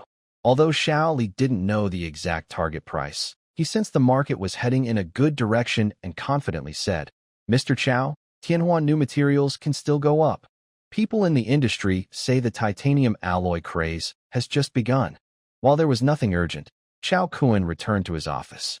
He closed the door and immediately opened his inventory, choosing to use a white luck boost card.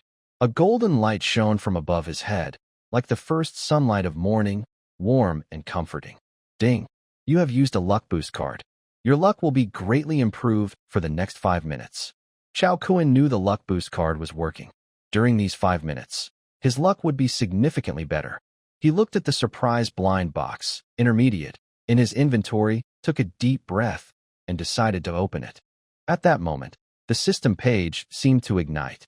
Colorful fireworks burst out one after another, accompanied by deafening sounds.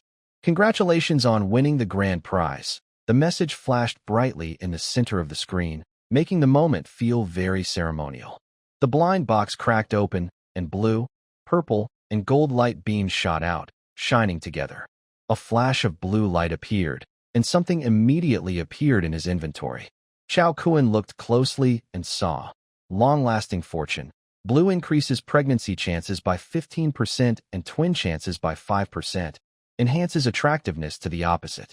Next, purple light descended from the sky, adding another item. Turtle rest pill, purple. 1. Taking it can make a person appear dead for 72 hours. Finally, the blind box exploded completely, with golden light flying everywhere, falling into Chao Kuan's hand. The light disappeared, and Chao Kuan couldn't wait to check the items he received. He saw a simple, antique-looking compass in his hand. It was small, about the size of his palm, easy to carry. This Heaven's Secret compass was made of antique bronze, with a finely carved Taiji Bagua pattern on the face. In the center was a clear jade bead acting as the pointer, surrounded by delicate golden runes that emitted a faint glow. The back of the compass is engraved with an elegant inscription in ancient script that reads, "Heaven's secrets are knowable, and one's fate is self-aware." Its design is refined yet grand, making it a tasteful decoration on a desk. Heavenly Secret Compass. Golden can be used every 5 days to predict good or bad luck, revealing important insights and secrets of fate. Next to it, there is a note. If you insert jade stones, the compass's prediction accuracy can be improved, or special guidance for good fortune and avoiding misfortune can be unlocked. Chao Kuan's face brightened with joy. With this Heavenly Secret Compass, he could control his luck and misfortune. The system's rewards eventually run out, but this compass can provide guidance day after day. Although it can only be used once every 5 days, inserting jade stones can enhance its effects. In the item list, Chao Kuan tried the blue label, Long-Lasting Fortune, but the system didn't allow him to wear the same label again. However, once he collects another blue label, he can upgrade it to a purple label. Chao Kuan looked forward to this. As for the purple pill, Turtle Breath Pill, it seems to have no real use. Chao Kuan thought about it and decided there was no situation that required pretending to be dead, so he just left it in his inventory. Soon, it was late afternoon. The stock of Tianhua New Materials was rising strongly, hitting the daily limit up and staying there until the market closed. Today, he earned 20 points safely, and Chao Kuan's wealth increased instantly. He called Suyu to inform her, then carried his Dragon Tiger pill furnace and leisurely returned to the luxurious garden. Time quickly passed to 4:55 p.m. In the Kunlun trading office, all the employees looked at each other nervously. Was the attendance policy announced by General Manager Su this morning true? Kunlun Trading's original attendance was from 8 a.m. to 12 p.m., with a 1.5-hour lunch break, then from 1:30 p.m. to 5:30 p.m. It was similar to other companies in Mingzhu Building. But now, due to the poor economic environment, overtime has become normal. Companies that leave exactly at 5:30 p.m. are almost non-existent. Leaving half an hour early means leaving at 5 p.m., which seemed like a dream to the employees. At 4:58 p.m., Suyu hurried out of the general manager's office. Seeing the employees still at their desks, She frowned and said, "Why aren't you leaving yet? Do you want to work overtime on purpose?" Everyone was suddenly stunned. Like they had been awakened, they hurriedly packed their bags and briefcases, with smiles of disbelief on their faces, and left the office one after another. Walking out of Mingzhu Building, the sunset cast a warm glow on the street. The workers felt the sky was bluer, the water greener, and even the birds singing by the roadside sounded clearer. Most importantly, it wasn't rush hour yet. The subway and buses were not crowded, so there was no need to squeeze in. It was very comfortable. At home, Xiaozhang pushed open the door. His wife, Xiaoli, looked surprised. "Why are you back so early today?" Her face changed with concern. "Is the new company not good?" Xiaoli even worried he might be fired on his first day. She quickly tried to comfort him. "It's okay. If this company doesn't work out, we'll find another. The kids are older now. If needed, I can go out to work, and we can manage." Xiaozhang patted her hand and smiled as he explained, "You're overthinking. Today, the boss announced a new rule. Start work half an hour later and finish half an hour earlier, with the same pay. No overtime. I've already thought about it. In the future, I won't need to work overtime, so I can spend more time with you and the kids." Xiaoli was stunned, hardly believing it. "Are you joking? Such a good boss? Most bosses nowadays don't even let you skip overtime." Xiaozhang chuckled happily, full of motivation. "That's why I need to work harder. The company's business is getting better and better, so I can stay here longer." Hearing this, Xiaoli's eyes lit up. She held his hand. "Honey, keep it up. You must do well." Their little son, hearing the noise, ran over and waved his small fists, cheerfully shouting, "Dad, keep it up. Do your best." The family of three hugged each other and smiled happily, filling the house with warmth. Back at Fully Garden, Chao Kuan went straight into his bedroom. This room was originally a home theater in the villa, about 70 or 80 square meters. The walls were covered with soundproof cotton, so even if he shouted loudly inside, no sound could be heard outside. Chao Kuan turned it into his bedroom, specially buying a 3-meter stainless steel bed. The bed was spacious enough for 5 or 6 adults to lie down comfortably, very practical. At this moment, the room was filled with various types of jade stones, emitting a gentle, warm glow. These were all items Chao Kuan had asked Suyu to buy before he left, neatly stacked on the table. Chao Kuan closed the door and took a small, ancient bronze compass in his hand, carefully rubbing it. The Taiji 8 trigram patterns shimmered faintly under the light. He casually selected a few ordinary jade stones and placed them on the compass. The jade stones instantly disappeared, and a system prompt appeared. Heavenly Secret Compass. Ordinary jade stones detected. Prediction accuracy increased, and a favorable luck suggestion added. Chao Kuan nodded with satisfaction. Not bad. The favorable luck advice could be useful. He then picked a few pieces of jadeite and placed them on the compass. The system prompted again. Heavenly Secret Compass. Intermediate grade jade stones detected. Prediction accuracy greatly improved, and avoid misfortune, warning added. A flicker of excitement crossed Chao Kuan's eyes. This compass really has some power. The higher the quality of the jade, the stronger its functions. He immediately tested all kinds of jade stones in the room. Soon, the entire compass emitted a yellow glow, and no more jade could be added. Heavenly Secret Compass. Jade capacity full. Fully operational.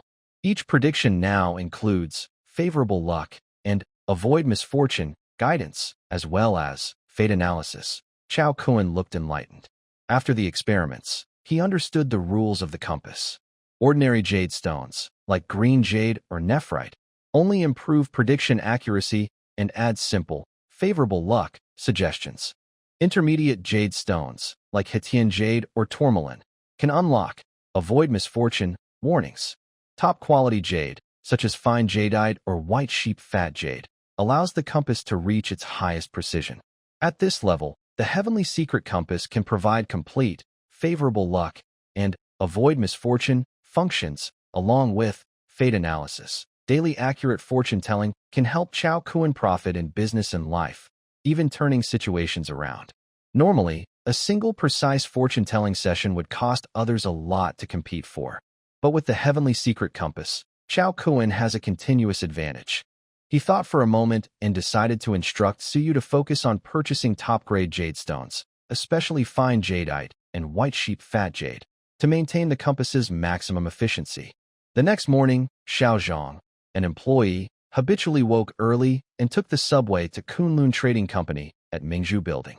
Usually, he would rush to catch the subway, worried about being late and losing money. But today, he felt relaxed, like taking a walk. When he arrived at the company, he found many colleagues standing at the entrance, chatting casually, with no one going inside to work. He looked at the time, just past 8 o'clock. He curiously asked his colleague nearby, "What's going on? Why isn't anyone going inside?" Colleague Shaoli shrugged and pointed at the company door. Manager Su said, "We can only clock in at 8:25. Anyone who clocks in early will be evaluated. The boss is worried about us working overtime without permission." Xiao Zhang was stunned. There was no reason to stop employees from clocking in early. He shook his head and stood with his colleagues at the door, chatting casually. They waited until 8:30 before going inside to clock in. As soon as they entered the office, Xiao Zhang noticed a big change in the atmosphere. Although people still muttered, this company might be doomed, everyone was working very hard. Everyone was focused on their tasks. The sound of typing filled the room, and phone calls came one after another. By late morning, Chao Kun got off the bed from Chen Lu. Chen Lu turned over and picked up her pajamas from under the bed. She looked a little playful and complained while dressing. "Honey, you were so intense. I almost fainted. And why do you never use protection?" Chao Kun raised an eyebrow and smiled. "What? Don't my lovely Lulu want to have my baby?" Chen Lu's cheeks turned slightly red. She shook her head gently and said, "No, not really." Her voice lowered, and a soft look appeared in her eyes. Chen Lu had already decided she trusted Chao Kun. She silently approved of his behavior of not using protection. She even started imagining when she could take Chao Kun home to meet her parents and make their relationship official. "Honey, when can I take you to meet my parents?" Chen Lu asked cautiously, with a hopeful look. Coughing awkwardly, Chao Kun quickly covered his embarrassment with a smile and said, "Well, take it slow. After a while, we can pick a good day, okay?" Chen Lu pouted, feeling a little disappointed, but she didn't ask further and nodded obediently. Seeing she was quiet, Chao Kun also started dressing. With the system, he knew he would never be tied down to any woman, and marriage was impossible. But not marrying doesn't mean they can't have a wedding. It's just not the right time now. After all, Chao Kun had spent over 10 years working and giving away a lot of gifts. He needed to get some back. If he couldn't get it all back in one go, he could just do it multiple times. Chao Kun and Chen Lu went downstairs together and entered the spacious dining room of the villa. Li Meiwei was already sitting at the long table, elegantly drinking coffee. There was breakfast on the table, giving off a tempting aroma. In the kitchen, a neatly dressed maid was busy working. Su moved quickly. In just a few days, all the household staff, including cooks and cleaners, had been arranged. When Chao Kun came down, Li Meiwei flicked her hair and teased, "Why are you only just coming down? The breakfast has been warm for 2 rounds." Chen Lu's cheeks turned slightly red. She ran over and hugged Li Meiwei's arm, acting cute. "Sister Wei, you're teasing me too." Chao Kun made a pinching gesture behind her back. Li Meiwei took the chance to roll her eyes at him when Chen Lu wasn't paying attention. Today, both women took leave from work. Before dealing with the attack incident, Wang Ming hoped they would stay as much as possible in Fully Garden. After breakfast, it was 8:30 a.m. Chao Kun drove to the company. This week was a critical period. He had to stay at the company and keep a close eye on the rise of Tianhuan new materials. As soon as he arrived, he received a call from Qian Xining. "Chao Kun, are you at the company? Qian Haoran heard about your stock trading from me and insists on bringing his friends to see your company." Chao Kun smiled. Why doesn't he call me himself? Qian Xining knew she couldn't find an excuse to call Chao Kun, so she took the opportunity to do so. She also scolded Qian Haoran harshly for it. She quickly changed the subject. "By the way, your car was hit." Chao Kun was surprised. "How do you know?" Although Qian Xining was present when he took the call, he didn't tell her the details, only that it involved the 4-person group. Qian Xining rolled her eyes on the other end and snorted. "Humph. The car was sent here for repairs. How could I not know? This car was always very important to her. Now that it was damaged, she felt heartbroken." Chao Kun apologized with a smile. "Sorry for damaging your beloved car. By the way, I should thank you for that car. It's really tough, almost as good as me." Qian Xining was stunned for a moment, then blushed. She scolded, "Pfft. Shameless. After a moment, she became serious again. I'll give you a call. It's Captain Yu from the City Criminal Police Team, and he's also my good friend. He's in charge of the Yinbian four-person group case. Good friend? Chao Kuan felt a strange discomfort in his heart. Qian Xining is a very beautiful girl with a good personality and an impressive family background. She has a police captain as a good friend, which made him feel a bit threatened. Could Captain Yu become his romantic rival? His tone became a little awkward as he responded casually and hung up the phone. Not long after, Wang Ming pushed the door open and reported, "Boss, Miss Qian and a few friends are here." Chao Kuan smiled and said, "Please, let them in." He stood up to greet them. At the company entrance, Qian Haoran still looked carefree, with Lu Yong and Yin Bin following behind. The three young troublemakers staggered as they walked in with bodyguards to Kunlun Trading. Seeing Chao Kuan from afar, Qian Haoran immediately grinned. "Brother Kuan, I just realized you're still a stock market genius. Help these two rookies out." Lu Yong and Yin Bin looked a bit embarrassed, forcing smiles on their faces. Although they came to ask for help today, being called out like that made them feel a little embarrassed, so they could only force a smile. Chao Kuan smiled slightly and led the three into the trading room. Inside, Shaoli was busy debugging the computers with the newly formed team of traders, explaining things carefully. The three of them were very curious about this scene, leaning in to point and discuss excitedly in front of the screen. After a moment, Qian Haoran finally spoke to clarify his purpose. "Brother Kuan, these two rookies are useless. They just want to trade stocks, but ended up losing over 20 million each. They heard from me that you're good at stock trading, so they begged me to bring them to see if you could recommend a good stock to help them recover their losses." Chao Kuan already guessed their intention. Hearing this, he smiled slightly. "I can recommend stocks, but do you dare to buy them?" Hidden information shows that Tianhuan New Materials stock price will rise from 12.63 yuan to 23.11 yuan this week. Today's opening price is 15.15 yuan. Even if it opens 10 points higher, it's only about 16.5 yuan. This still leaves a 50% profit margin. However, chasing a stock like this is very risky and goes against common sense. Few people have the courage to do it. Sure enough, after hearing Chao Kuan's recommendation, Lu Yong and Yin Bin look hesitant. They are not inexperienced investors. They have their own understanding of stocks. Lu Yong hesitates and says, Kuan Go. I'm worried that Tianhuan New Materials might surge today after opening." Yin Bin nods and asks, "Yeah, could it be too high?" Chao Kuan raises an eyebrow and replies, "Too high? That's good. Stock trading is inherently risky. People sell when others buy, and buy when others sell. Haven't you heard that?" Yin Bin's eyes show a glimmer of hope. He cautiously asks, "Is this stock stable?" Chao Kuan smiles slightly and says, "There's no such thing as a completely safe stock. If I recommend one, it's Tianhuan New Materials, but you take the risk yourself." Yin Bin feels a bit stuck by this and falls silent, deep in thought. Qian Haoran pats Yin Bin on the shoulder and urges, "Stop hesitating. Kuan Gu already said so. What are you waiting for? Buy now." Time passes second by second. At 9:30 a.m., the market opens. On the big screen in the trading room, Tianhuan New Materials stock price skyrockets, jumping from 15 yuan to break through 16 yuan instantly, looking very powerful. Chao Kuan glances at the screen and calmly reminds, "If you want to buy, do it quickly. Otherwise, you might miss the chance." Lu Yong and Yin Bin exchange looks, sweating on their foreheads. They are still hesitating. Lu Yong grits his teeth and finally makes up his mind. He takes out his phone, his fingers trembling as he enters his trading password, then presses confirm and buys Tianhuan New Materials at the high price. Yin Bin, on the other hand, hesitates and doesn't move. He grips his phone tightly, frowning as if weighing the risks. Chao Kuan stands beside them, smiling slightly, not rushing them. This wave of the market will push Tianhuan New Materials stock from 12.63 yuan to 23.11 yuan, offering huge profit potential. Lu Yong's decisiveness could make him a big profit, but Yin Bin's hesitation might cause him to miss this opportunity. However, Chao Kuan was not obligated to help them recover their investments. Ultimately, it was their own choice. After Lu Yong finished building his position, he finally let out a long breath and noticed that Yin Bin hadn't chosen to buy at the high point. He asked curiously, "Bin, why didn't you buy? Yinbin looked a bit embarrassed and hesitated, saying, the stock went up more than 10 points right after opening. The price was almost flying sky high. I really didn't dare to buy.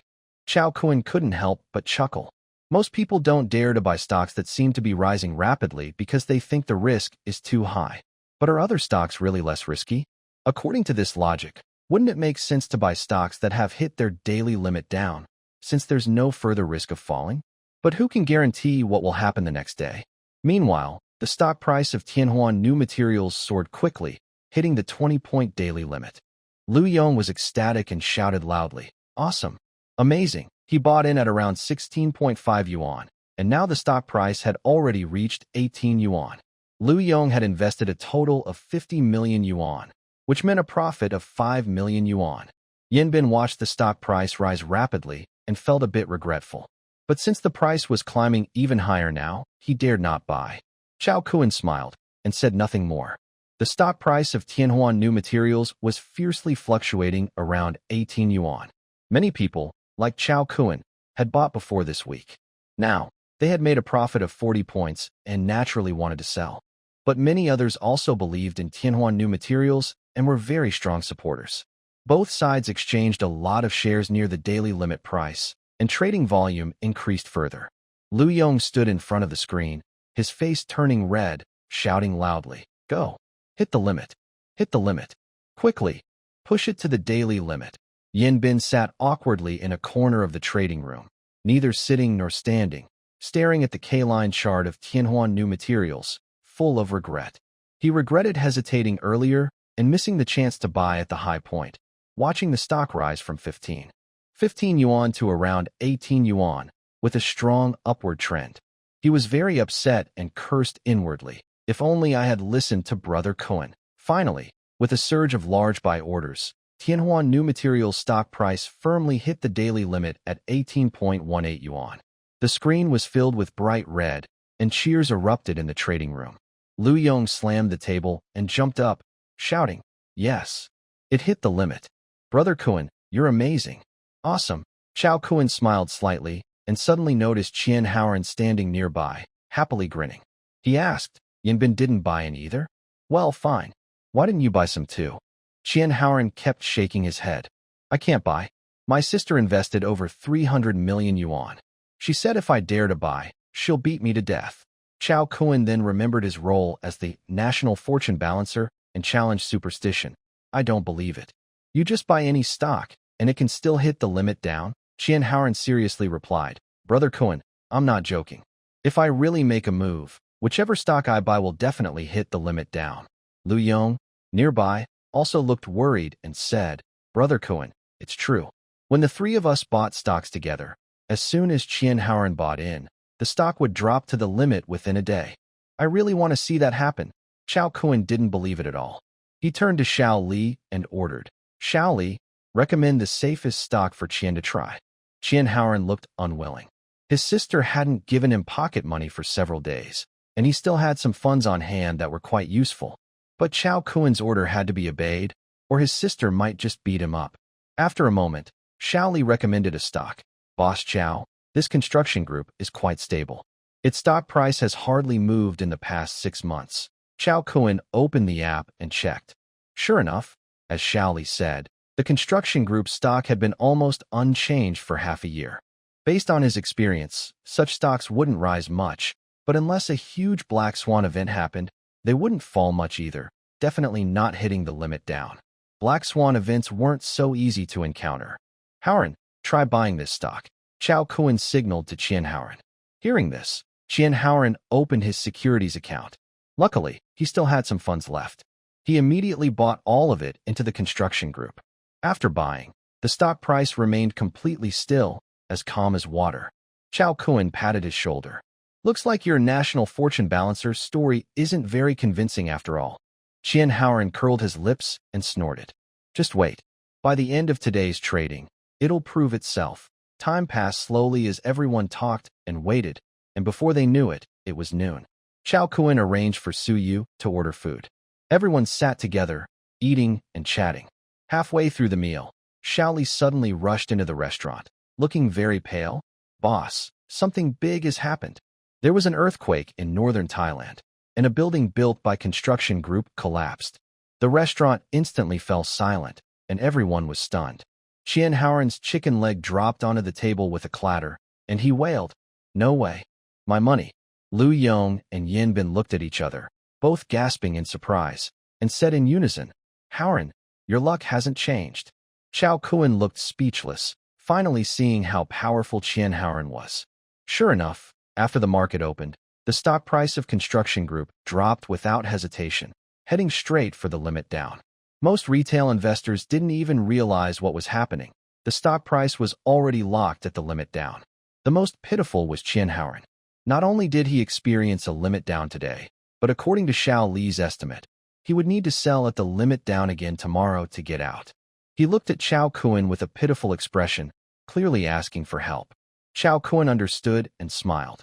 "All right, I'll talk to your sister and ask her to give you more pocket money. Is that okay?" Chien Howren's mood changed from sad to happy. While the three of them were talking, Suyu knocked on the door and entered. "Boss, Miss Lu Peipei has arrived." Chao Kuan raised an eyebrow slightly. "Have you taken care of setting up the MCN company I asked for?" Suyu quickly replied, "The company's framework has been roughly established, and stylists, image designers, and operations staff are in place." "Good. Have her wait in the office for me." "Understood, boss." Suyu responded and turned to arrange the details. Lu Peipei followed Suyu as they entered Kunlun Trading.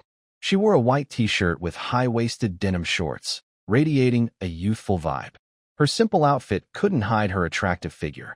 Her full chest was almost visible under the shirt, drawing attention. She looked around curiously as she walked, her eyes full of interest. She noticed that Kunlun Trading was quite large, with many people coming and going.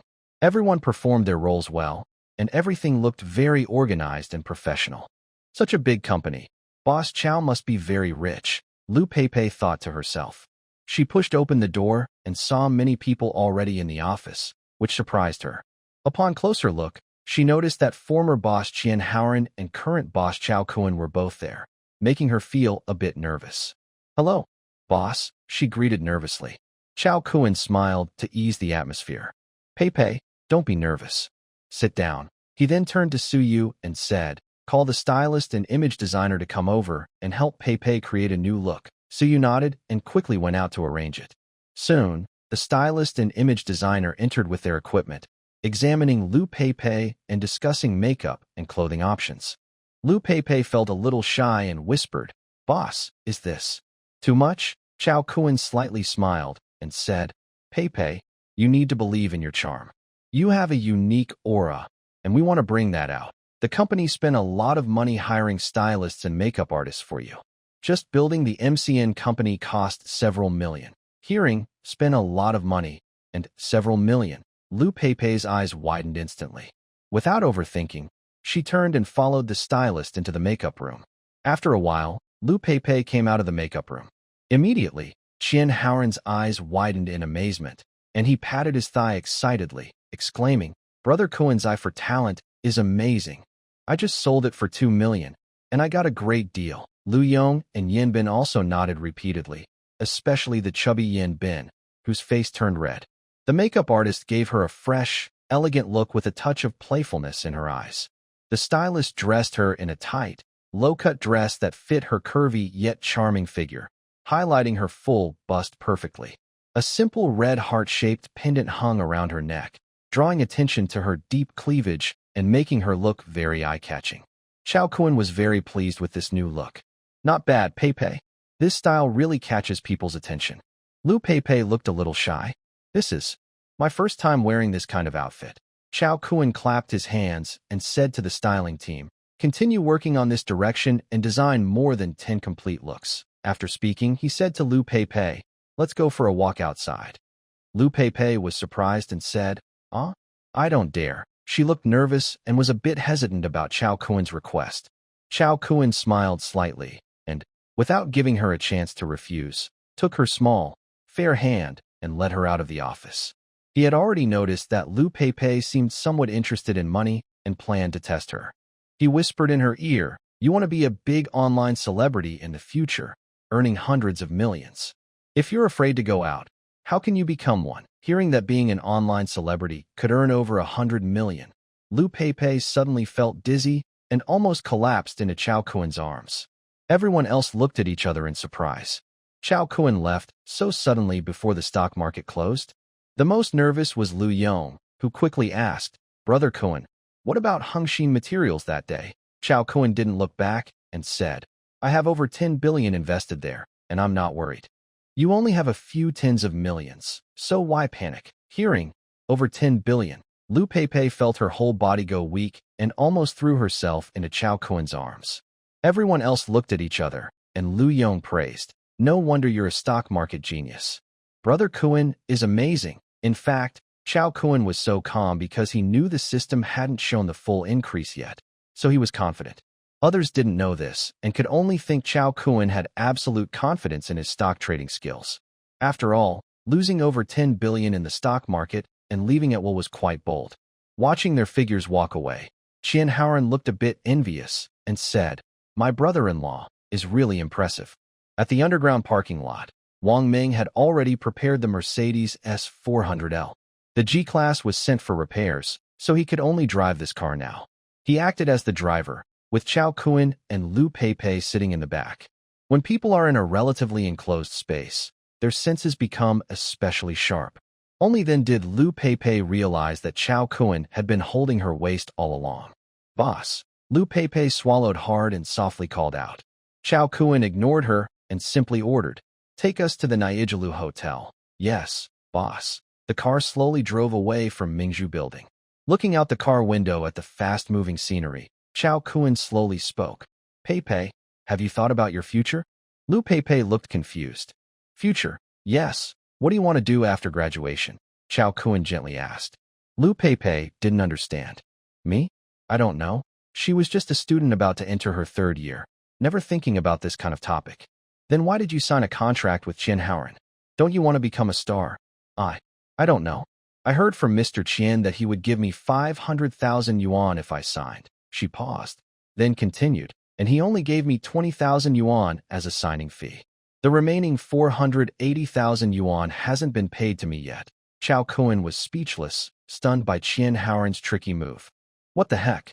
You only paid 20,000 yuan, but you tricked me out of 2 million? Who would believe that Qian Haoran's business investments would lose money? But honestly, Lu Peipei's contract is worth 2 million yuan or even more. So, Chao Kuen buying her for 2 million isn't a problem." Seeing Chao Kuen silent for a long time, Lu Peipei became a little nervous. She timidly said, "Boss, what about the remaining 480,000 yuan? Who will give it to me?" Chao Kuen smiled slightly. "Is she materialistic? Interesting. Luckily, I am a wealthy man. But material things have their benefits." Chao Kuen thought for a moment and said straightforwardly, "I can give you the 480,000 yuan, maybe even more, but what can you give in return?" Lu Peipei blushed. She remembered the conversation before Chao Kuen took her out. Chao Kuen is a big boss with billions, running such a large company with many subordinates. She hesitated, then whispered, "Boss, I can agree to anything you want, but can you please stop touching me for now?" At the Negro Hotel, Executive Lounge, Chao Kuen led Lu Peipei into the lounge.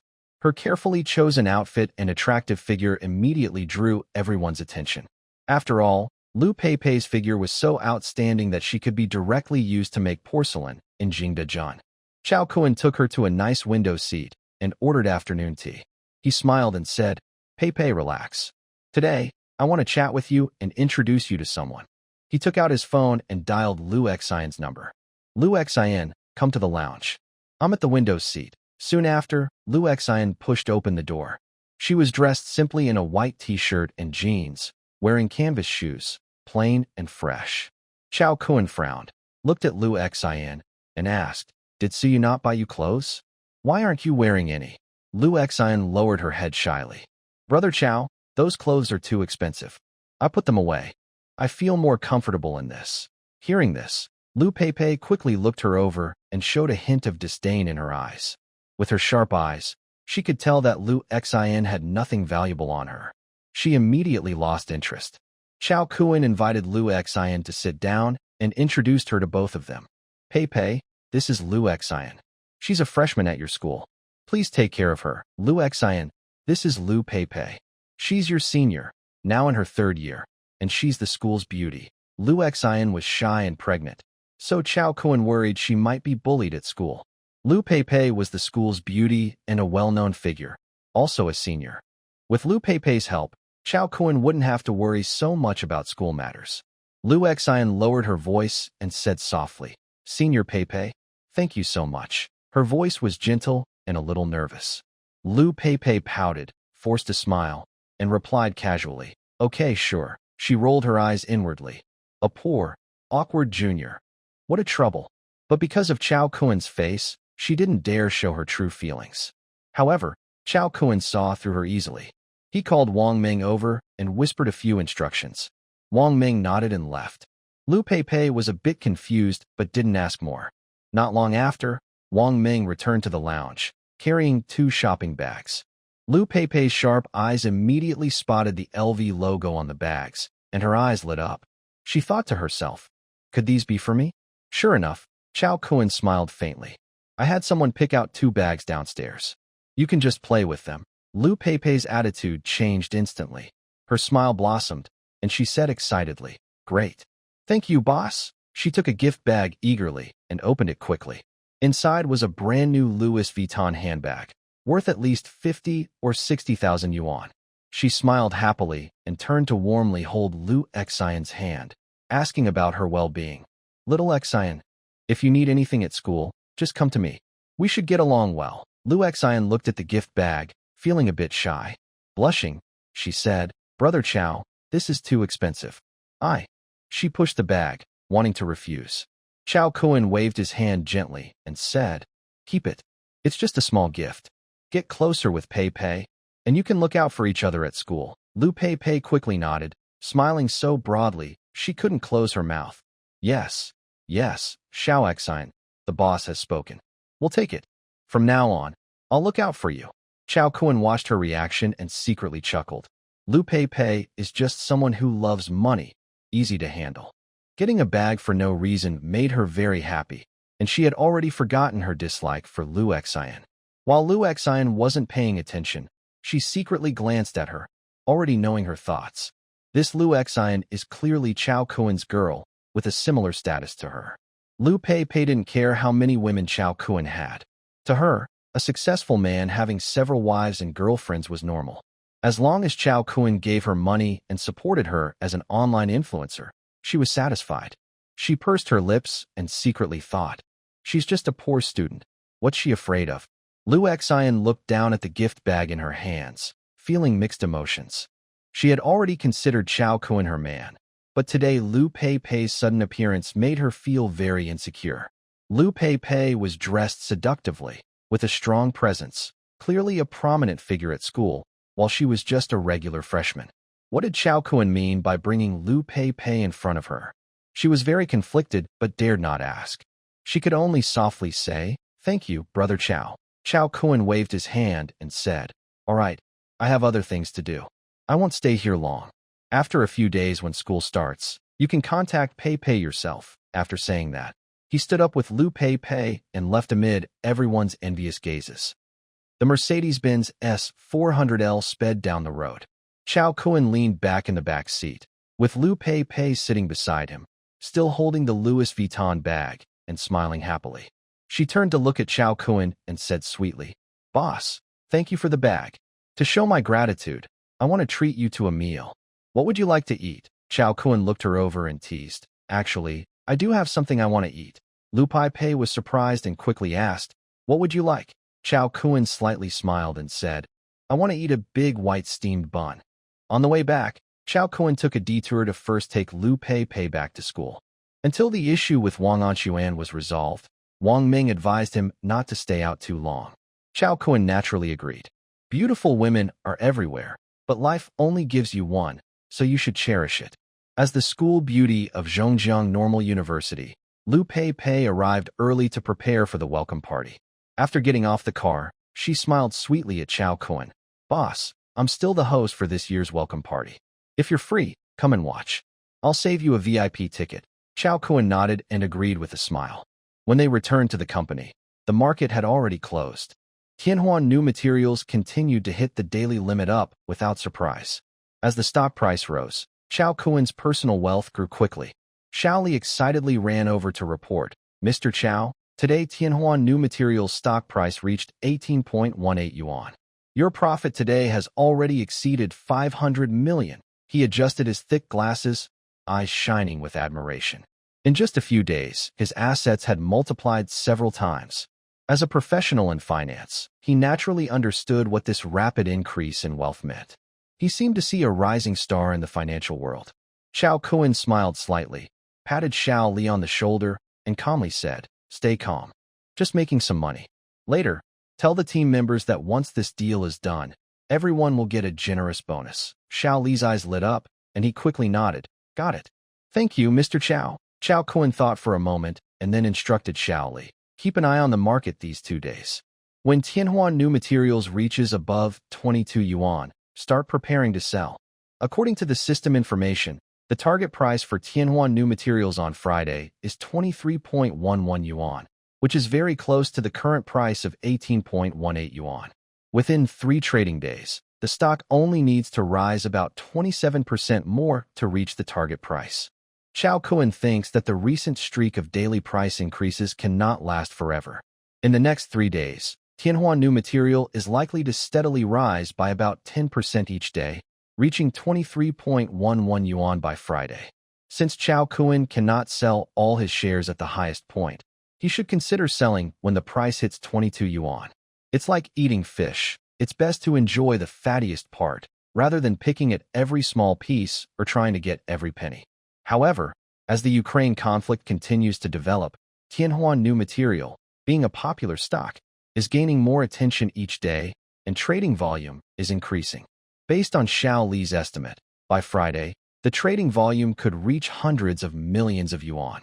At that point, even with Xiao Kuan's large holdings, he can easily sell and make a big profit. "Good, Mr. Qiao." Xiao Li nodded excitedly and went out to make arrangements. After Xiao Li left, Suyu came in and reported, "Boss, before you returned, Qian Xiao and the others already left the company." Xiao Kuan raised an eyebrow and asked, "Where did they go?" Suyu replied, "It seems they went to Millennium Bar in Hushi, probably to drink and have fun." She paused and added, "But they left a message saying they'll come back tomorrow." Xiao Kuan leaned back in his chair, smiling calmly.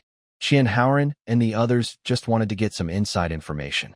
But he had already decided that when he was ready to sell Tianhuan New Material, the first person to be notified would be Qian Xining. Since Qian Haoran is her brother, he would be the first to know, so there's no need to worry. However, whenever Xiao Kuan thought of Qian Haoran, he felt angry. This kid claimed he bought Lu Peipei's management contract for 50,000 yuan and then sold it to him for 200,000 yuan. Who would have thought that Qian Haoran only paid 20,000 yuan as a signing fee to Lu Peipei, and the remaining 180,000 yuan had to be paid by Xiao Kuan himself? When has Xiao Gu ever suffered such a big loss? He narrowed his eyes, deciding to get back at Qian Haoran. A mischievous smile appeared on Xiao Kuan's face as he took out his phone and called Qian Xining. The call connected, and Xiao Kuan spoke very seriously. "Xining, you really need to control your brother. Qian Haoran plans to borrow 100 million yuan, claiming it's for some beauty pageant." Qian Xining was momentarily stunned. "Beauty pageant? What does that mean?" Then Xiao Kuan exaggerated and added details as he explained her latest idea to her. Before he finished speaking, Qian Xining clenched her teeth with a sharp sound. "Where is he now?" "I'll go get him right away, it seems. At Millennium Bar in Hushi." "Okay, thanks. I'll treat you to a meal another day." Qian Xining responded quickly and decisively. The sound of an engine roaring came from the phone, indicating she had already gotten into a car. Xiao Kuan chuckled softly and hung up. Seeing that Xiao Kuan had no other instructions, Suyu was about to turn and leave. Xiao Kuan suddenly called out to her, "Suyu, wait." Suyu stopped, looking a bit confused. "Boss, is there something else?" Xiao Kuan calmly said, "I just went to Guijin Center and bought a few bags. Arrange for someone to deliver them to Zhang Kursin and Donyaya." He paused and added, "Oh, and you have one too. Go pick it up later." Suyu was surprised. Then her cheeks slightly reddened, and a complex feeling rose in her heart. She didn't expect Xiao Kuan to include her, which caught her off guard. She whispered, "Boss, this is too valuable.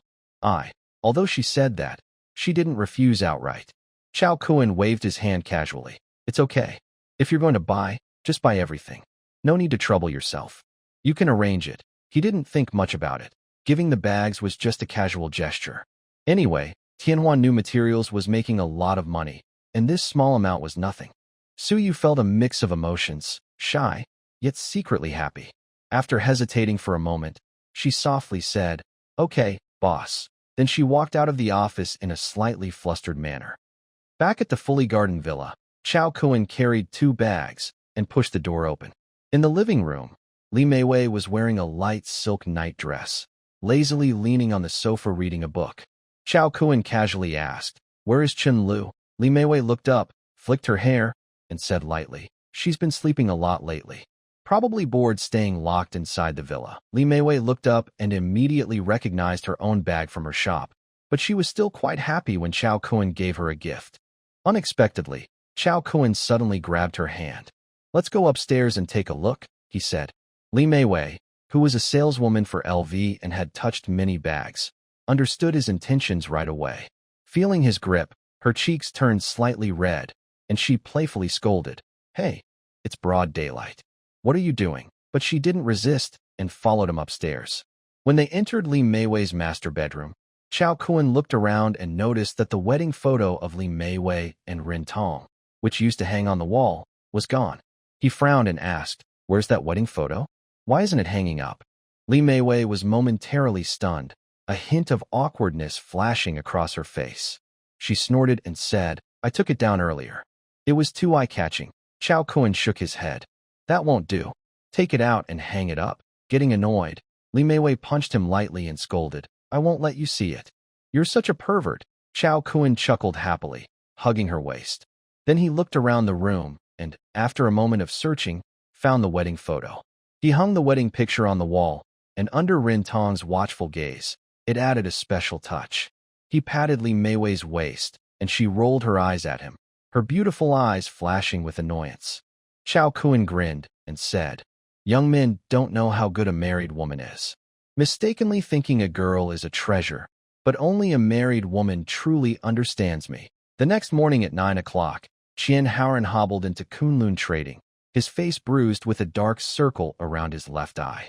Behind him, Lu Yong and Yin Bin looked worse. Lu Yong's left cheek was swollen like a bun, with a scratch on his eye corner.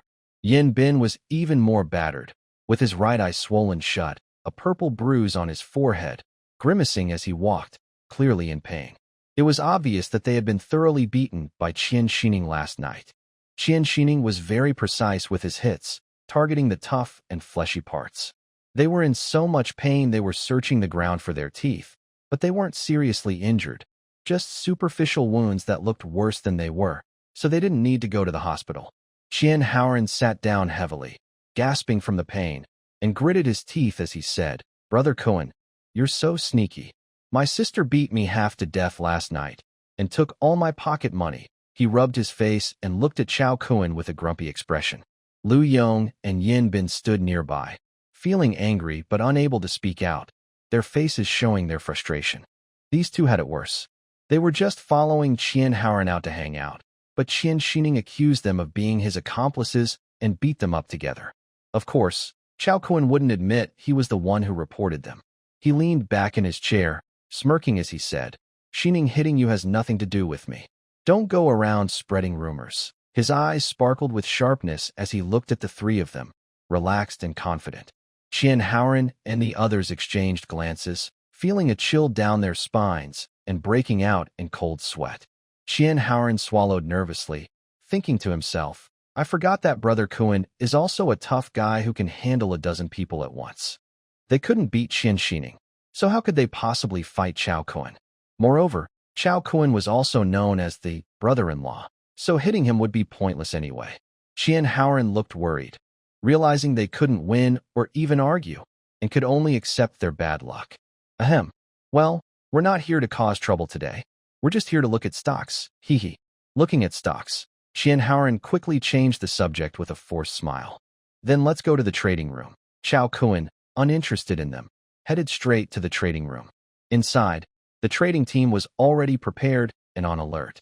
When Chao Kun entered, Xiaoli immediately stood up and said, "Mr. Chao." Chao Kun waved his hand. "I brought Qian Xiao and the others to look at stocks. You guys do your own work." Chao Kun knew the market today was dull.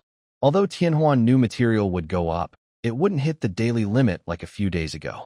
He hadn't planned to watch it himself, but Qian Haoran and Lu Yong were very interested and insisted on coming along. Yin Bin was simply brought along, but he also had some expectations in his eyes. After missing out on Tianhuan new material, Yin Bin was so regretful he felt like his intestines were turning green. Last night at Millennium Bar, Lu Yong had been bragging all evening, showing off how he made big money following Chao Kun. Yin Bin was so jealous his eyes turned red. Today, he was determined to come and see for himself. Sure enough, when the stock market opened today, Tianhuan new material quickly surged. But after rising about 15 or 16 points, the stock price started to slowly fall back. Many investors who bought Tianhuan new material earlier this week had already made good profits and decided to sell for rational reasons. This was understandable. After all, not everyone has insider information or knows the exact stock prices. Seeing this situation, Lu Yong's face slightly changed. He moved closer to Chao Kun and asked carefully, "Brother Kun, should we sell now?" Chao Kun looked at the stock price. It was floating around 20.5 yuan, close to the target price of 23.11 yuan, with about 13% room to grow. He smiled calmly and said slowly, "Relax and hold on. I will tell you when to sell." "Okay." Lu Yong immediately relaxed. "Maybe we should sell a bit." Yin Bin frowned, hesitating. "The stock has already gone up so much. It feels risky." "You're clueless," Lu Yong sneered. "If you're going to sell, do it now. If you don't understand this, no wonder you're losing money." "You." Yin Bin blushed with anger, about to argue back. Chao Kun raised his hand to stop their fight and said seriously, "Enough. There's no need to argue. I really think there's still room to grow to the target price, but whether to sell or not is up to you. Then there's nothing more to say." "Of course, we follow Brother Kun's advice," Lu Yong said immediately. After listening to Chao Kun's recommendation, Lu Yong made a big profit. This quickly made him a loyal follower of Chao Kun. Yin Bin shook his head and muttered, "It's already gone up so much." As expected, the price gradually started to fall. By the end of the day, it had dropped back to around 20 yuan. Seeing this, Yin Bin said proudly, "See? I told you to sell. Isn't it falling now?" Lu Yong stiffened his neck and stubbornly said, "What are you afraid of? I bought at 16.5 yuan. It still went up today. Why should I be scared?" Although he said that, his trembling voice showed he was nervous. Chao Kun smiled slightly. Times like this really test your mindset. When facing potential losses, people tend to want to protect their capital, so they often choose to sell when they make some profit. But that has nothing to do with him. Xiaoli ran over to report, "Boss, today our profit is about 10%. The Ghost Fire Trio immediately looked at him with envy. On August 28th, the fourth trading day of the week, the Ghost Fire Trio still came on time. Lu Yong looked very tired, with big dark circles under his eyes, clearly not having slept well. Although he is a top young heir from the Chongting family, he only has about 30 million yuan to use. That is quite a lot. The former richest man in Huagua, Jian Lingu, only gave his son enough money to start a small business. Now, all his hopes are on the stock of Tianhuan new materials, which makes him feel very pressured. Yin Bin, despite having dark circles under his eyes, looks a bit proud. He holds a thick folder, with a mischievous smile on his face. Last night, he stayed up all night organizing various information, including online comments about Tianhuan new materials. Yin Bin pulls out a stack of A4 papers from the folder, filled with tiny writing. He pats the papers proudly and says, "Yongzi, I told you not to chase high stocks, but you didn't listen." Then he starts explaining excitedly. "Look, the international titanium metal prices have stabilized, and the hype around Tianhuan new materials is almost over. There are many negative reports online. Many military analysts say that although Petrov's troops are attacking Mao City fiercely, success is unlikely. His forces are too prominent, and the front line is too long. Without strong support from the U.S., they might be surrounded by the White Army. U.S. forces are already recruiting troops to trap Petrov's army outside Mao City. In my opinion, U.S. forces will definitely block Ukraine's attack, and Petrov's strong momentum won't last long. Liu Yong listens confused and asks, what does titanium alloy prices have to do with Mao City? Yin Bin immediately dismisses him. Idiot, you don't understand anything. Why are you even talking? He proudly explains.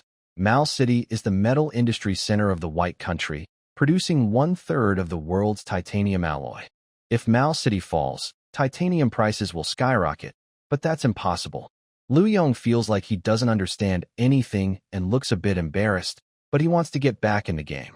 He hardens his resolve and asks, how do you know it's impossible? What if Petrov succeeds? No way. Yin Bin confidently replies.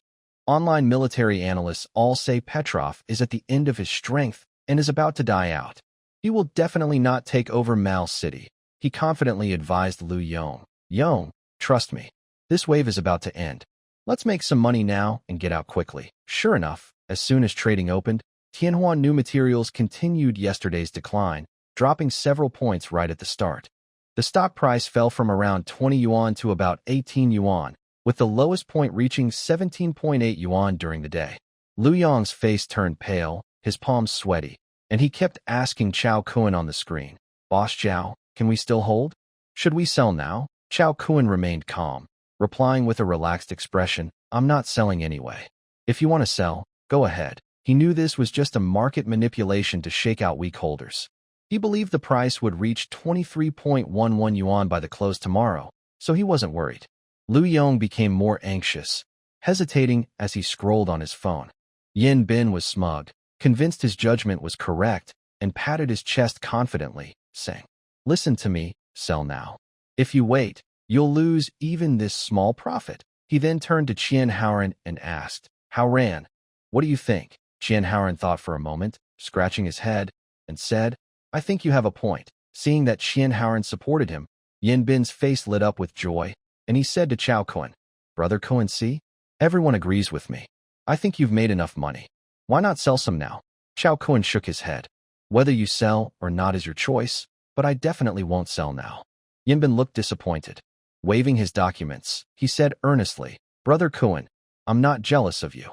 Even though you've made so much money, I don't mind.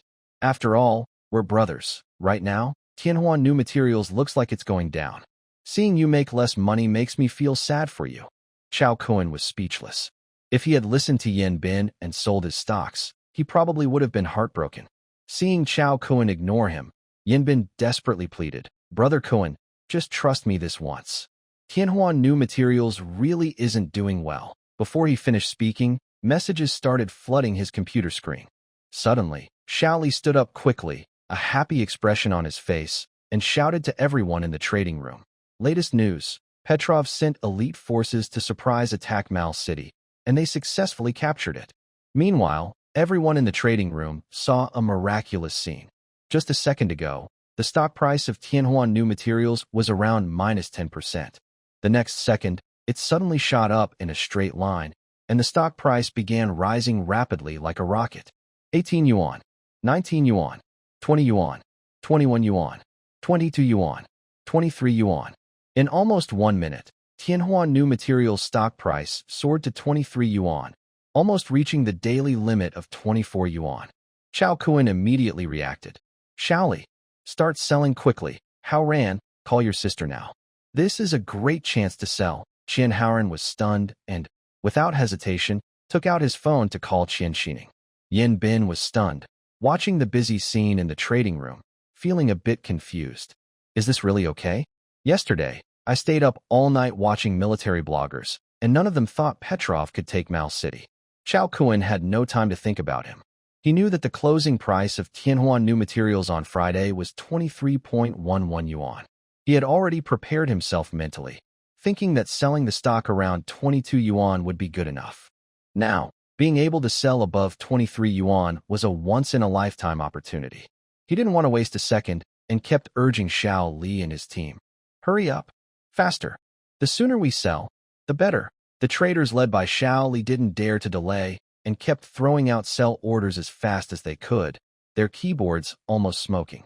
The market was stimulated by this news, and trading volume became very active. Huge buy orders flooded in instantly, swallowing all the sell orders Xiao Li and others placed. Liu Yong was stunned for a moment, quickly took out his phone, opened the trading app, and decided to sell all his shares. In the Tongjiang Luxury Car Club, Qian Xining also shouted loudly in her trading room, "Hurry up! Sell everything now! Don't leave a single share." With Xiao Li and others dumping large amounts of stock, Tianhuan New Materials price was stabilized around 23 yuan.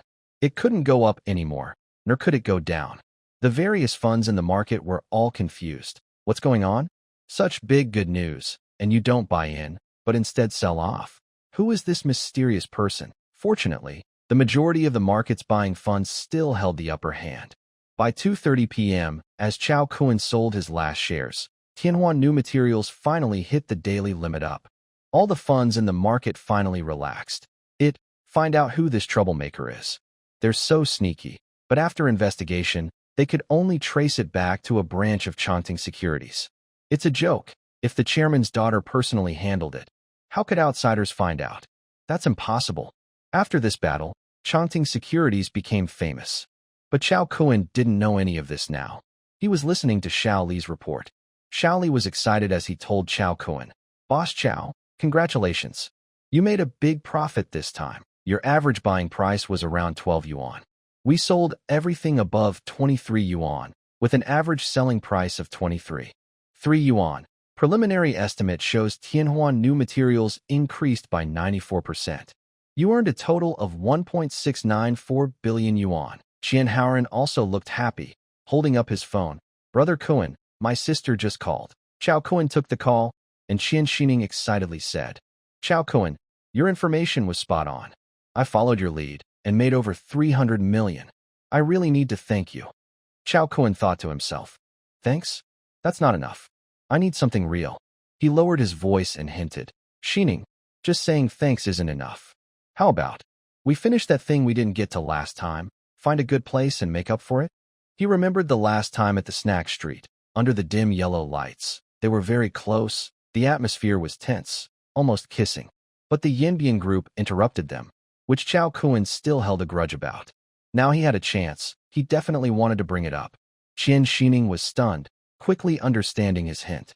Her voice was a little shy. You, always talking about inappropriate things." After a pause, her tone softened a bit, coquettishly. "You earned so much money. It's only right to thank you. But you're not allowed to get too carried away." Hearing her say that, Chao Kuan felt secretly happy. From her words, it seemed she was giving her silent approval. The three members of the Ghost Fire group looked at each other in surprise, thinking, has the sun risen in the west? Even the famous female villain of Chongfeng City, Qian Xining, seemed shy and adorable for a moment. Qian Haoran thought to himself, "No wonder he's my brother-in-law. No one has dared to talk to my sister like that in over 20 years.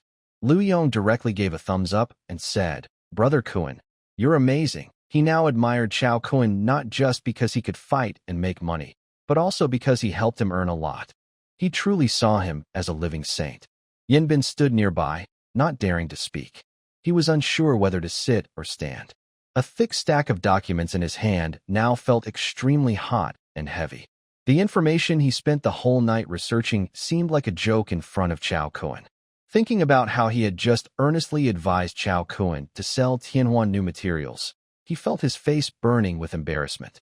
He kept comforting himself silently. Luckily, Brother Kuan didn't listen to my advice. Otherwise, there might have been big trouble, but Liu Yong wasn't going to let him off easily. He teased, "Hey, isn't that our stock genius, Brother Ben?" Liu Yong imitated him, patting his shoulder and saying seriously, "Brother Ben, I'm not joking. When it comes to stocks, the key is whether you follow the right people. Look at me. I don't understand much, but I still made over 20 million in profit with one big move, and I got my money back in one shot. Trading stocks. Why do you need to understand so much? Just follow the right people and go all in. I told you before, going all in is a kind of wisdom." Yinbin looked embarrassed, his face turning red. He lowered his head and said nothing. Seeing this, Qian Haoran stepped forward to smooth things over and said with a smile, "All right, Yongzi, we're all brothers. No need to be so serious. Yinbin is just cautious, and that's good for everyone. Let's not ruin the harmony." Yinbin knew that his previous analysis had offended everyone, especially since he encouraged Liu Yong to sell stocks. almost causing him to miss out on future profits. But he didn't want to leave this small circle because Chao Kuen's ability to make money was just too impressive. Following him was like holding onto a big gold mine.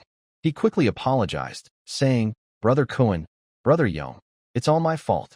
I'm just a rookie, analyzing blindly, and I don't know anything. I'll listen to Brother Kuen from now on and never be so clever on my own again." He paused, forced a smile, and said, "Tonight, let's go to Millennium Bar. It's on me. Brothers, let's have fun and give me a chance to make it up to you." Lu Yong looked unhappy and glared, saying, "On you?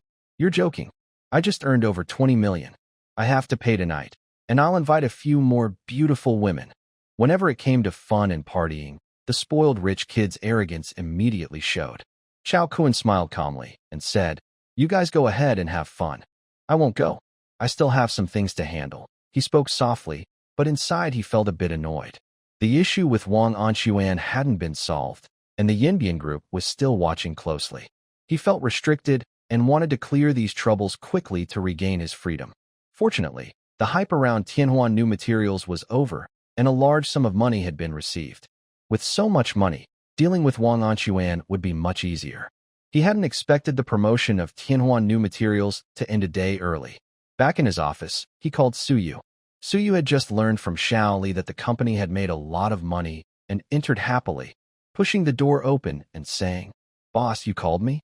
Chao Kuen leaned back in his chair and ordered, "Tomorrow, withdraw 30 million from the account. 10 million as bonuses, divided among the trading team based on their contributions." Suyu nodded and said, "Okay, boss." This was something Chao Kuen had promised Xiao Li and others earlier, so it was expected. The second 10 million will be given as a reward to all employees, including the cleaning and cooking staff. Each person gets at least 20,000 yuan. Suyu hesitated and asked, "Boss, isn't that a bit much?" Chao Kuen waved his hand and said, "It's nothing. As long as the company makes money, everyone shares it. That's the rule now, all right." "Okay," Suyu quickly agreed. In her mind, no matter how unreasonable Chao Kuen's demands were, she would carry them out firmly. Chao Kuen paused and added, "The third 10 million will be used to give everyone a raise. Make a plan to distribute it, and everyone should get at least 1,000 yuan more, based on their position." "Oh, and," Chao Kuen suddenly remembered something. "I think your monthly salary is only 50,000 yuan, right? The raise must be significant." Suyu was surprised. "Boss, our company has been established for less than a month." Chao Kuen interrupted her directly. "No, we must give you a raise. You've done so much for the company. I see it all. Kunlun Trading's current size is thanks to your hard work. Raise my salary. It must be a big increase. Doubling the salary is not enough. It needs to double again. 20,000 yuan a month. Plus bonuses." Chao Kuen thought to himself that even spending another 20,000 yuan, it might be hard to find an employee as suitable as Suyu. Kunlun Trading has grown so quickly, and Suyu played a big part. He was just a hands-off boss. She is loyal and works hard, so she fully deserves this salary. Hearing this, Suyu felt warm inside. It wasn't just because Chao Kuen wanted to give her a raise, but because her efforts were recognized, giving her a sense of worth. She became even more determined to give her all for Chao Kuen. Chao Kuen waved his hand and casually stood up. "All right, get the plan done quickly, but no overtime." Only Suyu and her team of secretaries stayed behind to quickly work on the salary plan. Watching Chao Kuen leave, Suyu felt both annoyed and amused. This boss always leaves right after giving a bunch of tasks, and he doesn't allow overtime. But it's almost time to leave, and so many tasks still need to be done. Fully garden. Chao Kuen pushed open the door. Li Meiwei was sitting alone on the sofa in the living room, with a half-read book on her lap. "Where's Chen Lu?" he asked casually as he took off his coat.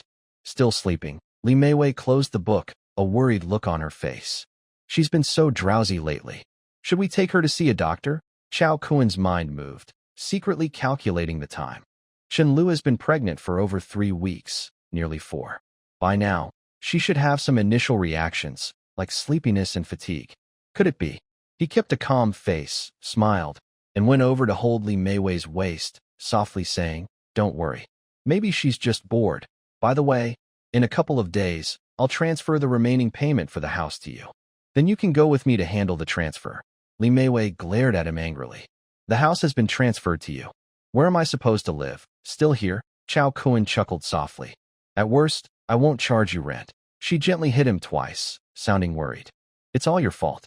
I don't even know how to face Chen Lu now. Chao Kun thought to himself. Don't worry. You two will be honest with each other eventually. He took Li Meiwei upstairs, smiling. Come on, let's go up and chat. Don't think so much. Li Meiwei blushed and pushed him lightly, but she didn't refuse. She followed him into the master bedroom. Inside the master bedroom, warm yellow light shone on the large European-style bed. On the wall hung a wedding photo of Rin Tong and Li Meiwei. In the photo, they both smiled gently, quietly watching the passionate scene on the bed. With a loud, joyful moan, Li Meiwei's body relaxed, and she collapsed onto the soft sheets, sweating and blushing. Chao Kun lazily leaned against the headboard, lighting a cigarette. Blue-gray smoke curled up. He exhaled a smoke ring and slowly checked the system information. Ding. Congratulations, the target is pregnant. Your reward has been issued. Please check. System reward. 20 million yuan for pregnancy expenses, 1 surprise blind box. If the child is born successfully, you will also receive 100 million yuan in fertility bonus and a mysterious gift. Keep going. A surprise blind box appeared in the inventory. Chao Kun didn't hesitate and chose to open it directly. Ding. Surprise blind box opened. You received a white item. City-level mixed martial arts champion 1, Dragon Tiger pills 3. Only the Dragon Tiger pills are useful, Chao Kun muttered, shaking his head and closing the system interface. Same items can't be worn repeatedly unless you draw a new one next time to upgrade to a blue item. The Dragon Tiger pills weren't in short supply. Chao Kun gave one to each woman who was pregnant with his child, of course, without their knowledge. At 4:55 p.m., Kunlun Trading. As the workday was ending, everyone started packing up their things in a coordinated way, preparing to leave promptly at 5 p.m. Just then, General Manager Su Yu rushed out of her office, looking a bit anxious as she said, Everyone, don't leave yet. I have an important announcement. Everyone was stunned and looked at each other. Xiao Zhang's heart skipped a beat, thinking, could it be that the company's recent early leave policy was canceled because of big losses? Or maybe, since working overtime is necessary to cover operating costs, they decided to bring back overtime? With the market doing poorly and everyone competing hard, if you don't work hard, you fall behind and lose money. Thinking this way, the company might cancel early leave and even resume overtime to increase profits. He silently sighed, remembering he had promised his wife to leave work at 5 and go to his son's parent-teacher meeting. Now, that plan might fall apart. Su Yu cleared her throat and spoke slowly. I'm sorry for stopping everyone from leaving on time today. We might need to work a little longer, just a bit of overtime. Xiao Zhang thought to himself, as expected, just as he guessed. But he didn't want to complain. After all, the boss is just returning to the old policy. In this tough market, without working hard, it's almost impossible to survive. Still, he felt a little disappointed inside. After all, Kunlun Trading offers salaries that are above average in the industry. For this pay, he could tolerate some overtime. Unexpectedly, Su Yu's next words stunned everyone. Any overtime, no matter how long, will be counted as 1 hour. According to company rules, everyone will get double pay. Remember to fill out your overtime records carefully. No malicious unpaid overtime allowed. Xiao Zhang was completely confused, doubting if he heard right. Everyone looked at each other, and it seemed the company's policy hadn't changed much. Su Yu continued. The main reason for keeping everyone is to announce some new company policies. This is just a draft. Listen first. The detailed documents will be ready after work tomorrow. Su Yu felt a bit helpless too. She had planned to work overnight with her team to finish the detailed documents and announce them in the morning. But Chao Kun strongly disagreed, saying, You pay me so much salary. How much overtime pay would I have to give if I work an extra night? No way, no overtime. Su Yu was speechless. She had just received a 150,000 yuan monthly raise, and he didn't blink. Now she's asking to work overtime, and he's refusing? Su Yu took out a document and read aloud. Thanks to the company's trading department making a profit, we are now distributing 10 million yuan to all employees as bonuses based on their positions. Everyone, including the cleaning lady and the cook, will receive at least 20,000 yuan. The office instantly erupted in excitement, with everyone surprised and smiling happily. Starting from 20,000 yuan per person, what a big amount. It's more than the cost of a new Apple phone, which is just over 10,000 yuan. The rent for the long corridor isn't expensive, so this money is enough to cover half a year's rent. With this bonus, older employees no longer need to worry about their children's school fees. Younger employees are already planning to take their girlfriends on a spontaneous trip abroad. Xiao Zhang was so excited that his hands trembled. He has an elderly parent and a young child, and he's under heavy pressure from car and house loans. This bonus is like a lifesaver for him. He remembered that his wife had long wished to visit their hometown. But after losing his job and just finding a new one, their family's finances have been tight, and he hesitated to spend this money. His wife was understanding and never mentioned it again. He made up his mind. In the next couple of days, I will take my wife and kids to visit her parents. I'll also buy some gifts so they can show off a little in front of relatives. The cook held her spoon tightly, eyes wide with disbelief, looking at Suyu. She had only been working at the company for 2 days and was surprised to receive a bonus of 20,000 yuan. She looked down at her spoon and silently made a decision. Starting tomorrow, she must show her best cooking skills. She wanted to impress both Su Yu and Director Chow with her true talent. The cleaning lady gripped her mop tightly, standing nearby, but her mind was on the hidden corners of the office. Usually, she was a bit careless, thinking no one noticed. But now she realized that such an attitude was wrong, very wrong. She decided that, even if no one usually saw those spots, she would clean them until they reflected like a mirror. Suyu gently pressed her hands together to signal everyone to be quiet. One more thing. Director Chow asked me to prepare a preliminary plan. The company will give everyone a raise, starting at least 1,000 yuan. The detailed plan will be shared after work tomorrow. She paused and smiled. President Chow said that the company is getting better and it's everyone's achievement, so everyone should share in the rewards. From now on, this will be a regular practice. As long as the company makes money, the profits will be shared with everyone. Wow! The office erupted again with cheers, and everyone looked happy. Bonuses are a one-time benefit, but salary increases are different. As long as you stay with the company, your salary will keep rising. All right, everyone, quiet down. Suyu pressed her hands down again, glanced at her watch. It's already 5:05 p.m. She cleared her throat and said seriously, today's overtime ends here. You can go home now, but I want to remind everyone again, after you go back, fill out the overtime records according to company procedures. No malicious unpaid overtime. Do you hear me? Late at night, Chao Kuan was awakened by a sudden, urgent phone call. He rubbed his eyes and picked up his phone. It was Su Yisha calling. On the other end, Su Yisha sounded very excited. Dear, I found the evidence. Come pick me up quickly. Chao Kuan's spirit was instantly alert, and his sleepiness disappeared. He had already arranged for Su Yisha to secretly work inside Wana Trading, gathering evidence of Wang Anxuan's illegal activities. Just now, Wang Anxuan had left the company again with a group of bodyguards, driving away. Su Yisha seized the opportunity. She sneaked into Wang Anxuan's office when there were few people around. Last time, she searched the office but found nothing. This time, she headed straight for the cabinet she hadn't opened before. To her surprise, the cabinet wasn't locked. She opened it and found a USB drive inside. She didn't have time to check the contents and immediately called Chao Kuan. Well done, Chao Kuan whispered. I'm coming right now.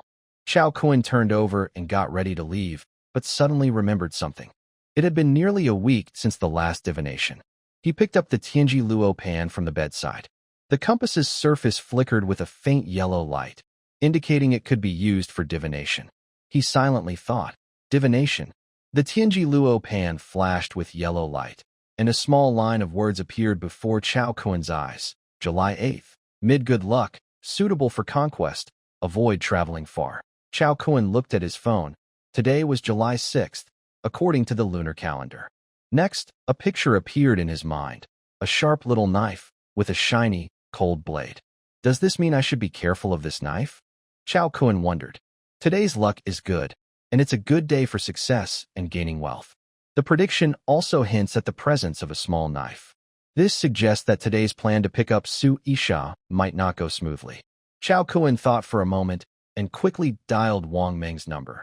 Wang Meng, get ready with people and the car now.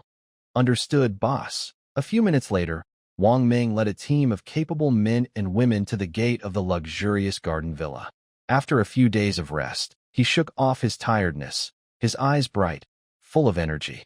Chao Kun got into the car and briefly explained, Sui Sha has obtained evidence of Wang Anquan's illegal activities. Let's go quickly to Wanhui Trade to pick her up. Wang Meng nodded, a cold look flashing in his eyes. Don't worry, boss. We're leaving now. The convoy sped toward the underground parking lot of Wanhui Trade. Wanhui Trade, Vice General Manager's office. Sui Sha just put the USB drive into her pocket, ready to leave when she heard footsteps at the door. Her face turned pale, thinking silently, why is Wang Anquan back again? Before she could react, the office door was suddenly pushed open. Wang Anquan's face was grim, and his sharp gaze swept over her. He said impatiently, why are you in my office again? Sui Sha's heart pounded faster. She forced a nervous smile and made an excuse. Uncle, I just came to organize some files for tomorrow's meeting. She secretly clenched the USB drive in her pocket, trying to stay calm. Wang Anquan squinted, looking her up and down. He snorted and stepped closer. Organizing files. He paused, his tone suddenly becoming harsher. Xiao, I give you one last chance. Marry Yaozu and become the daughter-in-law of the Wang family. If not, Sui Sha's heart tightened, but she forced a smile. Uncle, don't worry. I'll think about it carefully. She lowered her head to hide her panic, then casually found a reason. I have some things to do. I'll go back first and give you an answer tomorrow, okay? Wang Anquan sneered coldly, stared at her for a few seconds, then waved his hand. Go ahead. Don't let me down. Sui Sha's heart was pounding wildly, as if 5 hearts were crashing inside her body. She forced herself to stay calm and slowly walked out of the office. Behind her, Wang Anquan shot a quick glance at the 4 members of the Yanbian group. They understood and silently followed her. At the same time, Chao Kun, along with Wang Meng and a team of bodyguards, arrived at the underground parking lot of Wanhui Trade. Chao Kun leaned against a seat, lightly tapping his knee with his fingers, and whispered to Wang Meng, Shasha should be coming down soon. Be ready to help her and watch the surroundings. Wang Meng nodded, a cold light flashing in his eyes. Don't worry, boss. I've got my eyes on her. In the parking lot, Sui Sha finally reached the agreed spot. She saw Chao Kun's convoy from afar and felt a little relieved. Just as she was about to get closer, a hand suddenly rested on her shoulder, steady and cold. Sui Sha stiffened all over, quickly turned around, and her face turned pale. Wang Anquan's gaze was fierce, and his tone carried a hint of mockery. Xiao Sha, do you think I'm a 3-year-old? If there were important files, would I leave them in the company? He sneered and continued, I'm your uncle, after all. Your whole family depends on me for a living. Is this how you treat me? Sui Sha's face instantly turned deathly pale. She suddenly realized she had fallen into a trap. Wang Anquan was just trying to lure her out. Wang Anquan gave a signal to the 4 members of the Yanbian group behind him. They quickly surrounded her and cornered her in the parking lot. He spoke slowly. Chao Kun is so cautious with the Fully Garden. Like a turtle shell, nothing gets through. I've tried everything but couldn't find a way in. So, I left a USB drive for you, Shasha. You didn't let me down. He paused, his tone turning icy. Too bad, you chose the wrong side. Sui Sha clenched her teeth tightly, trying to stay calm and stall for time. Uncle, what do you mean? Stop pretending. Wang Anquan interrupted her, waving his hand to signal the 4 to seize her. Meanwhile, Chao Kun suddenly pushed open the car door and quickly walked out with Wang Meng. He saw Sui Sha surrounded by people from afar, his face darkening instantly. He lowered his voice. Wang Meng, get ready to act. The spirit fox was agile and graceful, while the black bear was strong and bulky. Both looked fierce and intimidating. On one side, 3 people from Chao Kun's group faced off against 4 from Yanbian in the middle of the parking lot. The tense atmosphere instantly became very sharp and dangerous. The leader of Yanbian's group snorted coldly and charged at Wang Meng, shouting, I'll hold him back. You guys take care of those 2. The other 3 brothers immediately rushed toward the spirit fox and the black bear, and a fierce fight broke out. At first, Yanbian's group had the psychological advantage. They had 4 people. The leader and Wang Meng fought one-on-one, and the remaining 3 brothers fought the black bear and the spirit fox. 3 against 2, they thought they would win easily. But the situation quickly turned out differently from what they expected. The leader fought Wang Meng one-on-one. After taking a punch from Wang Meng, he felt his arm hurt badly. Wang Meng kicked him again. The leader quickly raised his arm to block, but his whole side went numb, and he had to stumble backward. The leader's face changed with shock. He looked at Wang Meng in disbelief. Remember, earlier, Wang Meng had fought to protect Xiaoya. He had been exhausted after several days and nights of fighting and was very tired. In that state, he could still tie with the leader. Now, after resting and fully recovering, Wang Meng was in his best condition. How could the leader possibly hold him? Every punch and kick Wang Meng threw carried great power, forcing the leader to retreat step by step, with sweat pouring down his forehead. Fortunately, he could barely hold on. The leader quickly looked to his other 3 brothers, hoping they could finish the fight quickly and come to help him. But when he saw how the battle was going on over there, he was stunned. The black bear was huge, even more muscular than Wang Meng, like a moving iron wall. He raised his arms and stubbornly resisted the fierce attacks from the 2nd and 3rd brothers, blocking everything perfectly. The 2nd and 3rd brothers threw punches and kicks like rain, but they felt like hitting steel. Their arms went numb from the impact. The black bear grinned and growled. "Come on, keep going." Although he was clearly at a disadvantage, he was holding the 2 brothers steadily, looking like he could last a while longer. The leader was anxious. At this rate, if the 2nd and 3rd brothers didn't defeat the black bear, he would be knocked down by Wang Meng first. Meanwhile, the spirit fox moved like a ghost, skillfully dodging around the 4th brother.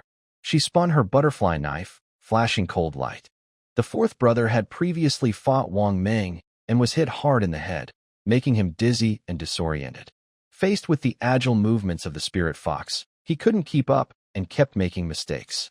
The spirit fox seized the opportunity, slashing shallow wounds with a butterfly knife. Although not deadly, the wounds on the 4th person increased, blood seeped out, and his movements became more difficult. Seeing this, the leader couldn't help but curse silently. "You useless fools, even 3 against 2 can't handle it. What's the point of fighting?" Wang Anquan's face turned pale, and cold sweat dripped down his forehead. He could see that the leader and the 4th person were constantly being beaten, and the situation was very dangerous. As soon as the spirit fox made a move, it could finish off the 4th person, and the group would be doomed. He was very anxious and shouted loudly, suddenly pulling out a small knife and pressing it against Su Yisha's neck, sternly saying, "None of you move. Stop now, or I will kill her." No one on the scene stopped. In a life-and-death fight, who would stop just because of a threat? It was simply a joke. Wang Anquan clenched his teeth, pressing the knife harder against Su Yisha's neck, and her beautiful neck immediately bled. He shouted at Chao Kun, "Kid, your woman is in my hands. If you don't want her to die, come over now." Hearing this, Wang Meng turned around and shouted, "Boss, don't go over there." He was momentarily distracted, and the leader seized the opportunity, launching a fierce attack, forcing him to retreat repeatedly and fall into a disadvantage. Fortunately, Wang Meng reacted quickly, regaining his focus, throwing a punch that pushed the leader back, with a thunderous force that made the leader gasp for air. Black Bear was also in a dangerous situation. He heard Wang Anquan's threat, and when he was momentarily distracted, the 2nd and 3rd persons attacked fiercely, with punches and kicks raining down, almost overwhelming him. Luckily, he had a strong body and endured the pressure, quickly focusing his attention, growling low, swinging his arms to stabilize the situation, and continuing to hold off the 2. Only the spirit fox moved smoothly, like a ghost, darting around the 4th person. The butterfly knife in his hand flashed with cold light, forcing the 4th person to be covered in wounds and gasping heavily. While fighting, the spirit fox called out to Chao Kun, "Boss, don't go over there. It's too dangerous." Wang Anquan won't keep his promise. Su Yisha, pressed against her neck by Wang Anquan's knife, felt the cold tip and was so scared she didn't dare move. She was extremely frightened and desperately hoped someone would save her, but she was so scared she couldn't even speak. Her beautiful big eyes were full of fear and helplessness, tears streaming down her face, as she tightly stared at Chao Kun. Chao Kuen's gaze sharpened when he saw the small knife in Wang Anquan's hand, which was exactly the same as the one he had seen in his earlier analysis. He smiled slightly and actually took 2 steps forward. Everyone's movements paused slightly, and Su Yisha opened her eyes wide, holding her breath in nervousness. But after Chao Kuen took 2 steps, he stopped steadily and pointed directly at Wang Anquan. He took a deep breath and loudly said, "What are you looking at? What are you looking at?" Special term when this term is equipped, saying, "What are you looking at?" to anyone will cause them to react physically with you. The whole scene froze instantly, as if the air had solidified. Wang Anquan was also stunned. The knife in his hand trembled slightly, clearly not expecting Chao Kuen to say such a thing. But then, anger spread across Wang Anquan's face. He trembled with rage, gritted his teeth, and shouted, "What are you staring at?" After saying that, he suddenly let go of Su Yisha, holding his knife as he strode toward Chao Kuen, eyes full of murderous intent. The boss was shocked and shouted loudly, "Wang Anquan, don't go over." But Wang Anquan, driven by anger, didn't listen. He swung his knife straight at Chao Kuen. In the blink of an eye, the two quickly approached each other. Chao Kuen's expression turned cold. He suddenly sidestepped and delivered a swift flying kick, accurately hitting Wang Anquan's wrist. A cracking sound rang out. Wang Anquan's face turned pale as he clutched his wrist, and his small knife clattered to the ground. Chao Kuen didn't stop. He followed with a fierce kick to Wang Anquan's chest, knocking him to the ground. Wang Anquan fell, clutching his chest and groaning softly in pain. Chao Kuen seized the opportunity, rushing forward, grabbing Su Yisha, pulling her out of the fight, and whispering, "Don't be afraid. Follow me." Su Yisha, still shaken, tightly held Chao Kuen's arm, tears shining in her eyes, and nodded. Everyone present was stunned by what they saw. They were all wide-eyed in shock. This Wang Anquan, who usually seemed very calculating, was suddenly driven mad by Chao Kuen's words and rushed forward to send himself to harm. Now, as the battle's balance rapidly shifted, after Wang Anquan was captured, the boss immediately realized there was no need to continue fighting and prepared to lead his 3 brothers to retreat. However, before he could give the order to withdraw, he heard a loud cry from the 4th brother. Originally, Old Four was momentarily distracted by his shaken mind and reacted a bit late. The prepared Spirit Fox seized the opportunity, accurately slicing his wrist with a butterfly knife. Blood gushed out. Old Four clutched his wrist, staggered backward, and looked pale. The Spirit Fox calmly retracted the butterfly knife, with a cold gaze fixed on him, a hint of mockery curling at the corner of his mouth. Old Four, 2nd and 3rd old men were furious, their eyes nearly popping out, and their attack speed suddenly increased. They threw punches and kicks like a storm at the black bear. The black bear responded steadily, his arms like iron walls, blocking their fierce attacks. Meanwhile, the big old man let out another scream. He had just witnessed Wang Anquan being subdued and Old Four seriously injured. His mind was in chaos, and Wang Meng saw his chance. A series of heavy punches rained down like a storm. The big old man spat blood, his knees buckled, and he knelt on the ground. Wang Meng snorted coldly, kicked him hard, and knocked him out, leaving him unconscious. 2nd and 3rd old men were shocked. If even the big old man lost to this strong man, how could they be his match? They immediately stopped their attack and slowly retreated. Suddenly, they heard a cold snort behind them. It turned out that the Spirit Fox had already circled around behind them. Seeing this, Wang Meng moved his wrists, then looked at the 2nd and 3rd old men with a fierce, menacing smile. "You can't run away." After subduing Wang Anquan and others, Chao Kuen protected Su Yisha and got into the car. He took out his phone to call Qian Xining. Qian Xining had given him a number, saying it was Captain Yu from the criminal police team, who was in charge of the Yinbian Force case. But Chao Kuen didn't want to bother a stranger directly, so he decided to call Qian Xining late at night. On the other end of the line, Qian Xining was awakened by the ringing, sounding a bit annoyed. But when she heard that the Yinbian Four had been caught, she immediately perked up and forgot her complaints. "Where are you?" "I'll contact Captain Yu right away." Not long after, piercing sirens sounded in the underground parking lot. Several police cars and bomb disposal vehicles rushed in, their lights illuminating the dark parking lot as bright as daytime. Dozens of fully armed SWAT officers jumped out of the bomb disposal vehicles, quickly surrounding the scene, aiming their guns at Wang Anquan and the Yanbian Four. Then, a police car door opened, and a striking female police officer stepped out. She had bright yellow short hair and a stunning face, with a fierce and sharp look in her eyes. Her curves were faintly visible under her tight police uniform, showing a perfect figure. It was clear she trained regularly and had a confident presence. "Who is Chao Kun? I am Yu Jiqing from the city criminal police team." As she spoke, she took out an ID card and showed it to everyone. Chao Kun was surprised. So, the criminal police captain Yu Jiqing that Qian Xining mentioned, her good friend, was actually a woman. "Well, Qian Xining, playing this trick with me, huh?" Chao Kun activated his system's scanning feature. Name, Yu Jiqing. Age, 26. Education, university degree. Bare face score, 87. Body score, 85. Number of riders, 0. System note, meets requirements. He was pleased. Yu Jiqing not only met the system's criteria, but, most importantly, she was a classmate and close friend of Qian Xining. If one day they could meet face to face, the scene would be incredibly exciting. He smiled and stepped forward to shake hands with Yu Jiqing. Their hands met, warm and soft, but Chao Kun suddenly felt a sharp alertness. He keenly sensed that Yu Jiqing was no ordinary person. In terms of combatability, she was at least on par with Li Yin, the bodyguard of Qian Xining. Moreover, as a police officer, she carried a gun everywhere. After a brief understanding of the scene, Yu Jiqing straightforwardly said, "Mr. Chao, I have a rough idea of the situation.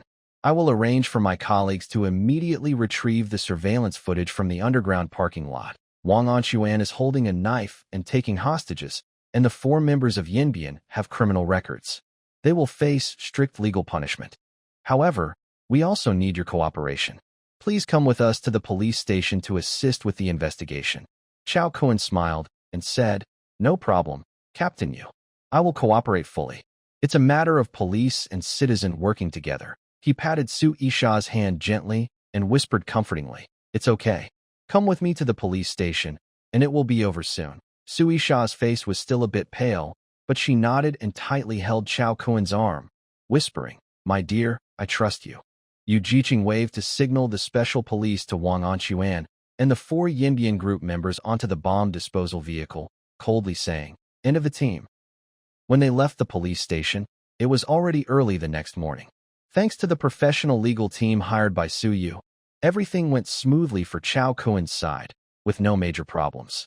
Wang Ming and others were recognized for their bravery, while Wang Anquan was detained for threatening a hostage with a knife.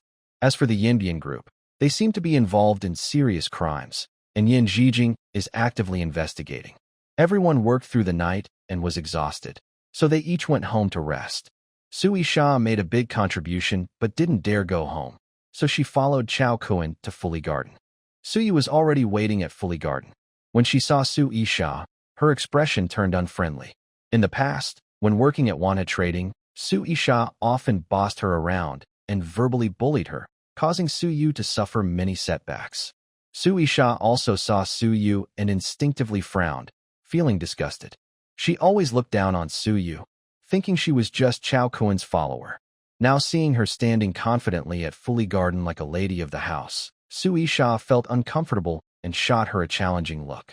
When these two met, the atmosphere instantly became tense and confrontational. Chao Kun noticed the tense atmosphere between them and said helplessly, "Enough. Stop glaring at each other. Everyone's been working all night. Rest first. Sha, you stay in the guest room. Su Yu, make arrangements." Su Yu snorted coldly, nodded reluctantly, and turned to prepare the guest room. She muttered softly, "Some people shouldn't get too cocky too soon." Hearing this, Su Yisha curled her lips in disdain and shot her a dismissive look, thinking, "I am Chao Kun's woman. Do I have to be afraid of you?" Su Yu sneered inwardly, thinking, "Chao Kun has more than one woman, but I am the only general manager. Why should I be afraid of you?"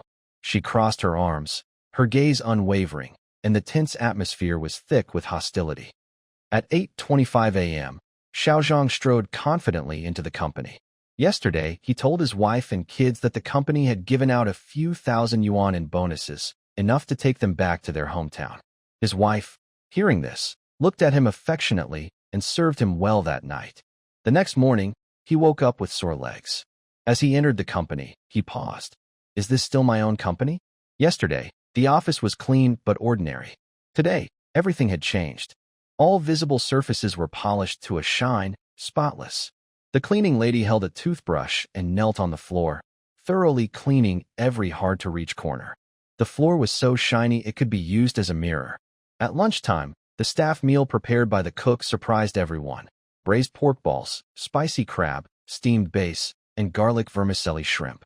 Each dish was full of flavor and aroma, making everyone's taste buds dance with joy. Xiao Zhang worked very diligently, completing each task with full effort. If something wasn't perfect, he didn't wait for his boss to criticize. He simply redid it himself. By the end of the day, although the working hours were shorter, his work efficiency had improved greatly. There was no time for slacking off, playing on the phone, or chatting.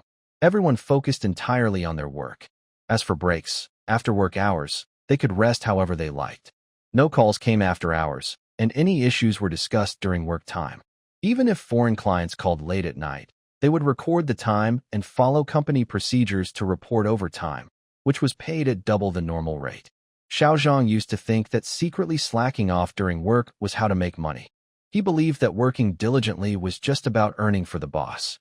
But Kunlun Trading not only provided a good work environment, but also cared for its employees. And when employees worked hard, the company shared in their success. This way, the company and employees became one, and no one would slack off when working for themselves. After Wang Anxuan and others were caught, the security alert was finally lifted. Li Meiwei and Chen Lu, who had been cooped up in the luxurious garden for days, couldn't wait to go out and work. Qiao Kuan didn't stop them. Although they didn't really need to go out for work, getting some fresh air was always good. These women stayed at home all the time and often got into trouble. After arranging the guest rooms, Suyu hurried to the company. Before leaving yesterday, Qiao Kuan had given her a bunch of tasks. She hadn't finished the salary plan yet, so she couldn't slack off. In the villa, only Qiao Kuan and Su Yisha remained.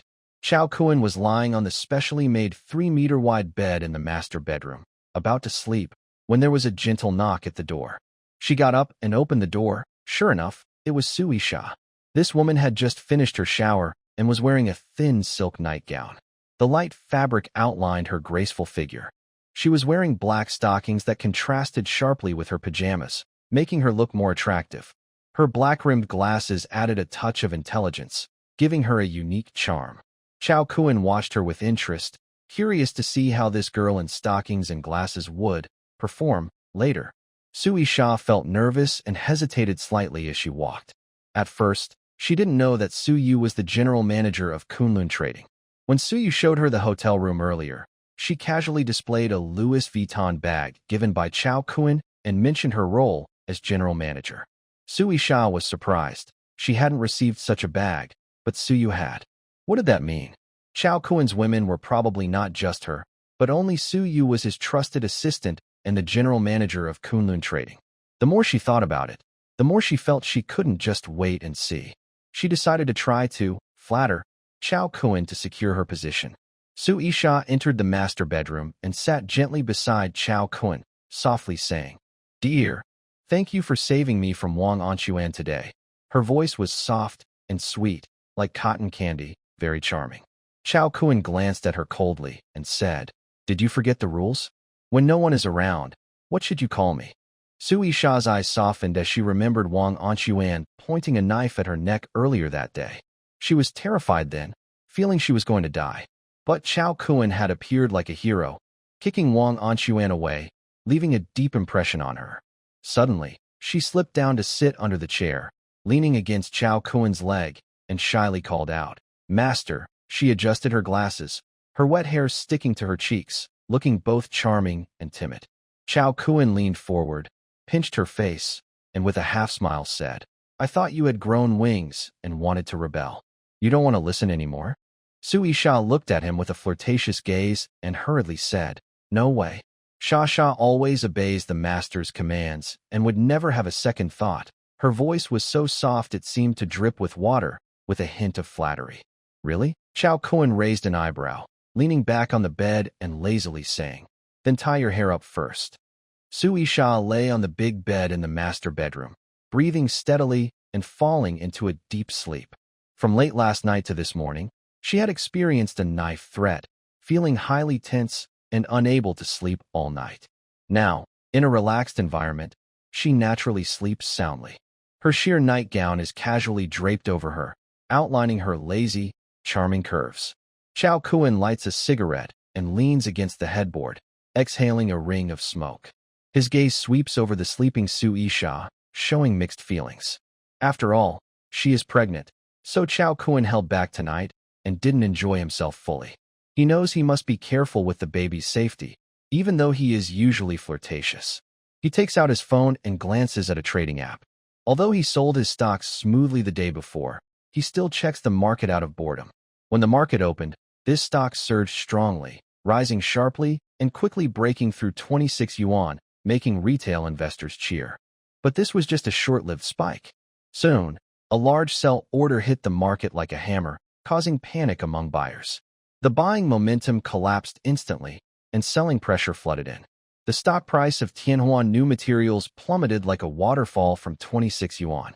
If Shaoli had been there, he would have recognized this as a typical pattern of a stock being sold off. The funds that bought at the top were confused and started asking around through various channels about what had happened. Finally, a Ukrainian media outlet broke a shocking news.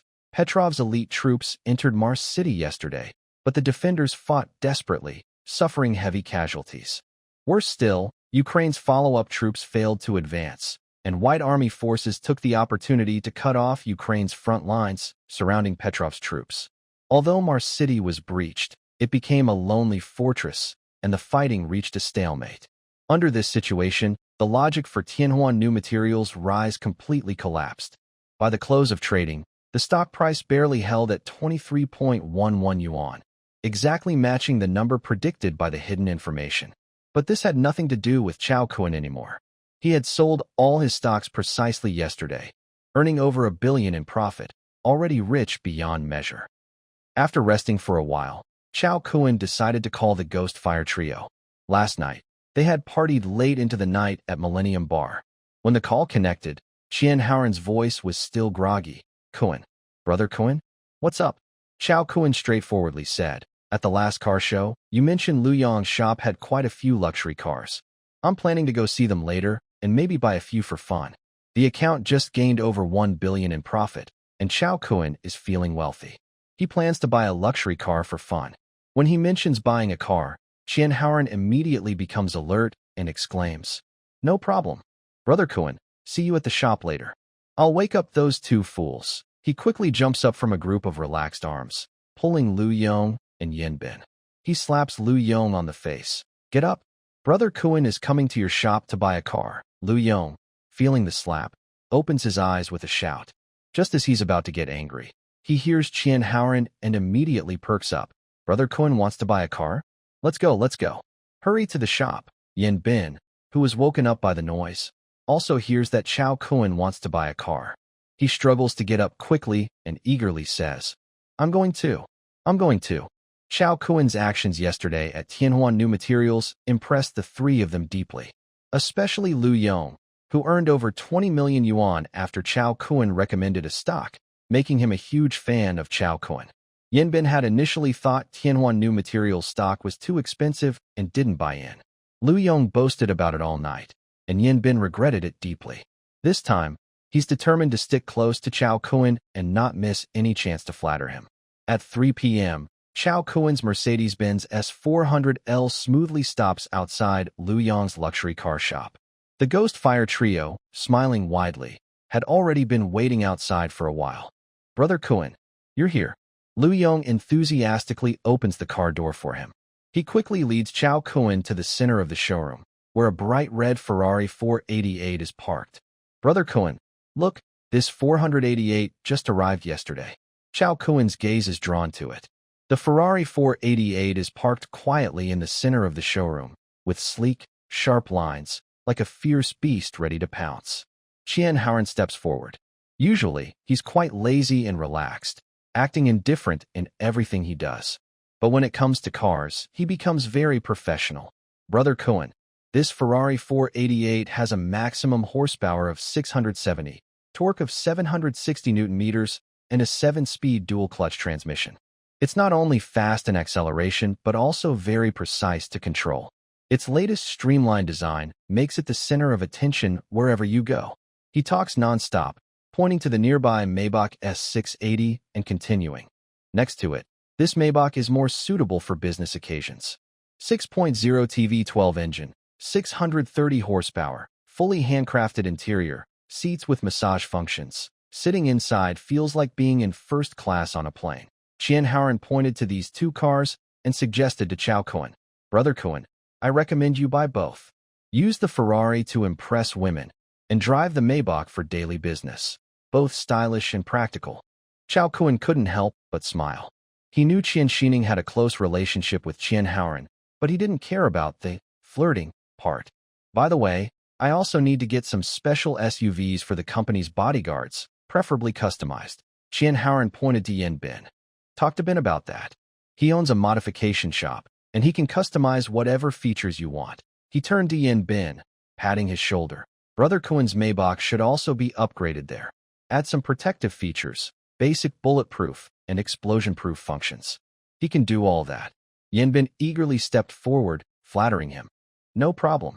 Brother Cohen, I have several modified off-road vehicles. Range Rover, LX570, with bulletproof glass, reinforced chassis, everything you need. If you want, your men can go directly to my shop to pick out what they want. I guarantee you'll be satisfied. Chao Cohen nodded. All right, I'll take the 488 today. Send the Maybach to your place for modifications. Add explosion-proof and bulletproof features. Also, get me 3 Range Rovers and 3 LX570s, modified as discussed. Talk to my security chief, Wang Meng, for the details. Yen Bin and Lu Yong nodded repeatedly. This was a big deal. Tens of millions spent on cars and upgrades. After discussing business, the Ghost Fire Trio started to get excited again, inviting Chao Cohen to join them at Millennium Bar, Happy. That place had become their favorite hangout spot every night, full of music and fun, hard to leave. Chien Hauran winked at him. Brother Cohen, you don't know. The bar's owner is really beautiful. No kidding, she's full of charm. Just sitting there, you feel a kind of melancholic beauty. Many wealthy clients go there just to see her, but she's never fake with men. Rumor has it she's a bit of a flirt. Chao Cohen raised an eyebrow and smiled. A flirt? That's interesting. He remembered Lu Peipei's invitation and changed the subject. By the way, Lu Peipei gave me a few VIP tickets to the Midjiang Normal School welcome party. I heard there are many beautiful girls. Are you guys interested in going to see? When they heard about the new beautiful girls at the school, the 3 guys' eyes lit up, and they eagerly shouted, Yes. We must go.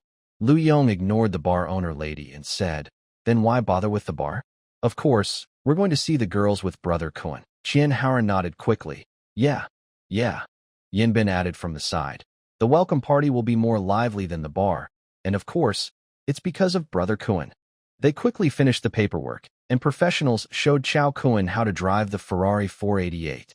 Chao Cohen had taken a special pill that improved his reaction and memory, so he quickly learned how to drive the 488 smoothly. He drove as if he had years of experience, making everyone in the shop marvel at his skill. Then, Chao Cohen drove the brand-new Ferrari 488, leading the group, with the Ghost Fire Trio following in a Land Rover Range Rover. They were also followed by bodyguards like Wang Meng, and the convoy headed toward Midjiang Normal School. At the school gate, the security guards saw so many luxury cars and didn't dare stop them, so they let them pass. They parked in the lot, and Yen Bin jumped out happily, saying, Brother Cohen, I've been to Midjiang Normal before. There's a store nearby. I'll go buy some drinks for us, okay? And then get some snacks. Got it, Brother Cohen? I'll be right back. Chao Cohen, Chien Hauran, and Lu Yong went straight to the VIP section at the welcome party.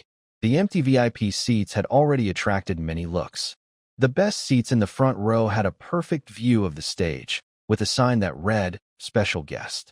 Lu Peipei, the school beauty and the host of the party, personally reserved the best seats, showing respect to the guests. Now, seeing Chao Cohen and his friends casually take their seats, the students and guests around looked at them with curiosity and envy. Among the crowd, a wealthy second-generation young man named Zhou Xiaojie frowned, looking displeased. He glanced at Chao Kun and muttered quietly, "Who is this? He doesn't look like someone from the school." He spent 20,000 yuan on sponsorship fees to get a front-row seat. As far as he knew, the highest sponsorship fee for this year's welcome party was also 20,000 yuan. Why does Chao Kun have a better seat than him? Zhou Xiaojie immediately felt jealous and glared at Chao Kun with a dark look. Qian Haoran noticed the gaze and whispered to Chao Kun, "Brother Kun, that guy seems unhappy about you sitting here." Chao Kun slightly smiled and didn't take Zhou Xiaojie's look seriously. He calmly said, "Let him stare. Whatever." Lu Yong also chuckled. Even if he's unhappy, he has to bear it. The lights dimmed, and the welcome party officially began. Lu Peipei stepped onto the stage as the host. She wore light makeup, looked charming, and her tight, low-cut dress perfectly showed her attractive figure. Her full chest was clearly visible, blending sexiness with youthful energy. She stunned everyone as soon as she appeared. Chao Kun immediately recognized that this was the work of the company's top stylist, simple but eye-catching, drawing all eyes to her. Zhou Xiaojie, sitting in the front row, straightened his back and remembered the luxury bag worth 5,000 yuan he gave her at the end of last semester. His heart warmed. Maybe she will agree to be my girlfriend this semester? Qian Haoran whispered to Chao Kun, "Brother Kun, your taste is really good. With this styling, she's a true beauty." Lu Yong nodded eagerly. Yes, Brother Kun, your eye for beauty is amazing. This campus flower is truly top-notch." Hearing this, Zhou Xiaojie suddenly felt angry and couldn't help but interrupt. "Where do you guys get off? Peipei is my girlfriend. I warn you, don't fantasize about her here." He proudly shot a look at Chao Kun and the others, his eyes unfriendly. Just as Chao Kun was feeling confused, Peipei looked down at the audience and waved sweetly at Chao Kun's position, smiling brightly. Zhou Xiaojie, seeing this, felt even more proud. "Peipei is waving at me." He quickly waved back at Lu Peipei. But when Lu Peipei saw Zhou Xiaojie, her expression changed slightly, her smile faded a bit, and her eyes quickly looked away. Chao Kun and the others didn't take Zhou Xiaojie seriously and also waved at Lu Peipei. Zhou Xiaojie, thinking they were afraid, grew more confident and said provocatively, "3 old guys, probably bought off someone. Their seats are even better than mine. Looks like the student council needs a serious investigation." Chao Kun didn't even bother to lift his eyelids. Next to him, Qian Haoran sneered and said, "Kid, watch your words, or you might offend someone you don't even know." Qian Haoran's words were not just bravado. As the top wealthy second generation in Chongqing City, he had the right to speak like that. Zhou Xiaojie scoffed disdainfully. "Who do you think you are? I won't be afraid of offending you. Everyone at Zhongjiang Normal University knows my strength." "Humph. You still don't know how you got into college. I'll have the security check your background later." Hearing this, Qian Haoran paused slightly and looked Zhou Xiaojie up and down. He really had no impression of him. He was sure this guy was just an ordinary person, completely unaware of the circle of top wealthy second-generation kids in Chongqing. Qian Haoran, with a half-smile, asked, "Oh? So impressive. What industry is your family in?" Zhou Xiaojie thought Qian Haoran was scared, so he held his chin high and said proudly, "My family is in real estate. Our company, Yan's Real Estate, supplies all the hardware products." Qian Haoran and Lu Yong exchanged a glance and elongated their voices. Oh, they both showed meaningful smiles. Chao Kun casually asked, "Do you know Yin Bin?" Zhou Xiaojie was stunned but confidently replied, "Of course I know Yin Bin. He's a top wealthy second generation in Chongqing and the heir of Yan's Real Estate. You'll never meet someone this impressive in your life. Being able to follow him is like hitting the jackpot." Chao Kun smiled faintly and said, "Then take a look." Zhou Xiaojie was confused. He turned around and saw Yin Bin holding a few bottles of cold cola and a pack of snacks, standing there awkwardly looking at him. Yin Bin awkwardly cleared his throat and said, Zhou Xiaojie, have we met before?" Zhou Xiaojie hurriedly stood up, wearing a flattering smile. "Yin Xiao, why are you here today?" "It's me, Xiao Zhou. We had dinner together last time." He reached out to try to take the things Yin Bin was holding. Yin Bin sidestepped and directly placed the drinks and snacks in front of Chao Kun, respectfully saying, "Brother Kun, I've brought everything you asked for." Zhou Xiaojie's face instantly turned pale. Yinbin felt annoyed inside. In the Battle of Tianhuan New Materials, Liu Yong made millions thanks to Chao Kuen's recommendation, which made Yinbin extremely jealous. He had previously thought the stock price was too high and didn't buy in, so he missed out on the profit and now regrets it deeply. At this moment, he is focused on figuring out how to closely follow Chao Kuen and learn his next trading target. Who would have thought that a foolish person would suddenly appear and, under his own banner, offend Chao Kuen? Yinbin feels utterly speechless and secretly curses. What are you trying to do? Don't drag me into your mess.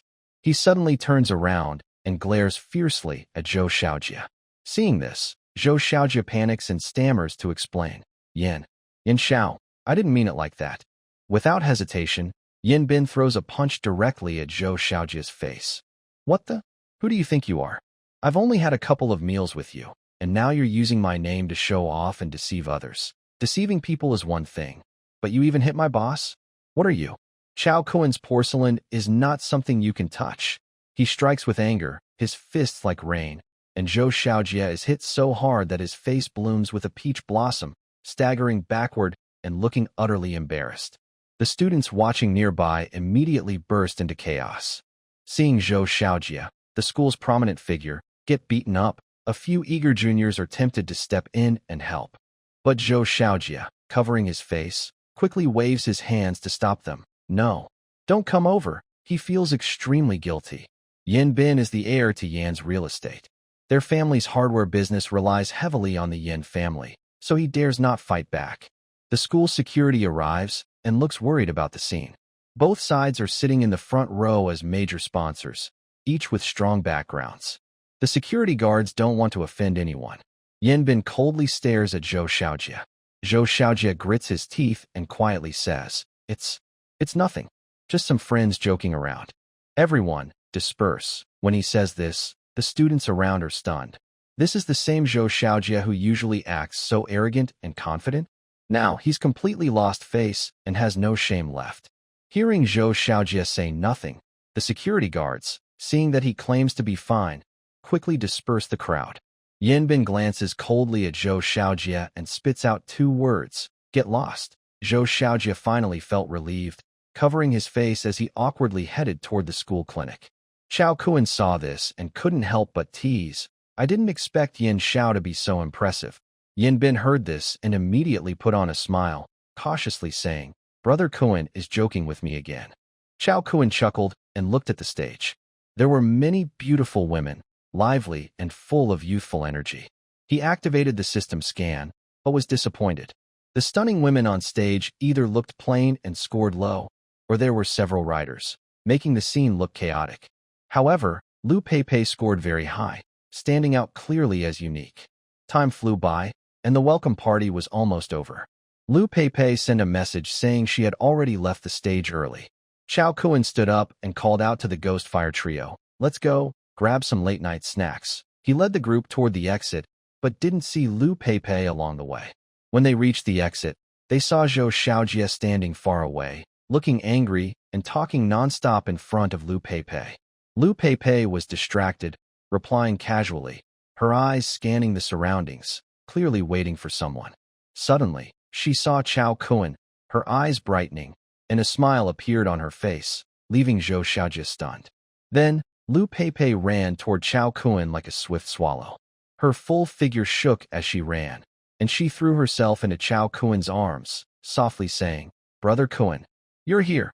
Chao Kuen caught her steadily, thinking to himself, This girl, how is she bumping into people with her ball? Tonight, she must be taught a serious lesson. Zhou Xiaojia stayed where he was, his face turning from purple to pale blue. His fists clenched and loosened, but he didn't dare speak. Thinking about Chao Kuen and the others' backgrounds, and seeing the bodyguards behind them, he gave up and turned away in defeat. In the parking lot, Liu Peipei saw Chao Kuen's new Ferrari 488 and was momentarily stunned. She reached out to touch the sleek car, amazed. Boss, this car is so cool. Eagerly, she climbed into the car and took out her phone to take lots of pictures of the interior. Then she pulled Chao Kuen to take a selfie together, finally posting the photos on her social media. Chao Kuen watched her shake her head and smile, thinking to himself, I wonder how many people will be heartbroken when they see her post tonight. However, if I buy a Ferrari and don't show off, then what's the point of buying it? Zhou Xiaojia returned home with a face full of scars and collapsed onto the sofa. He opened his phone, looked at his social media, and the first picture was Liu Peipei hugging Chao Kuan and making a pouty selfie. In the photo, Liu Peipei was smiling sweetly, and Chao Kuan looked handsome and calm. Zhou Xiaojia was so angry his eyes turned red. He shook his hand and threw his phone on the ground, smashing it into 3 pieces. Chao Kuan had no idea about this. He went out for a late-night snack with Liu Peipei and the Ghostfire group. After eating, Qian Haoran and his friends headed straight to Millennium Bar. Liu Yong was excited, wanting to see the beautiful boss lady. Chao Kuan hugged Liu Peipei, got into the Ferrari, and drove toward a 5-star hotel in the city center. Watching their figures disappear, Qian Haoran suddenly felt a bit sentimental. Having money is really good, Liu Yong. Qian Haoran shook his head and said jokingly, with money, you hold your hair and work hard. Without money, you just pause and zoom in. Liu Yong kicked him and cursed, spouting nonsense. Are you planning to take the graduate entrance exam, or what? In the presidential suite, the lights were bright. Outside the floor-to-ceiling window, the dazzling night view of Changfeng City stretched out. Liu Peipei ran to the window as soon as she entered, holding the glass and exclaiming, "Boss, this night view is so beautiful. How much does it cost to stay here for one night?" Chao Kuan casually closed the door, went to the bar, poured 2 glasses of red wine, and handed her one. Not expensive, just a few 10,000 yuan per night. His gaze swept over Liu Peipei's figure, curvy and attractive. No wonder she was the top stylist hired by the company, fully showcasing her youth and sexiness. Liu Peipei took the wine, her eyes shimmering. She was indeed materialistic, but knew her worth very well. Since she was sensible, she decided to sell her beauty for a good price. She initially planned to sell herself to Zhou Xiaojia, but after Qian Haoran appeared, she changed her mind. Before she could act, Chao Kuan appeared in her sight again. His luxury cars, assets, and company made her heart race. Her eyes sparkled, and she spoke softly, "Boss, it's so late. Why did you bring me to the hotel?" Chao Kuan raised his glass slowly and said calmly, "Aren't you planning to become an internet celebrity? As the head of the company, I naturally need to interview you." Li Peipei made him giggle and laugh softly, then said with a teasing tone, "Who has interviews at a hotel?" Chao Kuan looked serious and said, "Oh, then I'll have my bodyguard take you back. I don't like forcing others." "Don't." Li Peipei's breath caught, and she quickly softened her voice. "I was just joking." Her eyes sparkled as she bit her lip, walking gracefully to Chao Kuan and kneeling gently. She looked up at him with a soft voice. "Boss, how do you want to interview me?" Chao Kuan took out a nurse costume he had prepared earlier, white stockings, a short skirt, and a hat all included. "Ahem. As an internet celebrity, acting skills are very important. Let me test yours. Put on this nurse outfit and act as a nurse for me." Li Peipei took the nurse outfit, turned her hips, and went behind the screen to change. "Boss, you're so mean, preparing this kind of thing. But my acting will definitely satisfy you." Soon, she came out wearing a tight nurse uniform, with white stockings outlining her legs and a short skirt showing her curves. She smiled softly and said, "Boss, where do you feel uncomfortable? Do you want Nurse Sister to check you?" The Heavenly Demon Explosive Body Pill. When taken, it burns all your potential, boosting your fighting ability significantly within 5 minutes. Afterward, you enter a weak state. "TSK, just another useless thing," Chao Kuan muttered with a dismissive look. He is always protected by Wang Meng. Who could hurt him in Wang Meng's presence? Also, this Heavenly Demon Explosive Body Pill seems to have serious side effects. Chao Kuan wouldn't use it unless he was really desperate. He simply put it aside and ignored it. In his inventory, there was also a surprise blind box. Chao Kuan felt his luck was bad today, so he decided not to bother opening it. He checked his phone and saw endless news about a celebrity getting caught at a private party. Serves them right. If only I was invited, Chao Kuan thought, feeling disdain for such low-class behavior. Suddenly, Liu Peipei nearby moved, as if waking up from sleep. Chao Kuan gently touched her, causing her delicate skin to tingle with goosebumps that rose and fell with his fingers. Liu Peipei kept her eyes closed, her heart pounding, cheeks slightly red, pretending not to wake up. A faint smile appeared at the corner of her mouth. Chao Kuan smiled slightly, and pinched her nose. Still pretending to sleep? You were so energetic last night. Not going to act anymore today? Lu Pei made a soft sound, then opened her eyes and lightly hit him. Annoying. Darling, you're so bad. I haven't had enough sleep. She turned over lazily, her movements charming, and hugged Chao Kuen's arm. You were so fierce last night. I almost died. You owe me a reward. Chao Kuen's lips curled up slightly. This woman was realistic, but easy to please. Just money would do. I'll take you shopping for a bag later. Bags can cure all ills. Using a bag to please a woman never fails. A glint appeared in Lu Pei's eyes, and she suddenly perked up. She playfully leaned close to Chao Kuen, her tone a bit coquettish. Boss, weren't you going to test my acting skills? I see you still have a female teacher uniform here. Gulp. Chao Kuen's Adam's apple moved slightly, and his gaze involuntarily shifted downward. All right, I'll see if you have the potential to be a teacher, Chao Kuen said seriously. Okay, Lu Pei smiled softly and went to the bathroom with the female teacher uniform. When she came out, Chao Kuen's eyes lit up. Lu Pei was dressed in a female teacher's uniform. The white shirt outlined her graceful figure, with buttons almost stretched tight. As she moved, her short black skirt swayed gently, and her long legs, covered in flesh-colored stockings, looked almost tempting. She turned playfully, then bent down to pick up a pen from the ground. Her soft, heavy peach-shaped swayed lightly with the movement, leaving people breathless. The two of them stayed together until the next afternoon. After everything was done, Chao Kuen drove her back to Zhongjiang Normal University. Lu Pei held her new Hermes doll bag, not wanting to let go. Darling, you're so good to me. Mua. Chao Kuen kept one hand on the steering wheel and smiled calmly. I'm glad you like it. When you get back, remember to look after Lu Xian and help her settle into college life quickly. Lu Pei smiled happily, holding her doll bag, her eyes full of affection. Got it. I'll see her when I get back. When they reached the gate of Zhongjiang Normal University, Chao Kuen slowly parked the car. Suddenly, passers-by on the street were drawn to the flashy Ferrari, stopping to watch. Then, they saw a stunning woman with a beautiful figure step out of the passenger side. Some sharp-eyed people exclaimed, "Isn't that our school's beauty, Lu Pei?" Yeah, she was the host at the welcome party yesterday. She's so pretty, and her figure is amazing. Who do you think is in that Ferrari with her? To be able to spend the night with Lu Pei, it's worth dying for. Unfortunately, the driver's seat had a privacy film installed, so everyone could only see a blurry figure. Lu Pei waved to Chao Kuen in the car, smiling sweetly. Darling, see you tomorrow, Mua. The Ferrari 488 roared to life and sped away, leaving everyone in awe. Not long after, Chao Kuen's phone rang. It was Suyu calling. Boss, today is Xiaoya's discharge day. How do you want to arrange things? Chao Kuen paused for a moment, then ordered the bodyguard to drive the Ferrari back to the garage. He then got into the Mercedes S400L that had been following him nearby. Wang Ming had been driving this car to provide 24-hour protection. Wang Ming, Xiaoya is leaving the hospital. How do you plan to handle her? Wang Ming held the steering wheel, a rough look on his face showing some nervousness. Boss, I haven't decided yet. My wife used to handle these things. After she left and Xiaoya got sick, I didn't manage her at all. His voice was low and full of guilt. Chao Kuen waved his hand calmly and said, It's okay. I'll have Suyu arrange for Xiaoya to attend the best private girls' school in Changtang. What do you think? Wang Ming was stunned, a hint of gratitude in his eyes. Boss, I.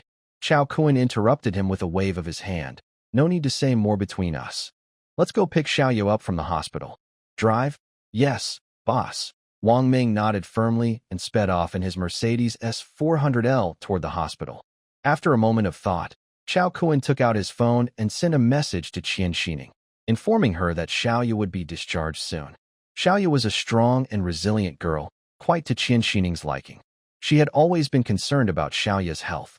Qian Xining didn't hesitate and immediately said she would come to pick Xiaoya up too. They agreed to meet in the hospital parking lot and then go to Xiaoya's ward together. Changteng Children's Hospital parking lot. With a deep engine roar, an Aston Martin DB12 slowly stopped. The door opened, and Qian Xining smoothly stepped out of the driver's seat. She wore a denim short jacket over a white tank top. Her lower half was dressed in denim shorts, revealing long, white, slender legs. Chao Kuen's eyes lit up, and he sincerely praised. Xining, you look really beautiful today. Xining shyly lowered her head and flicked her hair. The atmosphere instantly became a bit flirtatious. Chao Kuen glanced at the system and saw that Task 4 had appeared. Task 4. Kiss Xining for 5 minutes. If the duration reaches 5 minutes, the task is successful. Reward: 1 designated draw card, blue. Designated draw card, blue. When opening a surprise blind box, you can choose to draw an item of blue quality or below. Designated draw. Chao Kuen's eyes brightened. I've already collected 2 blue long-lasting fortune cards. If I draw 1 more, I can combine it into a purple level item. He looked at the slightly shy Xining beside him, deep in thought. He already had a somewhat ambiguous relationship with Xining, so he should have a chance to complete this task. In the hospital room, Xiaoya sat on the bed, receiving the doctor's final full-body checkup. Although she was a little weak, her face was rosy, and her eyes sparkled with life. After finishing the examination, the doctor nodded with satisfaction. You're recovering very well. All your indicators are normal, so you can leave the hospital. The chief doctor turned to look at Chao Kuen, a hint of respect in his eyes. He still remembered that just a few days ago, he was helpless about Xiaoya's condition and even thought she was beyond help. But Chao Kuen, with just a mysterious pill, made Xiaoya improve miraculously, which completely changed his understanding of medicine. Mr. Chao, I really appreciate your help, the doctor said sincerely. Chao Kuen remained modest. It's nothing. Xiaoya's recovery is thanks to the hospital's careful treatment. The benefits behind the Dragon Tiger pill are so huge that, if used properly, it can even give someone a second chance at life. Although Chao Kuen didn't regret saving Xiaoya, he reflected on himself. In the future, he must be more careful about the existence of the Dragon Tiger pill. While thinking, Director Huang walked into the room with energetic steps. He looked vigorous, walking with a breeze, showing no signs of old age. As soon as he saw Chao Kuen, a big smile appeared on his face. The last time Chao Kuen brought out the Dragon Tiger wine, it greatly interested him. After returning, he studied it carefully. The wonderful combination of trace elements in the Dragon Tiger wine seemed to open a new door in medicine, giving him endless inspiration. Later, he took a small sip of the Dragon Tiger wine, just to try, and unexpectedly, his health kept improving. As a leading figure in medicine, he understood what this meant. At first, he was shocked, then couldn't hide his excitement. Excited, Director Huang pulled Chao Kuen outside the room, found a quiet corner, and lowered his voice. Mr. Chao, I asked my students to do experiments based on the trace element ratios in the Dragon Tiger wine. Maybe it can really advance medicine. This Dragon Tiger wine has great value. Its potential is immeasurable. Director Huang, experienced and clever, clearly saw the connection between the Dragon Tiger wine and the mysterious Dragon Tiger pill. But he understood in his heart that some things are better left unsaid as a way of dealing with others. At this moment, he clearly stated that he would keep Chao Kuen's secret strictly. Director Huang stroked his beard and changed the subject. Mr. Chao, I won't beat around the bush. I have a few old friends who are very respected in the medical world. They are getting old and their health is declining. If they could use Longhu wine, they might live a few more years. Of course, my friends wouldn't work for free. Just tell me your price or what kind of reward you want.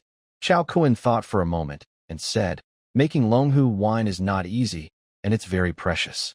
I don't have many left. I need to go back to my hometown first to handle some matters. When I return, I can give you a few bottles. We can discuss the reward then. A hint of surprise appeared in Director Huang's eyes. He stroked his beard and said, Good, Mr. Chao. You're very straightforward. I'll wait for your news. Back in the hospital room, Xiaoya had finished packing and was ready to leave at any moment. Chao Kuen paused for a moment and arranged. Wang Ming, I'm giving you a day off today. Take Xiaoya back to Fully Garden. You two can reunite and rest well. Wang Ming immediately looked worried. Boss, your safety. Chao Kuen waved his hand dismissively. Wang, even my safety is in trouble. What could happen to me? I'm going to talk to Xining about some business. She will take me home later. After saying this, he gave a meaningful look at Xining. Xining understood his hint instantly. Her beautiful eyes rolled, and she pinched him his waist. Chao Kuen, you're feeling mischievous. Chao Kuen didn't dodge. He grabbed her small hand and teased, "What? Want to renege on your promise? Miss Qian, are you really that kind of person?" Qian Xining blushed. That day, she had earned over 300 million in one go. Excited and a bit dizzy, she had agreed to Chao Kuen's request. Now, thinking back, it made her cheeks turn red. She pouted proudly, trying to deny. Who? Who promised you? Don't be so self-absorbed." She lowered her head and flicked her hair to hide her shyness, but her voice was a little softer. Chao Kuen thought to himself that this wouldn't do. The system task required a 5-minute kiss, not a second less, or the task would fail. No, that's not acceptable. If you promised, you can't back out now. Maybe I'll just let you kiss me once. I'll pretend I was bitten by a mosquito. Qian Xining still acted proud. Wang Meng and Li Yin saw the situation and wisely hurried away quickly. However, although Wang Meng left, he still ordered a team of bodyguards to follow from a distance. Looking at the brand-new Aston Martin DB12, Chao Kuen smiled and said, "Xining, you really change cars fast." "I'm happy to," she said, opening the car door with a slightly spoiled tone. Actually, after hearing that Chao Kuen bought a Ferrari 488, she suddenly felt that her Maybach was no longer attractive. Chao Kuen also got into the car and asked, "Where's my G-Wagon? Is it fixed yet?" "Almost done. It will be ready in a few days." "Why are you rushing?" Qian Xining rolled her eyes at him. She hadn't even settled the score with him for turning her beloved car into that look. "Wow. I think you must go 3 days without causing trouble to get into trouble again." Chao Kuen thought that Qian Xining looked a bit adorable when she was so bold, and he decided to teach her a lesson. While she wasn't paying attention, Chao Kuen quickly leaned over and kissed her on the cheek. Qian Xining was stunned, her face turning red, her eyes wide with surprise, not knowing what to do. "You? I." Chao Kuen touched his lips, which still seemed to have a hint of her sweetness, but the moment was too brief, so he felt nothing much. Qian Xining was still in shock when Chao Kuen moved closer again, gently holding her face with both hands. She instinctively wanted to dodge, but Chao Kuen held her softly yet firmly. "You? What are you trying to do?" Qian Xining's voice trembled slightly. Seeing her nervous look, Chao Kuen's lips curled into a slight smile and softly said, "You promised me this." Then he slowly leaned in and gently kissed her lips. At first, Qian Xining struggled a little, but as Chao Kuen's gentle and persistent kiss continued, she gradually relaxed. It felt like time stopped at that moment, and the two of them were lost in this intimate atmosphere. Ding! Continuous task for completed. You received a reward, designated drawing card, blue. One after a long while, they parted lips. The inside of the car was filled with a romantic atmosphere. Qian Xining panted softly, leaning back against the seat, her cheeks flushed, her eyes like water. Qian Xining had never experienced anything like this before. She felt completely weak, with no strength left to lift her hand. Chao Kuen licked her lips, and indeed, there was a hint of her unique sweet taste. The two of them exchanged a glance, both feeling a bit unsatisfied. He was about to take things further when they heard knocking on the car window. Chao Kuen turned around and saw Wang Meng returning, standing outside the car with a serious expression. He frowned, knowing that unless it was very important, Wang Meng wouldn't come to bother them now. Inside the car, both looked a little embarrassed and hurriedly fixed their clothes. Qian Xining felt shy and angry, pinching him hard. "It's all your fault." Chao Kuen raised his hands in a surrender gesture, then pushed the door open and got out, asking in a deep voice, "Old Wang, what's so urgent?" Wang Meng whispered. "Boss," Miss Donyaya called. Just now, she and Miss Zheng were attacked near Xinguang Yayu by a masked man with a knife. The situation is a bit chaotic, and many details are still unclear. "I just wanted to inform you first." Chao Kuen's eyes suddenly turned cold. Wang Anan was already caught. So how could this happen? Zheng Kursin and Donyaya rarely appeared in Wang Anan's sight. So this sudden attack was suspicious. Could there be a hidden enemy causing trouble? "Are they okay?" Wang Meng shook his head. "Both ladies are safe. I've sent someone to pick them up from Xinguang Yayu." At this moment, Qian Xining also finished fixing her clothes and got out of the car. She took a deep breath, her expression returning to her usual calm and professional look. "You handle the urgent matter first. Let's meet another day." Chao Kuen looked at her deeply. When he turned around, his face was full of coldness. Wang Meng quickly followed. and the black Mercedes sped away around the corner. Xinguang Yayu. Zheng Kerson's face was pale, still a bit shaken. Donyaya held a steel knife tightly, staring fixedly at the door. Finally, there was a muffled knocking outside. Donyaya asked softly, "Who's there?" A rough voice came from outside. "I'm Black Bear. Brother Ming sent me." She finally let out a sigh of relief. That afternoon, Zheng Kerson finished work, and Donyaya stayed by her side, as usual, to protect her.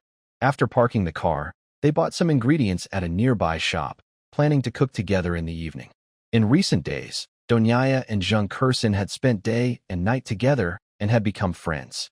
On the way back, as they passed through a small alley, Donyaya sensed something was wrong. She instinctively looked back and saw a masked man walking quickly toward them. Donyaya frowned, her mind alert. She gently pushed Zheng Kerson and whispered, "You go ahead. Hurry." Zheng Kerson was surprised and noticed her unusual tone. She quickly ran toward the alley entrance. Donyaya turned to face the man. She pulled a belt from her waist, flicked it, and it tightened, revealing a faint metallic shine. She looked coldly at the masked man and said, "Stop right there. Don't move forward." The masked man saw Donyaya stop and didn't panic. Instead, he grinned and said, "Little blonde girl, so eager to take off your clothes?" He suddenly lunged at Donyaya. Her eyes turned cold. The belt in her hand was not ordinary. It was special equipment from her time as a presidential guard. The belt buckle was made of special ceramic, with titanium wires embedded inside. This belt was very tough, impossible to cut with a knife. It could pass airport security and also be used as a weapon. She flicked her wrist, and the belt whipped out like a whip, hitting the masked man's shoulder with a sharp. The masked man yelped, clutching his shoulder and staggering, clearly in pain. But he didn't retreat.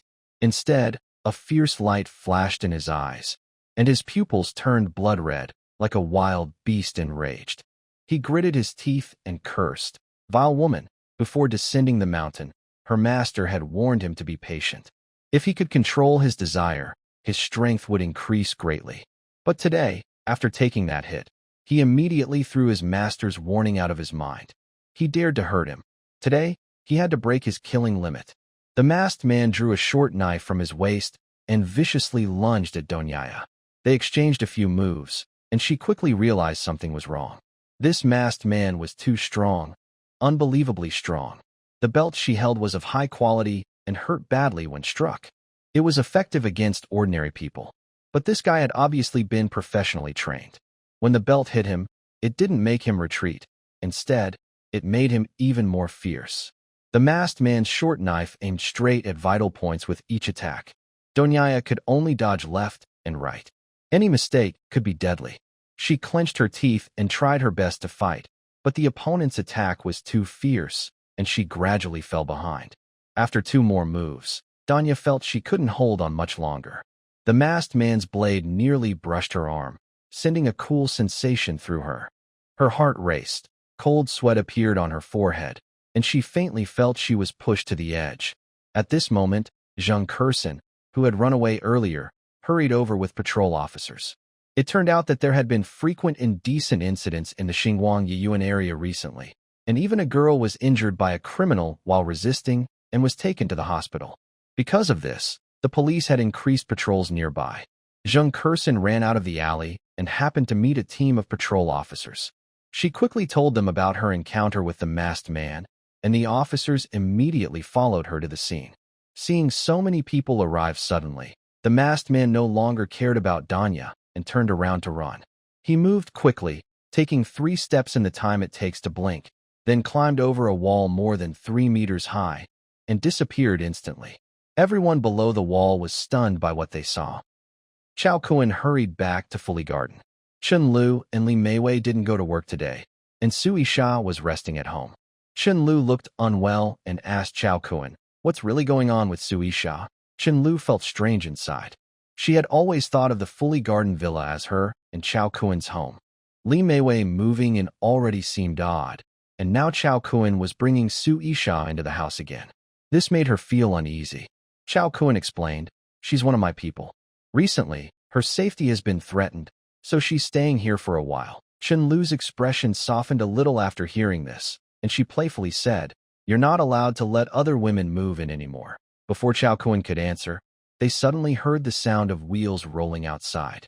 The Black Bear convoy entered Fully Garden, and the car doors opened with a loud noise. Zheng Kersen, looking terrified, threw herself into Chao Kun's arms and cried like a broken flower. Chen Lu's face instantly darkened. Li Meiwei saw things were getting serious and quickly pulled her aside, whispering, "Chao Kun is busy with work. Let's wait until he's done before talking." This woman always knows when to help Chao Kun solve problems. Donia stood nearby, glancing around and noticing Chen Lu's pale face. She immediately understood the situation. She shot a contemptuous look at Chao Kun and remained silent. Chao Kun was busy comforting Zheng Kersen, holding her in his arms, gently patting her back, and softly saying, "Don't be afraid, don't be afraid. I'm here. Just stay calm and stay here. It's very safe." While comforting her, he asked Donia, "Did you call the police?" Donia nodded and said, "Yes, we did. The police said this case is very important. They've set up a special team. An officer you from the criminal police team is handling it." "Officer you from the criminal police team?" Chao Kun was surprised. "How many officers named you are there?" He frowned and asked, "Is it Yu Zhiding?" Donia nodded again. "Yes, that's her." Chao Kun's heart sank. "Isn't Yu Zhiding busy investigating the Yinbian group and Wang Anquan's case? Why is she handling this masked man case?" He quickly took out his phone and called Yu Zhiding. Her voice sounded a bit tired. After a brief exchange, they agreed to meet and talk in detail later. Soon, Yu Zhiding arrived at Fully Garden. She sat down and directly started talking about Wang Anquan's case. Wang Anquan threatened hostages with a knife. His conviction is certain. The Yinbian group also turned him in. He's the mastermind, so he can't escape, but the Yinbian group's case was much more complicated. Yu Zhiding rubbed her forehead and said, "In the Yinbian group, the fourth member has the most criminal records and is the most violent. The leader, however, is very clean. He never leaves evidence behind and almost has no criminal record." This time, the group was very united.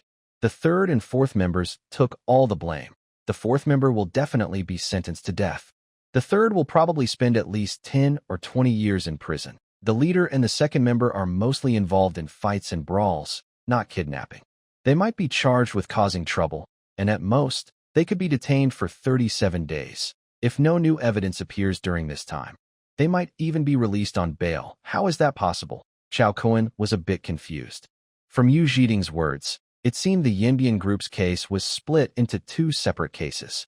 The third and fourth brothers, who had the most evidence against them, took responsibility for all the serious crimes, while the first and second brothers were conveniently cleared of suspicion and were only charged with minor disturbances. This clearly shows someone is sacrificing the others to protect the leader. Yu Zhiding sighed helplessly. This situation is obviously influenced by the Wang family's power. The police chief transferred me away from Wang Anquan's case, and I can't do anything about it. She paused, then casually asked, "By the way, Wang Anquan's office safe was opened, and there was a USB drive inside. Do you know what was on it?" Chao Kun calmly replied. That USB was used by Wang Anquan to set a trap for Suisha. There was nothing on it. This was the truth, but Yu Zhiding's eyes flickered with doubt. Not only she, but someone else also didn't believe it. Late at night, Wang Xingli personally went to the police station. He was tall, with gray hair neatly combed, and sharp, deep eyes that seemed to see through people. A police officer hurried over, respectfully opening the door for him and warning, "Mr. Wang, don't stay too long. This is an important suspect." Wang Xingli nodded slightly, speaking calmly. "I understand. Don't worry." In a solitary detention cell at the detention center, Wang Anquan curled up on the bed in the corner, his eyes empty. When he heard the door opening and voices, a flicker of hope appeared in his eyes. He eagerly looked toward the door. Seeing it was Wang Xingli, he showed a hopeful expression and asked cautiously, "Cousin, are you here to rescue me?" Wang Anquan, who was detained here, knew nothing about what was happening outside. He still thought he had only made a small mistake. In his mind, a little money could fix this problem. But he didn't know that recently, a series of knife cases in the old city had caused a stir across the town. The police had been unable to catch the masked man, so they used the case of the Yinbian group to temporarily reduce the attention on the knife assaults. Wang Xingli's mind was as clear as a mirror. He had already decided to give up on this cousin. His face was grim as he stared at Wang Anquan and slowly said, I heard you left a USB drive in the company's safe.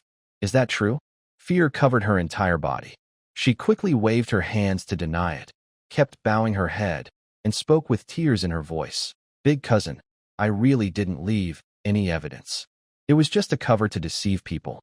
I am very loyal to you, and heaven and earth can testify to that.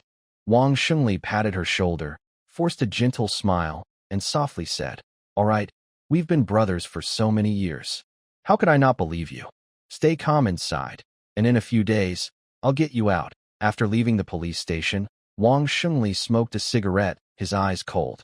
He exhaled a smoke ring and ordered his subordinate, find someone and deal with him at the detention center. The subordinate understood and responded quietly. Understood. Wang Shengli stayed in place, a hint of complexity flashing in his eyes. He muttered to himself, Chao Kuan. USB drive, famous garden. Chen's face looked very unhappy. She sat in her bedroom, her brows tightly furrowed. Li Meiwei sat beside her, softly comforting her. Chen Lu felt upset just thinking about what she had seen earlier. Today, Zheng Kershen threw herself into Chao Kuan's arms, clearly having a close relationship with him. She wanted to marry Chao Kuan, but he kept bringing women around him one after another. First Su Isha, now Zheng Kershen. How many women does he want to bring home? Li Meiwei gently advised. Men like Chao Kuan are never short of women. But I want to marry him. Chen Lu suddenly turned around, her eyes red. What is going on now? Li Meiwei sighed softly. Lulu, you need to see things clearly. Think about it. If you and Chao Kuan break up, he might just be taken by someone else. Li Meiwei was willing to be Chao Kuan's lover. When Chao Kuan saved her from a reckless gambler named Ren Tong, she was determined to follow him. Even if they had no official status, she accepted it. Li Meiwei felt very conflicted. She and Chen Lu were like sisters, but she secretly got close to Chao Kuan behind Chen Lu's back. Whenever she thought of this, she felt guilty toward Chen Lu. But she also didn't want Chen Lu to become stubborn, so she advised her to accept reality and not push Chao Kuan away. Chen Lu was stunned and suddenly felt a tightness in her heart. Chao Kuan was the key to changing her life. She absolutely couldn't let go. She looked at Li Meiwei, as if she suddenly understood something, and stared at her in disbelief. Big sister Wei, you're defending Chao Kuan like this. Could it be? You too? Li Meiwei helplessly nodded. Chen Lu immediately felt like the sky was falling and her voice trembled. Big sister Wei, how can you do this? Li Meiwei forced a smile. I don't want to either, but as I said, capable men always have women around them. Why can't I be one of them? After a long silence, Chen Lu seemed to have figured it out. Her eyes became firm, and she said to Li Meiwei, Let's work together. We can't let those two sly women take Chao Kuan away. Let's work together. We can't let those two sly women take Chao Kuan away. In Zheng Kershen's room, Su Isha sat facing her. Since arriving at Fully Garden yesterday, Su Isha was immediately pushed aside by the two women. Chen Lu, acting as the lady of the villa, behaved very arrogantly. But from her understanding of Chao Kuan, he definitely wouldn't let Chen Lu's close friend Li Meiwei go. And the two women pretended to be very close, which she found quite amusing. Su Isha spoke first. You saw how they act so high and mighty. We're all Chao Kuan's women. Why should we be bullied by them? Zheng Kershen frowned slightly and said helplessly, I know, but what can I do? She wasn't the type to swallow her anger, but since she was new here, she didn't know how to respond. Su Isha seriously said, We can unite. You just arrived and they already gave you a hard time. Don't you want to stand up for yourself? Of course I want to, but what can uniting do? As long as we join forces, our importance in Chao Kuan's heart will grow. Are you willing to be always overshadowed by them? Zheng Kershen thought for a moment. You make it sound reasonable. If that's the case, let's give it a try. Dinner time. The dining room was clearly divided. Chen Lu and Li Meiwei sat on one side, while Su Isha and Zheng Kershen sat opposite them. Chao Kuan and Donyaya sat facing each other. Chen Lu changed her cold attitude and smiled warmly at Chao Kuan, appearing very affectionate. Li Meiwei also behaved differently, constantly serving Chao Kuan dishes. Chao Kuan couldn't help but feel surprised. Usually, Li Meiwei wouldn't dare to act this way in front of Chen Lu. Could it be that these two women have already talked things out? Meanwhile, Zheng Kershen and Su Isha also didn't want to be left behind. The two sisters were very close and acted very lively. Zheng Kuxian suddenly said, "Brother Chao, I don't want to work at the Tangjiang Luxury Car Club anymore." Su Yisha quickly added, "The sales department is short a secretary. Kuxian has been working in sales, so it would be good for her to be my secretary." Chao Kun nodded. "Okay, that's easy. Tomorrow, go to the company and find Suyu to handle your onboarding." Su Yisha's eyes lit up, and she said, "Boss, Kuxian just joined the company and doesn't know much about it. How about I take her to your office later? We can introduce her to the company's details." "Wow, is that even possible?" Chao Kun immediately understood Su Yisha's hint and couldn't help but smile happily, nodding quickly.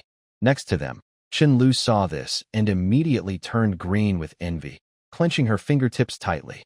Donia, standing nearby, rolled her eyes and didn't want to say a word to Chao Kun. At Zhongjiang Normal University, Suyu finished the enrollment procedures with Lu Xian, and the two walked slowly along the tree-lined path. New students hurried past, holding books full of youthful energy. Walking on the campus, everything around Lu Xian felt new and exciting. Suddenly, Lu Xian's phone rang. A deep, rough voice with a strong Guishi accent came from the receiver. "Xian Wuzi." "Duh, what's wrong?" Lu Xian stopped walking. On the other end, Lu Qiong hesitated for a moment before speaking difficultly. "Can you send 5,000 yuan?" Lu Xian froze in place. "Didn't I just transfer 70,000 to Lu Hongjia?" Lu Qiong named Lu Xian, hoping she would bring good luck. But she named her son, Hongjia, hoping he would achieve great things and have a bright future. Lu Qiong's voice grew softer. Rongrong's family said, 70,000 for the wedding banquet is too plain. We also need to buy 3 gold rings. The money isn't enough. Zhang Rongrong is Lu Xian's brother's fiancée. Lu Xian suddenly felt a wave of annoyance. To help her brother get married, she gave up the chance to attend university and left her hometown to work as a foot massage girl in Chongqing. If she hadn't met Chao Kun, she couldn't imagine what her life might have become. But thinking of her aging father and weak mother, Lu Xian finally softened her heart. She sighed and said, "All right, I will send you 50,000 yuan." There was a moment of silence on the phone. Lu Qiong hesitated before speaking. "Xinhua, you've been in Zhongjiang province for less than a month. Where did you get so much money?" Lu Xian was stunned and stammered. I got an advance on my salary from the company." Meanwhile, in a remote mountain village in Guishi province, an unfinished 2-story brick house stood alone on a hillside. The first floor was simply tiled, but the second floor was unrenovated, with exposed red bricks. Lu Qiong held her phone and came out of the inner room, her brows furrowed. This slim, dark-skinned middle-aged man nervously rubbed his calloused hands. His wife, Wang Tsolan, stood anxiously in the main hall, her small body slightly hunched, constantly wiping her hands on her apron. In the hall, a middle-aged man frowned, looking sharp and shrewd like a small-town businessman, standing proudly. This man was Zhang Rongrong's father, Zhang Xixi. "Old Lu, have you managed to gather the money?" Zhang Xixi impatiently urged. Lu Qiong hesitated and said, Yes. Xinhua will send us 50,000 yuan soon. He will transfer it this afternoon after we pick it up from the agricultural cooperative." Zhang Xixi was surprised, a hint of shock in his eyes. He didn't expect Lu Qiong, from such a poor mountain village, to have a golden phoenix who could make money. He already looked down on Lu Qiong's family, especially her useless son Lu Hongjia. If it weren't for his daughter getting pregnant before marriage and the scandal spreading all over the village, ruining their reputation, he wouldn't have agreed to marry his daughter to him. To vent his anger, he deliberately increased the bride price and wedding expenses to embarrass Lu's family. But he didn't expect Lu Xian to send 70,000 yuan after only a short time in Zhongjiang. Zhang Xixi had traveled and seen some things in his youth. He guessed that Lu Xian was either being kept by a boss or involved in some shady, dishonorable work. But no matter what, it seemed easy to make money. Zhang Xixi felt a little greed rise in his heart. Lu Xian easily earned 70,000 yuan, so maybe asking for more wouldn't be hard. Soon after, he found an excuse to raise the price again. Lu Qiong was momentarily in a difficult spot. Zhang Xixi had already taken everything from him, leaving him with nothing. He had no choice but to go talk to Lu Xian again. To his surprise, in just a short while, Lu Xian took out another 50,000 yuan. Lu Qiong was puzzled. Lu Xian had said she was working somewhere, but how could she be earning so much? Zhang Xixi's eyes twitched, and he forced a fake smile as he said, "Dear relative, I have to ask, what is your Xian kid doing in Zhongjiang? Last time, that 70,000 yuan was also from Xian. She's just a young girl. How does she have so much money? Could she be getting into trouble?" Hearing this, Lu Qiong suddenly felt nervous and weakly defended himself. "Dear relative, you're talking nonsense. Xian has always been obedient since she was young." Zhang Xixi impatiently interrupted him. "I think you should go to Zhongjiang and see Xian yourself. Meet her in person. If she has a good job, then when Rongrong has a baby, she can bring Rongrong over too. We're all relatives, and Rongrong should benefit from it. If she's not behaving well and gets involved in shady activities outside, you should bring her back quickly so she doesn't embarrass us outside." Fully Garden. Chao Kuan pushed open the master bedroom door, where Su Yisha and Zheng Kersen had already been waiting for a while. Su Yisha was dressed in a black maid outfit, a short skirt paired with white socks, with lace edges that looked playful. Zheng Kersen wore a bunny girl costume, a tight outfit with bunny ears and a fluffy tail, looking charming yet cute. Su Yisha stepped forward softly and said, "Master, could we skip Suyu and let Sister Xian start work directly?" She didn't want to see Suyu's cold face at the company. Plus, skipping Suyu had another benefit. It would send a clear signal to others in the company, making everyone understand there are two factions. Zheng Kersen was surprised to hear Su Yisha call Chao Kuan master, and her eyes flickered with curiosity. Her gaze shifted between the two of them. Chao Kuan leaned back on the sofa, looking at her with a half-smile.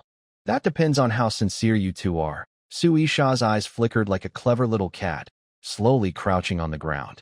"Master, maybe I should teach Sister Xian a few moves first." Later, Su Yisha and Zheng Kersen were so exhausted they could hardly move, curling up weakly in Chao Kuan's arms.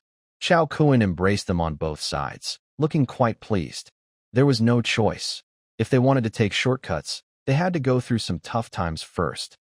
Several days passed, and the case of chasing the masked man still made no progress.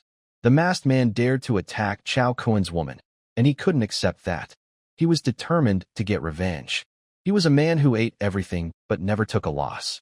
Also, he wasn't sure if Wang Anquan was behind the masked man, so he had to find out the truth.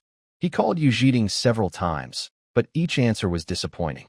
Seeing the police were slow to act, he decided to personally go after the masked man. That day, Chao Kuan took the spirit fox to the Criminal Investigation Department to find Yu Zhiding. In the special case office, Yu Zhiding was bent over a detailed model of the area near Xinguang Yuyuan. The model showed all the buildings and the geography around the neighborhood. It looked like she had been studying it for a long time. She wore a loose white shirt, the collar slightly open to reveal her delicate collarbones. She had on black fitted pants that perfectly outlined her long, straight legs. She looked a bit tired. It was supposed to be her rest time, but she didn't go home and was focused on the masked man case. Just then, Qian Xining pushed the door open, her voice bright. "Officer Yu, you haven't gone home in days. Your mom sent me to find you." Today, she wore a light blue hoodie and ripped jeans, with her newly dyed black hair casually tied in a ponytail, looking very relaxed. Yu Zhiding instinctively sniffed her shirt collar, a hint of embarrassment flashing across her face. When she saw Chao Kuan standing at the door, her ears turned slightly red. That day, on the way to Fully Garden, she saw Chao Kuan surrounded by a group of flirtatious women and felt quite disdainful of his flirtatious ways. She didn't want to lose face in front of Chao Kuan, but she never expected him to see her in an awkward moment, leaving her a bit flustered. Qian Xining placed the insulated bag on the table and said softly, "And he said if you don't come home soon, she'll call the police." She casually moved a small tree model on the sand table. "Looks like Officer Yu and this masked person are going to fight it out to the end." Yu Zhiding irritably brushed her hand away. "It's none of your business." Qian Xining turned to smile sweetly at Chao Kuan, who winked back at her. As soon as they met, the system immediately popped up a series of tasks. Task 5. Have a deep conversation with Qian Xining within 10 days. Reward. Surprise blind box. Intermediate. Chao Kuan was already prepared for Task 5. According to the process, it was time to do this step. If the masked man hadn't caused trouble, he might have succeeded last time. He cleared his throat and said, "Officer Yu, I came to see you because of the masked man." Yu Zhiting tiredly massaged her temples. "The police are working hard to investigate, but that guy is too clever. We haven't found any real clues so far." Ling Hu, responsible for intelligence in Chao Kuan's security team, was introduced to Yu Zhiting, who reported the latest progress. Ling Hu said, "Brother Meng has been watching near Xinguang Yayu for several days, but hasn't seen any movement. I've also set up an intelligence network in the old city, but I can't find that guy's trail in the short term." Yu Zhiting nodded and shared police intelligence. "This masked man is very skilled and knows the old city terrain well. He's always elusive, and almost no footage captures him." Chao Kuan frowned and said seriously, "I've always suspected this person might be connected to Wang Anquan's case. I've also suspected that," Yu Zhiting sighed. "But now I'm completely barred from investigating Wang Anquan and the Yinbian group. I can't look into anything." Chao Kuan pondered for a moment. Wang Ming's build is too noticeable. With him around, the masked man definitely won't appear. This person seems to disappear into thin air. The patrol team has increased patrols, but he's become even more alert. They all fell silent for a moment. Yu Zhiting suddenly looked up and said, "The Bureau has given a strict order to catch the masked man. I plan to use bait to lure him out." Chao Kuan was slightly surprised. "Bait?" "Yes, a decoy. We're hiding nearby.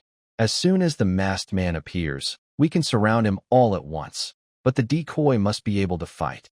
They need to hold him off for a few moves, giving others a chance to get close." Everyone thought for a moment. After a brief silence, Yu Zhiting looked up and said firmly, "I'll be the decoy. I can fight. The masked man hasn't seen me before, so he won't see me as a big threat." Qian Xining immediately frowned and said hurriedly, "Are you crazy? Ziking, that guy is not someone to mess with." Yu Ziking's expression stayed calm, and her eyes were determined. Seeing she couldn't persuade her, Qian Xining had to give in. "You haven't rested well these days. Take a couple of days off. I'll ask Li Yan to try. She's pretty good too." Yu Ziking thought for a moment and nodded in agreement. Chao Kuan also thought this plan was good. He arranged Ling Hu to handle the outside intelligence, and Wang Ming took Dong Naya and others to support. Dong Naya almost lost her life to the masked man. She volunteered to help with the operation. However, over the next few days, the plan still made no progress. Li Yan stayed in the old city area for several nights, but the masked man seemed to vanish completely, never showing up. At Zhongjiang Normal University, thanks to Chao Kuan's special arrangements, Lu Xian didn't have to join the military training. Every day, Lu Peipei took her to the student union to help with some chores. On the shady path, Lu Xian was carrying a stack of documents, hurrying along. Suddenly, a shy voice came from behind her. "Xinhua?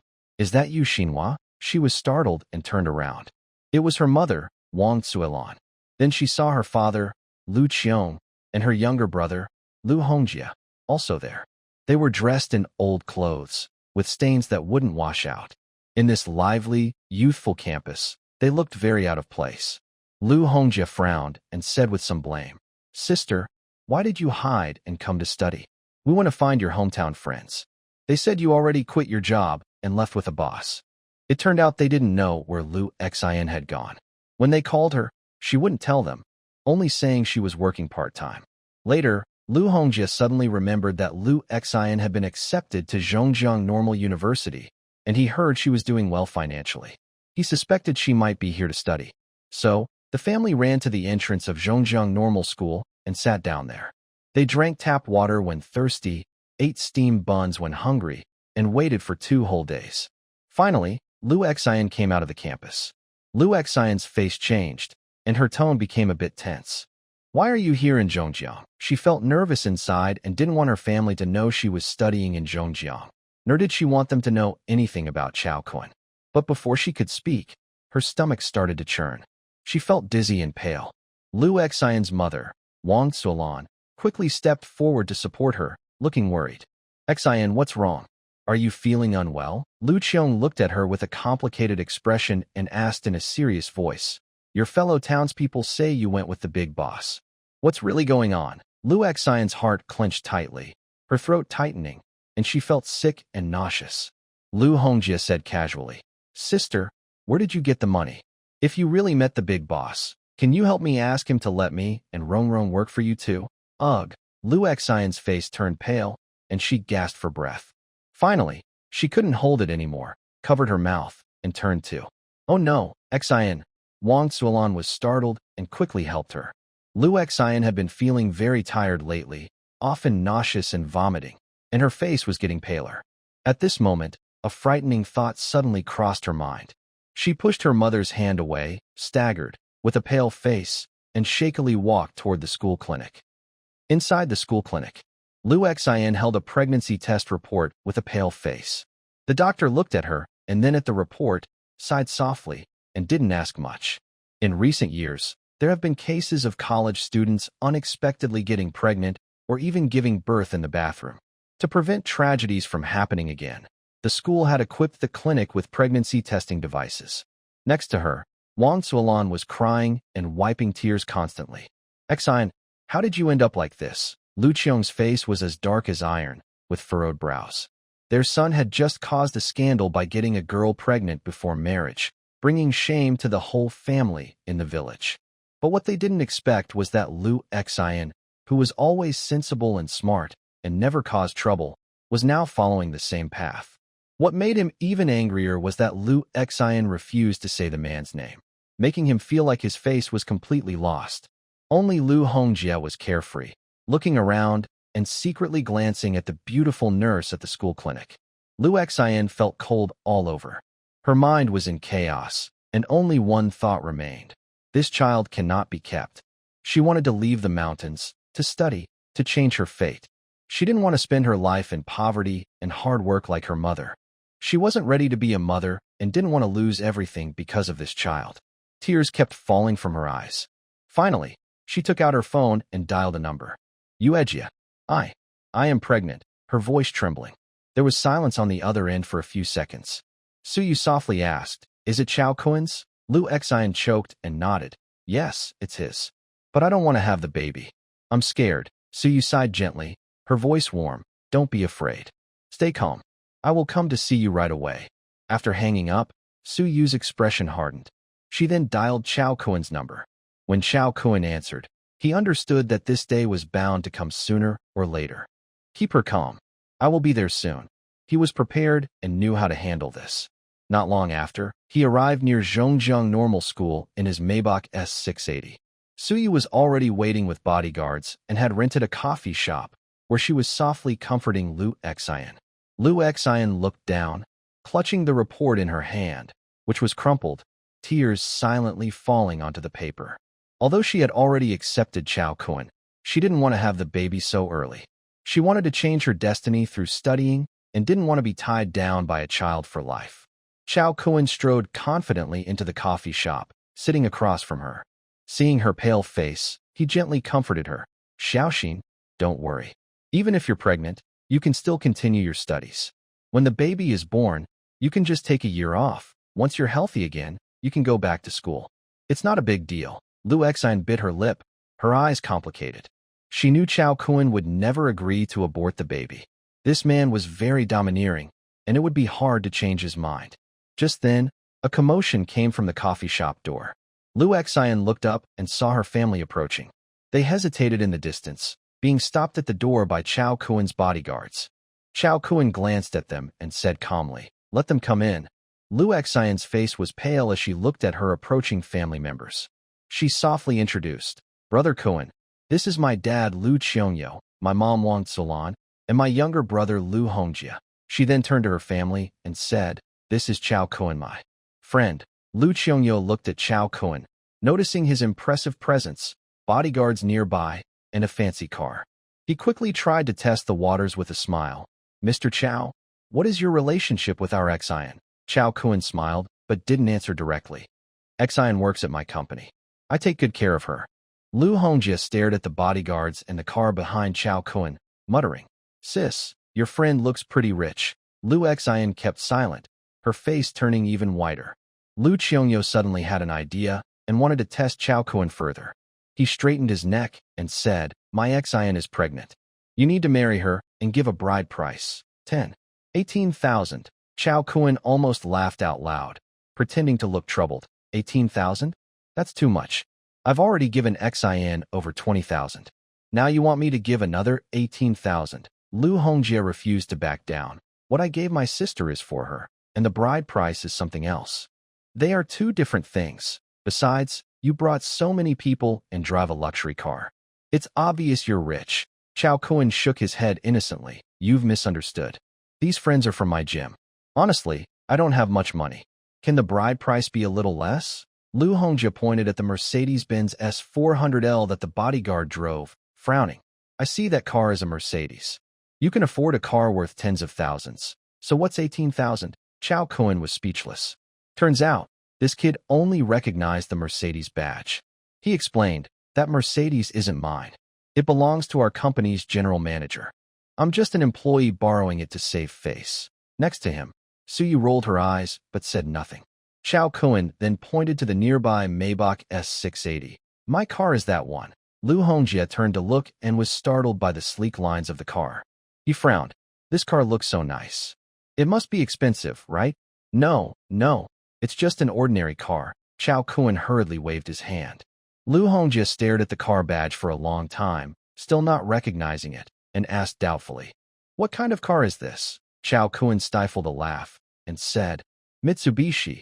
Look, the car logo is a triangle. Lu Hongjie thought for a moment and muttered, oh, it's Mitsubishi. All right, I'll give you less for the bride price, 15,000 yuan. No less. Lu Qiong nodded vigorously beside him, and Wang Tsuolan agreed. Lu Xin watched silently, feeling like her family was bargaining over goods. Her face grew paler, and her heart gradually cooled. She could tell her family only saw her as a tool to exchange for money.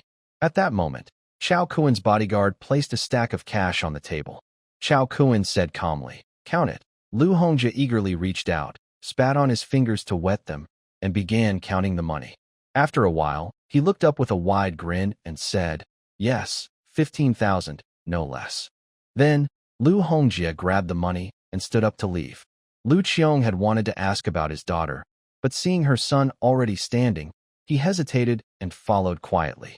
He only had a primary school education, but his son Lu Hongjie, who was raised with great effort, had a high school diploma. He always listened to his son about big and small matters at home. As for his daughter Lu Xin, although she was accepted into a top university, Lu Qiong saw her as just a girl with little use. Wang Tsuolan looked at Lu Xin with worry in her eyes. This obedient and sensible daughter was now pregnant, and she was extremely anxious. Lu Xin was alone in Zhongjiang, pregnant and about to give birth, with no help from her family.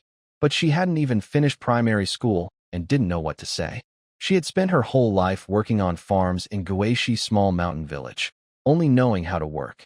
Her husband hit and scolded her, but she never dared to speak up, having no voice at home. Now her husband and son were leaving, and she could only look at her daughter with longing and silently follow. Lu Xin watched their backs as they left, her heart aching like a knife. They left just like that, without even looking at her again. This nearly made Lu Xin break down, tears blurring her vision. Chao Kun gently hugged her and offered some comfort. Suddenly, she looked up, tears streaming down her face, and said firmly, Brother Kun, I will return all the money to you. I don't want a single cent, just give the money to them, as if repaying their kindness in raising me. From now on, I have nothing to do with them. I only belong to you. Chao Kun smiled softly and asked gently, now, are you willing to have a child with me? Lu Xin nodded hard, tears streaming down her face. Luxurious garden. A few people gathered again in the meeting room, and the atmosphere was a bit heavy. In the past few days, the bait operation had no effect, and the masked man seemed to have disappeared from the world. Ling Hu frowned and said, Lian's military style is too obvious. Even from 18 miles away, you can tell she's a bait. The masked man is so cautious. He probably won't make a move. Lian's acting was indeed poor, which greatly reduced the credibility of the bait. Everyone looked at each other, feeling helpless. Qian Xining couldn't help but ask, could this masked man have run away? Yu Zhiding immediately denied. That's unlikely. She then took out a file. This is a psychological profile of the masked man after we interviewed many victims.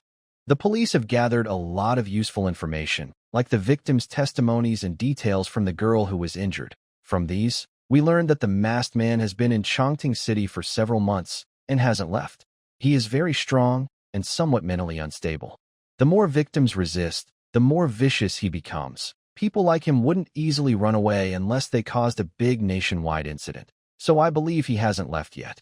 Recently, we've seen experts like Tanya, Wang Ming, and Li Yin patrolling everywhere. He's hiding to avoid attention and dares not show himself openly.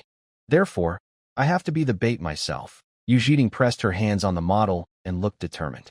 Qian Xining questioned her, but wouldn't the masked man suspect this is a trap? Yu Zhiting shook her head confidently and said, no, he will come. She opened the file and analyzed.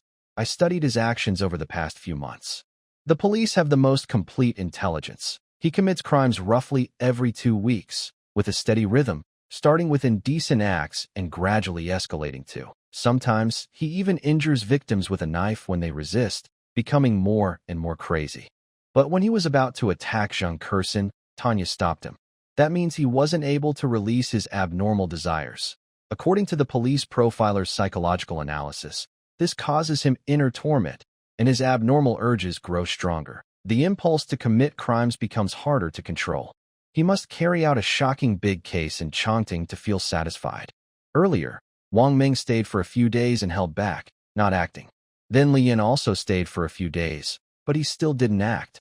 Now it's been almost 4 weeks without any crimes. This masked man is definitely about to lose control. Yu Zhiqing paused, then added, most importantly, no women in the old city are willing to go out alone now. Even if they do, they are mostly women in their 50s or 60s. If I dress up and act as bait, even if he knows it's a trap, given his current mental state, he will definitely strike. Qian Xining looked at Yu Zhiqing with concern. But how can you guarantee your safety? This is too dangerous. Why not ask for police support from higher authorities? Yu Zhiqing sighed with a bitter smile. I have applied before. Since I was transferred from the Yinbian 4 group case, the police leadership pulled all the capable officers away. They gave me a bunch of patrol officers, claiming it was just to catch a pervert, saying don't waste police resources. No matter how I request help, they refuse to send more personnel. She paused, then continued. Patrol teams can do routine checks, but against someone as skilled as the masked man, they are useless. Patrol teams can't carry guns, and facing a strong guy like him, ordinary people with guns might even make things worse. If he snatches a gun, it could cause a big mess. Yu Zhiqing's eyes were firm. I must catch him and bring him to justice. I can't think about anything else. In a remote part of the old city, an abandoned factory stood quietly. Inside the cold storage of the factory, the masked man, He Chen, sat cross-legged. Master, you're right. As long as I resist that urge, my skills will improve even more. He muttered to himself, a strange sense of satisfaction in his voice. But I really can't hold back, Master. Look, the more I suppress it, the more intense that evil fire in my heart becomes. Haha. I am more twisted now, and I am stronger too. A picture of my master appeared in my mind. He was a thin, old man who once saw my great talent, but also sensed the madness hidden inside me. My master taught me martial arts and warned me, if you can control your inner demons and resist your desires, you will become great in the future, but I couldn't hold back. That day, I lost control completely and struck my master so hard he was badly hurt. Then I ran away. I fled northward and finally settled in a place called Chongtong. Since then, I have gone out every 2 weeks to vent my feelings, using the most twisted ways to ease my inner urges. This month, I was forced to hide in an abandoned factory, not committing any crimes, and I endured for a whole month. Hee. I have held back, Master. I chuckled softly, my eyes growing darker. I am really stronger now. During this month, I didn't commit any crimes. I was so repressed, I almost went crazy. But this extreme restraint actually helped me break through to a new level in martial arts. My master once said that if I could control that twisted desire, my skills would improve greatly. Now I have done it, and I am truly stronger. During this time, I didn't just sit around. I stayed in this broken hideout and practiced martial arts every day. I could clearly feel myself growing stronger, just half a step away from a new level. At least 5 times stronger than before. And this month, I did one more thing. I personally built a small cell in the corner of the cold storage room. In the past, I went out to harass women, which brought trouble and pursuit. Now I plan to catch a woman and lock her in the cell, so I won't have to risk going out anymore. After calming Lu Xian, Suyu had a female bodyguard her back to her dorm. She took out a company report and handed it to Chao Kun. Boss, this is the recent company operation report. Please review it. Chao Kun nodded, took the report, and read it carefully. These days, I have been completely focused on the case of the masked man and haven't been to the company. But luckily, Suyu, the capable manager, keeps Kunlun trade running smoothly. Besides that, under Su Isha's management, the sales department is doing very well, with steady growth in all areas. Everything is fine, no major problems. Chao Kun closed the report and nodded with satisfaction. It's all thanks to your good management, sir, Suyu said sincerely, showing her respect. In her mind, Chao Kun was like a master in management. She used to think that running a company was just like at Wana Trading, constantly squeezing the lower-level workers and taking the last bit of their remaining value. The top executives would ruthlessly take everything from the workers. But she didn't expect that after Chao Kun shared profits with every frontline employee, things changed a lot. Although each worker's hours were reduced, their efficiency actually increased. The whole company became much more efficient.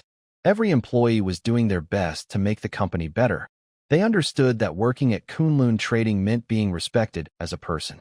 If Kunlun Trading were to close down, they would fall back into a difficult situation, like being trapped in a tough place. P.S. Some people say they might be upset reading this, but I won't change it. Life is already hard enough. I want a world where people can dream, and I hope the future will be like the stories in books. Chao Kun didn't respond to Suyu's topic. He changed the subject. By the way, Pei Pei is also a student at Zhongjiang Normal University. Call her over. Then he looked at Suyu and asked, "How is the MCN company doing?" Suyu quickly put aside other thoughts and answered, "According to your plan, the company has rented an entire floor in Mingzhu Building as the headquarters for the MCN division. They are actively recruiting internet celebrities, media writers, and short video teams to build a content network and expand the online influence of the MCN division." She frowned slightly and continued, "However, they still lack a popular online star who can quickly become famous. Without this key person, the traffic can't really grow." Chao Kun nodded calmly and said, "Keep recruiting. Sign more internet celebrities, writers, and video bloggers. Don't be afraid to spend money. You don't need to worry about the main star. I already have someone in mind." Soon after, Lu Pei pushed the door open. She was wearing a loose gray hoodie on top and dark jeans below, deliberately hiding her figure. She wore a high-waisted denim skirt, making her legs look long and straight. Since she was at school, she dressed more modestly. She entered the room and immediately walked happily to Chao Kun's side. She sat down casually and gently held his hand. "Boss, you haven't come to see me in several days. Did you miss me?" Chao Kun smiled slightly, feeling the warm touch from her arm. "Of course I missed you, but let's talk about the main matter first." "Main matter? What could that be?" Lu Pei's big, beautiful eyes were full of confusion. "Is there anything more important than spending time with you, boss?" Cough, cough. Chao Kun cleared his throat lightly and said calmly, "It's about the MCN company. They're planning to promote you as a big internet star." "Really? Is that necessary?" Lu Pei thought her current life was pretty good. She went to classes every day, danced, shopped, practiced yoga, and spent time with her boss. She had a bodyguard with her when she went out, and her food and entertainment were top quality. Sometimes, she received surprise gifts at her dorm, and her classmates looked at her with envy. She was already living like a wealthy young lady, and being an internet star didn't seem much different. Chao Kun saw through her little thoughts and said, "Think carefully. Becoming a big internet star can make money very quickly. Last year, the top internet star, Sweetheart Teacher, earned over 300 million yuan. On her birthday live stream, she received more than 50 million yuan in tips." Lu Pei's eyes lit up, and she suddenly became excited. She asked softly, "Can you really earn that much?" At this moment, Suyu took out a document from her briefcase. "It's a training plan for the main internet star. We've prepared a 1-month intensive training program. It covers everything from body posture, camera presence, speech, aesthetic sense, to social interaction. to build her personal brand. She paused and added, it also includes training on interacting with the top fans and maintaining private chats. Chao Kun frowned slightly. Talking with top fans? No need to learn that. Just arrange a few managers to chat with her. Suyu quickly nodded, secretly scolding herself for forgetting this part. She continued reporting. After the training, the company will arrange for PayPay to do trial broadcasts on major platforms. The platform with the highest traffic will be chosen as her main stage. Which main platforms are there now? Chao Kun asked. Suyu opened the file and said, there are currently 5 main live streaming platforms in the market: Lingzhu, Lengia, Guibao, Shark, and KK. The industry is in a chaotic stage with many competitors. We will create accounts on each platform to do trial broadcasts and test data. But, Suyu hesitated slightly. But what? Chao Kun asked. During internal discussions, we prefer KK Live. Although its market share is only 9.2%, the smallest among the 5, it is growing very fast, willing to innovate, and has a strong team. Then let's focus on KK Live, Chao Kun decided after a moment of thought. After finishing company matters, Suyu stood up to leave. Chao Kun then took Lu Peipei and left the cafe, driving to an apartment near the school. This was rented by Chao Kun for Lu Peipei, so she could stay either in the dorm or here. Once inside, she immediately took off her gray hoodie and tight jeans, replacing them with a loose short-sleeve shirt and light pink shorts, revealing her fair, long legs. She walked barefoot on the wooden floor, her feet smooth and shiny. Ugh, school is so annoying, Lu Peipei pouted and complained. People are always staring at me, like I have something on my face, she said. Chao Kun smiled and couldn't help but look at her fair feet, speaking casually. You're so pretty. It's normal for people to look, but their eyes are so annoying, she said with a pout, sounding a little coquettish. Chao Kun said calmly, when you become a popular online star, more people will look at you like that.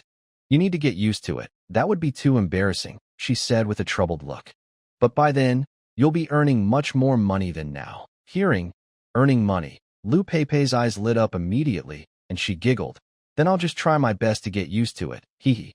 Chao Kun stepped closer, wrapped his arms around her curvy waist, and whispered, then starting now, I'll give you special training to become an online star. Lu Peipei rolled her eyes at him and said, your last training almost exhausted me. I don't want to do it. Really? Chao Kun raised an eyebrow, sat her down on the sofa, and gently played with her delicate toes. This time, I will personally teach you acting skills. First, let me show you how to eat chicken feet. After taking the dragon and tiger pill, Chao Kun's entire body was fully developed. His hands, feet, features, and even his tongue became more flexible. At first, Chao Kun refused to believe that his tongue could be so agile. But later, after eating a bone, he discovered that his tongue could reach all the way to the marrow inside and extract it. From that day on, he understood. 1.5 hours later, Chao Kun feels refreshed as he bends down to pick up his scattered coat. Lu Peipei's face is slightly red, and she looks enchanted. Seeing Chao Kun about to leave, she stands up, wanting to share a farewell kiss. But when she leans in with her red lips, Chao Kun quickly avoids her. I have other things to do. Next time, rinse your mouth first. Late at night, Yu Jiqing walks alone through a dim alley in the old city district. Her invisible earpiece is close to her ear, and Wang Ming's deep voice comes through. Be very careful. It will take us at least a minute to reach your location. This is the 3rd night she has acted as bait. The first 2 times, she failed to catch anything. But tonight, there seems to be an unusual sense of pressure in the air. She tries to keep her steps normal, breathe steadily, and act like an unguarded passerby. But sweat is already seeping from her palms. Suddenly, whoosh, a shadow flashes at the alley entrance, so fast it almost blends into the darkness. Yu Jiqing's heart tightens. The next second, a figure appears a few steps behind her. It's a masked man. No, he shouldn't be called a masked man. At this moment, he isn't wearing a mask. His face looks especially fierce under the dim street light, with a sinister smile at the corner of his mouth, and his eyes gleaming with excitement and madness. Stop pretending, he slowly says, his voice deep and hoarse. I can hear your heartbeat pounding from 10 meters away. Yu Jiqing's pupils suddenly contract. At such a distance, how could the masked man hear her heartbeat? How strong is this person? She immediately suppresses her breath, forces herself to stay calm, adopts a defensive stance, and coldly shouts, "Longting Police Station. You are surrounded." On the other end of the earpiece, Wang Ming's voice suddenly tightens. "Target spotted. Attention everyone. Prepare to support." A few people simultaneously pushed open the car doors, moving quickly and dispersing in different directions to surround Yu Zhiding in the alley. Meanwhile, He Yichen didn't give Yu Zhiding a chance to breathe. He rushed forward instantly, claws ready to attack her shoulders. Yu Zhiding had discussed with Dong Naya and knew that this man was much stronger than them. She was mentally prepared. She mainly used defensive moves, just trying to delay him. But she didn't expect that the masked man was incredibly strong. Just by blocking He Yichen's attack, Yu Zhiding felt half her body go numb, and her hand trembled. Her heart sank. She knew she was no match for him. Fortunately, this time He Yichen wasn't masked. She seized the chance and loudly reported her features through her earpiece. Average height, short hair, a tear mole at the right eye corner, wearing a black jacket. He Yichen sneered. "What's the point of reporting? When they arrive, I'll be gone." Before he finished speaking, he suddenly lunged forward. Yu Zhiding almost had no time to react. In just 2 or 3 moves, her arm was shaken so hard it lost strength, her chest felt tight, her vision blurred, and she was knocked out. He Yichen reached out and grabbed her, holding her under his arm like a helpless kitten or puppy. Then he suddenly jumped, climbing straight up the old brick wall. "Over there! Hurry!" Wang Ming and others rushed out from another alley, only seeing He Yichen's back as he swiftly crossed the wall. This masked man was truly powerful. Even with someone with him, he climbed the wall as easily as walking on flat ground. The others hurried to support from afar, but couldn't stop him in time. Wang Ming punched the wall angrily. Qian Xining, tears in her eyes and trembling voice, asked, "What do we do? Where did he take Zhiding?" Wang Ming's face turned pale, and he gritted his teeth, asking Ling Hu, "Any clues?" Ling Hu calmly analyzed. "Based on the information I collected and the features officer you just reported, I can rule out most wrong locations. Now, we've identified 4 or 5 possible places, all abandoned factories or basements in the old city area. He might be hiding inside." Wang Ming frowned, scanning back and forth between the 5 red dots marked by Ling Hu. These 5 locations are spread out in different directions of the old city area. It is clear that someone intentionally designed this to delay the rescue efforts. 4 or 5 places, Wang Ming said in a deep voice. "With the masked man's strength, except for me, no one else can match him." Ling Hu nodded, and he probably set up fake hideouts to split our forces. "If we make a wrong move, Yu Zhiqing will be in danger." At this moment, a police officer ran over, panting heavily, to report, "Captain Wang, the special police have requested backup, but it will take at least 30 minutes to arrive." Wang Ming clenched his teeth and quickly thought through the situation. "We don't have time to wait. Officer, you can't wait that long. The masked man escaped this time, and we don't know when he'll appear again. As long as we give him a chance to breathe, officer, you will be in danger." He took a deep breath and made a quick decision. "We split into 3 groups. I'll go alone to check the southern warehouse, as that's the most likely place he might hide. Ling Hu, Heixiong, Donyaya, and Li Yin, you 4 form a team and handle the abandoned factory in the north. As for the police team," Wang Ming turned his gaze to a few tense, armed police officers. "You don't have many people. Guard the eastern factory and don't go in without orders. Wait for the special police to arrive before acting." He paused and added in a serious tone, "If you really encounter the masked man, don't fight him alone. If he takes your gun, the consequences could be terrible." The police officers immediately straightened up and responded, "Understood.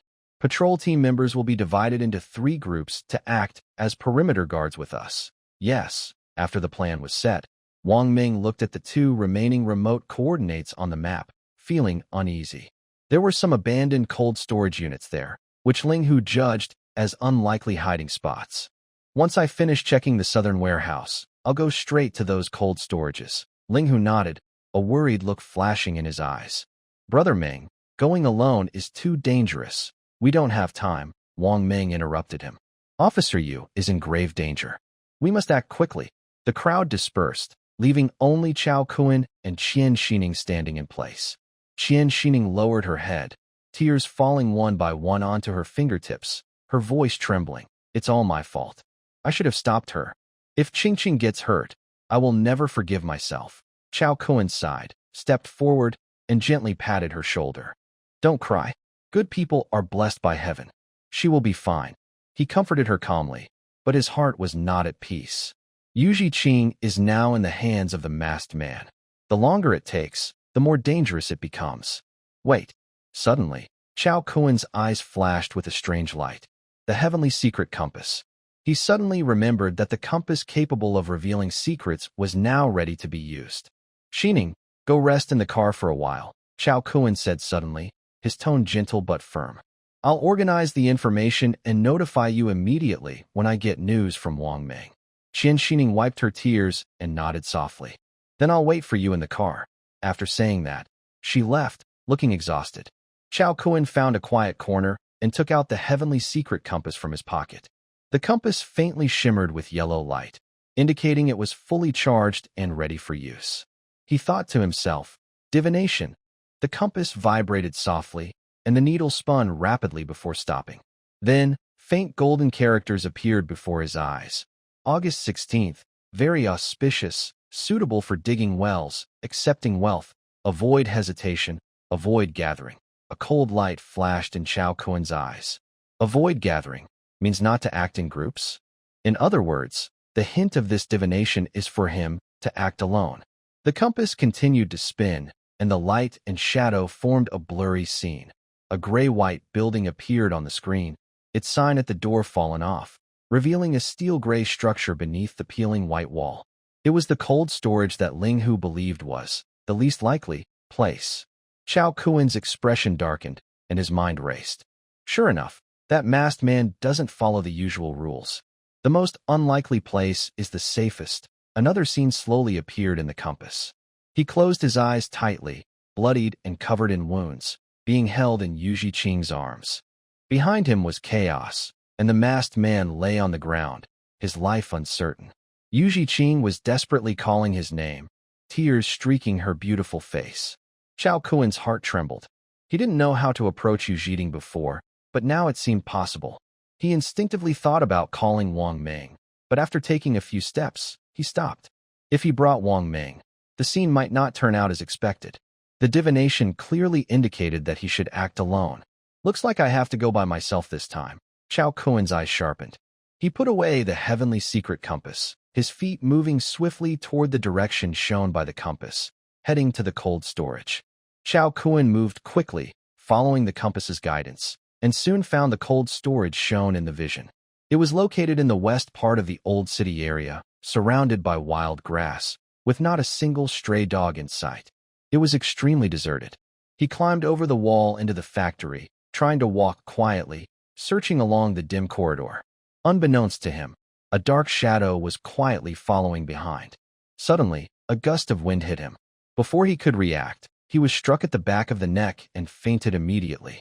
When he opened his eyes again, he was thrown into a cold, dark cell. Yu Zhiqing was chained to the wall, looking at him with a shocked expression. "What are you here for?"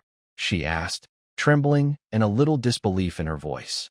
Chao Kun forced a smile, speaking softly. "I'm here to save you." "Ha ha." He Lei Chen sneered mockingly. "Save me? You're almost done yourself." He seemed to be talking to himself. "My martial art is about resisting inner desires. The more I can resist, the faster my strength improves. Now I've been resisting for about a month. My strength has greatly increased.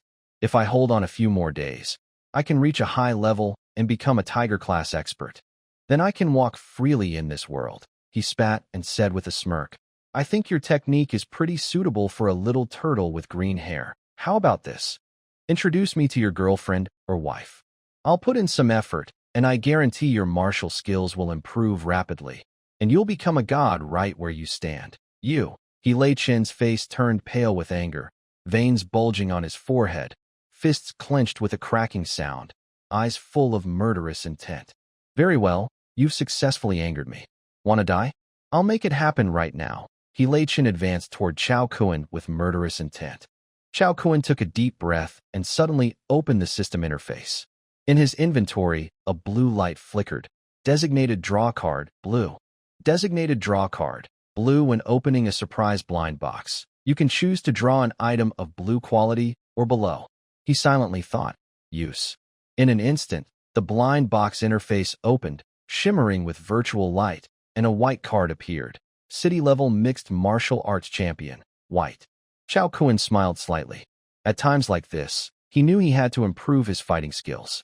He already had 3 identical white entries in his inventory, so he clicked to combine them without hesitation.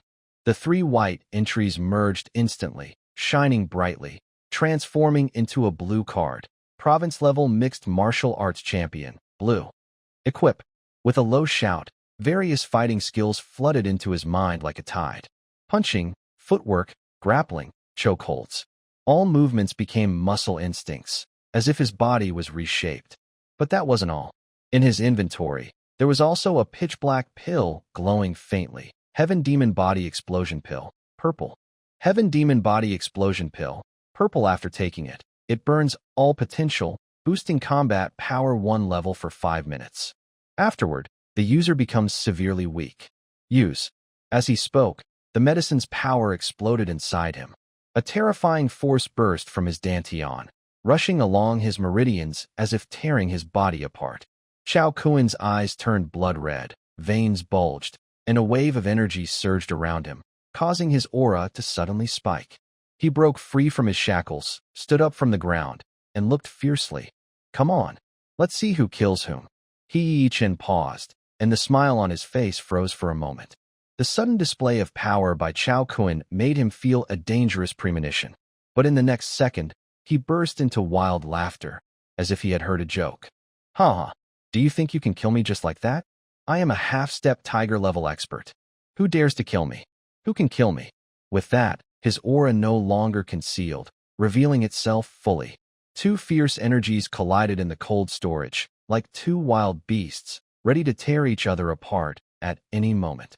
He Chen roared loudly and suddenly punched toward Chao Kun. Bang! Fists hit Chao Kun's chest hard, but it felt like hitting steel, with no effect. He Chen felt his knuckles almost, and half of his arm went numb, making him see stars from the pain. He was shocked. Chao Kun's body strength seemed to have reached the threshold of a tiger level. How could that be? Chao Kun smiled slightly and said dismissively, Is that all? In the next second, he swung a fist back and struck. Bang! He Chen's vision went dark, and he was thrown backward, crashing heavily into the brick wall behind him. Boom! The wall cracked, bricks flew, and dust filled the air. This guy? Why is he so strong? He Chen struggled to lift his head from the wreckage, feeling a deep sense of shock. At that moment, the wall behind him was shattered, revealing the dark night outside. A flash of instinct to survive appeared in his eyes. Oomph! I'll come back after I break through to tiger level and settle the score with you. Before he finished speaking, he turned around, leapt out of the gap, and ran away. Can't let him escape. Yu Jiqing's face changed drastically as she struggled and shouted, If he gets away, who knows how many innocent people will be harmed. Can you run away in front of me? Chao Kun sneered coldly and roared. What are you looking at? What are you looking at? Special term when this term is equipped. Anyone who says what are you looking at will inevitably trigger a physical confrontation. He Chen's body instantly stiffened, his muscles twitching. He desperately tried to control himself, but his body involuntarily turned around, veins bulging, teeth clenched. What are you looking at? The two immediately collided. Inside the cold storage, chaos reigned. He Chen lay on the ground, his face pale and lifeless. Not far away, Yu Jiqing was kneeling on the ground, holding Chao Kun, who was covered in blood. Chao Kun, you must hold on. Don't pass out, she cried, tears in her eyes, almost breaking down. Chao Kun's face was covered in blood, pale, with weak breathing. Don't cry. I told you. I came to save you. Yu Jiqing felt a sharp pain in her heart. A huge wave of regret seized her. If not for trying to save her, how could he have ended up like this? Tears fell one by one onto Chao Kun's face, mixing with the blood and slipping onto the ground. Actually, before this, Yu Jiqing did not have a good impression of Chao Kun. She knew that this man had many women around him, and he was a typical womanizer. But she never thought that this flirtatious man would risk his life for her. Honestly, this is not Chao Kun's fault. It's all Brother Tongzi's fault. Chao Kun is not a bad man. He just wants to give many women a home. Is that wrong? Chao Kun weakly half closed his eyes, feeling the intense emptiness caused by the heavenly demon explosion body pill inside him. He knew this was a side effect of using the heavenly demon explosive body pill. A system prompt appeared in front of him. Friendly reminder. You have used the heavenly demon explosive body pill, purple, entering a severe weakness state. 5 hours, mild weakness state, 14 days. He slightly adjusted his position in Yu Zhiding's arms to appear more weak, his breath faint. Zhiding, I'm glad you're okay. These words made Yu Zhiding's heart ache even more. She tightly hugged him, tears falling uncontrollably onto his face. I'm fine. Hang on. You must hold on. She repeated over and over, not sure if she was comforting him or herself. Boss, are you inside? I'm here to help, came Wang Meng's voice from afar. We're here. Yu Zhiding's spirit lifted, and she quickly shouted loudly. Immediately, Wang Meng rushed into the cold storage first, followed closely by Qian Xining. Qian Xining waited in the car for a while, noticing Chao Kun hadn't come out, and finally realized Chao Kun probably went alone to find Yu Zhiding. Qian Xining felt a pang of worry. Although Chao Kun was strong, he was no match for the masked man. She secretly regretted that if Chao Kun got hurt because of Yu Zhiding's matter, she would never forgive herself in this life. Just then, she saw Wang Meng returning from checking the warehouse. The two of them hurried toward the cold storage. Seeing Chao Kun covered in blood, Qian Xining suddenly burst into tears, crying so hard she could barely breathe. She never expected that Chao Kun would risk himself to save her good friend Yu Zhiding, and she deeply regretted it. She took a few steps forward and tightly embraced Chao Kun, sobbing uncontrollably. Yu Zhiding looked at the crying Qian Xining, feeling a twinge of jealousy in her heart. When He Yichen kidnapped her, she fell into despair. Chao Kun suddenly appeared like a divine being and fought He Yichen, ultimately saving her. His brave figure left a deep impression on her heart. It was then that she realized she had fallen deeply in love with Chao Kun. Before, when she learned that Chao Kun was involved with multiple women, she looked down on him. But once she also fell into this love, she understood that feelings are beyond control. Once you are involved, it's hard to escape. Chongqing People's Hospital. A few hours later, Chao Kun's condition gradually improved, surprising even the doctors. They attributed his quick recovery to his strong physique and excellent healing ability. Chao Kun didn't tell them that he had only moved from a very weak state to a slightly weak state. Soon, the doctors moved him from the intensive care unit to a private room. Many people, including some women close to him, wanted to visit. But Chao Kun didn't want too much fuss, so he asked Su Yu not to inform others. In the end, only Su Yu, Qian Xining, Donyaya, and Yu Zhijing knew about it. Outside, a doctor's voice was heard. Mr. Chao is still recovering. Please don't make noise. One person at a time, go in to visit. The first to enter was Donyaya. She used to see Chao Kun as a cowardly, lecherous man who only cared about saving himself. But this time, he fought so desperately to save others. She admired his actions and changed her opinion of him. In the past, she never spoke to Chao Kun voluntarily and even looked down on him. But after the masked man incident, she decided to treat him normally. I think you're a bit lecherous, but at least you can be a friend, Donyaya said seriously. Really? Chao Kun smiled mischievously and teased, what kind of friend? Boyfriend or girlfriend? Donyaya's eyebrows furrowed in anger, and she pinched him hard at the waist. What do you mean by friend? Oh, please, spare me. Chao Kun begged quickly. With the masked man incident over, Zheng Kersin was safe. Donyaya then suggested they go guard the titanium alloy warehouse nearby. Chao Kun nodded and praised. By the way, your father Petrov's plan to take over Mars City was brilliant, really impressive. Donya's expression darkened, and she softly said, I just hope my father returns safely. The second person to come in was Yu Zhiqing. She and Chao Kun had faced life and death together, watching him fight bravely for her. That moment was deeply etched in her heart. Now that Chao Kun was safe and sound, she felt relieved but also a little sad. Thank you, but I hope you won't risk your life for me again. Chao Kun looked at her and smiled, feeling that her tone was a bit awkward. They didn't say much, but the atmosphere in the hospital room was strangely tender. Why? Chao Kun teased. A man willing to risk everything for you. Aren't you happy? Humph. If you only did it for me, I would. What? Chao Kun raised an eyebrow, teasing her on purpose. Nothing. Nothing. Yu Jiqing blushed, stomping her foot in a hurry, then reached out and pinched him hard at the waist. Ouch. Do women all like to pinch the same spot? Chao Kun gasped in pain, his face turning pale. Yu Jiqing was startled and quickly let go. Worried, she lifted his shirt and saw purple bruises all over his body, making her heart tighten. I'm sorry, I didn't mean to. Chao Kun pretended to be weak and softly said, I got hurt saving you. You really went that far? Yu Jiqing was both embarrassed and angry. Chao Kun took the chance to look innocent. Then, a kiss? A hug? You're in the hospital room. Thinking about this all day, Yu Jiqing scolded him with a blush, gently patting his head.